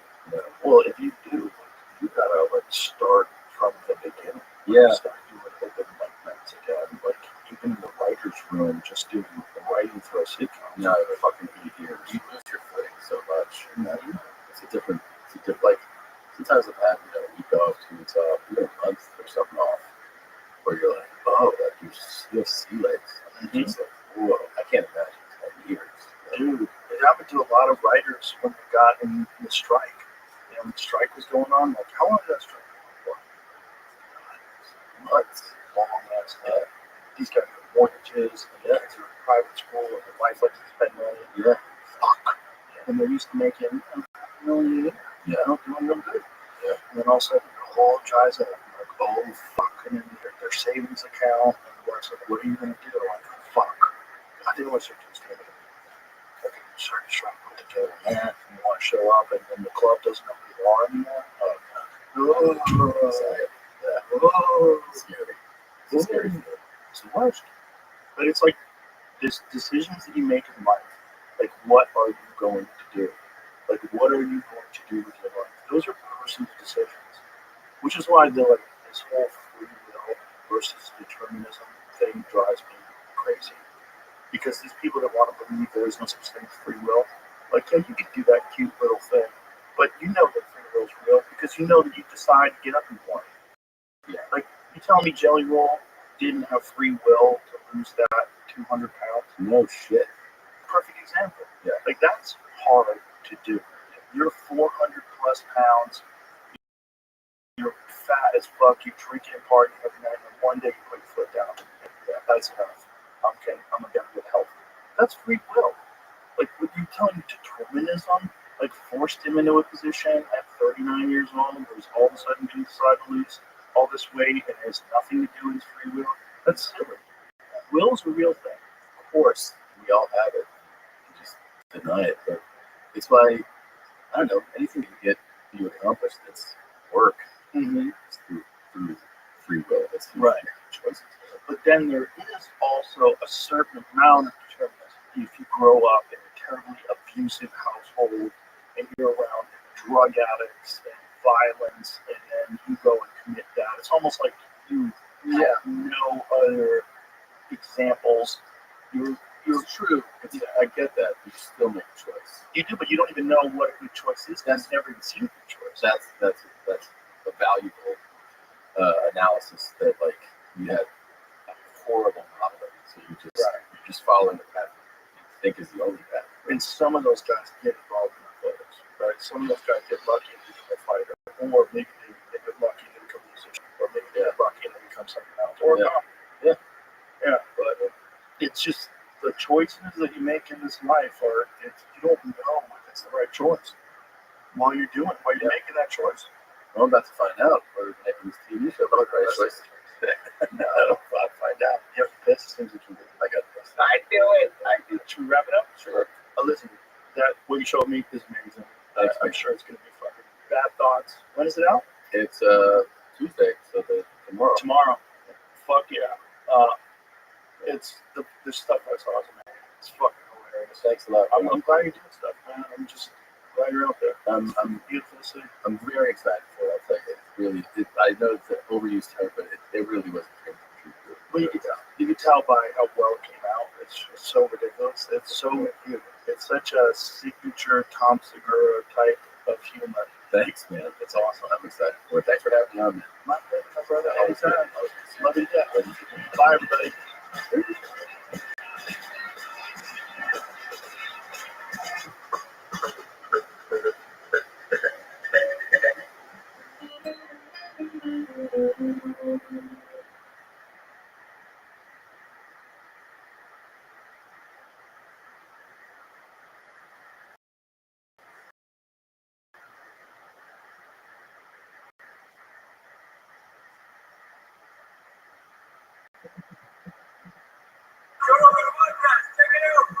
Rogan experience. Train my day, Joe Rogan podcast my night, all day. What a turn. This is So, absolutely incredible. Absolutely a series of unexpected things. So- This day. you were supposed to do Duncan's podcast, and then Duncan and I on the phone, and he was saying, trying to do tickets for the psychedelic event, and then Duncan said, Hey man, you can have him on your show. and I said, well, why don't you come on too? It'd be really fun. And then this morning, Duncan has a root canal, like an unexpected emergency root canal. So it was just a crazy turn of events, and fortunately, you're here. Yeah, I just came in from Ukraine. Oh, Actually. wow. Training therapists and psychiatrists. Wow. So Ukraine has enormous amounts of trauma. And so what I'm trying to do is to go to high trauma areas and try to talk about MDMA-assisted therapy and how that could be helpful. What is the legality of it over there? Well, right now it's illegal. They have these terrible laws left over from when Russia was in control, and you cannot even do research with Schedule 1 drugs. Wow. Now, the psilocybin, not with MDMA, you can't even do research. But over the last couple of years, there's been a lot of efforts by their military, by other people to change that because they're aware that they have so much enormous trauma. So a couple months ago, the Ukrainian government got draft legislation to change the law. And so the training that we did was for 55 psychiatrists and therapists throughout Ukraine. We did it in the western part of Ukraine, Lviv, which is not really a dangerous area. But even while we were there were multiple air raid sirens. But then they look at their phone and they see the area that the air raid sirens are supposedly about, and that could be like 100 miles square or something like that. So nobody seemed to care. Nobody moved to shelters and just ignored these air raid sirens and heard nothing. But it was so emotionally moving because we went to the cemetery in Lviv, and they have these in cities all over Ukraine. And they have something that I've never seen before, is that they have just enormous numbers of graves. Terrible. They've lost about 250,000 people. But the graves all have flags for Ukraine, but they have the picture person that's dead. It's the person that's buried there. And I've never seen that anywhere else. It's just, it has even more of an emotional. You're actually not just thinking all these people are dead, but you're seeing their pictures. So most of them were younger and tragically interrupted their lives. A fair number of women, and so they put them in the center of the cities. You're having to build new grave sites all over, and it's just next to a really large old historic cemetery. Yeah, and so it feels to me like what I'm trying to do is to really go to where people I think have lots of trauma but don't understand some of these new technologies, meaning psychedelic therapies. Hardly new. Well, new to them. Right. So they've been very much a conservative society. They don't have legal marijuana. They don't have marijuana. How dare this guy? Yeah, so it was very moving to be there for their, just the fact that we were there, that people felt that we were willing to come to the country and be there with them, even though it's in this more safe part of the country. And so the thought that we would, the next steps would all be philanthropy. So I should say that I'm here representing myself. I'm not talking on behalf of MAPS, and I'm not talking on behalf of Lycos, the pharmaceutical company that MAPS helped start a while ago. So I'm just talking for myself personally. But what we're trying to do is really respond to where the trauma is. And next week, we're going to be, which is something I never thought I would be going to, but I've been invited to speak at the American University of Beirut and also a YPO for business group. And there's the possibility there potentially starting research with MDMA therapy in Lebanon as well. Do you ever get frustrated at the lack of progress with legalization? Because it seems like so much headway has been made on the therapeutic front. That so many people have anecdotal stories of like a lot of soldiers with Ibogaine in particular, MDMA in particular. These people have had wonderful experiences, turned their life around. It just, I'm so baffled by the snail's pace of acceptance of these things. Well, I first tried MDMA in 1982. So we're talking about 43 years ago. And as soon as I experienced it, I thought this incredible therapeutic potential. It was legal at the time, and when did it come out? 1985. And so it had been MDMA it had been legal, but it was sort of quietly used in therapy circles from around 1976 to the early 80s, and then it started leaking out of these therapy circles and started being used as party drug ecstasy. Wasn't a lot of that in Dallas? Yes, a lot of it was at the Start Club in Dallas. Yeah, that is really where MDMA became ecstasy. Lorenzo from the Psychedelic Salon. I learned all a bit about that from him. Yeah. There's a fellow named Michael Caine is working on a movie about the Start Club.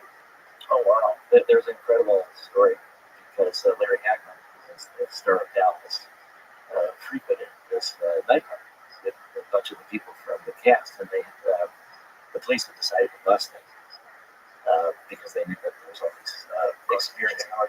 No, they were all prepared to bust the Star Club that night, and unexpectedly, Larry Hagman showed up, and they canceled the bus because they thought it'd be too embarrassing to bust him, and they busted him another time. He talked to CNN once, and he was talking about he was not afraid of death because he had an incredible LSD experience. Yeah, did you see that? I did. Yeah, and he was like, well, he did LSD therapy in the 60s. The reason that I even knew that is my mother-in-law read his autobiography, and he talks about doing LSD therapy in the 60s. And so my mother-in-law said, you might want to try to contact this guy because maybe he's got overlapping interests and he'll help out. And it took me a couple of years to get to him, but eventually I did. One funny story is that I got to know him pretty well, and I would stay over at his house a bunch of times. In Santa Monica, but he was also in I Dream of Genie. Oh yeah. So I Dream of Genie is this genie that comes out of this bottle. He's an astronaut, and a friend of his had made a blog out of the genie bottle. And they wanted to market it, and Larry said, "No way!" So there was only two versions of this genie blog, and I had one of my more humorous moments was smoking pot and Larry had a genie blog. That's hilarious. It's so funny when a guy plays this like straight laced, greedy, kind of psycho on a television show, a soap opera show, and then in real life, stoner. Oh, he's incredible. Yeah. Isn't that interesting, bro? It's like, because you would never guess that from the JRU character. Oh, right. No, he was very much pro psychedelic and had multiple experiences through the 60s. And the CNN interview was wild, though, because I remember watching, going, "Oh, you guys weren't ready for this." That's what he said. That they were like, "What happened? The house is good." It's like literally the opposite of the Bill Hicks joke. The Bill Hicks joke, like you never hear like a good drug story. Yeah. It's always young man on acid who thinks he can fly, like died. Yeah. It's like that was the one time the positive drug story from like a beloved star of a beloved show. Yeah, it's the most popular TV show in the world at some point. Yeah. But about your question about frustration, yes, the answer is yes, but it's important not to be overwhelmed by frustration. It's just to continue plodding along. We've just passed MAPS's 39th anniversary, April 8th. I had 1986 is when I started MAPS. And when I started MAPS, I didn't really know that it would ever succeed, that we would ever make MDMA into medicine. It was the height of Nancy Reagan just saying no, and the escalation of the drug war, the worst times. And I realized that it was worth doing, working towards bringing psychedelics forward, whether it worked or not. And that's what really gave me the mindset to not be overwhelmed by the frustration, by how many obstacles there spin. Because I always had this feeling that we need this kind of healing, we need this access to these experiences. And it's been tragic when we think about the number of veteran suicides, for example, that are happening every year. And if the Drug Enforcement Administration, when they made MDMA illegal in 1985, they did that on an emergency basis. We were in the middle of a lawsuit against the DEA, what's called an administrative law judge lawsuit. And we were challenging this arguments for making it into a Schedule I drug. And we actually won the case. The judge said it should be Schedule III, which means it should be available as a medicine, but it should be illegal otherwise for recreational use. But administrative law judges only give advice to the agencies that they're working in. They don't compel. You have to get out of that into the civil courts.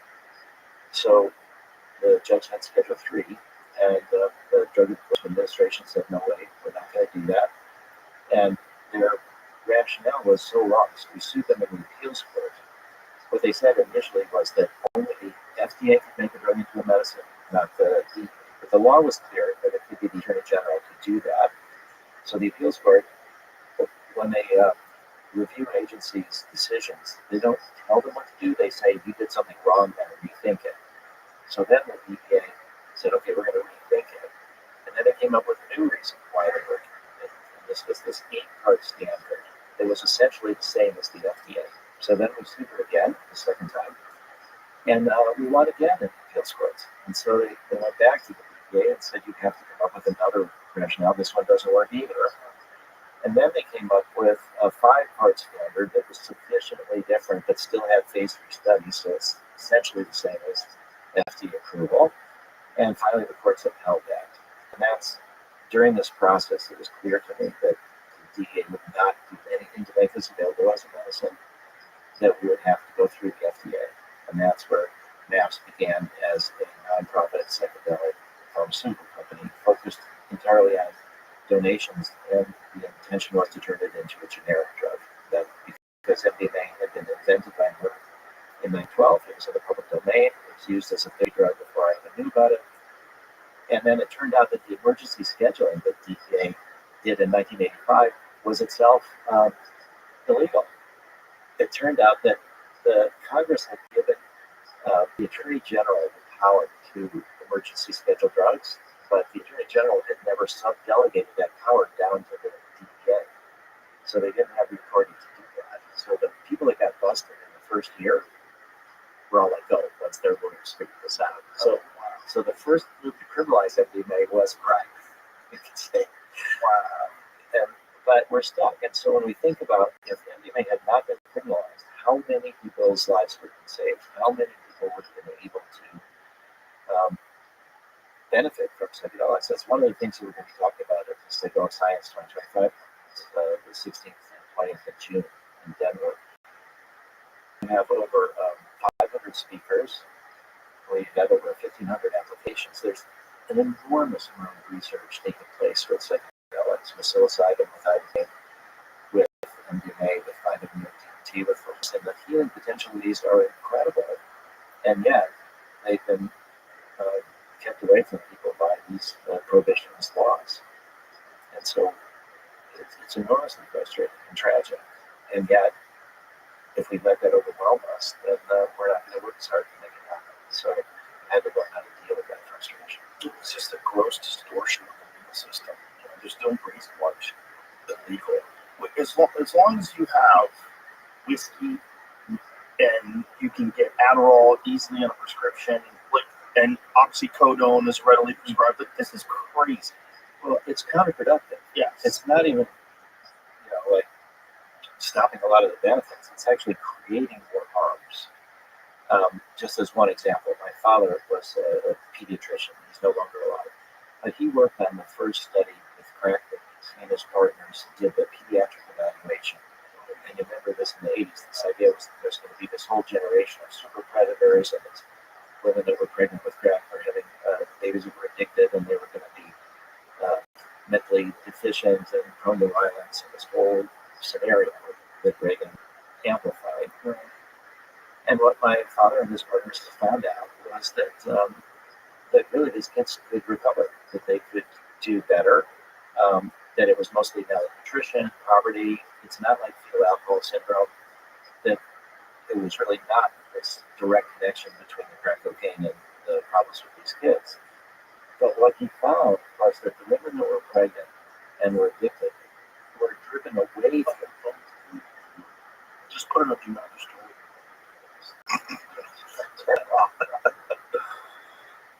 All you boomers and goddamn gadgets. Yeah. But he found that these women were dissuaded from seeking treatment. Why? Because they were worried that they would have their babies taken away from them, because they were worried they were going to go to jail. So the drug war is counterproductive, and that the people that need the help the most are driven away from seeking it because of the stigma, shame, and criminality. But then they screw up sometimes and do like what Portland did, where they just go, everybody's doing what they want. And then, unfortunately, you've already set a culture where you allow people to do fentanyl in the street and meth and whatever else they want. And then the laws pass where you decriminalize everything. So it's legal free for all. Yeah. And then, unfortunately, you have chaos. And then they pulled back the law because it was just too much. People were going there just so they could get high. Well, that's the important point, just that people were going there. So what that means is that I saw this in Zurich. So there was a place in Zurich multiple decades ago called Needle Park, where they decided to provide access to healthcare, access to safe injection sites, things like this for heroin addicts and others in Zurich. And it was working because when you treat people as humans like that, they will often seek other treatment. And then if they're not necessarily criminals, but then people come from all over in overwhelmed capacity because it's this one humane site, and then it became an open air drug market. Just people from all over Europe started coming, and then they had the backlash. Yeah. So I think it's something somewhat similar in Portland, where you try some of these things on a local basis, but then it attracts people from all over, and then it turns into the opposite of what they hoped. Right. Yeah, and it's just, I just think also they've gone through the whole confront the police thing, so they were just overwhelmed by cases. The Portland just out of control. We're so far from that place a few years ago. Just a lovely place. 10 years ago, Portland was amazing. It's all a bunch of sweethearts, hippies. They're like so calm. And something happened. People got radicalized, and then the tents, the people that camping on the street. Yeah. Once that happened, and you tolerated people just putting tents up in the middle of the city, it's like, don't ignore these people. Like, either help them out or tell them they have to move or do something. You can't just clog up your city with mentally ill drug addicts who are in tents. That's great. It is, and it's hard to have these local solutions because it attracts those people. Exactly. So They probably don't have trains before them get on. so these kind of solutions, I think people take the wrong idea from it, that the solution itself was the wrong idea. But I think it's when you do it on a local basis like that and not have it widely distributed. So basically, the idea is that you have people that have problems with substance abuse of all kinds. We don't criminalize alcoholics. They can go to AA, they can go to things. They're not stigmatized, and they're not worried that they're going to be arrested. Right. And yet they can go for help. And we have a lot of people that actually do that. Yeah. And I think that's the kind of humane approach. But that's where we should be as a society. That's a healthy, intelligent society. And also, we should be paying attention to the people that report great benefits. Like, there's just too many. Well, luckily, we have guys like Rick Perry. And Rick Perry, who's the Republican governor of Texas, is now in really full support of this Hopkins initiative. It's wonderful. Yes, well, Rick Perry will be speaking at the conference, Fantastic. as well Brian Hubbard. So the work that you did to have Rick Perry and Brian Hubbard on your show, and how much that brought attention to the Hopkins possibilities was incredible. Well, it's my feeling is if a guy like Rick Perry, who's this like straight-nosed, conservative, right-wing kind of a guy, if he can open up his eyes to that and open up his heart to that, it's available for everybody. And there's this very binary position that people take in regards to their thoughts on psychedelics. It's either it's for losers and people that want to escape reality, or if you're on the side of the people that have experienced it, you don't get any of that, which is so weird for me. So the people that think that it's for losers and it's all just a bunch of people just trying to escape reality and crazy, none of those people saying that have done it. So if you can get just a few of them to do it and tell their friends, if we have like legitimate therapies, because everybody needs a little help. I'm not saying you need to get off heroin, I'm not saying you're coming back from Afghanistan. I'm not saying anything crazy, but like everybody could use just a little therapeutic help to give you a fresh perspective. And I think if that was available to a lot of people that are just generally depressed, I think we could change the tone of the country. I really do. It's one of the things that bums me out the most about, especially the interactions people have on social media. It's like it's all negative. It's all negative. You're living in these rare moments. You have a finite amount of time. 100 years is so quick. It goes by so fast. And you're wasting it, yelling at people on Twitter. For what? For what? Like commenting on things all day long in anger and disgust. Look where this country is. Like, what are you talking about? Everyone's perspective needs a little help. Needs a little pick-me-up. Just a little something to go, I think we're okay. I think we're going to be okay. I think that there are so many positive benefits from having psychedelic clinics all over. I mean, we're talking about right now, there's several thousand ketamine clinics. But one of the issues with ketamine clinics is that many of them provide ketamine without therapy. So I've met a lot of those people. Yes. So I think the key point is that when we talk about psychedelics, when we talk about the clinics, it's not here, take this pill. Right. It's here, take this pill in a therapeutic context with therapists there to help you process the emotions. With an expert, someone who's experienced it themselves can help you. Yeah, and then with the therapy afterwards, which we call the integration process. So it's not just the experience itself, it's the preparation to be open to whatever happens. It's the experience. And then I just was the other day with a woman, who is a neuroscientist, and what she's talked about, and and what she's discovered is that psychedelics are these rare substances that have open up what they call the critical periods. So it's neuroplasticity. It's this ability to rewire the brain.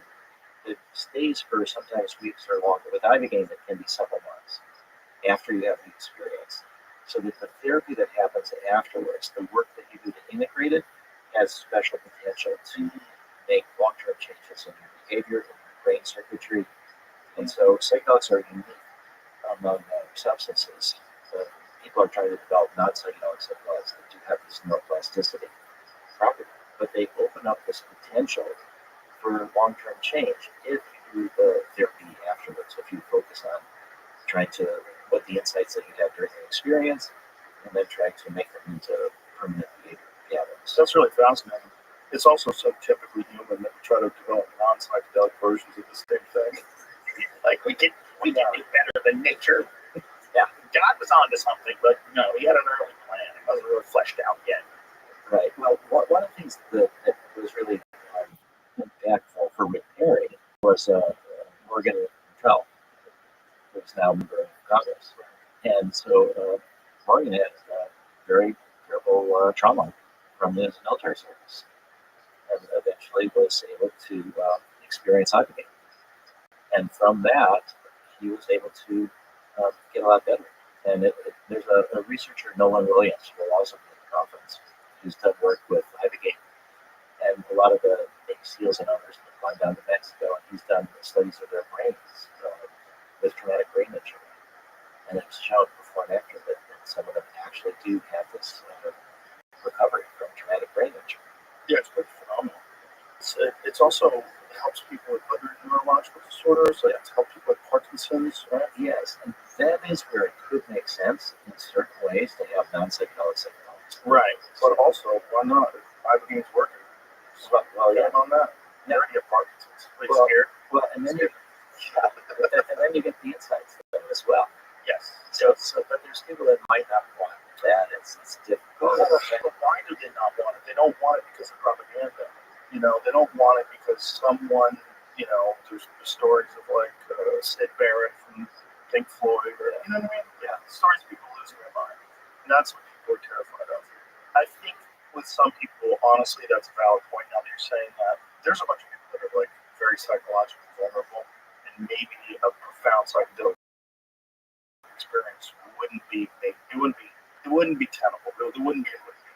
That's possible. There's a bunch of people that if they're in a bad state, if they're on a ton of medication just keeping them stable, they can't do psychedelics. Maybe not a non-psychedelic version of it that required their brain would be beneficial. There is actually a situation with cluster headaches. So cluster headaches are like suicide headaches. They're worse than migraines.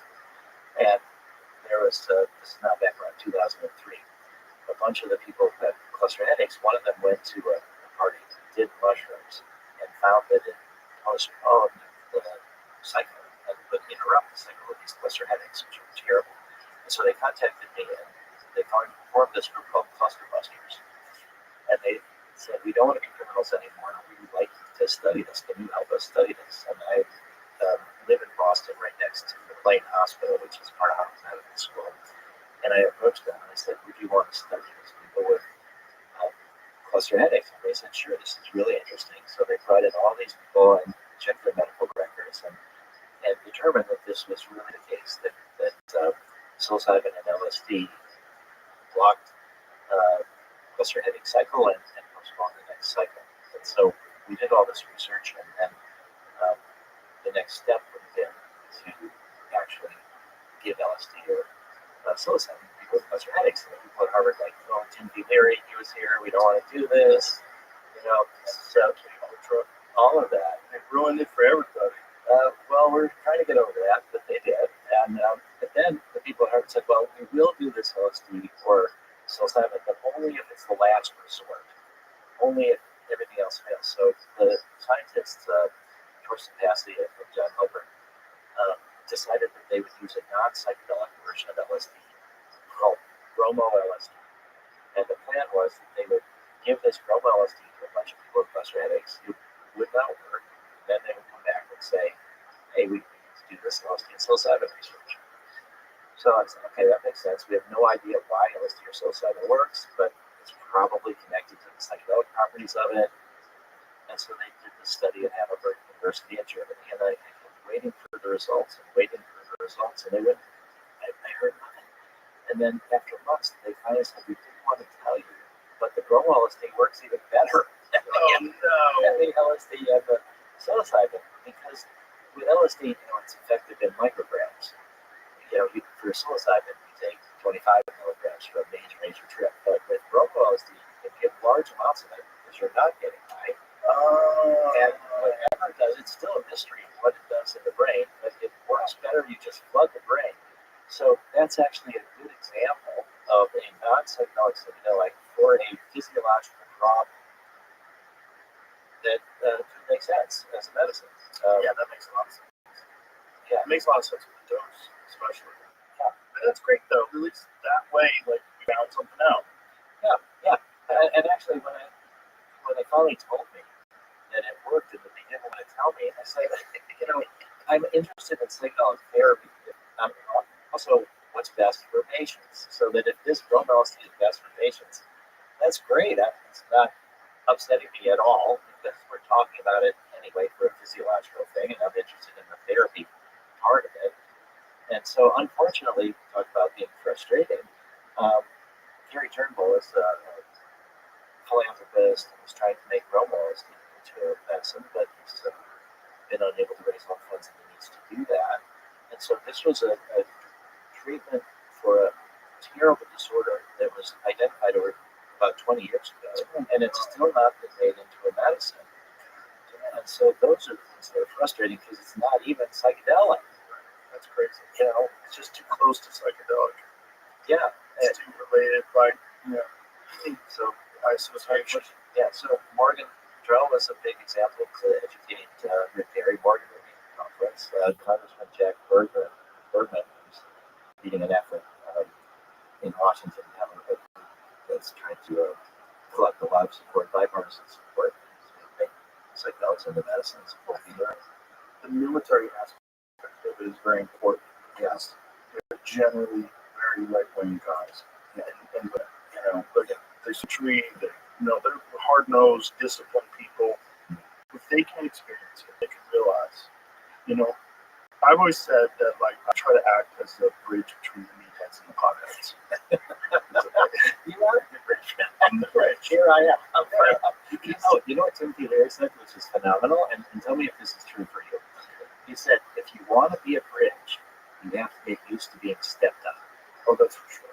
Yeah, but But I mean, not necessarily for those positions, because the idea of pot and a lot of these other things is that it's lazy, and we have a really hard time convincing anybody that I'm lazy. That's very hard. I'm pretty lazy. I don't believe that's the case. I don't think it's just. I don't think they're mutually exclusive. Like, you have to have either discipline or the ability to enjoy expanding your consciousness. I think, in fact, it enhances your perspective, which enhances the understanding of the value of discipline and of honesty and of, like, doing things the right way. Like, you do things the right way, genuinely feel better.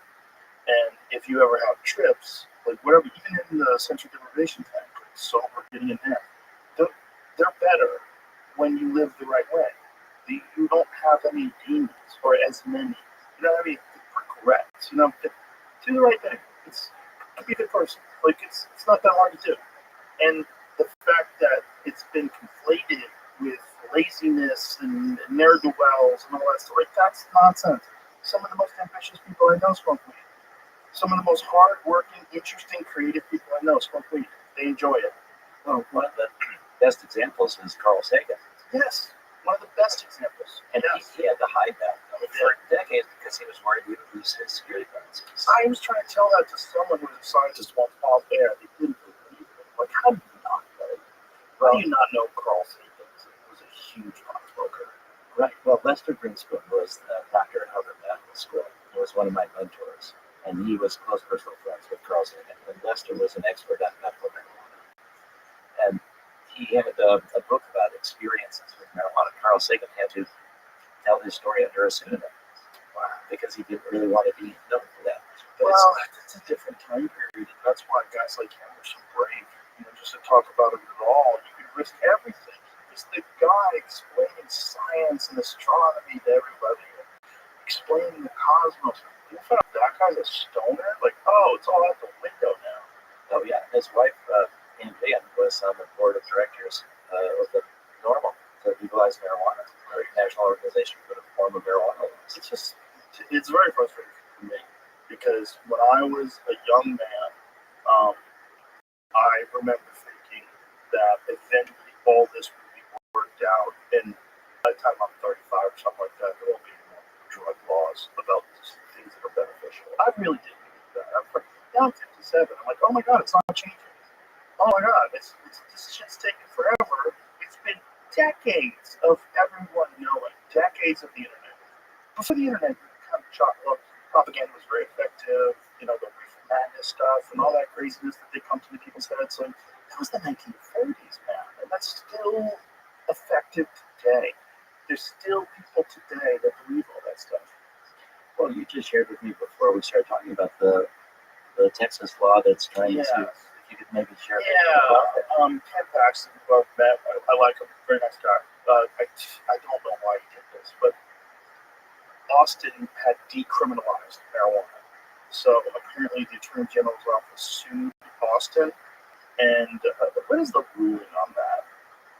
I don't know if they even have acted on this or if they're going to appeal or what it is. But, here's the thing about something that's not fully legal. And I've talked about this before, so I apologize to anybody's heard this. John Norris, who's a friend of mine, who's been on the podcast, who was a game warden in California. And he found a diverted stream, and they were trying to figure out what's going on. They figured some farmer fucked up, and what's going on here, and fish were dead. And so he's a game warden, so they have to track down what happened with the stream. Finds this huge grow up in the middle of the national forest, run by the cartel. And then his entire operation in the decades future becomes a tactical force with bulletproof vests, dogs, guns.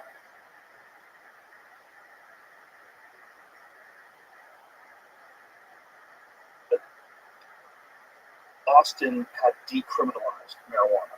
So apparently the Attorney General's office sued Austin. And what is the ruling on that? I don't know if they even have acted on this or if they're going to appeal or what it is. But here's the thing about something that's not fully legal. And I've talked about this before, so I apologize if anybody's heard this. John Norris, who's a friend of mine, who's been on the podcast, who was a game warden in California. And he found a diverted stream, and they were trying to figure out what's going on. They figured some farmer fucked up, and what's going on here, and fish were dead. And so he's a game warden, so they have to track down what happened with the stream. Finds this huge grow up in the middle of the national forest, run by the cartel. And then his entire operation in the decades future becomes a tactical force with bulletproof vests, dogs, and guns, fighting the cartel in the forest, in the national forest, because they were growing it all in America and just selling it. 90%, I believe he said 90% of the marijuana that was sold in states where it's illegal was coming from California. And they were using very dangerous pesticides and herbicides, stuff that's completely illegal if you were growing it naturally, if you were growing it normally. And because it's illegal, you have organized crime that's providing it. If it was legal, we could only buy it from, you buy fucking groceries, you buy organic fruit, right? You buy organic vegetables, you buy organic marijuana. You would know the people who are growing it, you can meet the farmers, just like you can meet people from White Oak pastures, you can people from fucking the Happy Green Farm. And you would know where you're getting your stuff. You know there's no fentanyl in it, which is apparently they're talking about that now. No. You're not helping anybody. You're only hurting people. Now, if your goal is just to hurt as many people as possible, well, yeah, make more laws. Yeah, keep locking people up. Lock people up for things that don't hurt anybody, even themselves. Well, the other part of it is the tax money. Yes. When you're letting all this money go to the underground, to Yes. the cartels, to the criminal gangs. You're alternatively, you could have it as taxes, and that could make it easier on the rest of us. I could see as an argument if you were the attorney general, you said you are propping up organized crime by allowing it to be decriminalized, and the people that are growing it and selling it in Austin, or the people that have it in Austin, are all committing crime, so they're probably cartel people. Or I could see that argument, kind of.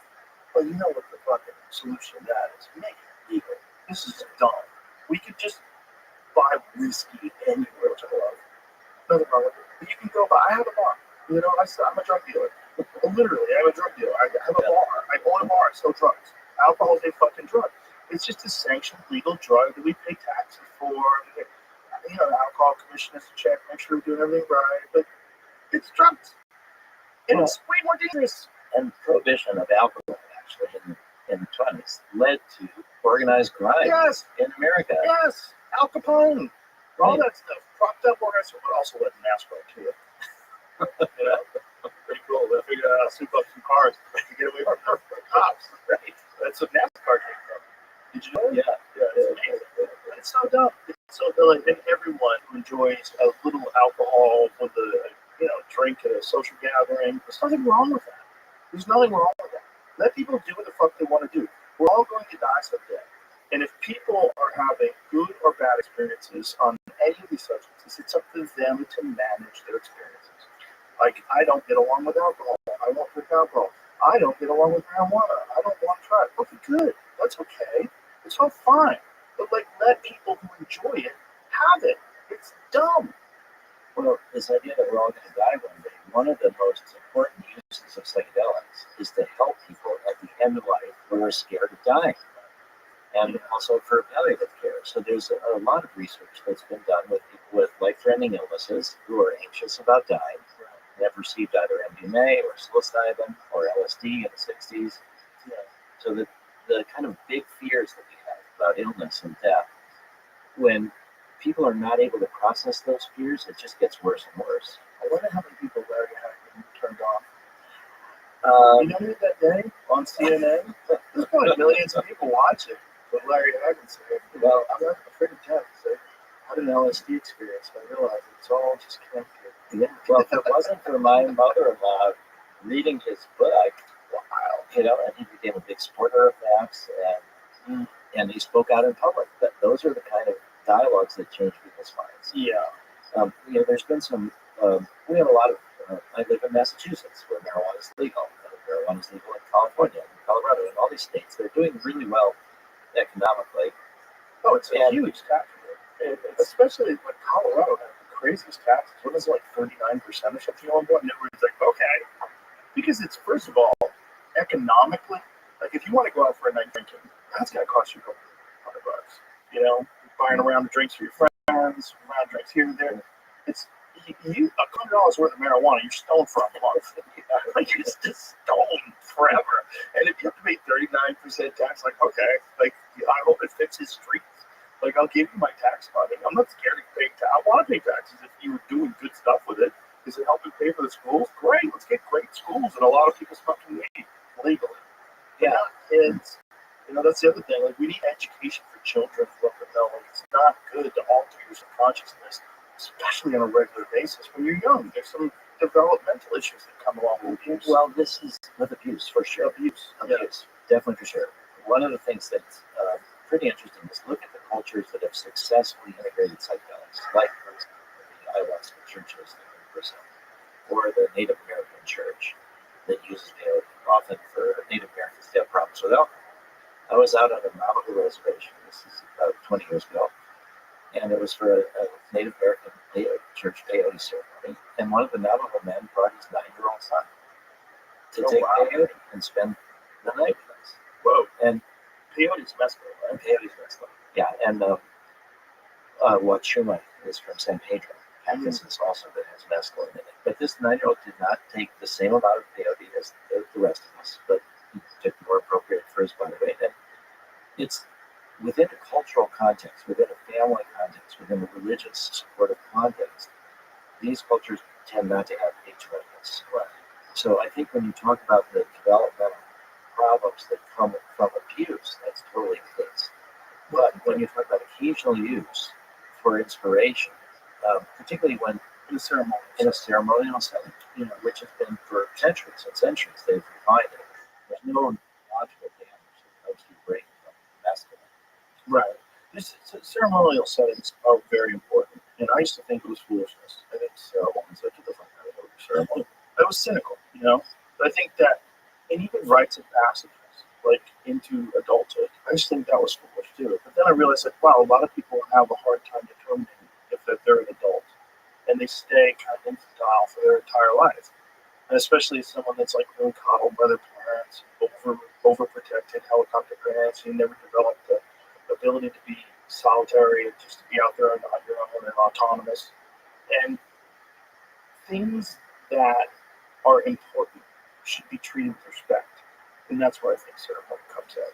Yeah, one of the things that I think has led to my interest in lifetime use of psychedelics was been the failure of my bar mitzvah to actually turn me into a man. Oh, that's hilarious. Because I'm You the old, thought you were going to be a man. That's it. well, I wanted to avoid all the awkwardness of adolescence. I'm the oldest of 4 kids.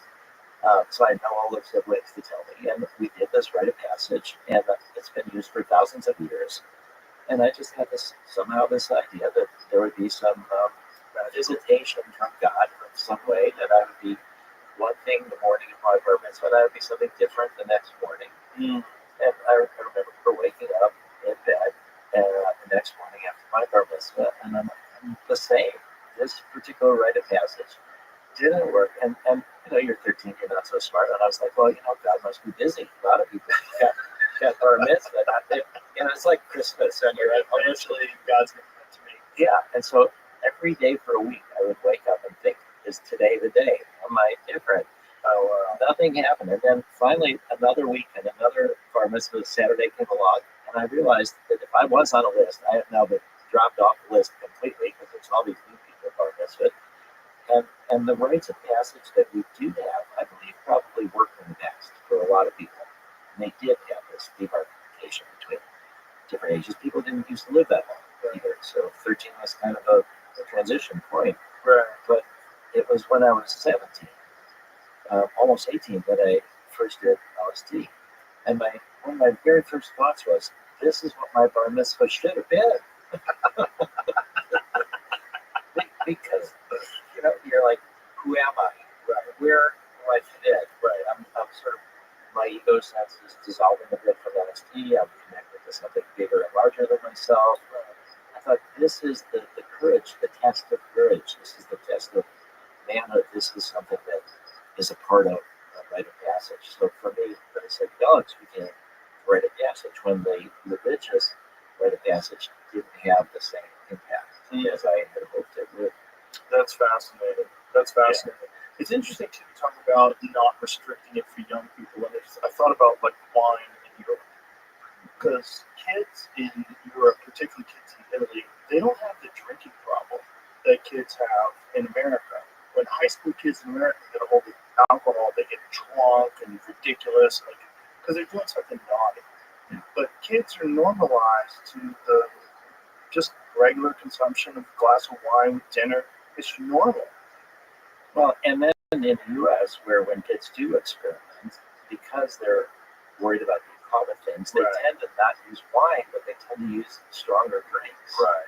So they call that sort of the iron law of prohibition, that when you prohibit something, it moves more and more to more concentrated, more powerful forms of that drug. Hence fentanyl. Yeah, or even cocaine. You could have cocaine. I mean, Andy Weil has been promoting for decades and decades this idea of cocaine. Yeah, I like that one. What was the Shut feeling? the fuck up. I was like, oh my god, thank God I never done cocaine. I was telling my friend Doug, I was like, I don't think I can shut up. But it wasn't anything crazy. I think that chewing the leaves is supposed to be like super beneficial and actually even healthier than coffee. Yeah, there's a lot of nutrition in the leaves. It's how fucked your teeth up though. Well, if you do anything too much, it can. But it's You something sound like an apologist. You sound like well, I think it's this idea that appropriate use Well, Paracelsus is one of the early physicians, and he said the difference between a medicine and a poison is dose. Right. Well, yeah, salt will kill you. You know, eat a pound of salt, see what happens. Water, okay. Yeah. I mean, people drink too much water. yeah, hyponatremia. People leave your I remember a lady died because she was trying to win a PlayStation for a kid in a morning radio show. She was trying to drink the most water. Oh, crazy. Yeah, like no, who knew? I guess no one knew that. But people are pretty aware now because of frat parties, like, you know, hazing. They've had kids do that. yeah. That's one of the things that has been happening in terms of the raves and ecstasy. So that occasionally people will overheat and die from MDMA, where you dance all night, you don't drink adequate fluid, and you can get hypothermia. And there are some cases, so that's one of the dangers of ecstasy use outside of therapeutic context. And so people have heard, okay, now I need to drink fluids in order to not overheat. And there have been cases of people that have died from drinking too much water. Well, I can counter that because there's a bunch of people that die from too much exercise. There's something called rhabdomyolysis that people get when you over-exercise. You literally, your protein starts breaking down. Your kidneys can't process it. You start peeing brown. It can be totally deadly. You can push yourself too hard and die from exercise too. Yeah. So many people every year die of rhabdo. If I Google that, because I know it's very common in the CrossFit world because people are competitive with exercise, which is not necessarily the great. Like a lot of people I know that are trainers do not like the concept of CrossFit because it's doing exercises that are just supposed to strengthen your body and condition your body, but doing them in a competition setting where it's like unlimited amount of repetitions, as many as you can get in X amount of time, or and then they have these games where people play where they might not be conditioned enough to sustain the workload that they're putting forth, and then they get wrapped in it, and it's fairly common. Like I know multiple people that have had wrapped up. Yeah.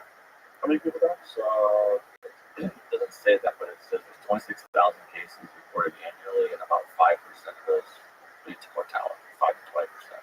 That's a lot. There's a lot of people that die. That's probably more than people drink water and die. I guarantee it's more. I bet drinking water so much more you die is probably fairly rare. But I think that rhabdo stuff is super dangerous. Yeah, you reminded me of something funny. David Nutt was the drug policy advisor for the British government, and he did a ranking of the dangers of all these different drugs.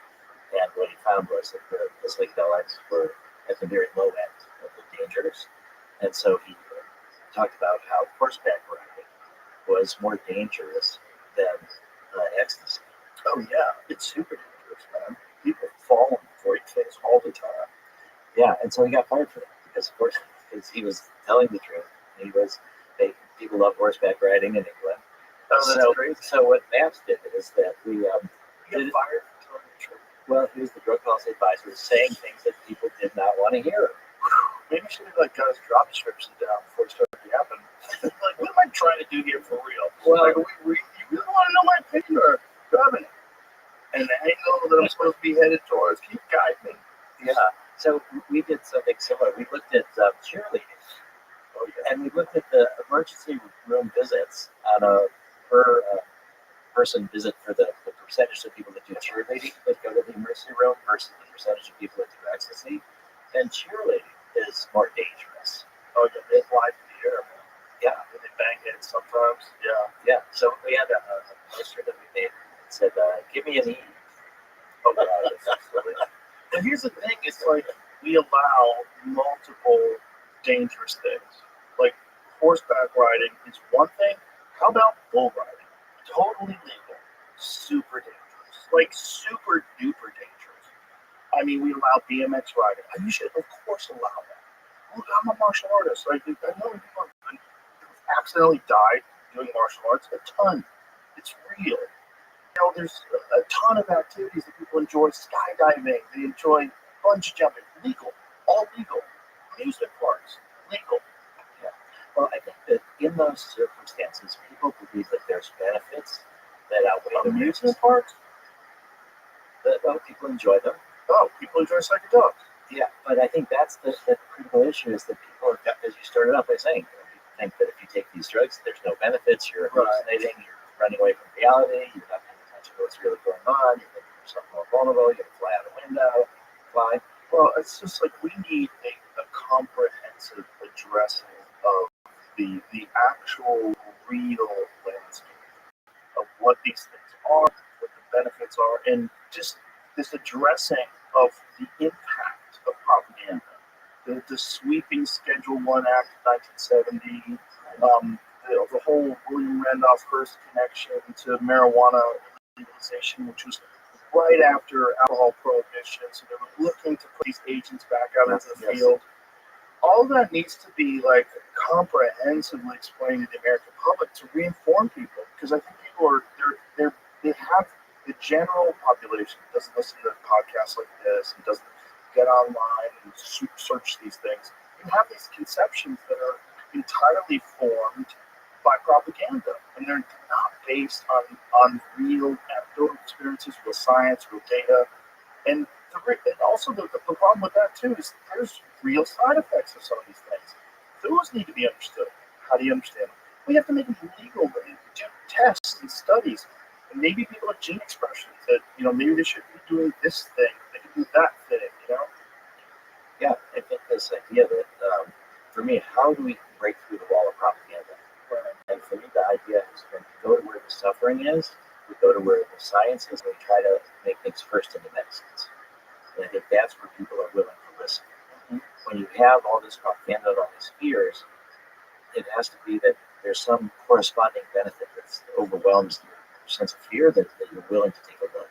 And that's where you go to where the suffering is. And that's where with post-traumatic stress disorder. Yeah. I think one of the things that we've been able to do remarkably is with psychedelics. They're one of the few things that are out of the culture wars these days. There's bipartisan support for psychedelic research. And it's because we went to where a lot of the suffering was. Sympathetic patients. Most of the people in our studies are women survivors of sexual abuse. Most of the people with PTSD are women. But most of the media attention to the veterans.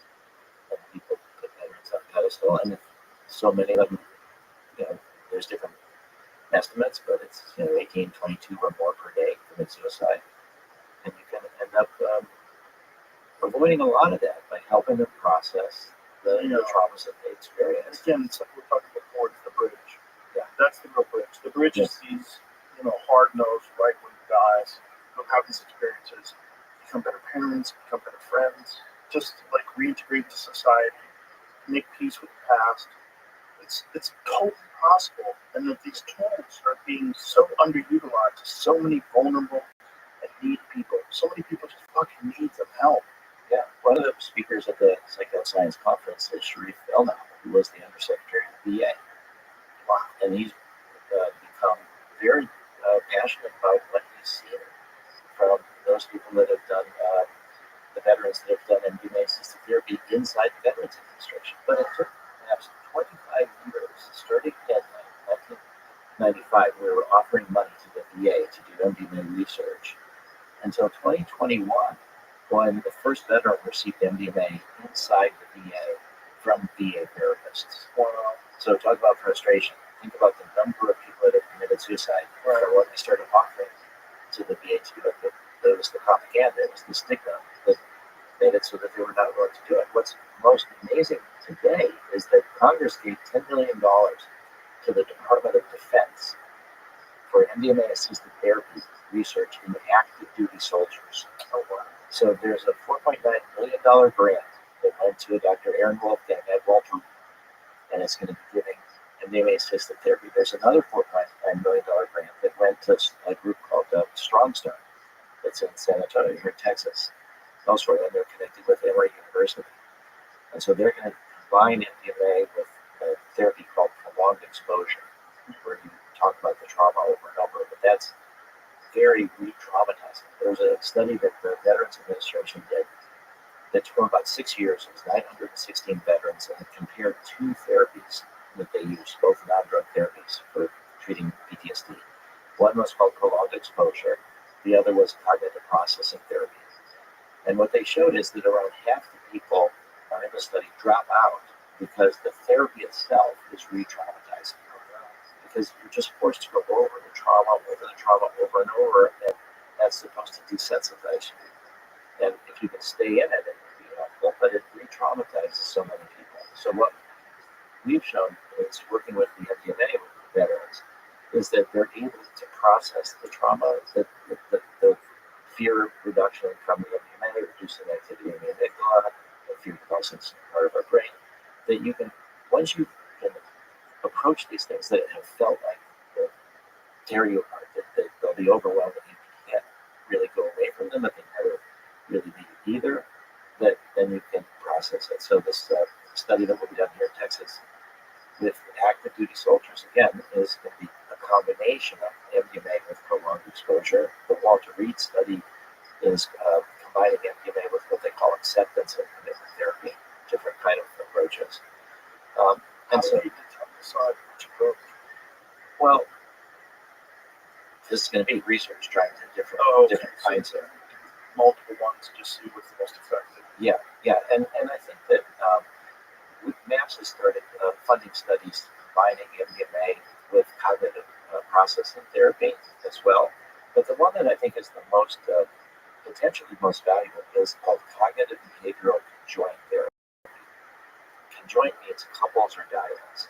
And so what happens is the designated patient in PTSD is where the attention is focused. But when they have PTSD, it affects their families, it affects their partners.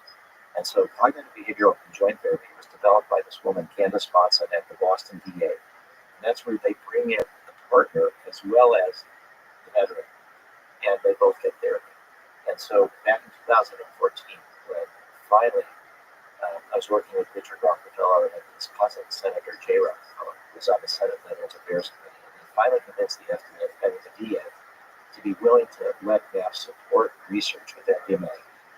They said that they would not let it, they wouldn't refer veterans, they couldn't do it inside the VA, we had to pay for it, but that the first thing they wanted us to do was combine MDMA with cognitive behavioral conjoint therapy, where both people now get MDMA. And the results were better than anything they've ever got before in studying this therapy, both in reduction of PTSD, but also in strength of the relationship. Do they combine it with 5-HTP or anything like that to sort of bring back your levels? The answer is no. People do use 5-HTP, and it can be helpful, but Explain. yeah, so 5-HTP is your precursor for serotonin. So when we started research with the FDA, this was now in 1992, the very first time they permitted MDMA research was 1992. And as I said, MDMA had been used as a therapy drug since the middle 70s through the 80s, criminalized in 85. And people have felt that sometimes, and I think it's very much the case, that you're tired after that people talk about a serotonin depletion. And so when you take 5-HTP, that can be helpful. But when we started with the FDA, they said, all this information that you've got from before, from underground use, or from before when it was still legal, doesn't matter to us. Really, everything has to be done under direct supervision of FDA-approved studies. And they said, don't assume that you're going to have problems and you're going to use MDMA plus 5-HTP or something. Just start with the MDMA, see what problems you get, then you can start. So the way we think about MDMA therapy is that it's really not a one-day thing, it's a 2-day. In the sense that the second day is for rest, it's for having no obligations, no appointments, and the therapist come back and do more integrative therapy the next day. And also, we do the therapy during the day. It starts at 10 in the morning. It's an 8-hour session, so often people can get sleep that night.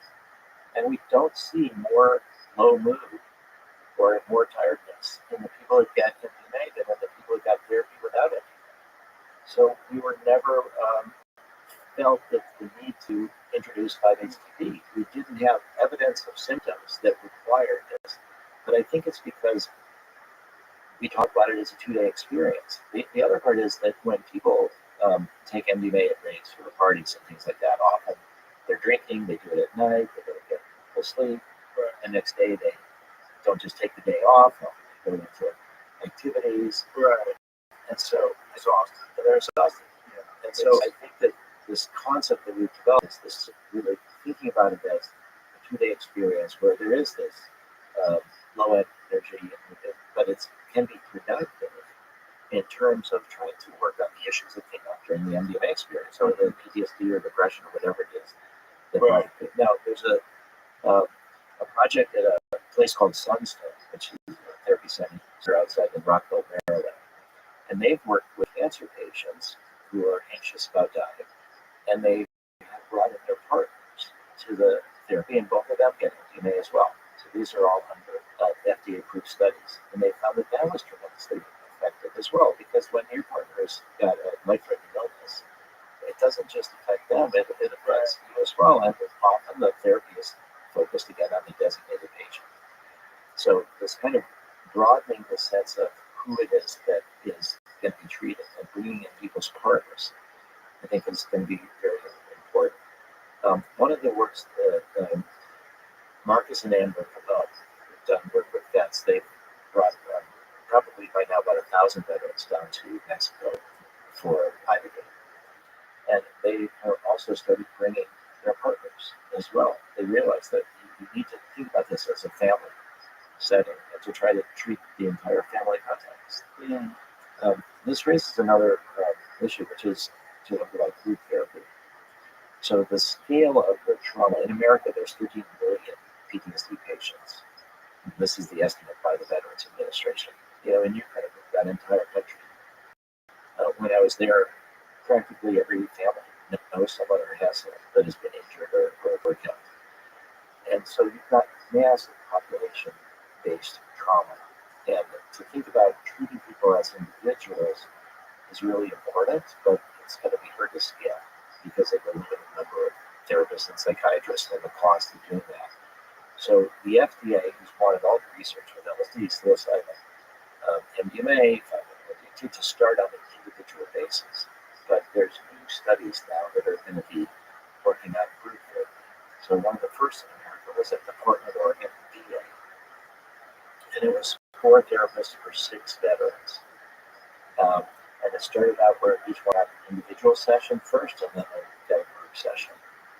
And there's 2 basic kinds of trauma in the military. One is war-related or accident training related, and the other is what they call military sexual trauma. There's a lot of sexual abuse by veterans or by military active people and other people in the military, and they call that military sexual trauma.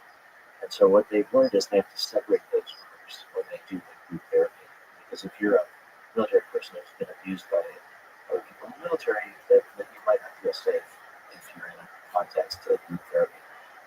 So they've done separate the groups, but they found that the groups do terrific with supporting each other afterwards in this integration process. And so what they've done is they've realized, though, that the design they had initially was an individual session and then a group session.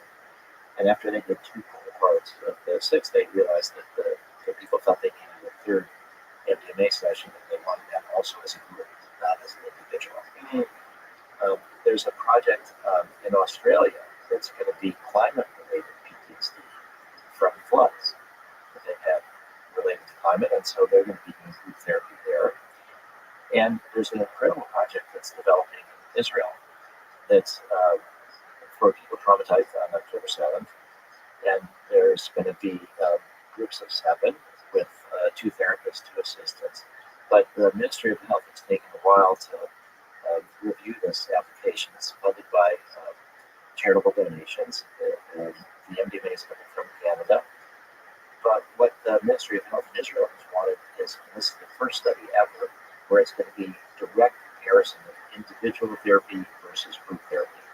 So everybody's ready to have one or the other. You get randomized to either individual or group, and it will be a direct comparison. And so I think, like, when you think about AA, about peer support, I think you can go deeper when it's individual therapy, because you have more focus. You're not thinking about other people deeper. But when you're in a group setting, you can kind of bond people, you can hear their other stories, but then you can support each other in this integration process. So I think at the end of it, it could be that the groups do just as well as the individuals.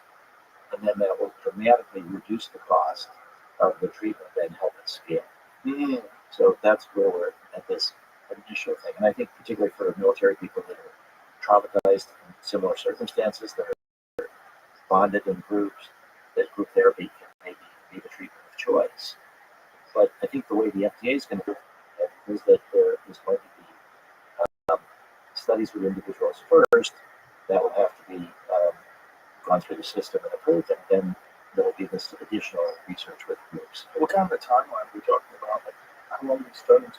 Well, it's going to be about 3 years for the project in Israel, and it's going to be about 160 people. What about the projects here? The project at the Portland, Oregon VA is going to be done pretty soon, but it's really just been 4 or 5 cohorts. It's very small numbers of people, and so there will need to be more. I think that there's been some efforts to do what people call in some ways a modified version of individual versus group. Is that and they've done some of these at Sunstone also, where there'll be 4 people getting psilocybin at the same time, but each in a separate room, each with one therapist. But then near the end of the session, they bring them together, and then they talk about what happened, and then also have the group integration. So it's kind of a modified. So I think in terms of time frame, it's probably 4 or 5 years before I will approve group therapy, maybe longer. The other issue is that the last time that we spoke, it was before the FDA advisory committee, before the FDA meeting to decide whether to approve MDMA-assisted therapy for PTSD. And the advisory committee recommended against it, and the FDA voted against it. This was August of last year. And so that was heartbreaking because I thought that the data really did justify approval, and it did demonstrate safety and efficacy. But there was enough doubts that were raised. One of the big problems to do research with psychedelics is how do you do a double-blind study? Right. You know, when you take a powerful drug, you know you've taken it. And if you give an inactive placebo, people can tell the difference. A lot of my dissertation, which I did in 2001, was how to do a double-blind study with psychedelics, particularly with MDMA. And my solution made sense was to do therapy with low-dose MDMA versus therapy with full-dose MDMA. So everybody knows they're getting MDMA. They all have the same expectations, and they might not be aware though which dose. You know, is it with full doses or a lower dose? So the challenge was to pick the low dose so that it's high enough to cause a certain amount of confusion, but not so high that it has so much therapeutic potential that you can't tell the difference between the groups. So for 16 years, from 2000 to 2016, MAPS did a series of what are called phase 2 studies to try to figure out how to do phase 3. And we looked at therapy with no MDMA, therapy with 25 milligrams, 30 milligrams, 40, 50, 75, 100, 125, and 150. So sort of like a dose response. We did all these different doses. And what we discovered, unfortunately after I got my PhD, was that my theory was partially right, partially wrong. That, a microdose of anything is not going to be very good as a placebo because you'll be able to tell. So what was surprising to us was that the lower doses, 25, 30, 40, 50 milligrams, did indeed cause a certain amount of confusion. But when you're working with PTSD patients and you get this activation from the drug, but you don't have enough of the fear reduction, it made people uncomfortable. So we showed that the people that got therapy with no MDMA did better than the people who got therapy with the low doses of MDMA. They still got better, but they didn't get as much benefit. So the analogy is you're taking off an airplane and there's all this turbulence at the beginning, and then you get above the clouds and it's smooth sailing. So it's kind of like that with MDMA. But the part that we discovered that was very surprising was we did a study with veterans, firefighters, and police officers.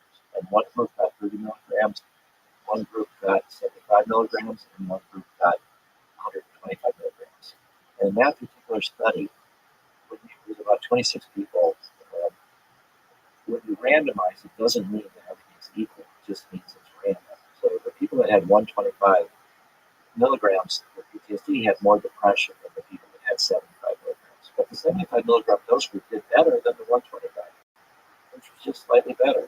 So what it meant was that the dose that's therapeutically effective was lower than That's not, so when you said the people that did 125 had more depression, do you mean before the study? yes. Okay, so, Sorry. so it was chosen that they would get the higher dose because they were suffering more. Well, no. Again, this is randomization. Right, but you said that they would have more depression before the therapy. Well, So how did you determine? well, we evaluate everybody's PTSD symptoms and their depression symptoms, and so just by the randomization, it turned out that those people that were higher on depression ended up more of them in the just random. Yeah. Oh, interesting. Yeah, because when you randomize again, it doesn't mean that you're making things equal. Right. So it was just a chance. Just turned out that. Turned out How many people were in this group? 26 people were in the entire study. Okay, so it's just dumb luck. But it meant to us that this dose of 75 was indeed more therapeutic than we anticipated. So there was no real sweet spot where there was a dose of MDMA that didn't either make people uncomfortable and reduce the effectiveness compared to therapy with no MDMA, or it tipped over into being very effective. Mm-hmm. So when in November 29, 2016, when the FDA had what we call the end of phase 2 meeting, after we got approved to go to phase 3, the final studies where we need to prove safety and efficacy, I knew that we shouldn't do that because of this. We shouldn't go directly to a phase 3. The FDA offers this opportunity that most pharma companies don't take, called special protocol assessment, and you negotiate every aspect of the phase 3 design with FDA, and it can take the rest of 8 months. And so pharma companies are thinking there's nothing unusual what I'm doing, and my patent life is expiring. But I knew we needed to do that to discuss how to deal with the double blind. And so we presented this information to the FDA. We said that we will give you blinding if you want with these lower doses, but it's going to make our job easier to find the difference between the full dose and these lower doses, because it's going to compromise the therapy as compared to therapy with no MDMA at all. And so we said to the FDA, you tell us what you want. And the FDA chose therapy with inactive placebo to make our job harder, which made sense to me. And they said that there's 2 things that you can do to reduce experimenter bias, because the whole purpose of the double blind is to sort of reduce bias, that you don't know what's going on and everybody just treats everybody the same. They said the first is this random assignment. What that means is everybody's similarly motivated and they will work. And the therapists don't know necessarily that, so you do this random.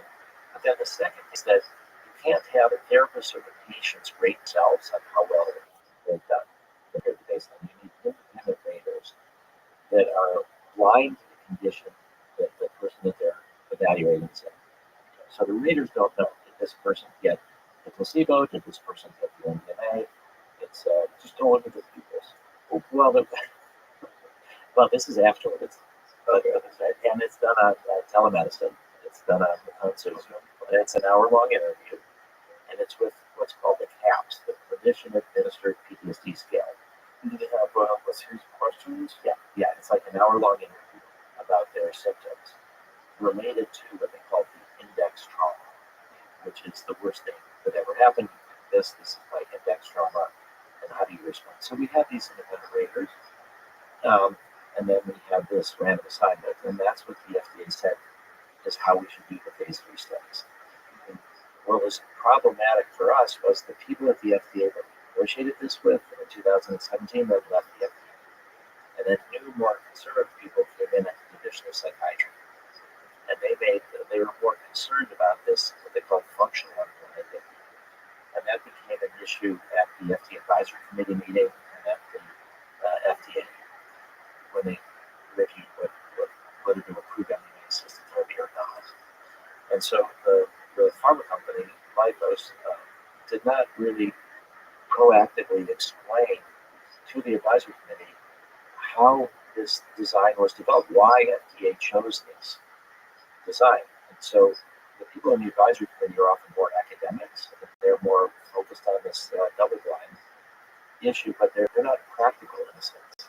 So that the FDA realizes double blind fails in practice a lot. It's a theory of how you want to do things. It's something to strive for, but it doesn't work a lot of times. Even with SSRIs, you think that Prozac or various drugs that you take that are not psychedelic, that those are easy to get. But they're not, because when people have sexual side effects, they have other side effects, and they report to their therapist what's going on, then they can tell from the side effect profile. So the double blind fails in practice a lot. But the FDA is saying you can't just only approve drug where the double blind is perfect. We have to weigh these things. So that was one of the big issues that the FDA advisory committee objected to, was this functional unblind. So when you asked about the time frame, there was other issues, but where we're at right now is that there's going to be negotiations between Micros and the FDA. With the new FDA, with the new people at HHS, there's the proverbial fork in the road. There's either the FDA will say, we believe your data enough that you're not going to need to do another phase 3 study. They might require what's called a phase 4 study, which is after approval, you gather information about safety, about durability, different things.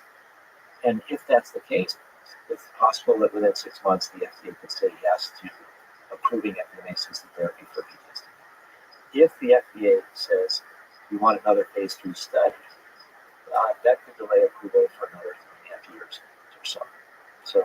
And that's just on an individual basis. So talk about frustration. I mean, we had incredible outcomes. So the 2 phase 3 studies that were done, the first one was severe PTSD. And what we showed is that 2/3 of the people that had severe PTSD no longer had PTSD after the treatment, which was 42 hours of therapy, 3 MDMA sessions, 1 month apart, 12 non-drug psychotherapy sessions. 2/3 no longer had PTSD that got therapy plus MDMA. And those people that got therapy without MDMA, the inactive placebo, were 1/3 no longer had PTSD. And then another roughly 20% had what's called clinically significant reductions of PTSD symptoms. It means that has changed. Their symptoms are not as burdensome as PTSD. So called responders. So we had 8% responders, only 12% non-responders. Wow. It's the best treatment. In the second phase 3 study, we purposely moved it to moderate to severe PTSD because we didn't want the FDA to say it's only for severe PTSD. 3/4 of the people did have severe PTSD, and 1/4 had moderate PTSD, and it was 72.6% no longer had PTSD. Almost 3/4 no longer had PTSD at this 2-month follow-up. And what was even more remarkable, and this relates, I think, to the concerns that was expressed about bias and functional unblinding, is that 46% of people that had therapy with no MDMA also went below the threshold of having PTSD diagnosis. That's better than any of the other therapies for PTSD. And so what that demonstrated is that the therapist, even though most of them could tell the difference between whether somebody had MDMA or not, that they tried just as hard as they could to help people, whether they got the MDMA or not. And we got extraordinary results in the control group. And I think one of the things that is the explanation is that when you have an 8-hour therapy session with music, with headphones, with more or less half the time you're inside having these different feelings, and the other half are talking to the therapist, so no particular boredom, you're not forced to focus on the therapy the way with prolonged exposure or cognitive processing therapy. That's what I said was re-traumatizing in the studies that the VA did. Roughly half the people dropped out. We have very low dropout rates because people are encouraged to just support whatever's emerging. That's the essence of the therapeutic approach that has been developed to support people when they're going through MDMA therapy. It's very similar to what can be done with psilocybin or LSD or even Ibogaine, that you just support whatever's emerging. You have the sense that there's a wisdom beyond conscious. We all know that our body has a certain wisdom in that it moves towards wholeness. We get cuts, it heals. It's below our level of awareness. So there's some kind of wisdom to what's emerging. You can think about it as this barrier, this permeable barrier, semi-permeable barrier between the conscious and the unconscious. And it all happens, we all know, dreams, that material rises to our awareness of dreams. And it's like that with psychedelics. And so we just support whatever's emerging. People can go to some happy memories or to layers of trauma, whatever. They're not forced to just focus on the trauma. So we have very low trauma rates. But the people like that, the therapy without anything, we're able to make incredible progress. And we also have what are called fidelity ratings, which is we videotape all the sessions. And then we have raters, they're called adherence raters, and they look at are people adhering to the therapeutic method. And then that's called fidelity. We have over 90% fidelity that the therapists really were doing the same, whether it was placebo or not. So the results were outstanding in that way, and the side effects were very low. We had nobody commit suicide that received it. That was one of the concerns. We had one woman tried to kill herself twice, but she was in the placebo group. And we had another woman with such severe suicidal ideation, she checked herself in the hospital, not to kill herself, she was also in the placebo group. Because when you help people with terrible trauma, it's difficult for them. And they're not able to do the process. That's why they have long-term PTSD. So we demonstrated remarkable results, and yet the FDA said we need more data. I think it's tragic. It is tragic, but it's also very hopeful. The results are very hopeful, and I'm always hoping that people come around. Do you ever really consider though the burden of responsibility that lays on your shoulders? Like, you have been at the forefront of this for decades, and I imagine a world where a guy like you doesn't exist, because it's really easy for you to not exist. I don't know you. You know what I'm saying? Like, you have been responsible for so much research and so much pushing for legislation to be passed, pushing for people to understand these things, so much education. I mean, you're a real hero in this. Yeah, it's required an incredible amount of resolve that you have to keep this fight going on. it has been, and I think one of the things that has kept me going was a dream. We talked about dreams, but it was a dream that I had when I was in my early 20s. So when I was 18, I had decided to focus my life on psychedelics. This was after I realized LSD is what my bar mitzvah should have been. And I was able to see these tools as really hopeful, and there was two parts. One part is sort of this working through trauma, depression. The other part is more interconnectedness. I think the essence of what people talk about, the sort of spiritual aspects of psychedelics or of meditation or of other things, you feel that we're not just isolated individuals, we're all connected with all of them. And so at 18, I said, it's a crazy world. I was a Vietnam War draft sister. I was planning to go to jail. I had studied Tolstoy and Gandhi and nonviolent resistance. So my contribution to my country was going to be to not register for the draft and go to jail as a protest for Vietnam. And then I thought, my dad and my mom was saying, you're going to have a criminal record, you're never going to have a real job, you're not going to be able to be a doctor or lawyer, you'll be a felon. And I thought, okay, well, I'm not willing to go to work because of that, but I can be an underground psychedelic therapist. You don't need a license for that. So that was my plan. So then this dream happened in my early 20s. I should mention that I had the real wrong idea at 18. The idea I had was the more drugs you take, the faster you evolve. I mean, again, I was, super 18-year-old. So I did a good job of it. I just got more disoriented and very much ungrounded. Too much horsepower, not enough traction. That's a great way to say it. Yeah, I was very ungrounded, and I went to the guidance counselor at college. And this was a new college in Sarasota, Florida, and it was a private school at the time. And the guidance counselor said, I need help with my dripping. And it's become more important to me than my studies. And he said, well, I understand what you're doing. It makes sense to me in some ways. We're overdeveloped intellectually and underdeveloped emotionally and spiritually. And he gave me this book to read, and I loved it. And it was by Stanislav Grof, the world's expert LSD researcher.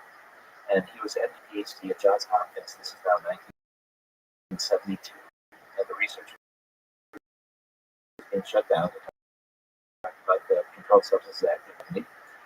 And his sponsor had got this book directly from Stan. I said, hey, he said, sure. So I wrote this letter, and Stan was just leaving Hopkins, and I was a confused 18-year-old. And to my shock, Stan wrote me back. Stan is now, by the way, almost 94 years old. And he is still going around the world to educate people. But this book was a good point in my life, reading this, and said, I really want to study psychedelics. So the dream was a few years later. If people have seen the movie 2001 Space Odyssey, near the end of it, there's this scene where the astronaut is in this all-white room and it's on his deathbed. And so the dream was, I'm in this all-white room, there's a person on his deathbed, and he's looking at me, and he said, earlier in my life, I was almost killed, but I was saved, and I knew I was saved for a purpose, but I didn't know what the purpose was. He said, let me show you what happened to me. So this is all in the dream. So we go, and it's in World War II, and he was a Jewish guy. It was outside of a village, and there was all these thousands of people lined up with an open grave, machine guns by the Nazis. Before the crematoriums and the concentration camps, they called it the Holocaust of Bullets. So this guy was wounded, buried, but wasn't dead. And then it had a little bit of a Jesus kind of a theme where he was buried for 3 days. Somehow I'm seeing all this in his eyes, and then he wakes up and he's not dead. He climbs his way through the bodies, and nobody's there to get you down. He runs into the woods. He survives the war with the partisans. And then I see all this, and then we're back in the room. He's on his deathbed, and he's looking at me. And he says, now I know why I was saved. And I'm like, oh, tell me, why were you saved? He said, it's to tell you to study psychedelics. That I want you to bring back psychedelics, that if we can all feel our interconnectedness, it will be harder to dehumanize others. It will be harder to do this mass murder, that we need to understand how we're all more similar than different. And at the, I said, in my mind, again, in the dream, I said, I've already decided to do this. This is sort of reinforcing it. I will say yes, and you can die in peace. You will carry this message. And then he died in front of my arms, in front of my eyes. And then after he's dead, and then what do I do next? And I walk out the room. And now I'm somehow or other on a stream. I'm sitting down watching the water go by. And then I notice that there's this young boy sitting next to me. And I look at him, and I realize I know him. In real life at the time, I had a big LSD stash, and I was worried about getting busted. And so his father was a friend of mine, and he stored my LSD stash in his house. and when I connected this guy with this little kid with LSD, then I woke up. Wow. So that's what's been a big motivator for me my entire life, and made it so that I don't feel that I've been able to just give up. It's like this sort of message from what humanity can do to each other if we don't really evolve in our consciousness. And so that's what's helped me to continue. I feel this enormous good fortune in that I was born in this generational, I won the generational lottery, is the way to say it. My great-grandparents on my mother's side were refugees from Russia, came to America in 1880, fleeing anti-Semitism. My father's father, my grandfather and grandmother, my grandfather fled from Poland in 1920, also from anti-Semitism. They arrived in America, and it's the American, and it actually, on my mother's side, it was the classic rags to riches, because they had a rags business. And they turned it into a paper company. And so I was born in 1953, after the Holocaust, after World War II, and my parents were just so supportive.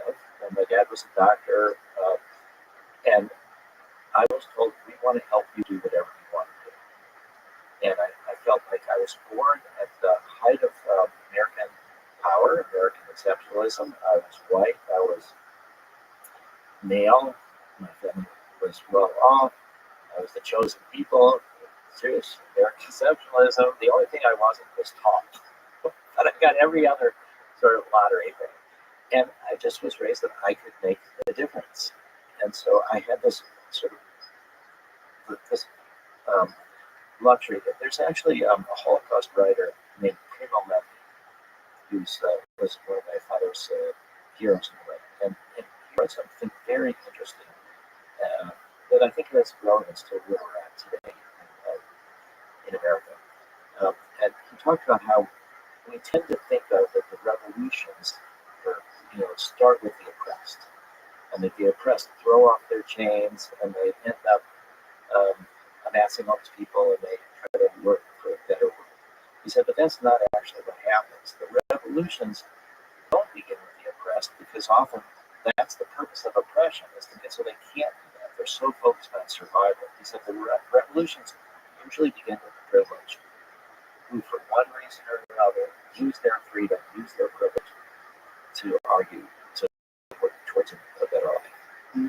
So what it means to me is that if you have this privilege, you have the obligation and the opportunity to do things that other people cannot do.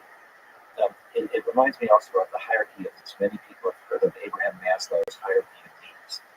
And the bottom one was survival, that you have to work on core survival.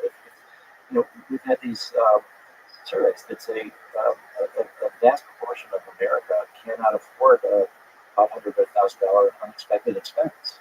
So you're living at this edge of anxiety, economic anxiety. You can't really think about many other ways to put this because you're focused on survival. So I felt that I was born into this privileged place, and it took multiple generations from refugees for the American dream. And so I felt I had this mission of this use the privilege for making it a better world. So I've not been focused on making money. I've not been focused on. I've been focused on bringing these healing and spiritual potentials of psychedelics back to the world. And one of the things that was so reassuring to me, and I think that people who will come to the psychedelic conference will see this, is that once FDA said no to MDMA-assisted therapy, that they weren't ready to approve it, that they wanted to see more data, I was incredibly depressed and frustrated and all that. But it took me a couple months to realize that the psychedelic renaissance, that maps like those could disappear, but that there was so much going on with research into a whole range of different psychedelics, that the field was moving forward regardless, that something had been accomplished, that this psychedelic renaissance was really moving forward, and that was this wave that I think is unstoppable. That we're seeing the healing potentials in so many different ways, with so many different drugs. So that gave me this, it was kind of reassuring, that even though we were the first out of the gate, the FDA wasn't ready, things are moving forward in a great way. So you've got an amazing perspective considering how much work it's been. One of the things that you said that I think from the dream is to give people this understanding of interconnectedness, that we are all connected. And without that feeling, war and normal things, it's a part of, if you ask the average person, could you conceive of a time in your lifetime where there's no war? Would you be willing to bet on that? Most people don't know. We're unfortunately, I wish it was, but unfortunately, I think we're always going to have war. That's it. Let's imagine a world where there's no restrictions on psychedelics. Because I'm of the belief that it's probably responsible for a lot of religious experiences that we've documented. It's not an uncommon theme in many, many cultures.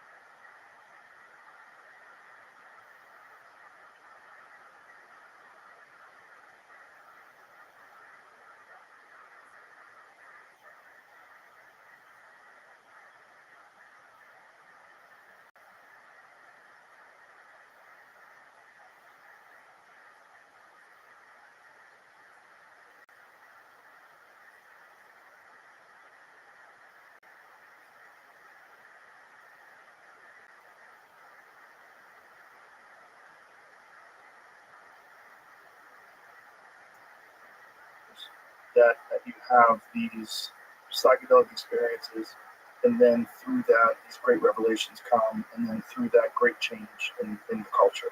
I mean, this is the Eleusinian mysteries, yes, in ancient Greece that Brian Murarescu talks about so well. These, without restrictions, if we didn't have these fucking insane laws, we would have progressed past where we are now. If we had gone from 1970 to 2025 without those restrictions in place, who knows what this culture looks like? Who knows what the world looks like? And it's amazing that one administration, one presidential administration, one sweeping act was essentially put in place to stop the civil rights movement and to stop the anti-war movement and to stop the black rights movement. Like, if they had done that, if they had not done that, that had not gone through, we might be with a completely different world where we have culturally accelerated evolution that mirrors our electronically and technologically accelerated evolution. I think that's exactly right. Yeah, I think this. I'm smiling because you probably know this book from John Ehrlich.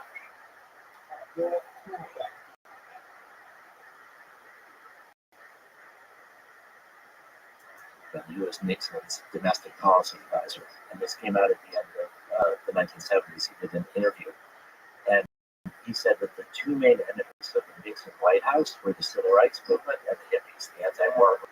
And he said we couldn't stop them from protesting, but we could criminalize the drugs that they were using and use that to bust up their meetings, arrest their leaders. And he said, did we know that we were exaggerating the risks of these drugs? Of course we did. And I think such a crime. It's really a crime of enlightenment. It really is. It is. And when you talk about Brian Murarescu, the immortality, which by the way is being made into a documentary, phenomenal book. It's but the Eleusinian Mysteries is the longest running mystery ceremony that we know of in the history of the world, roughly 2,000 years. It involved a psychedelic potion called KPI. It's not exactly clear what was in it, but it was wiped out in 396 by the Catholic Church because psychedelics offer a direct experience of spirituality, and often religious systems want to be the gatekeepers. Exactly, they want to be the gatekeepers, and so when we think about the reintroduction of psychedelics, we talked about what happened in the Controlled Substance Act in 1970, but it really goes all the way back to the destruction of the Eleusinian Mysteries. And then we have a lot of the work in the Middle Ages where the women were mostly going to plant medicine. And we have the burning of the witches. When the conquistadors started coming into Western civilization here, which was indigenous civilizations, the first people that they tried to kill were the shamans that did the work with the mushrooms or the work with the peyote, because they were the center of the communities. Now, these communities were not all peace and love. They were often warring and killing each other. So there does need to be a lot more conscious evolution. But there's a little bit different. I mean, you got a bunch of different languages. Yeah, tribal raiders is very common. There's, it's just a different world. They were living in a much more barbaric state.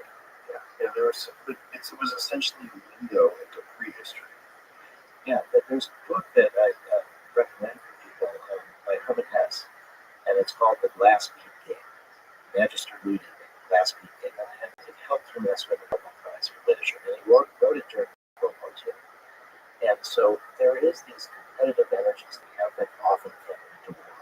But the book was a post-apocalyptic culture that had decided to harness these competitive energies into what they called the Glass Bead Game, which was this.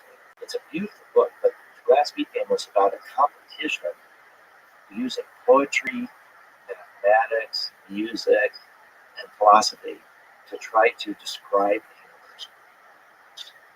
And they would have this different kind of who would be the most eloquent and the most comprehensive. And this was going to be the antidote to the competitiveness that led to this apocalypse. And it was writing this during World War II, as well as this sort of idealistic, hopeful thing. But the other part of the book was that this game itself abstract. It no longer harnesses the passions of the common people. It became more of this elite. And the head of it, the magistrate, decides that he has to lead.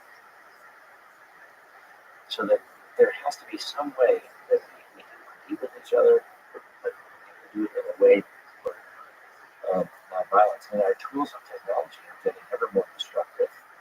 The nuclear proliferation is taking more. So I ended my TED Talk with this, which was 2019. And interestingly enough, it took 6 years until Nolan Williams gave a talk on the main stage of TED about IBM. So it took 6 years from my first, that was the only other TED Talk on psychedelics in 2019. Really talked about it just recently. It will also be at the psychedelic conference. But this idea, I ended up saying it's a race between consciousness and catastrophe. And catastrophe is very common. As you just talked about coming back from Ukraine. Today, I don't know what's happening right now, but today, Pakistan started bombing each other. Yeah. It's just terrifying. 2 nuclear powers are sending missiles into each other's country. Yeah. What's going on with Israel and Palestine? I just want to mention something. So there are small groups of Israelis and Palestinians that are doing ayahuasca and healing. So that in a way to emphasize their common humanity, but also to work through their traumas. And one of the most, I think, inspiring and motivating groups in Israel and Palestine is a group called Combatants for Peace.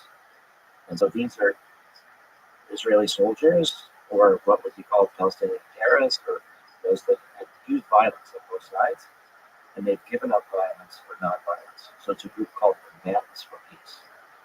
And the Palestinian has been invited to come speak some of science. He was denied a visa.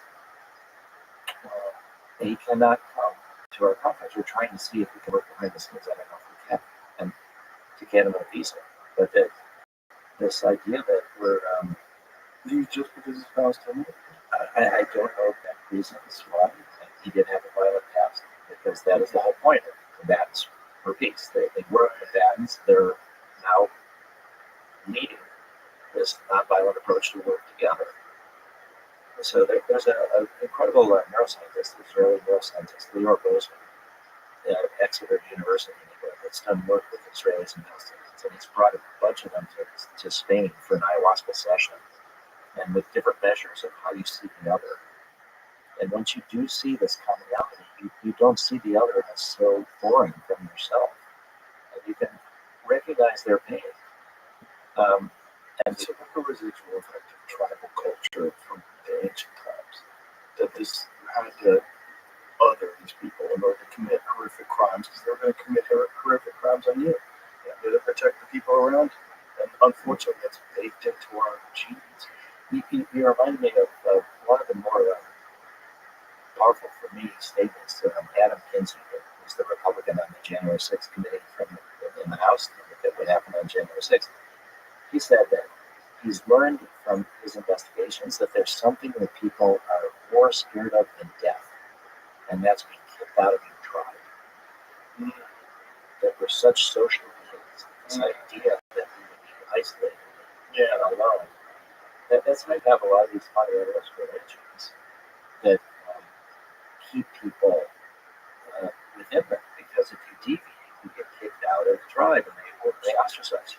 Yeah. So we're so the cultural things that mimic religions in that way. Yeah. And then you have the fundamentalists of all the religions.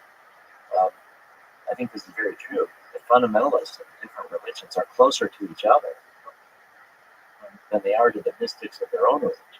And the mystics of the religions are closer to the people who are other religions, because they see that it's all this common reality, but that we have different symbols, different stories that we tell. But it's all about this combination of us being both interconnected and also extremely individual. I think this other part is that the more you realize how we're all essentially more similar. I mean, look at our DNA; it's very similar to some animal DNA. There's very slight differences. We are, and then when you talk about humans, so different skin color, different things, our commonalities are really once you can kind of understand that, hopefully then you can be more willing to appreciate the differences. So it's this paradox where the more you realize you're interconnected, the more you appreciate the unique individuality of every person. Yeah. I think what you brought up about the suspension of the Eleusinian mysteries, that's so important. That kind of tactic has always existed because the psychotic people in power want to maintain their control over the population, and it's very difficult to do. It's very difficult to get people to fight each other when they're all tripping together. Yeah. And I'm like, oh, there's something more. It's like we're missing out on a giant piece of this puzzle, and it's like there's these tools that are available to humanity that can elevate us, and yet these tools are, by tyrants, are being kept from people. Not just kept from people, but as you're talking about with Nixon's advisors, openly discussed how they lied and used propaganda to pretend that the effects were far worse than they were. Yeah, and I think that it's again really important to say that the tools are in some ways less important than the context within which they're used. So the social context. So, for example, religions often cozy up to the people in power. So there's an ayahuasca church, the União Vegetal, and they came from Brazil. They actually went to the U.S. Supreme Court and got approval for practicing ayahuasca in the United States. But they're a syncretic religion, meaning that in order for them to survive, they had to merge with the church. So they become patriarchal, homophobic, hierarchical, and some of the leaders of the União Vegetal aligned with Bolsonaro, who was about destroying the Amazon. So that it doesn't, the tools themselves don't automatically make you a better person. It's the context. So it's the same way in therapy, that you can have these experiences, but it's the context in which you interpret them, and then it's the integration work that you do after that really makes the most sense. So that you can have psychedelic experiences, but if it's not in this sort of therapeutic context where you're really open to deal with the different issues and things, fears of bad things that come up. So I think we need to make it clear that it's not just, it's a magic pill and it will produce better people. A great example of that is the Berserkers. Yeah. The Vikings took mushrooms before they killed everybody. Yes. It doesn't always make you a better person. Really, and again, context of the culture at the times, barbaric time, you know. Yeah. Have we talked about McKenna's stone date theory before? No, we haven't. What is your perspective on that? Well, what he's basically saying is that it's a real good chance that early monkeys and stuff would experiment with whatever they could around them to eat, and that they would eat mushrooms, and that mushrooms that elevated their consciousness started helping develop language. I think it's plausible. I mean, I don't know that we'll know for sure. I've heard Dennis describe it.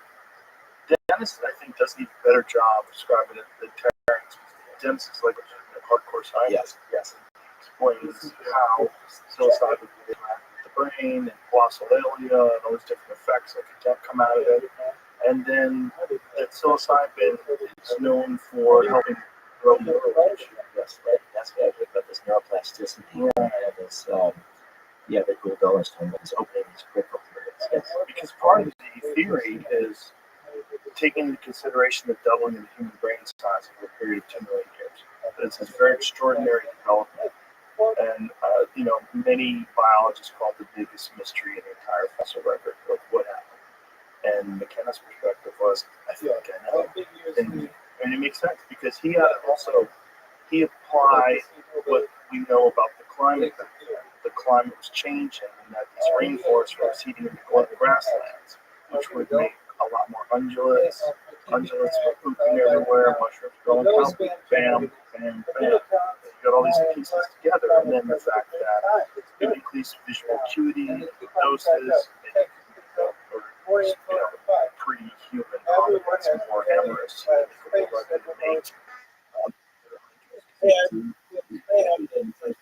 also making more creative, so you develop new new ways to process fish so they can survive more. They have more resources, more food, more protein, grow bigger and stronger. The brain is developing because they're eating these mushrooms. And I think there's that's a plus side. But I think that what does that mean for us today is that I do think that the psychedelic experiences could be part of this next sort of evolution of humanity to make us more collaborative and peaceful to deal with the incredible technologies that we're developing. That we, Einstein had this great quote. He said, "The splitting of the atom has changed everything except our mode of thinking, and hence we are drifting towards unparalleled catastrophe. What shall be required of mankind is to survive is a whole new mode of thinking." And what is that new mode of thinking? It's sort of how we're interconnected. It's what the astronauts have said. So I think we should say that this doesn't depend on psychedelics. The astronauts get up in space, look back, and see the Earth as a whole thing. That's got to be a good experience. Just seeing Earth from the stars, well, not from the stars, but from space, looking down and seeing like the nonsense of these imaginary lines that we put on the ground. Yeah, you don't see the borders, you don't see the religions, you just see that this is one really unique planet that we've all grown up from. It's produced all this life, and we're all interconnected. But then there's this thought process that the conflict and evil is important to sort of strengthen and encourage the good, and that this is all part of this evolutionary process that the human race is going through, and that almost in the face of this catastrophe is where a real change comes. And we kind of have to understand that evil and terrible behavior is a real thing, and and have some mad search for the tools to mitigate these problems. And so it encourages people like yourself, encourages people to try to figure these things out using these, and again, these tools that are right under our nose that have been here for thousands of years. Yeah, I mean, people say that the stars burn brighter because they're surrounded by darkness. Yeah. It's a weird thing about the human race. It's like, it seems like that has to be there. You have to get rained on to appreciate a sunny day. Well, there's an incredible quote from Carl Jung, so this Jungian psychology, and what he said was that we need to study more about humanity. We need to study how we operate. He said, because the only real danger that exists is man himself. That we are able to deal with all these things. He said, we know virtually nothing about man. We must do more study because we are the source of all coming evil. Yikes. This was in 1959, about 3 years before he died, and it's chilling. We are the source of all coming evil. Well, also, that's in the shadow of the bomb, right? Because everybody was still freaking out. Like, what did we do? We just annihilated 2 cities. Yeah, no, it's talk about the shadow. Something else. So, Jungian psychology, the shadow is the parts of ourselves that we disown. It's our dark sides that we don't see. And so what Jung said is that the most political, therapeutic, and social thing that we can do is to withdraw the projection of our shadow onto others. So when you cannot deal with it for yourself, you project it out. And so these people become the enemies. These people become the evil. And we're the good. It reminds me, actually, I was with Terrence. This was my first DMT experience. So this is about 40 years ago. This was in Esalen, Big Sur. I was with Ralph Metzner, Terrence McKenna, and a bunch of us were trying to gather together to think how to protect MDMA. And one evening, we all were trying DMT. So that pipe, when you know DMT, and you smoke it in a pipe, it's like 15 minutes. And then you just go out, and then you come back and share what happened, and then you pass the pipe to the next person. So it's like a 4-hour process with this group. And so for me, my first experience with DMT was therapy. So the first thing I saw was this horizontal line. And then I saw vertical, and then it turned red, and then it turned into cubes, and then it turned into like an MC Escher painting where the space doesn't seem to make sense anymore. And then I was blasted into this other universe. I was blasted out of myself in the universe. And I felt like I was part of everything. It was part of me. It was this glorious, millions of years of evolution if I went through all of this. But then after all of that, finally I had this idea that if I'm part of everything and everything part of me, then universe part of me too. And it was shit. But it was true. You can't claim to be part of everything and other people get parts. And just it was a shock to me that this logic brought me into this. And it was really, really shattering. And it took me this whole thing to start working on that. And then the very next day, and this gets back a little bit to legalization. The next day, and to Maps' political strategy, the next day, we experimented with Trump. And so in my academic experience, somehow or other, I was above that because the Holocaust had been this animated idea for me my whole life. So I'm above it. I can't get into a bit of like you're not there. So I felt that I was safe, but I was watching them give a speech, like his rallies, enormous numbers of Germans. And I was thinking, how do I get into his head so he doesn't want to murder? He just doesn't want to have this war. How do I get into his head? And I felt this panic rising. And I was like bubbles, like I was underwater. And I felt the bubbles of my fear. They broke the surface. I wouldn't be able to. I'd have to look away. And then I realized one of the beauties of ketamine is that it doesn't interfere with your respiration. So I started breathing deeply, which is really important to kind of ground yourself in difficult experiences of all kinds of or not. So I started breathing, and then I was able to go back and watch. What I saw was this Heil Hitler speech, and then I saw everybody doing it back, and I got this sense that Hitler was able to help people feel that they were all together in the German nation, that they were all part of something bigger. So I felt like he's pushing this energy out with the Heil Hitler salute, and then everybody is pushing it back to him. So it felt like the one to the many, and the many to the one. And then it was like vibrations going up and up, like this kind of unity between him and the people. And it just was terrifying. And then I realized that there's no way I can come to this. Like you're saying, the psychopaths and politicians, that they're getting so much out of it. But it's the people giving away their power that I thought that's where the solution has to be. So MAPS is about mass mental health, about the spiritualized humanity. And so that led to this understanding for me that that safety for humanity is not just giving drugs to the leaders and having them wake up. It's about anchoring mass mental health. And the people that are giving away their power are getting less from it than the people that are amassing this power. So that led to this idea: we need to medicalize, we need to go to produce real scientific evidence about benefits and risks, but at the same time, there needs to be drug policy reform where we need access to people in a way preventative medicine, or if they don't have a diagnosis. So that it's these two parallel paths. One is science and medicine, and the other is drug policy reform. And then, as we talked about earlier, about educating young people, we need honest drug education. People have died from taking ecstasy contaminated with fentanyl. We need pure drugs. We need peer support, treatment on demand. But I think the drug war is so counterproductive that if we could just turn a switch, it would be worth it. But we need to really anchor and build kind of a healthier culture, a healthier people. But it has to be a sort of masses rather than just individuals. Have you read Blitz by Norman Cohn? I've not. We have it right over there, right? Don't we have it over there? It's in the other room. Phenomenal book on the drug use by the Nazis. It's all about meth. Yeah. They were all methed out of their fucking minds. It's just like all drugs can ruin everything. And that whole experience of being a part of something and everyone's on amphetamines. I mean, what the fuck? They were giving them out to the soldiers.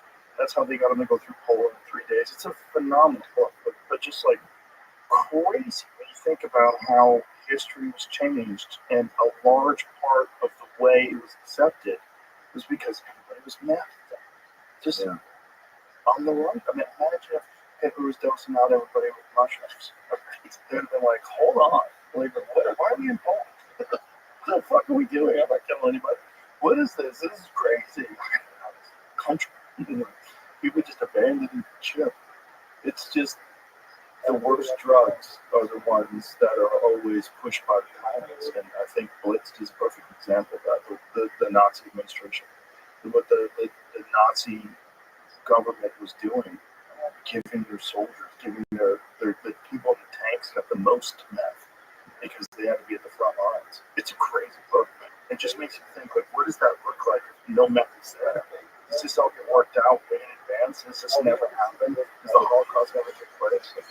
What would have been like? Yeah, and it's the most aggression as well. Oh yeah. I mean, they went through Poland in 3 days with no sleep. Yeah, just killing everybody. And then these French soldiers are all drinking. They were given like a liter of wine.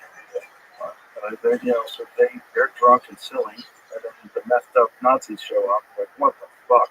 Well, and you talk about the berserkers. Yeah. But that's crazy. Mushrooms, right? Well, Amanita. And the difference, did they also take psilocybin sometimes? Probably, I'm not sure. Yeah, I think that was a part of the Nazi lore, the Viking lore as well. Those Viking lore. Did Vikings find that out? Or did just how many years ago, right? I remember McKenna saying something about that he believes that it differed not just seasonally, but he thinks the effects differed genetically and geographically. That they were different in different places. Sort of like, like, this is a bad example, but all I have. But like, if you grow certain tobaccos in Cuba, they make the best cigars because the soil is like so rich. And if you get a cigar from, it's grown somewhere in America, it's not going to taste like a cigar that's grown in Cuba. There's something going on with differences. And I would imagine there's probably something with the nutrients in certain soil that would lead to the Amanita developing these properties in some places, but not in others. Yeah, Amanita muscaria. No definitive evidence of specific mushrooms Vikings regularly consumed. Some scholars propose they may have used mushrooms for hallucinogenic purposes. Most cited examples: fly agaric mushroom, Amanita muscaria. Some believe may have been the Vedic soma, a sacred drink described in ancient texts. Also, speculation about other hallucinogenic compounds like as well. The Amanita muscaria is the weird one, though, right? Yeah. Actually, in Ukraine, they've had some people have developed them and they're taking out some of the more toxins. And in low doses, they use it for sleep. Oh, wow. Just amazing. Also, I just been in touch with some very well connected scientists in India, and they don't think that this is actually so. What do they think so? They don't know. Well, why do they not think it was Amanita then? Because of the experiences that they can sort of track the way to describe it, and the way people have described it before. Well, there's probably a bunch of undiscovered psychedelics, right? Like from the past, at least. It very well could be. Well, we don't even actually know what was in the Kikian from the hallucins. We think that it has something to do with ergot and LSD. Article about it from Netflix about the show. Vikings talked about how the Amanita might have not actually been the berserker, and something else doing it. Well, it says, if anything, fly agaric would have made them particularly worthless warriors, since the side effects included drowsiness, vomiting, muscle spasms, and numbness in arms and legs. Rather, it's more like the berserkers were getting high off henbane. What is henbane? Yes, actually, it was used in the Middle Ages. A lot of the religious history. I think it's like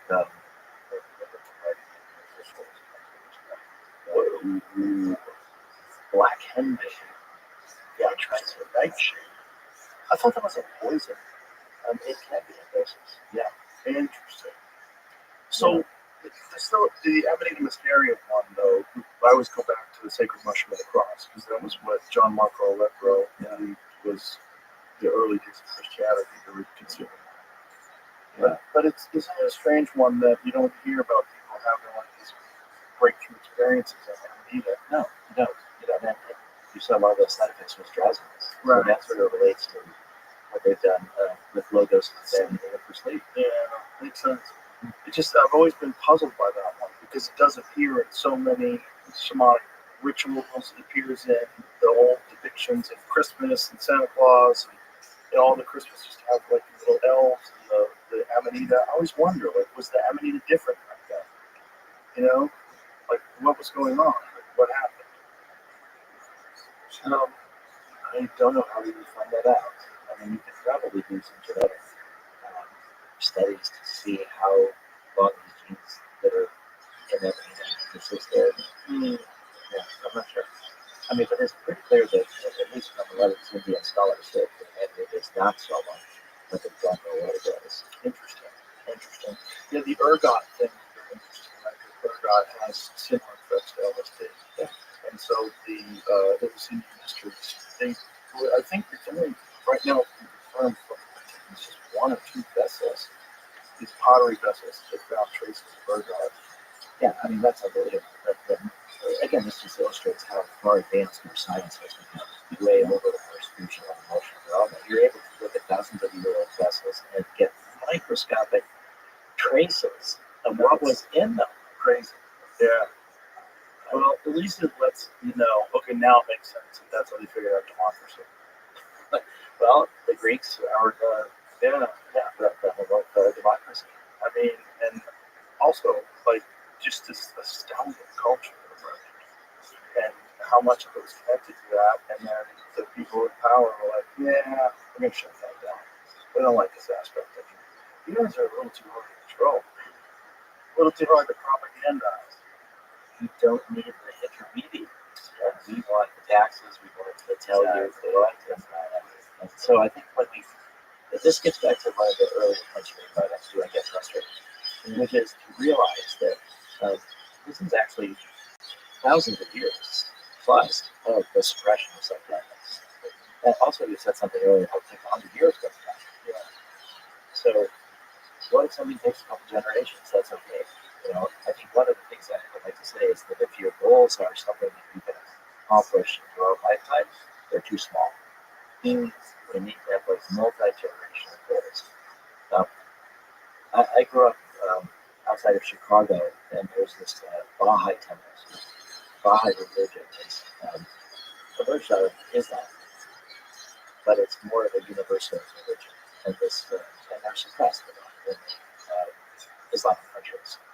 But there was this temple that they built outside of Chicago. This beautiful temple, like 53 generations. And when you're a little kid and thinking about it, how could they even plan that? How could they even have built it? Why would they even start something if they didn't even know would ever be finished? Right.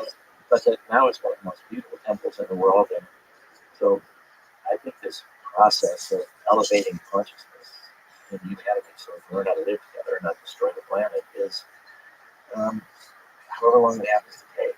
So things take longer than I thought. You know, That's a great answer. yeah, Like, you have to have that attitude. But you're always so happy. Every time I meet you, you're always smiling. You're always happy. well, I'm out of jail. There you go. Not dead. Yeah, Crippled. Yeah, it's you're not unhealthy. yeah, and No positive. I think the hope that we had that FDA would approve. Well, they didn't. So, do you just give up? No, you just Keep on trucking. keep on trucking. Yeah. Well, thank you for what you do, man. All right.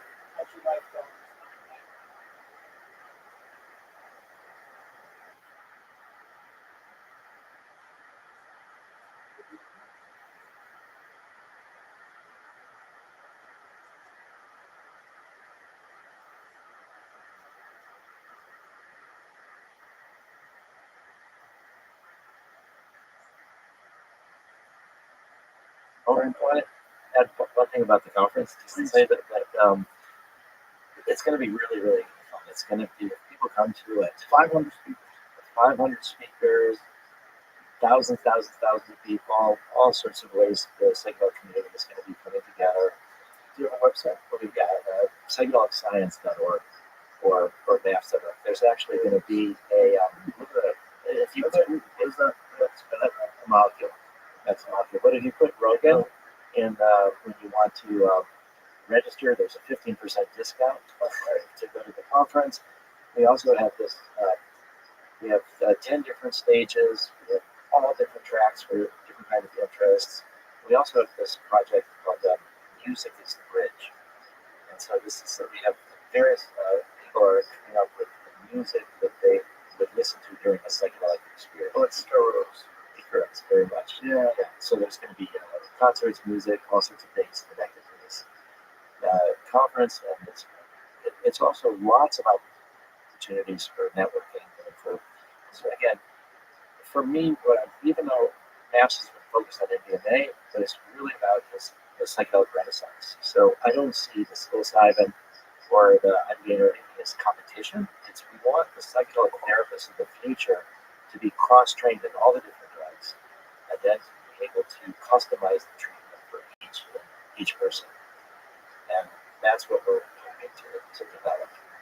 And what are the dates and where's this? It's June 16th to 20th. It's coming up next month, and it's in Denver. It's at the Colorado Convention Center.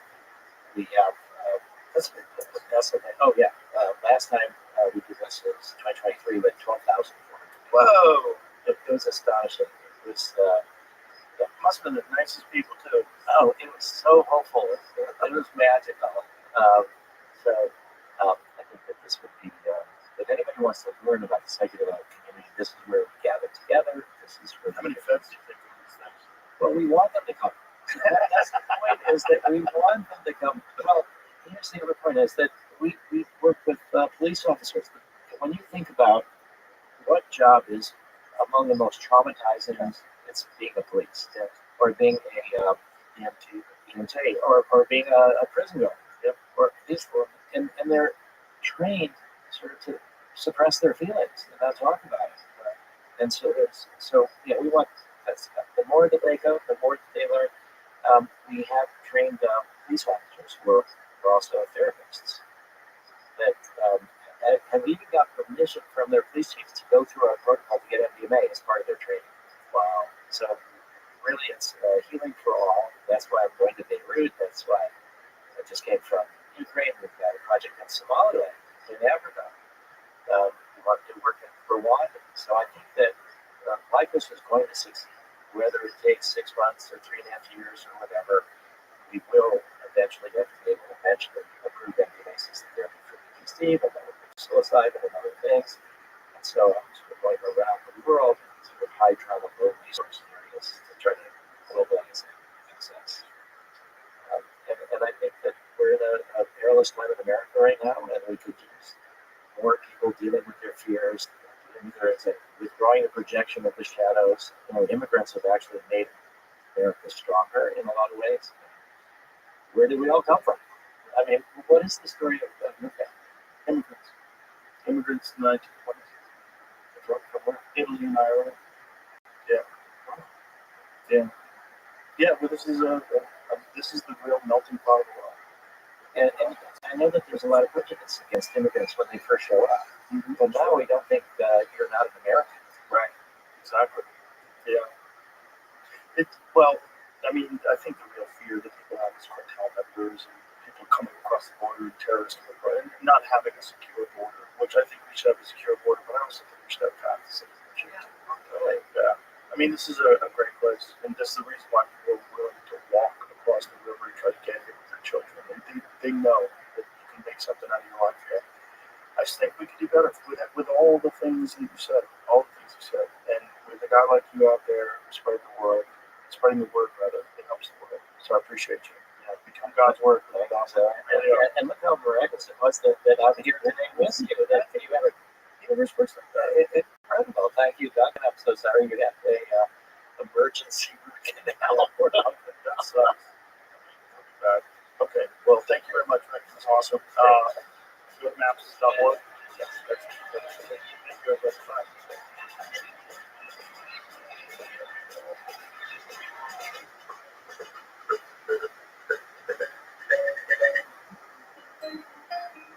Okay.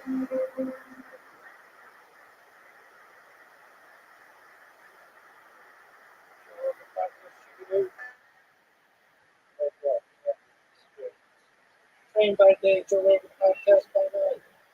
All day.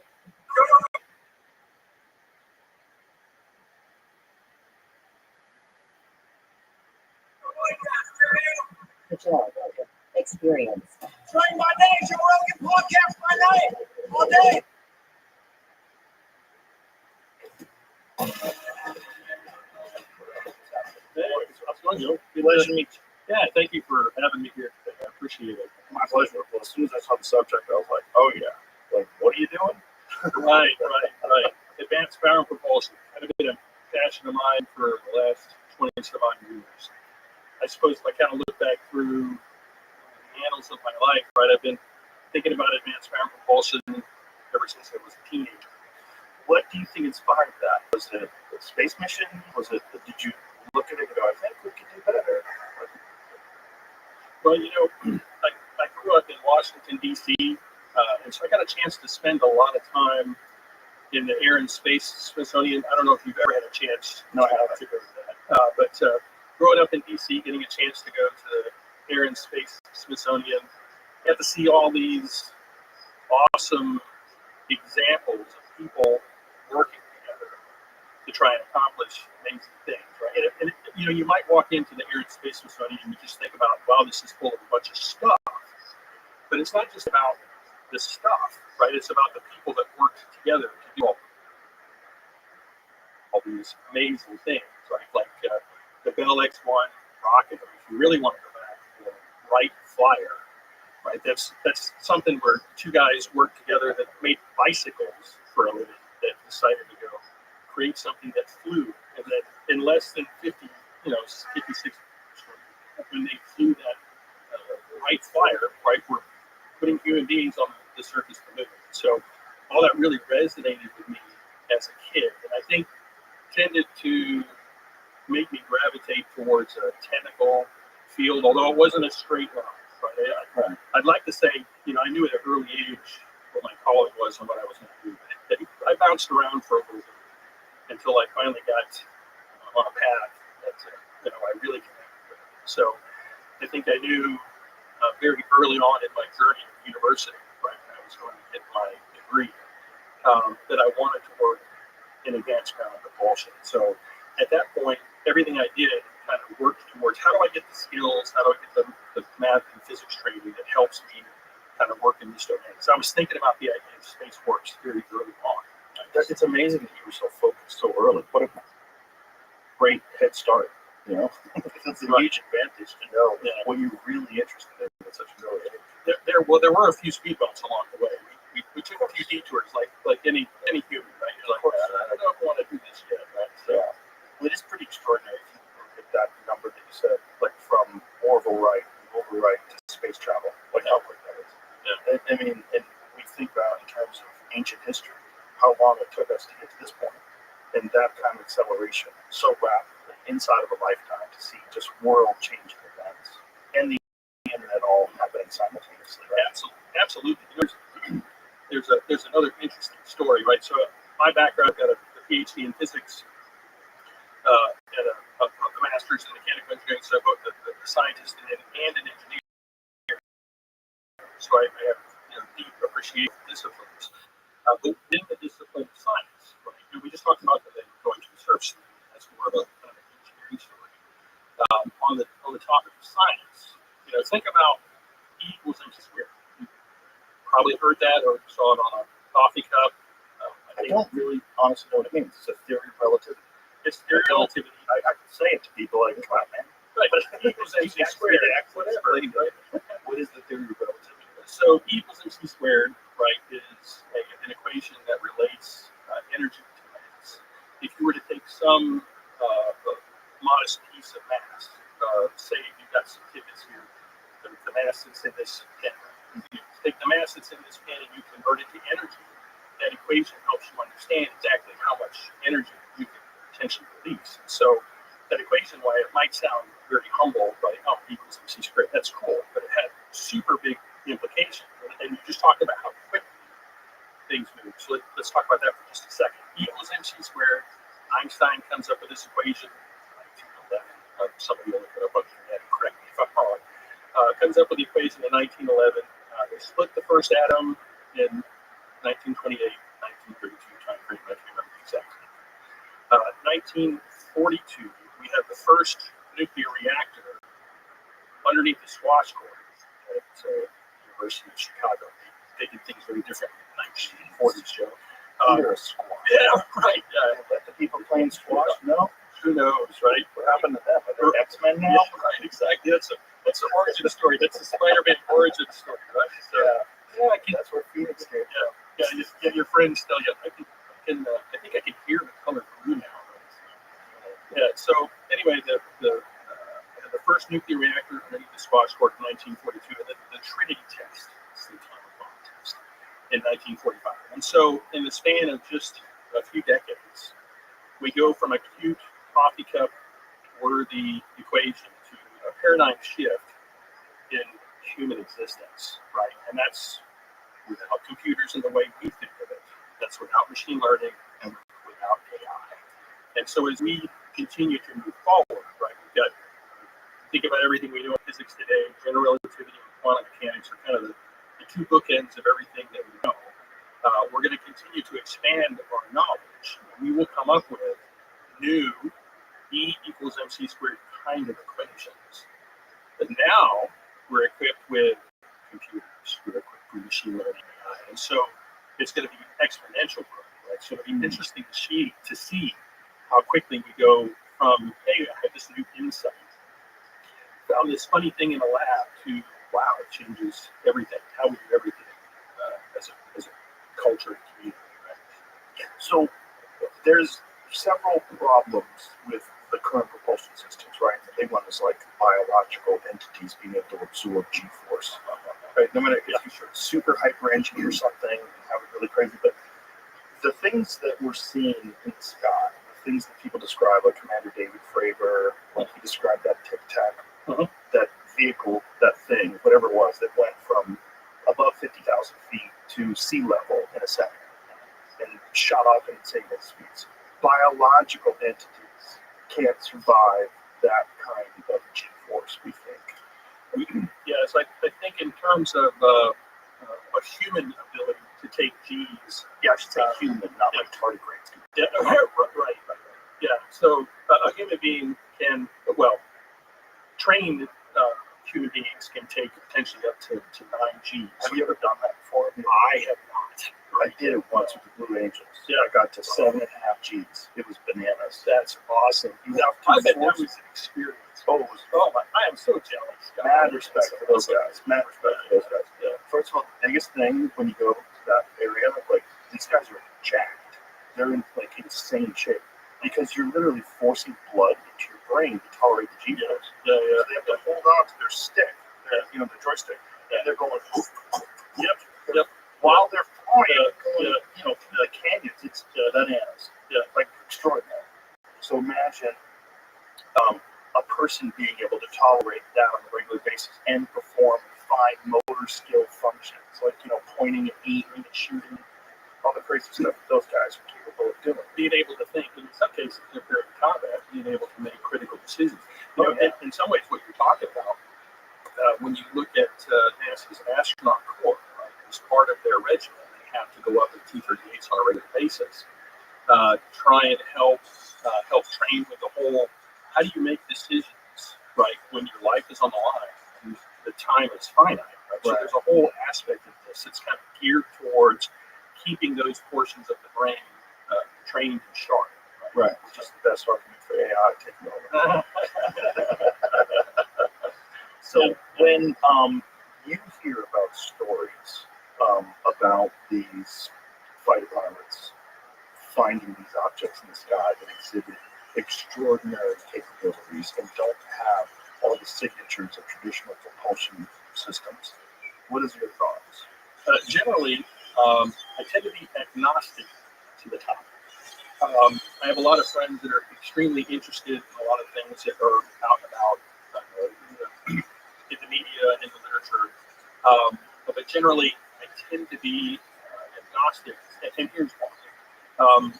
In everything that's currently out that people talk about and highlight, it's difficult for me to to take the data and the evidence and then pull that into the work that we do in the lab with some of the different test devices we work with to kind of explore the frontiers of where physics and propulsion intersect. It's hard to take that and turn that into some kind of an action, if you will. So I'm certainly aware, like David Fravor, the experience that he had, he calls it Tic Tacs, right? An amazing account. And there's multiple people that saw it, multiple platforms that saw it. And so to start with, right, I thought maybe there was a small chance that was, it's like you have stealth technology, where if you want to hide a plane. What if we had the ability to project something, right, through some mechanism where we could make people go where we wanted them to go, right? So I know there's a technology that uses like two different lasers that triangulate a certain point in open air, and they put enough energy into a particular location that they ionize the air, and so it creates like a bright pixel. And so they use that to create three-dimensional displays that kind of look like they're just floating out in there. Now, they're not quite as big as what we saw described with the Nimitz encounter on the West Coast. So I thought for a little while, maybe that might be something that we're seeing. They can project plasma as well, right? It's the same thing. So the two lasers intersect, they ionize the air, which creates a plasma. And they can do this over long distances as well, right? I don't know about long distances. I know they can do it over short distances. So for a while there, I wondered if that might be something that could explain some of what, that makes sense, what David Fravor and the group saw. The only problem would be the radar. Because I don't know, you wouldn't pick up that on radar, which is because it's not mass, right? So the plasma would certainly absorb a resonance, right? Because it's gonna polarize any electromagnetic wave it tries to absorb. So It might.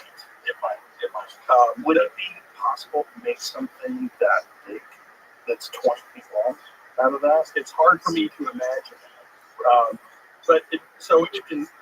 I think there's one piece of data that just came out in the last few weeks.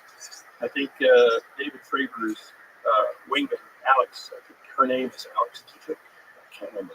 I think you're right. So she came out, and so in all the things associated with that particular encounter, right? One of the things I've been trying to figure out is how do they describe the specular surface of the Tic Tac, right? Because if it's these plasma pixels that I'm talking about, that kind of creates a volumetric display, I would speculate it might be kind of a glowing looking thing. But I think Alex, in her account, described it as kind of a flat type of like yeah. So that kind of torpedoed my working theory. So, but again, while it's amazing and incredible, and it's something that people want to go think about and go try and collect some data, it doesn't help me where I'm in the lab. So I think I kind of keep, my eyes dart every once in a while over to that particular topic. That's interesting. Yeah, I mean, I'm honestly agnostic as well. I bounce back and forth and get really excited about it. I feel like I'm being duped all the time. Jamie and I talk about it all the time. I'm back. I can't. And then Jamie's back in, and Jamie will find I'm looking through the article about the Navy lasers. I can do this to kind of figure out how big the objects are that they can make them with, but they're definitely designed to trick heat seeking missiles. They got okay, so they make a heat signature to trick the heat signature, which makes sense, right? Because they're plasma. Yeah, tens to hundreds of meters. So where are you at right now with UFOs? In or out? I'm still in on some, but I don't know what the object is or what is. But we've both been in and out. Consciousness of thing.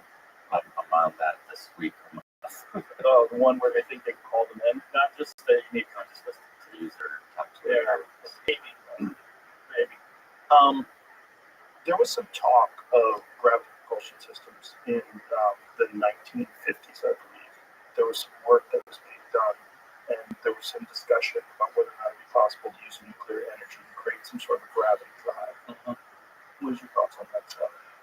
Well, I think in order to do so, I'm gonna use a different parlance. Right? Obviously, I don't know what I'm talking No, it's okay. It's okay. Right. So in terms of some of the language that we use in the literature when we talk about something and trace to what you mean when you say hyperthermic drive, right? We might use the parlance space drive, right? And so conceptually, it would be a form of propulsion that instead of using some form of onboard propellant in a tank, right, it's found some way to couple to some external field, whatever it might be, and can generate some kind of a propulsive force. So in my mind, in order for us to ever be able to go down a path where we're trying to create something like that, it might look like that or smell like that or what have you, we need to have a deeper understanding of gravity, right? So,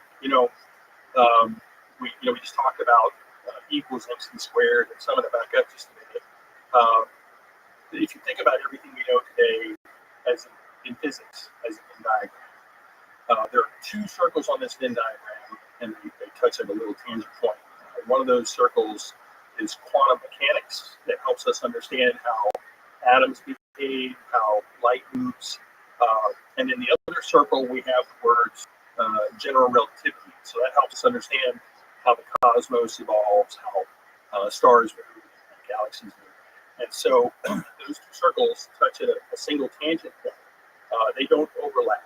So what that says is gravity, we don't know how to connect gravity to quantum mechanics. We don't understand that. But in terms of all of our daily life, just that level of physics helps us every single day, right? The cell phone is only possible because of quantum mechanics, and GPS is almost as accurate as it is because we use general relativity to correct the atomic clocks on the GPS satellites. But until we develop a better understanding of how gravity might connect to quantum mechanics, or alternately how quantum mechanics might connect to gravity, I don't know that we'll be able to make meaningful progress, right? And so we need more circles on the Venn diagram. Just those two aren't enough. There are a number of people that would speculate that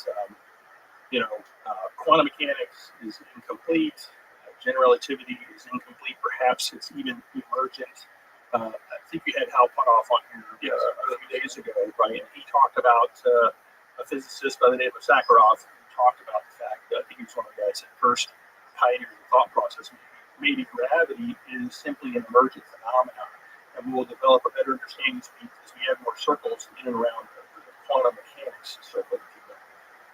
And so I think in order for us to be able to come up with a widget, right? Some widget that generates a force in the form of a space drive, we're going to have more physics than we currently have. So we'll have to have more of an understanding of what gravity actually is. Yes, and what generates gravity. Yeah, and it's not just the gravity thing. It's quantum mechanics. Quantum mechanics, like I said, quantum mechanics is completely incompatible with general relativity. So this is a big issue, and there are tons of people that spend their entire life trying to figure out how to unravel this mystery. It's a conundrum. Well, it's so fascinating to me because if you were a scientist in the 1400s and you were having this discussion with those people, they would think you're a wizard. Absolutely, especially if you build something like that. I get burned at the stake. Right? So discreet. Right. I said, Jamie, pull something up. Pull something up. Do it. What is happening? What is it that you show it upon thy wall? Right? So imagine, extrapolate, imagine going and seeing what all the stuff is going to look like once we gain more and more understanding. There's more scientists, more researchers piling on the discoveries, and then ultimately one day we'll be looking back on 2025 with those barbarians. Oh my gosh! Did you see that show with Sonny and Joe where they were talking about a bunch of maroons? They didn't even know what gravity was. Oh my gosh! Yeah, it'd be like bloodletting. Really kind of interesting because I bet every current civilization thinks it's at the pinnacle, and that this is everybody else is a moron, and we are a seriously advanced society. Right. It's interesting. I get a chance to go do a bunch of discussions with students all over the globe, right, and talking about space exploration, specifically, advanced ground propulsion. We kind of get into this whole difference between to space and through space. And so as part of that narrative, right, I always spend a little bit of time telling them, right, we live in a society where everybody likes to pretend like we got all this stuff figured out, right? There's nothing left to figure out, right? We got cell phones, internet and airplanes, and all different kinds of stuff. There's really nothing left. Just So, maintain what we have. right, well, yeah, exactly. Yeah. And so I like to remind them, right, when I talk about, well, let's talk about that. What do we know? And then I kind of take them through that little thought process, the Venn diagram, just to say, hey, look, right, these two models are not compatible. That says there's a bigger circle, right, that connects the dots between all this stuff. And I highly doubt we'll ever come up with a single circle, a single step that goes from just the two circles on the Venn diagram to a final one, some grand unified theory. I don't think we'll ever take like one single step. I think it's going to be a series of a bunch of different steps by a bunch of different people over many generations. It's like there's so much stuff to go figure out. Come help us push back against the darkness. Help us, forever hunting the edge of the map, if you will. Right. So I think sometimes in today's society we get lulled into this sense of security that we got it all figured out. I mean, we got AI says all kinds of he helps us out. All these things. So we get lulled into this sense that we got it all figured out. There's so much mystery out there for us to figure out. Also, our people that are full of shit that are running up the water. What is exactly true at any current moment? I mean, just in the UAP world, there's a ton of grifters. There's a ton of people that are just putting sensational nonsense out to just get a bunch of clicks. In some ways, when I talk to students and I kind of give them suggestions and advice and mentoring, it's like if you've got some particular area that you're interested in and it's highly technical, go do the work that's necessary. Give yourself the math skills, the engineering skills, the science, whatever you need. Make sure you're equipped, right, so that you can, whatever's in front of you, go look at it with a discerning eye, right? Because like you said, the internet's changed the world for both the better and the worse, right? The signal to noise ratio has changed a lot. There's a lot of noise out there. And so the best thing you can do to try and cope with something like that is just to make sure you're trained, right? You're capable of being able to discern something that's real versus something that's nonsense.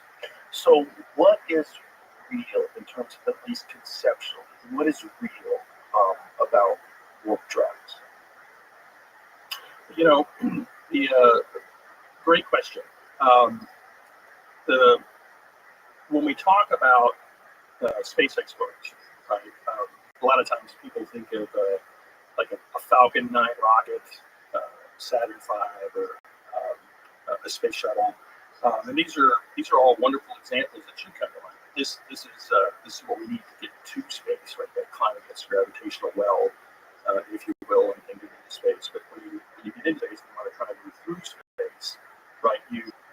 The things that you might use to solve that problem in an optimal sense might look very differently from the idea of rockets to get you to space. And so through space is one of the things that we can bring to bear. But this gets into, I think, a larger framework I'd like to unpack with you today to talk about this through space type of thought process. But since you specifically asked about warp, I'm going to kind of jump forward on the discussion thread. No, that can be used as a teaser. Okay, well, let's use that as a teaser. Let's back up there. And so I provided a video that we pulled together called "Go Incredibly Fast." I did it with a Swedish digital artist, Eric Lundqvist, who's done a bunch of wonderful videos for NASA, and a bunch of other friends. But this video kind of encapsulates the challenge of time and distance in space, right? If you want to send human beings past Mars in the solar system, that sets up a problem statement, right? That changes the nature of technologies you might think about bringing to bear to solve the problem. So this video tells us what are some things that we can do to solve this problem, spanning from things that we kind of know to things that we kind of don't know in terms of physics and engineering. And so this video is kind of an emotional encapsulation of a highly technical story. So let's watch. This would be a great way to kind of tee off this discussion. This kind of cost us. We don't destroy ourselves. We'll one day venture to the stars, crossing.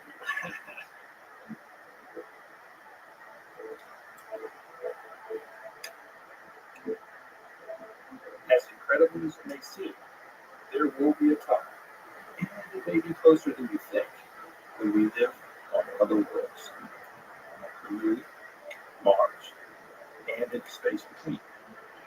And when that day comes, just as always, our children will look curiosity across these new horizons with a desire to go further and to explore what lies beyond. But beyond Mars, the distances between worlds grow immensely, even within our own solar system, and become truly vast in between stars.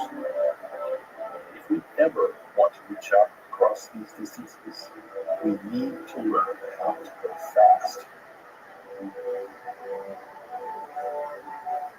Nuclear electric propulsion. Here we go. Yeah, so this is what we know. Using our current knowledge of physics and engineering, we can build nuclear locomotives to take humans to all the worlds in our solar system. But a starship powered with the nuclear heart aims for even our closest star, Proxima Centauri, would have to harbor hundreds of generations of people, all living their entire lives aboard before reaching its destination, 4.25 light years away. It would take 2 years just to reach the orbit of Saturn, and another 2,000 years to reach Proxima Centauri. We need to be able to go faster. Fusion propulsion. We should re-record this with you doing that for today Of physics. But with engineering we have yet to develop, we can imagine propulsion system with the sun for a heart, a fusion engine that can accelerate a starship up to 5% of the speed of light. This ship could cross the orbit of Saturn in 6 months and reach Proxima Centauri in just over a century. But if we want to traverse interstellar distances in less than a human lifetime, we have to go incredibly fast.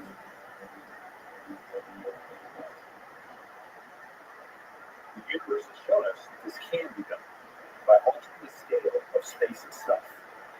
And we are working to develop new understandings of physics to learn how this might be controlled. If we can construct a starship with a propulsion system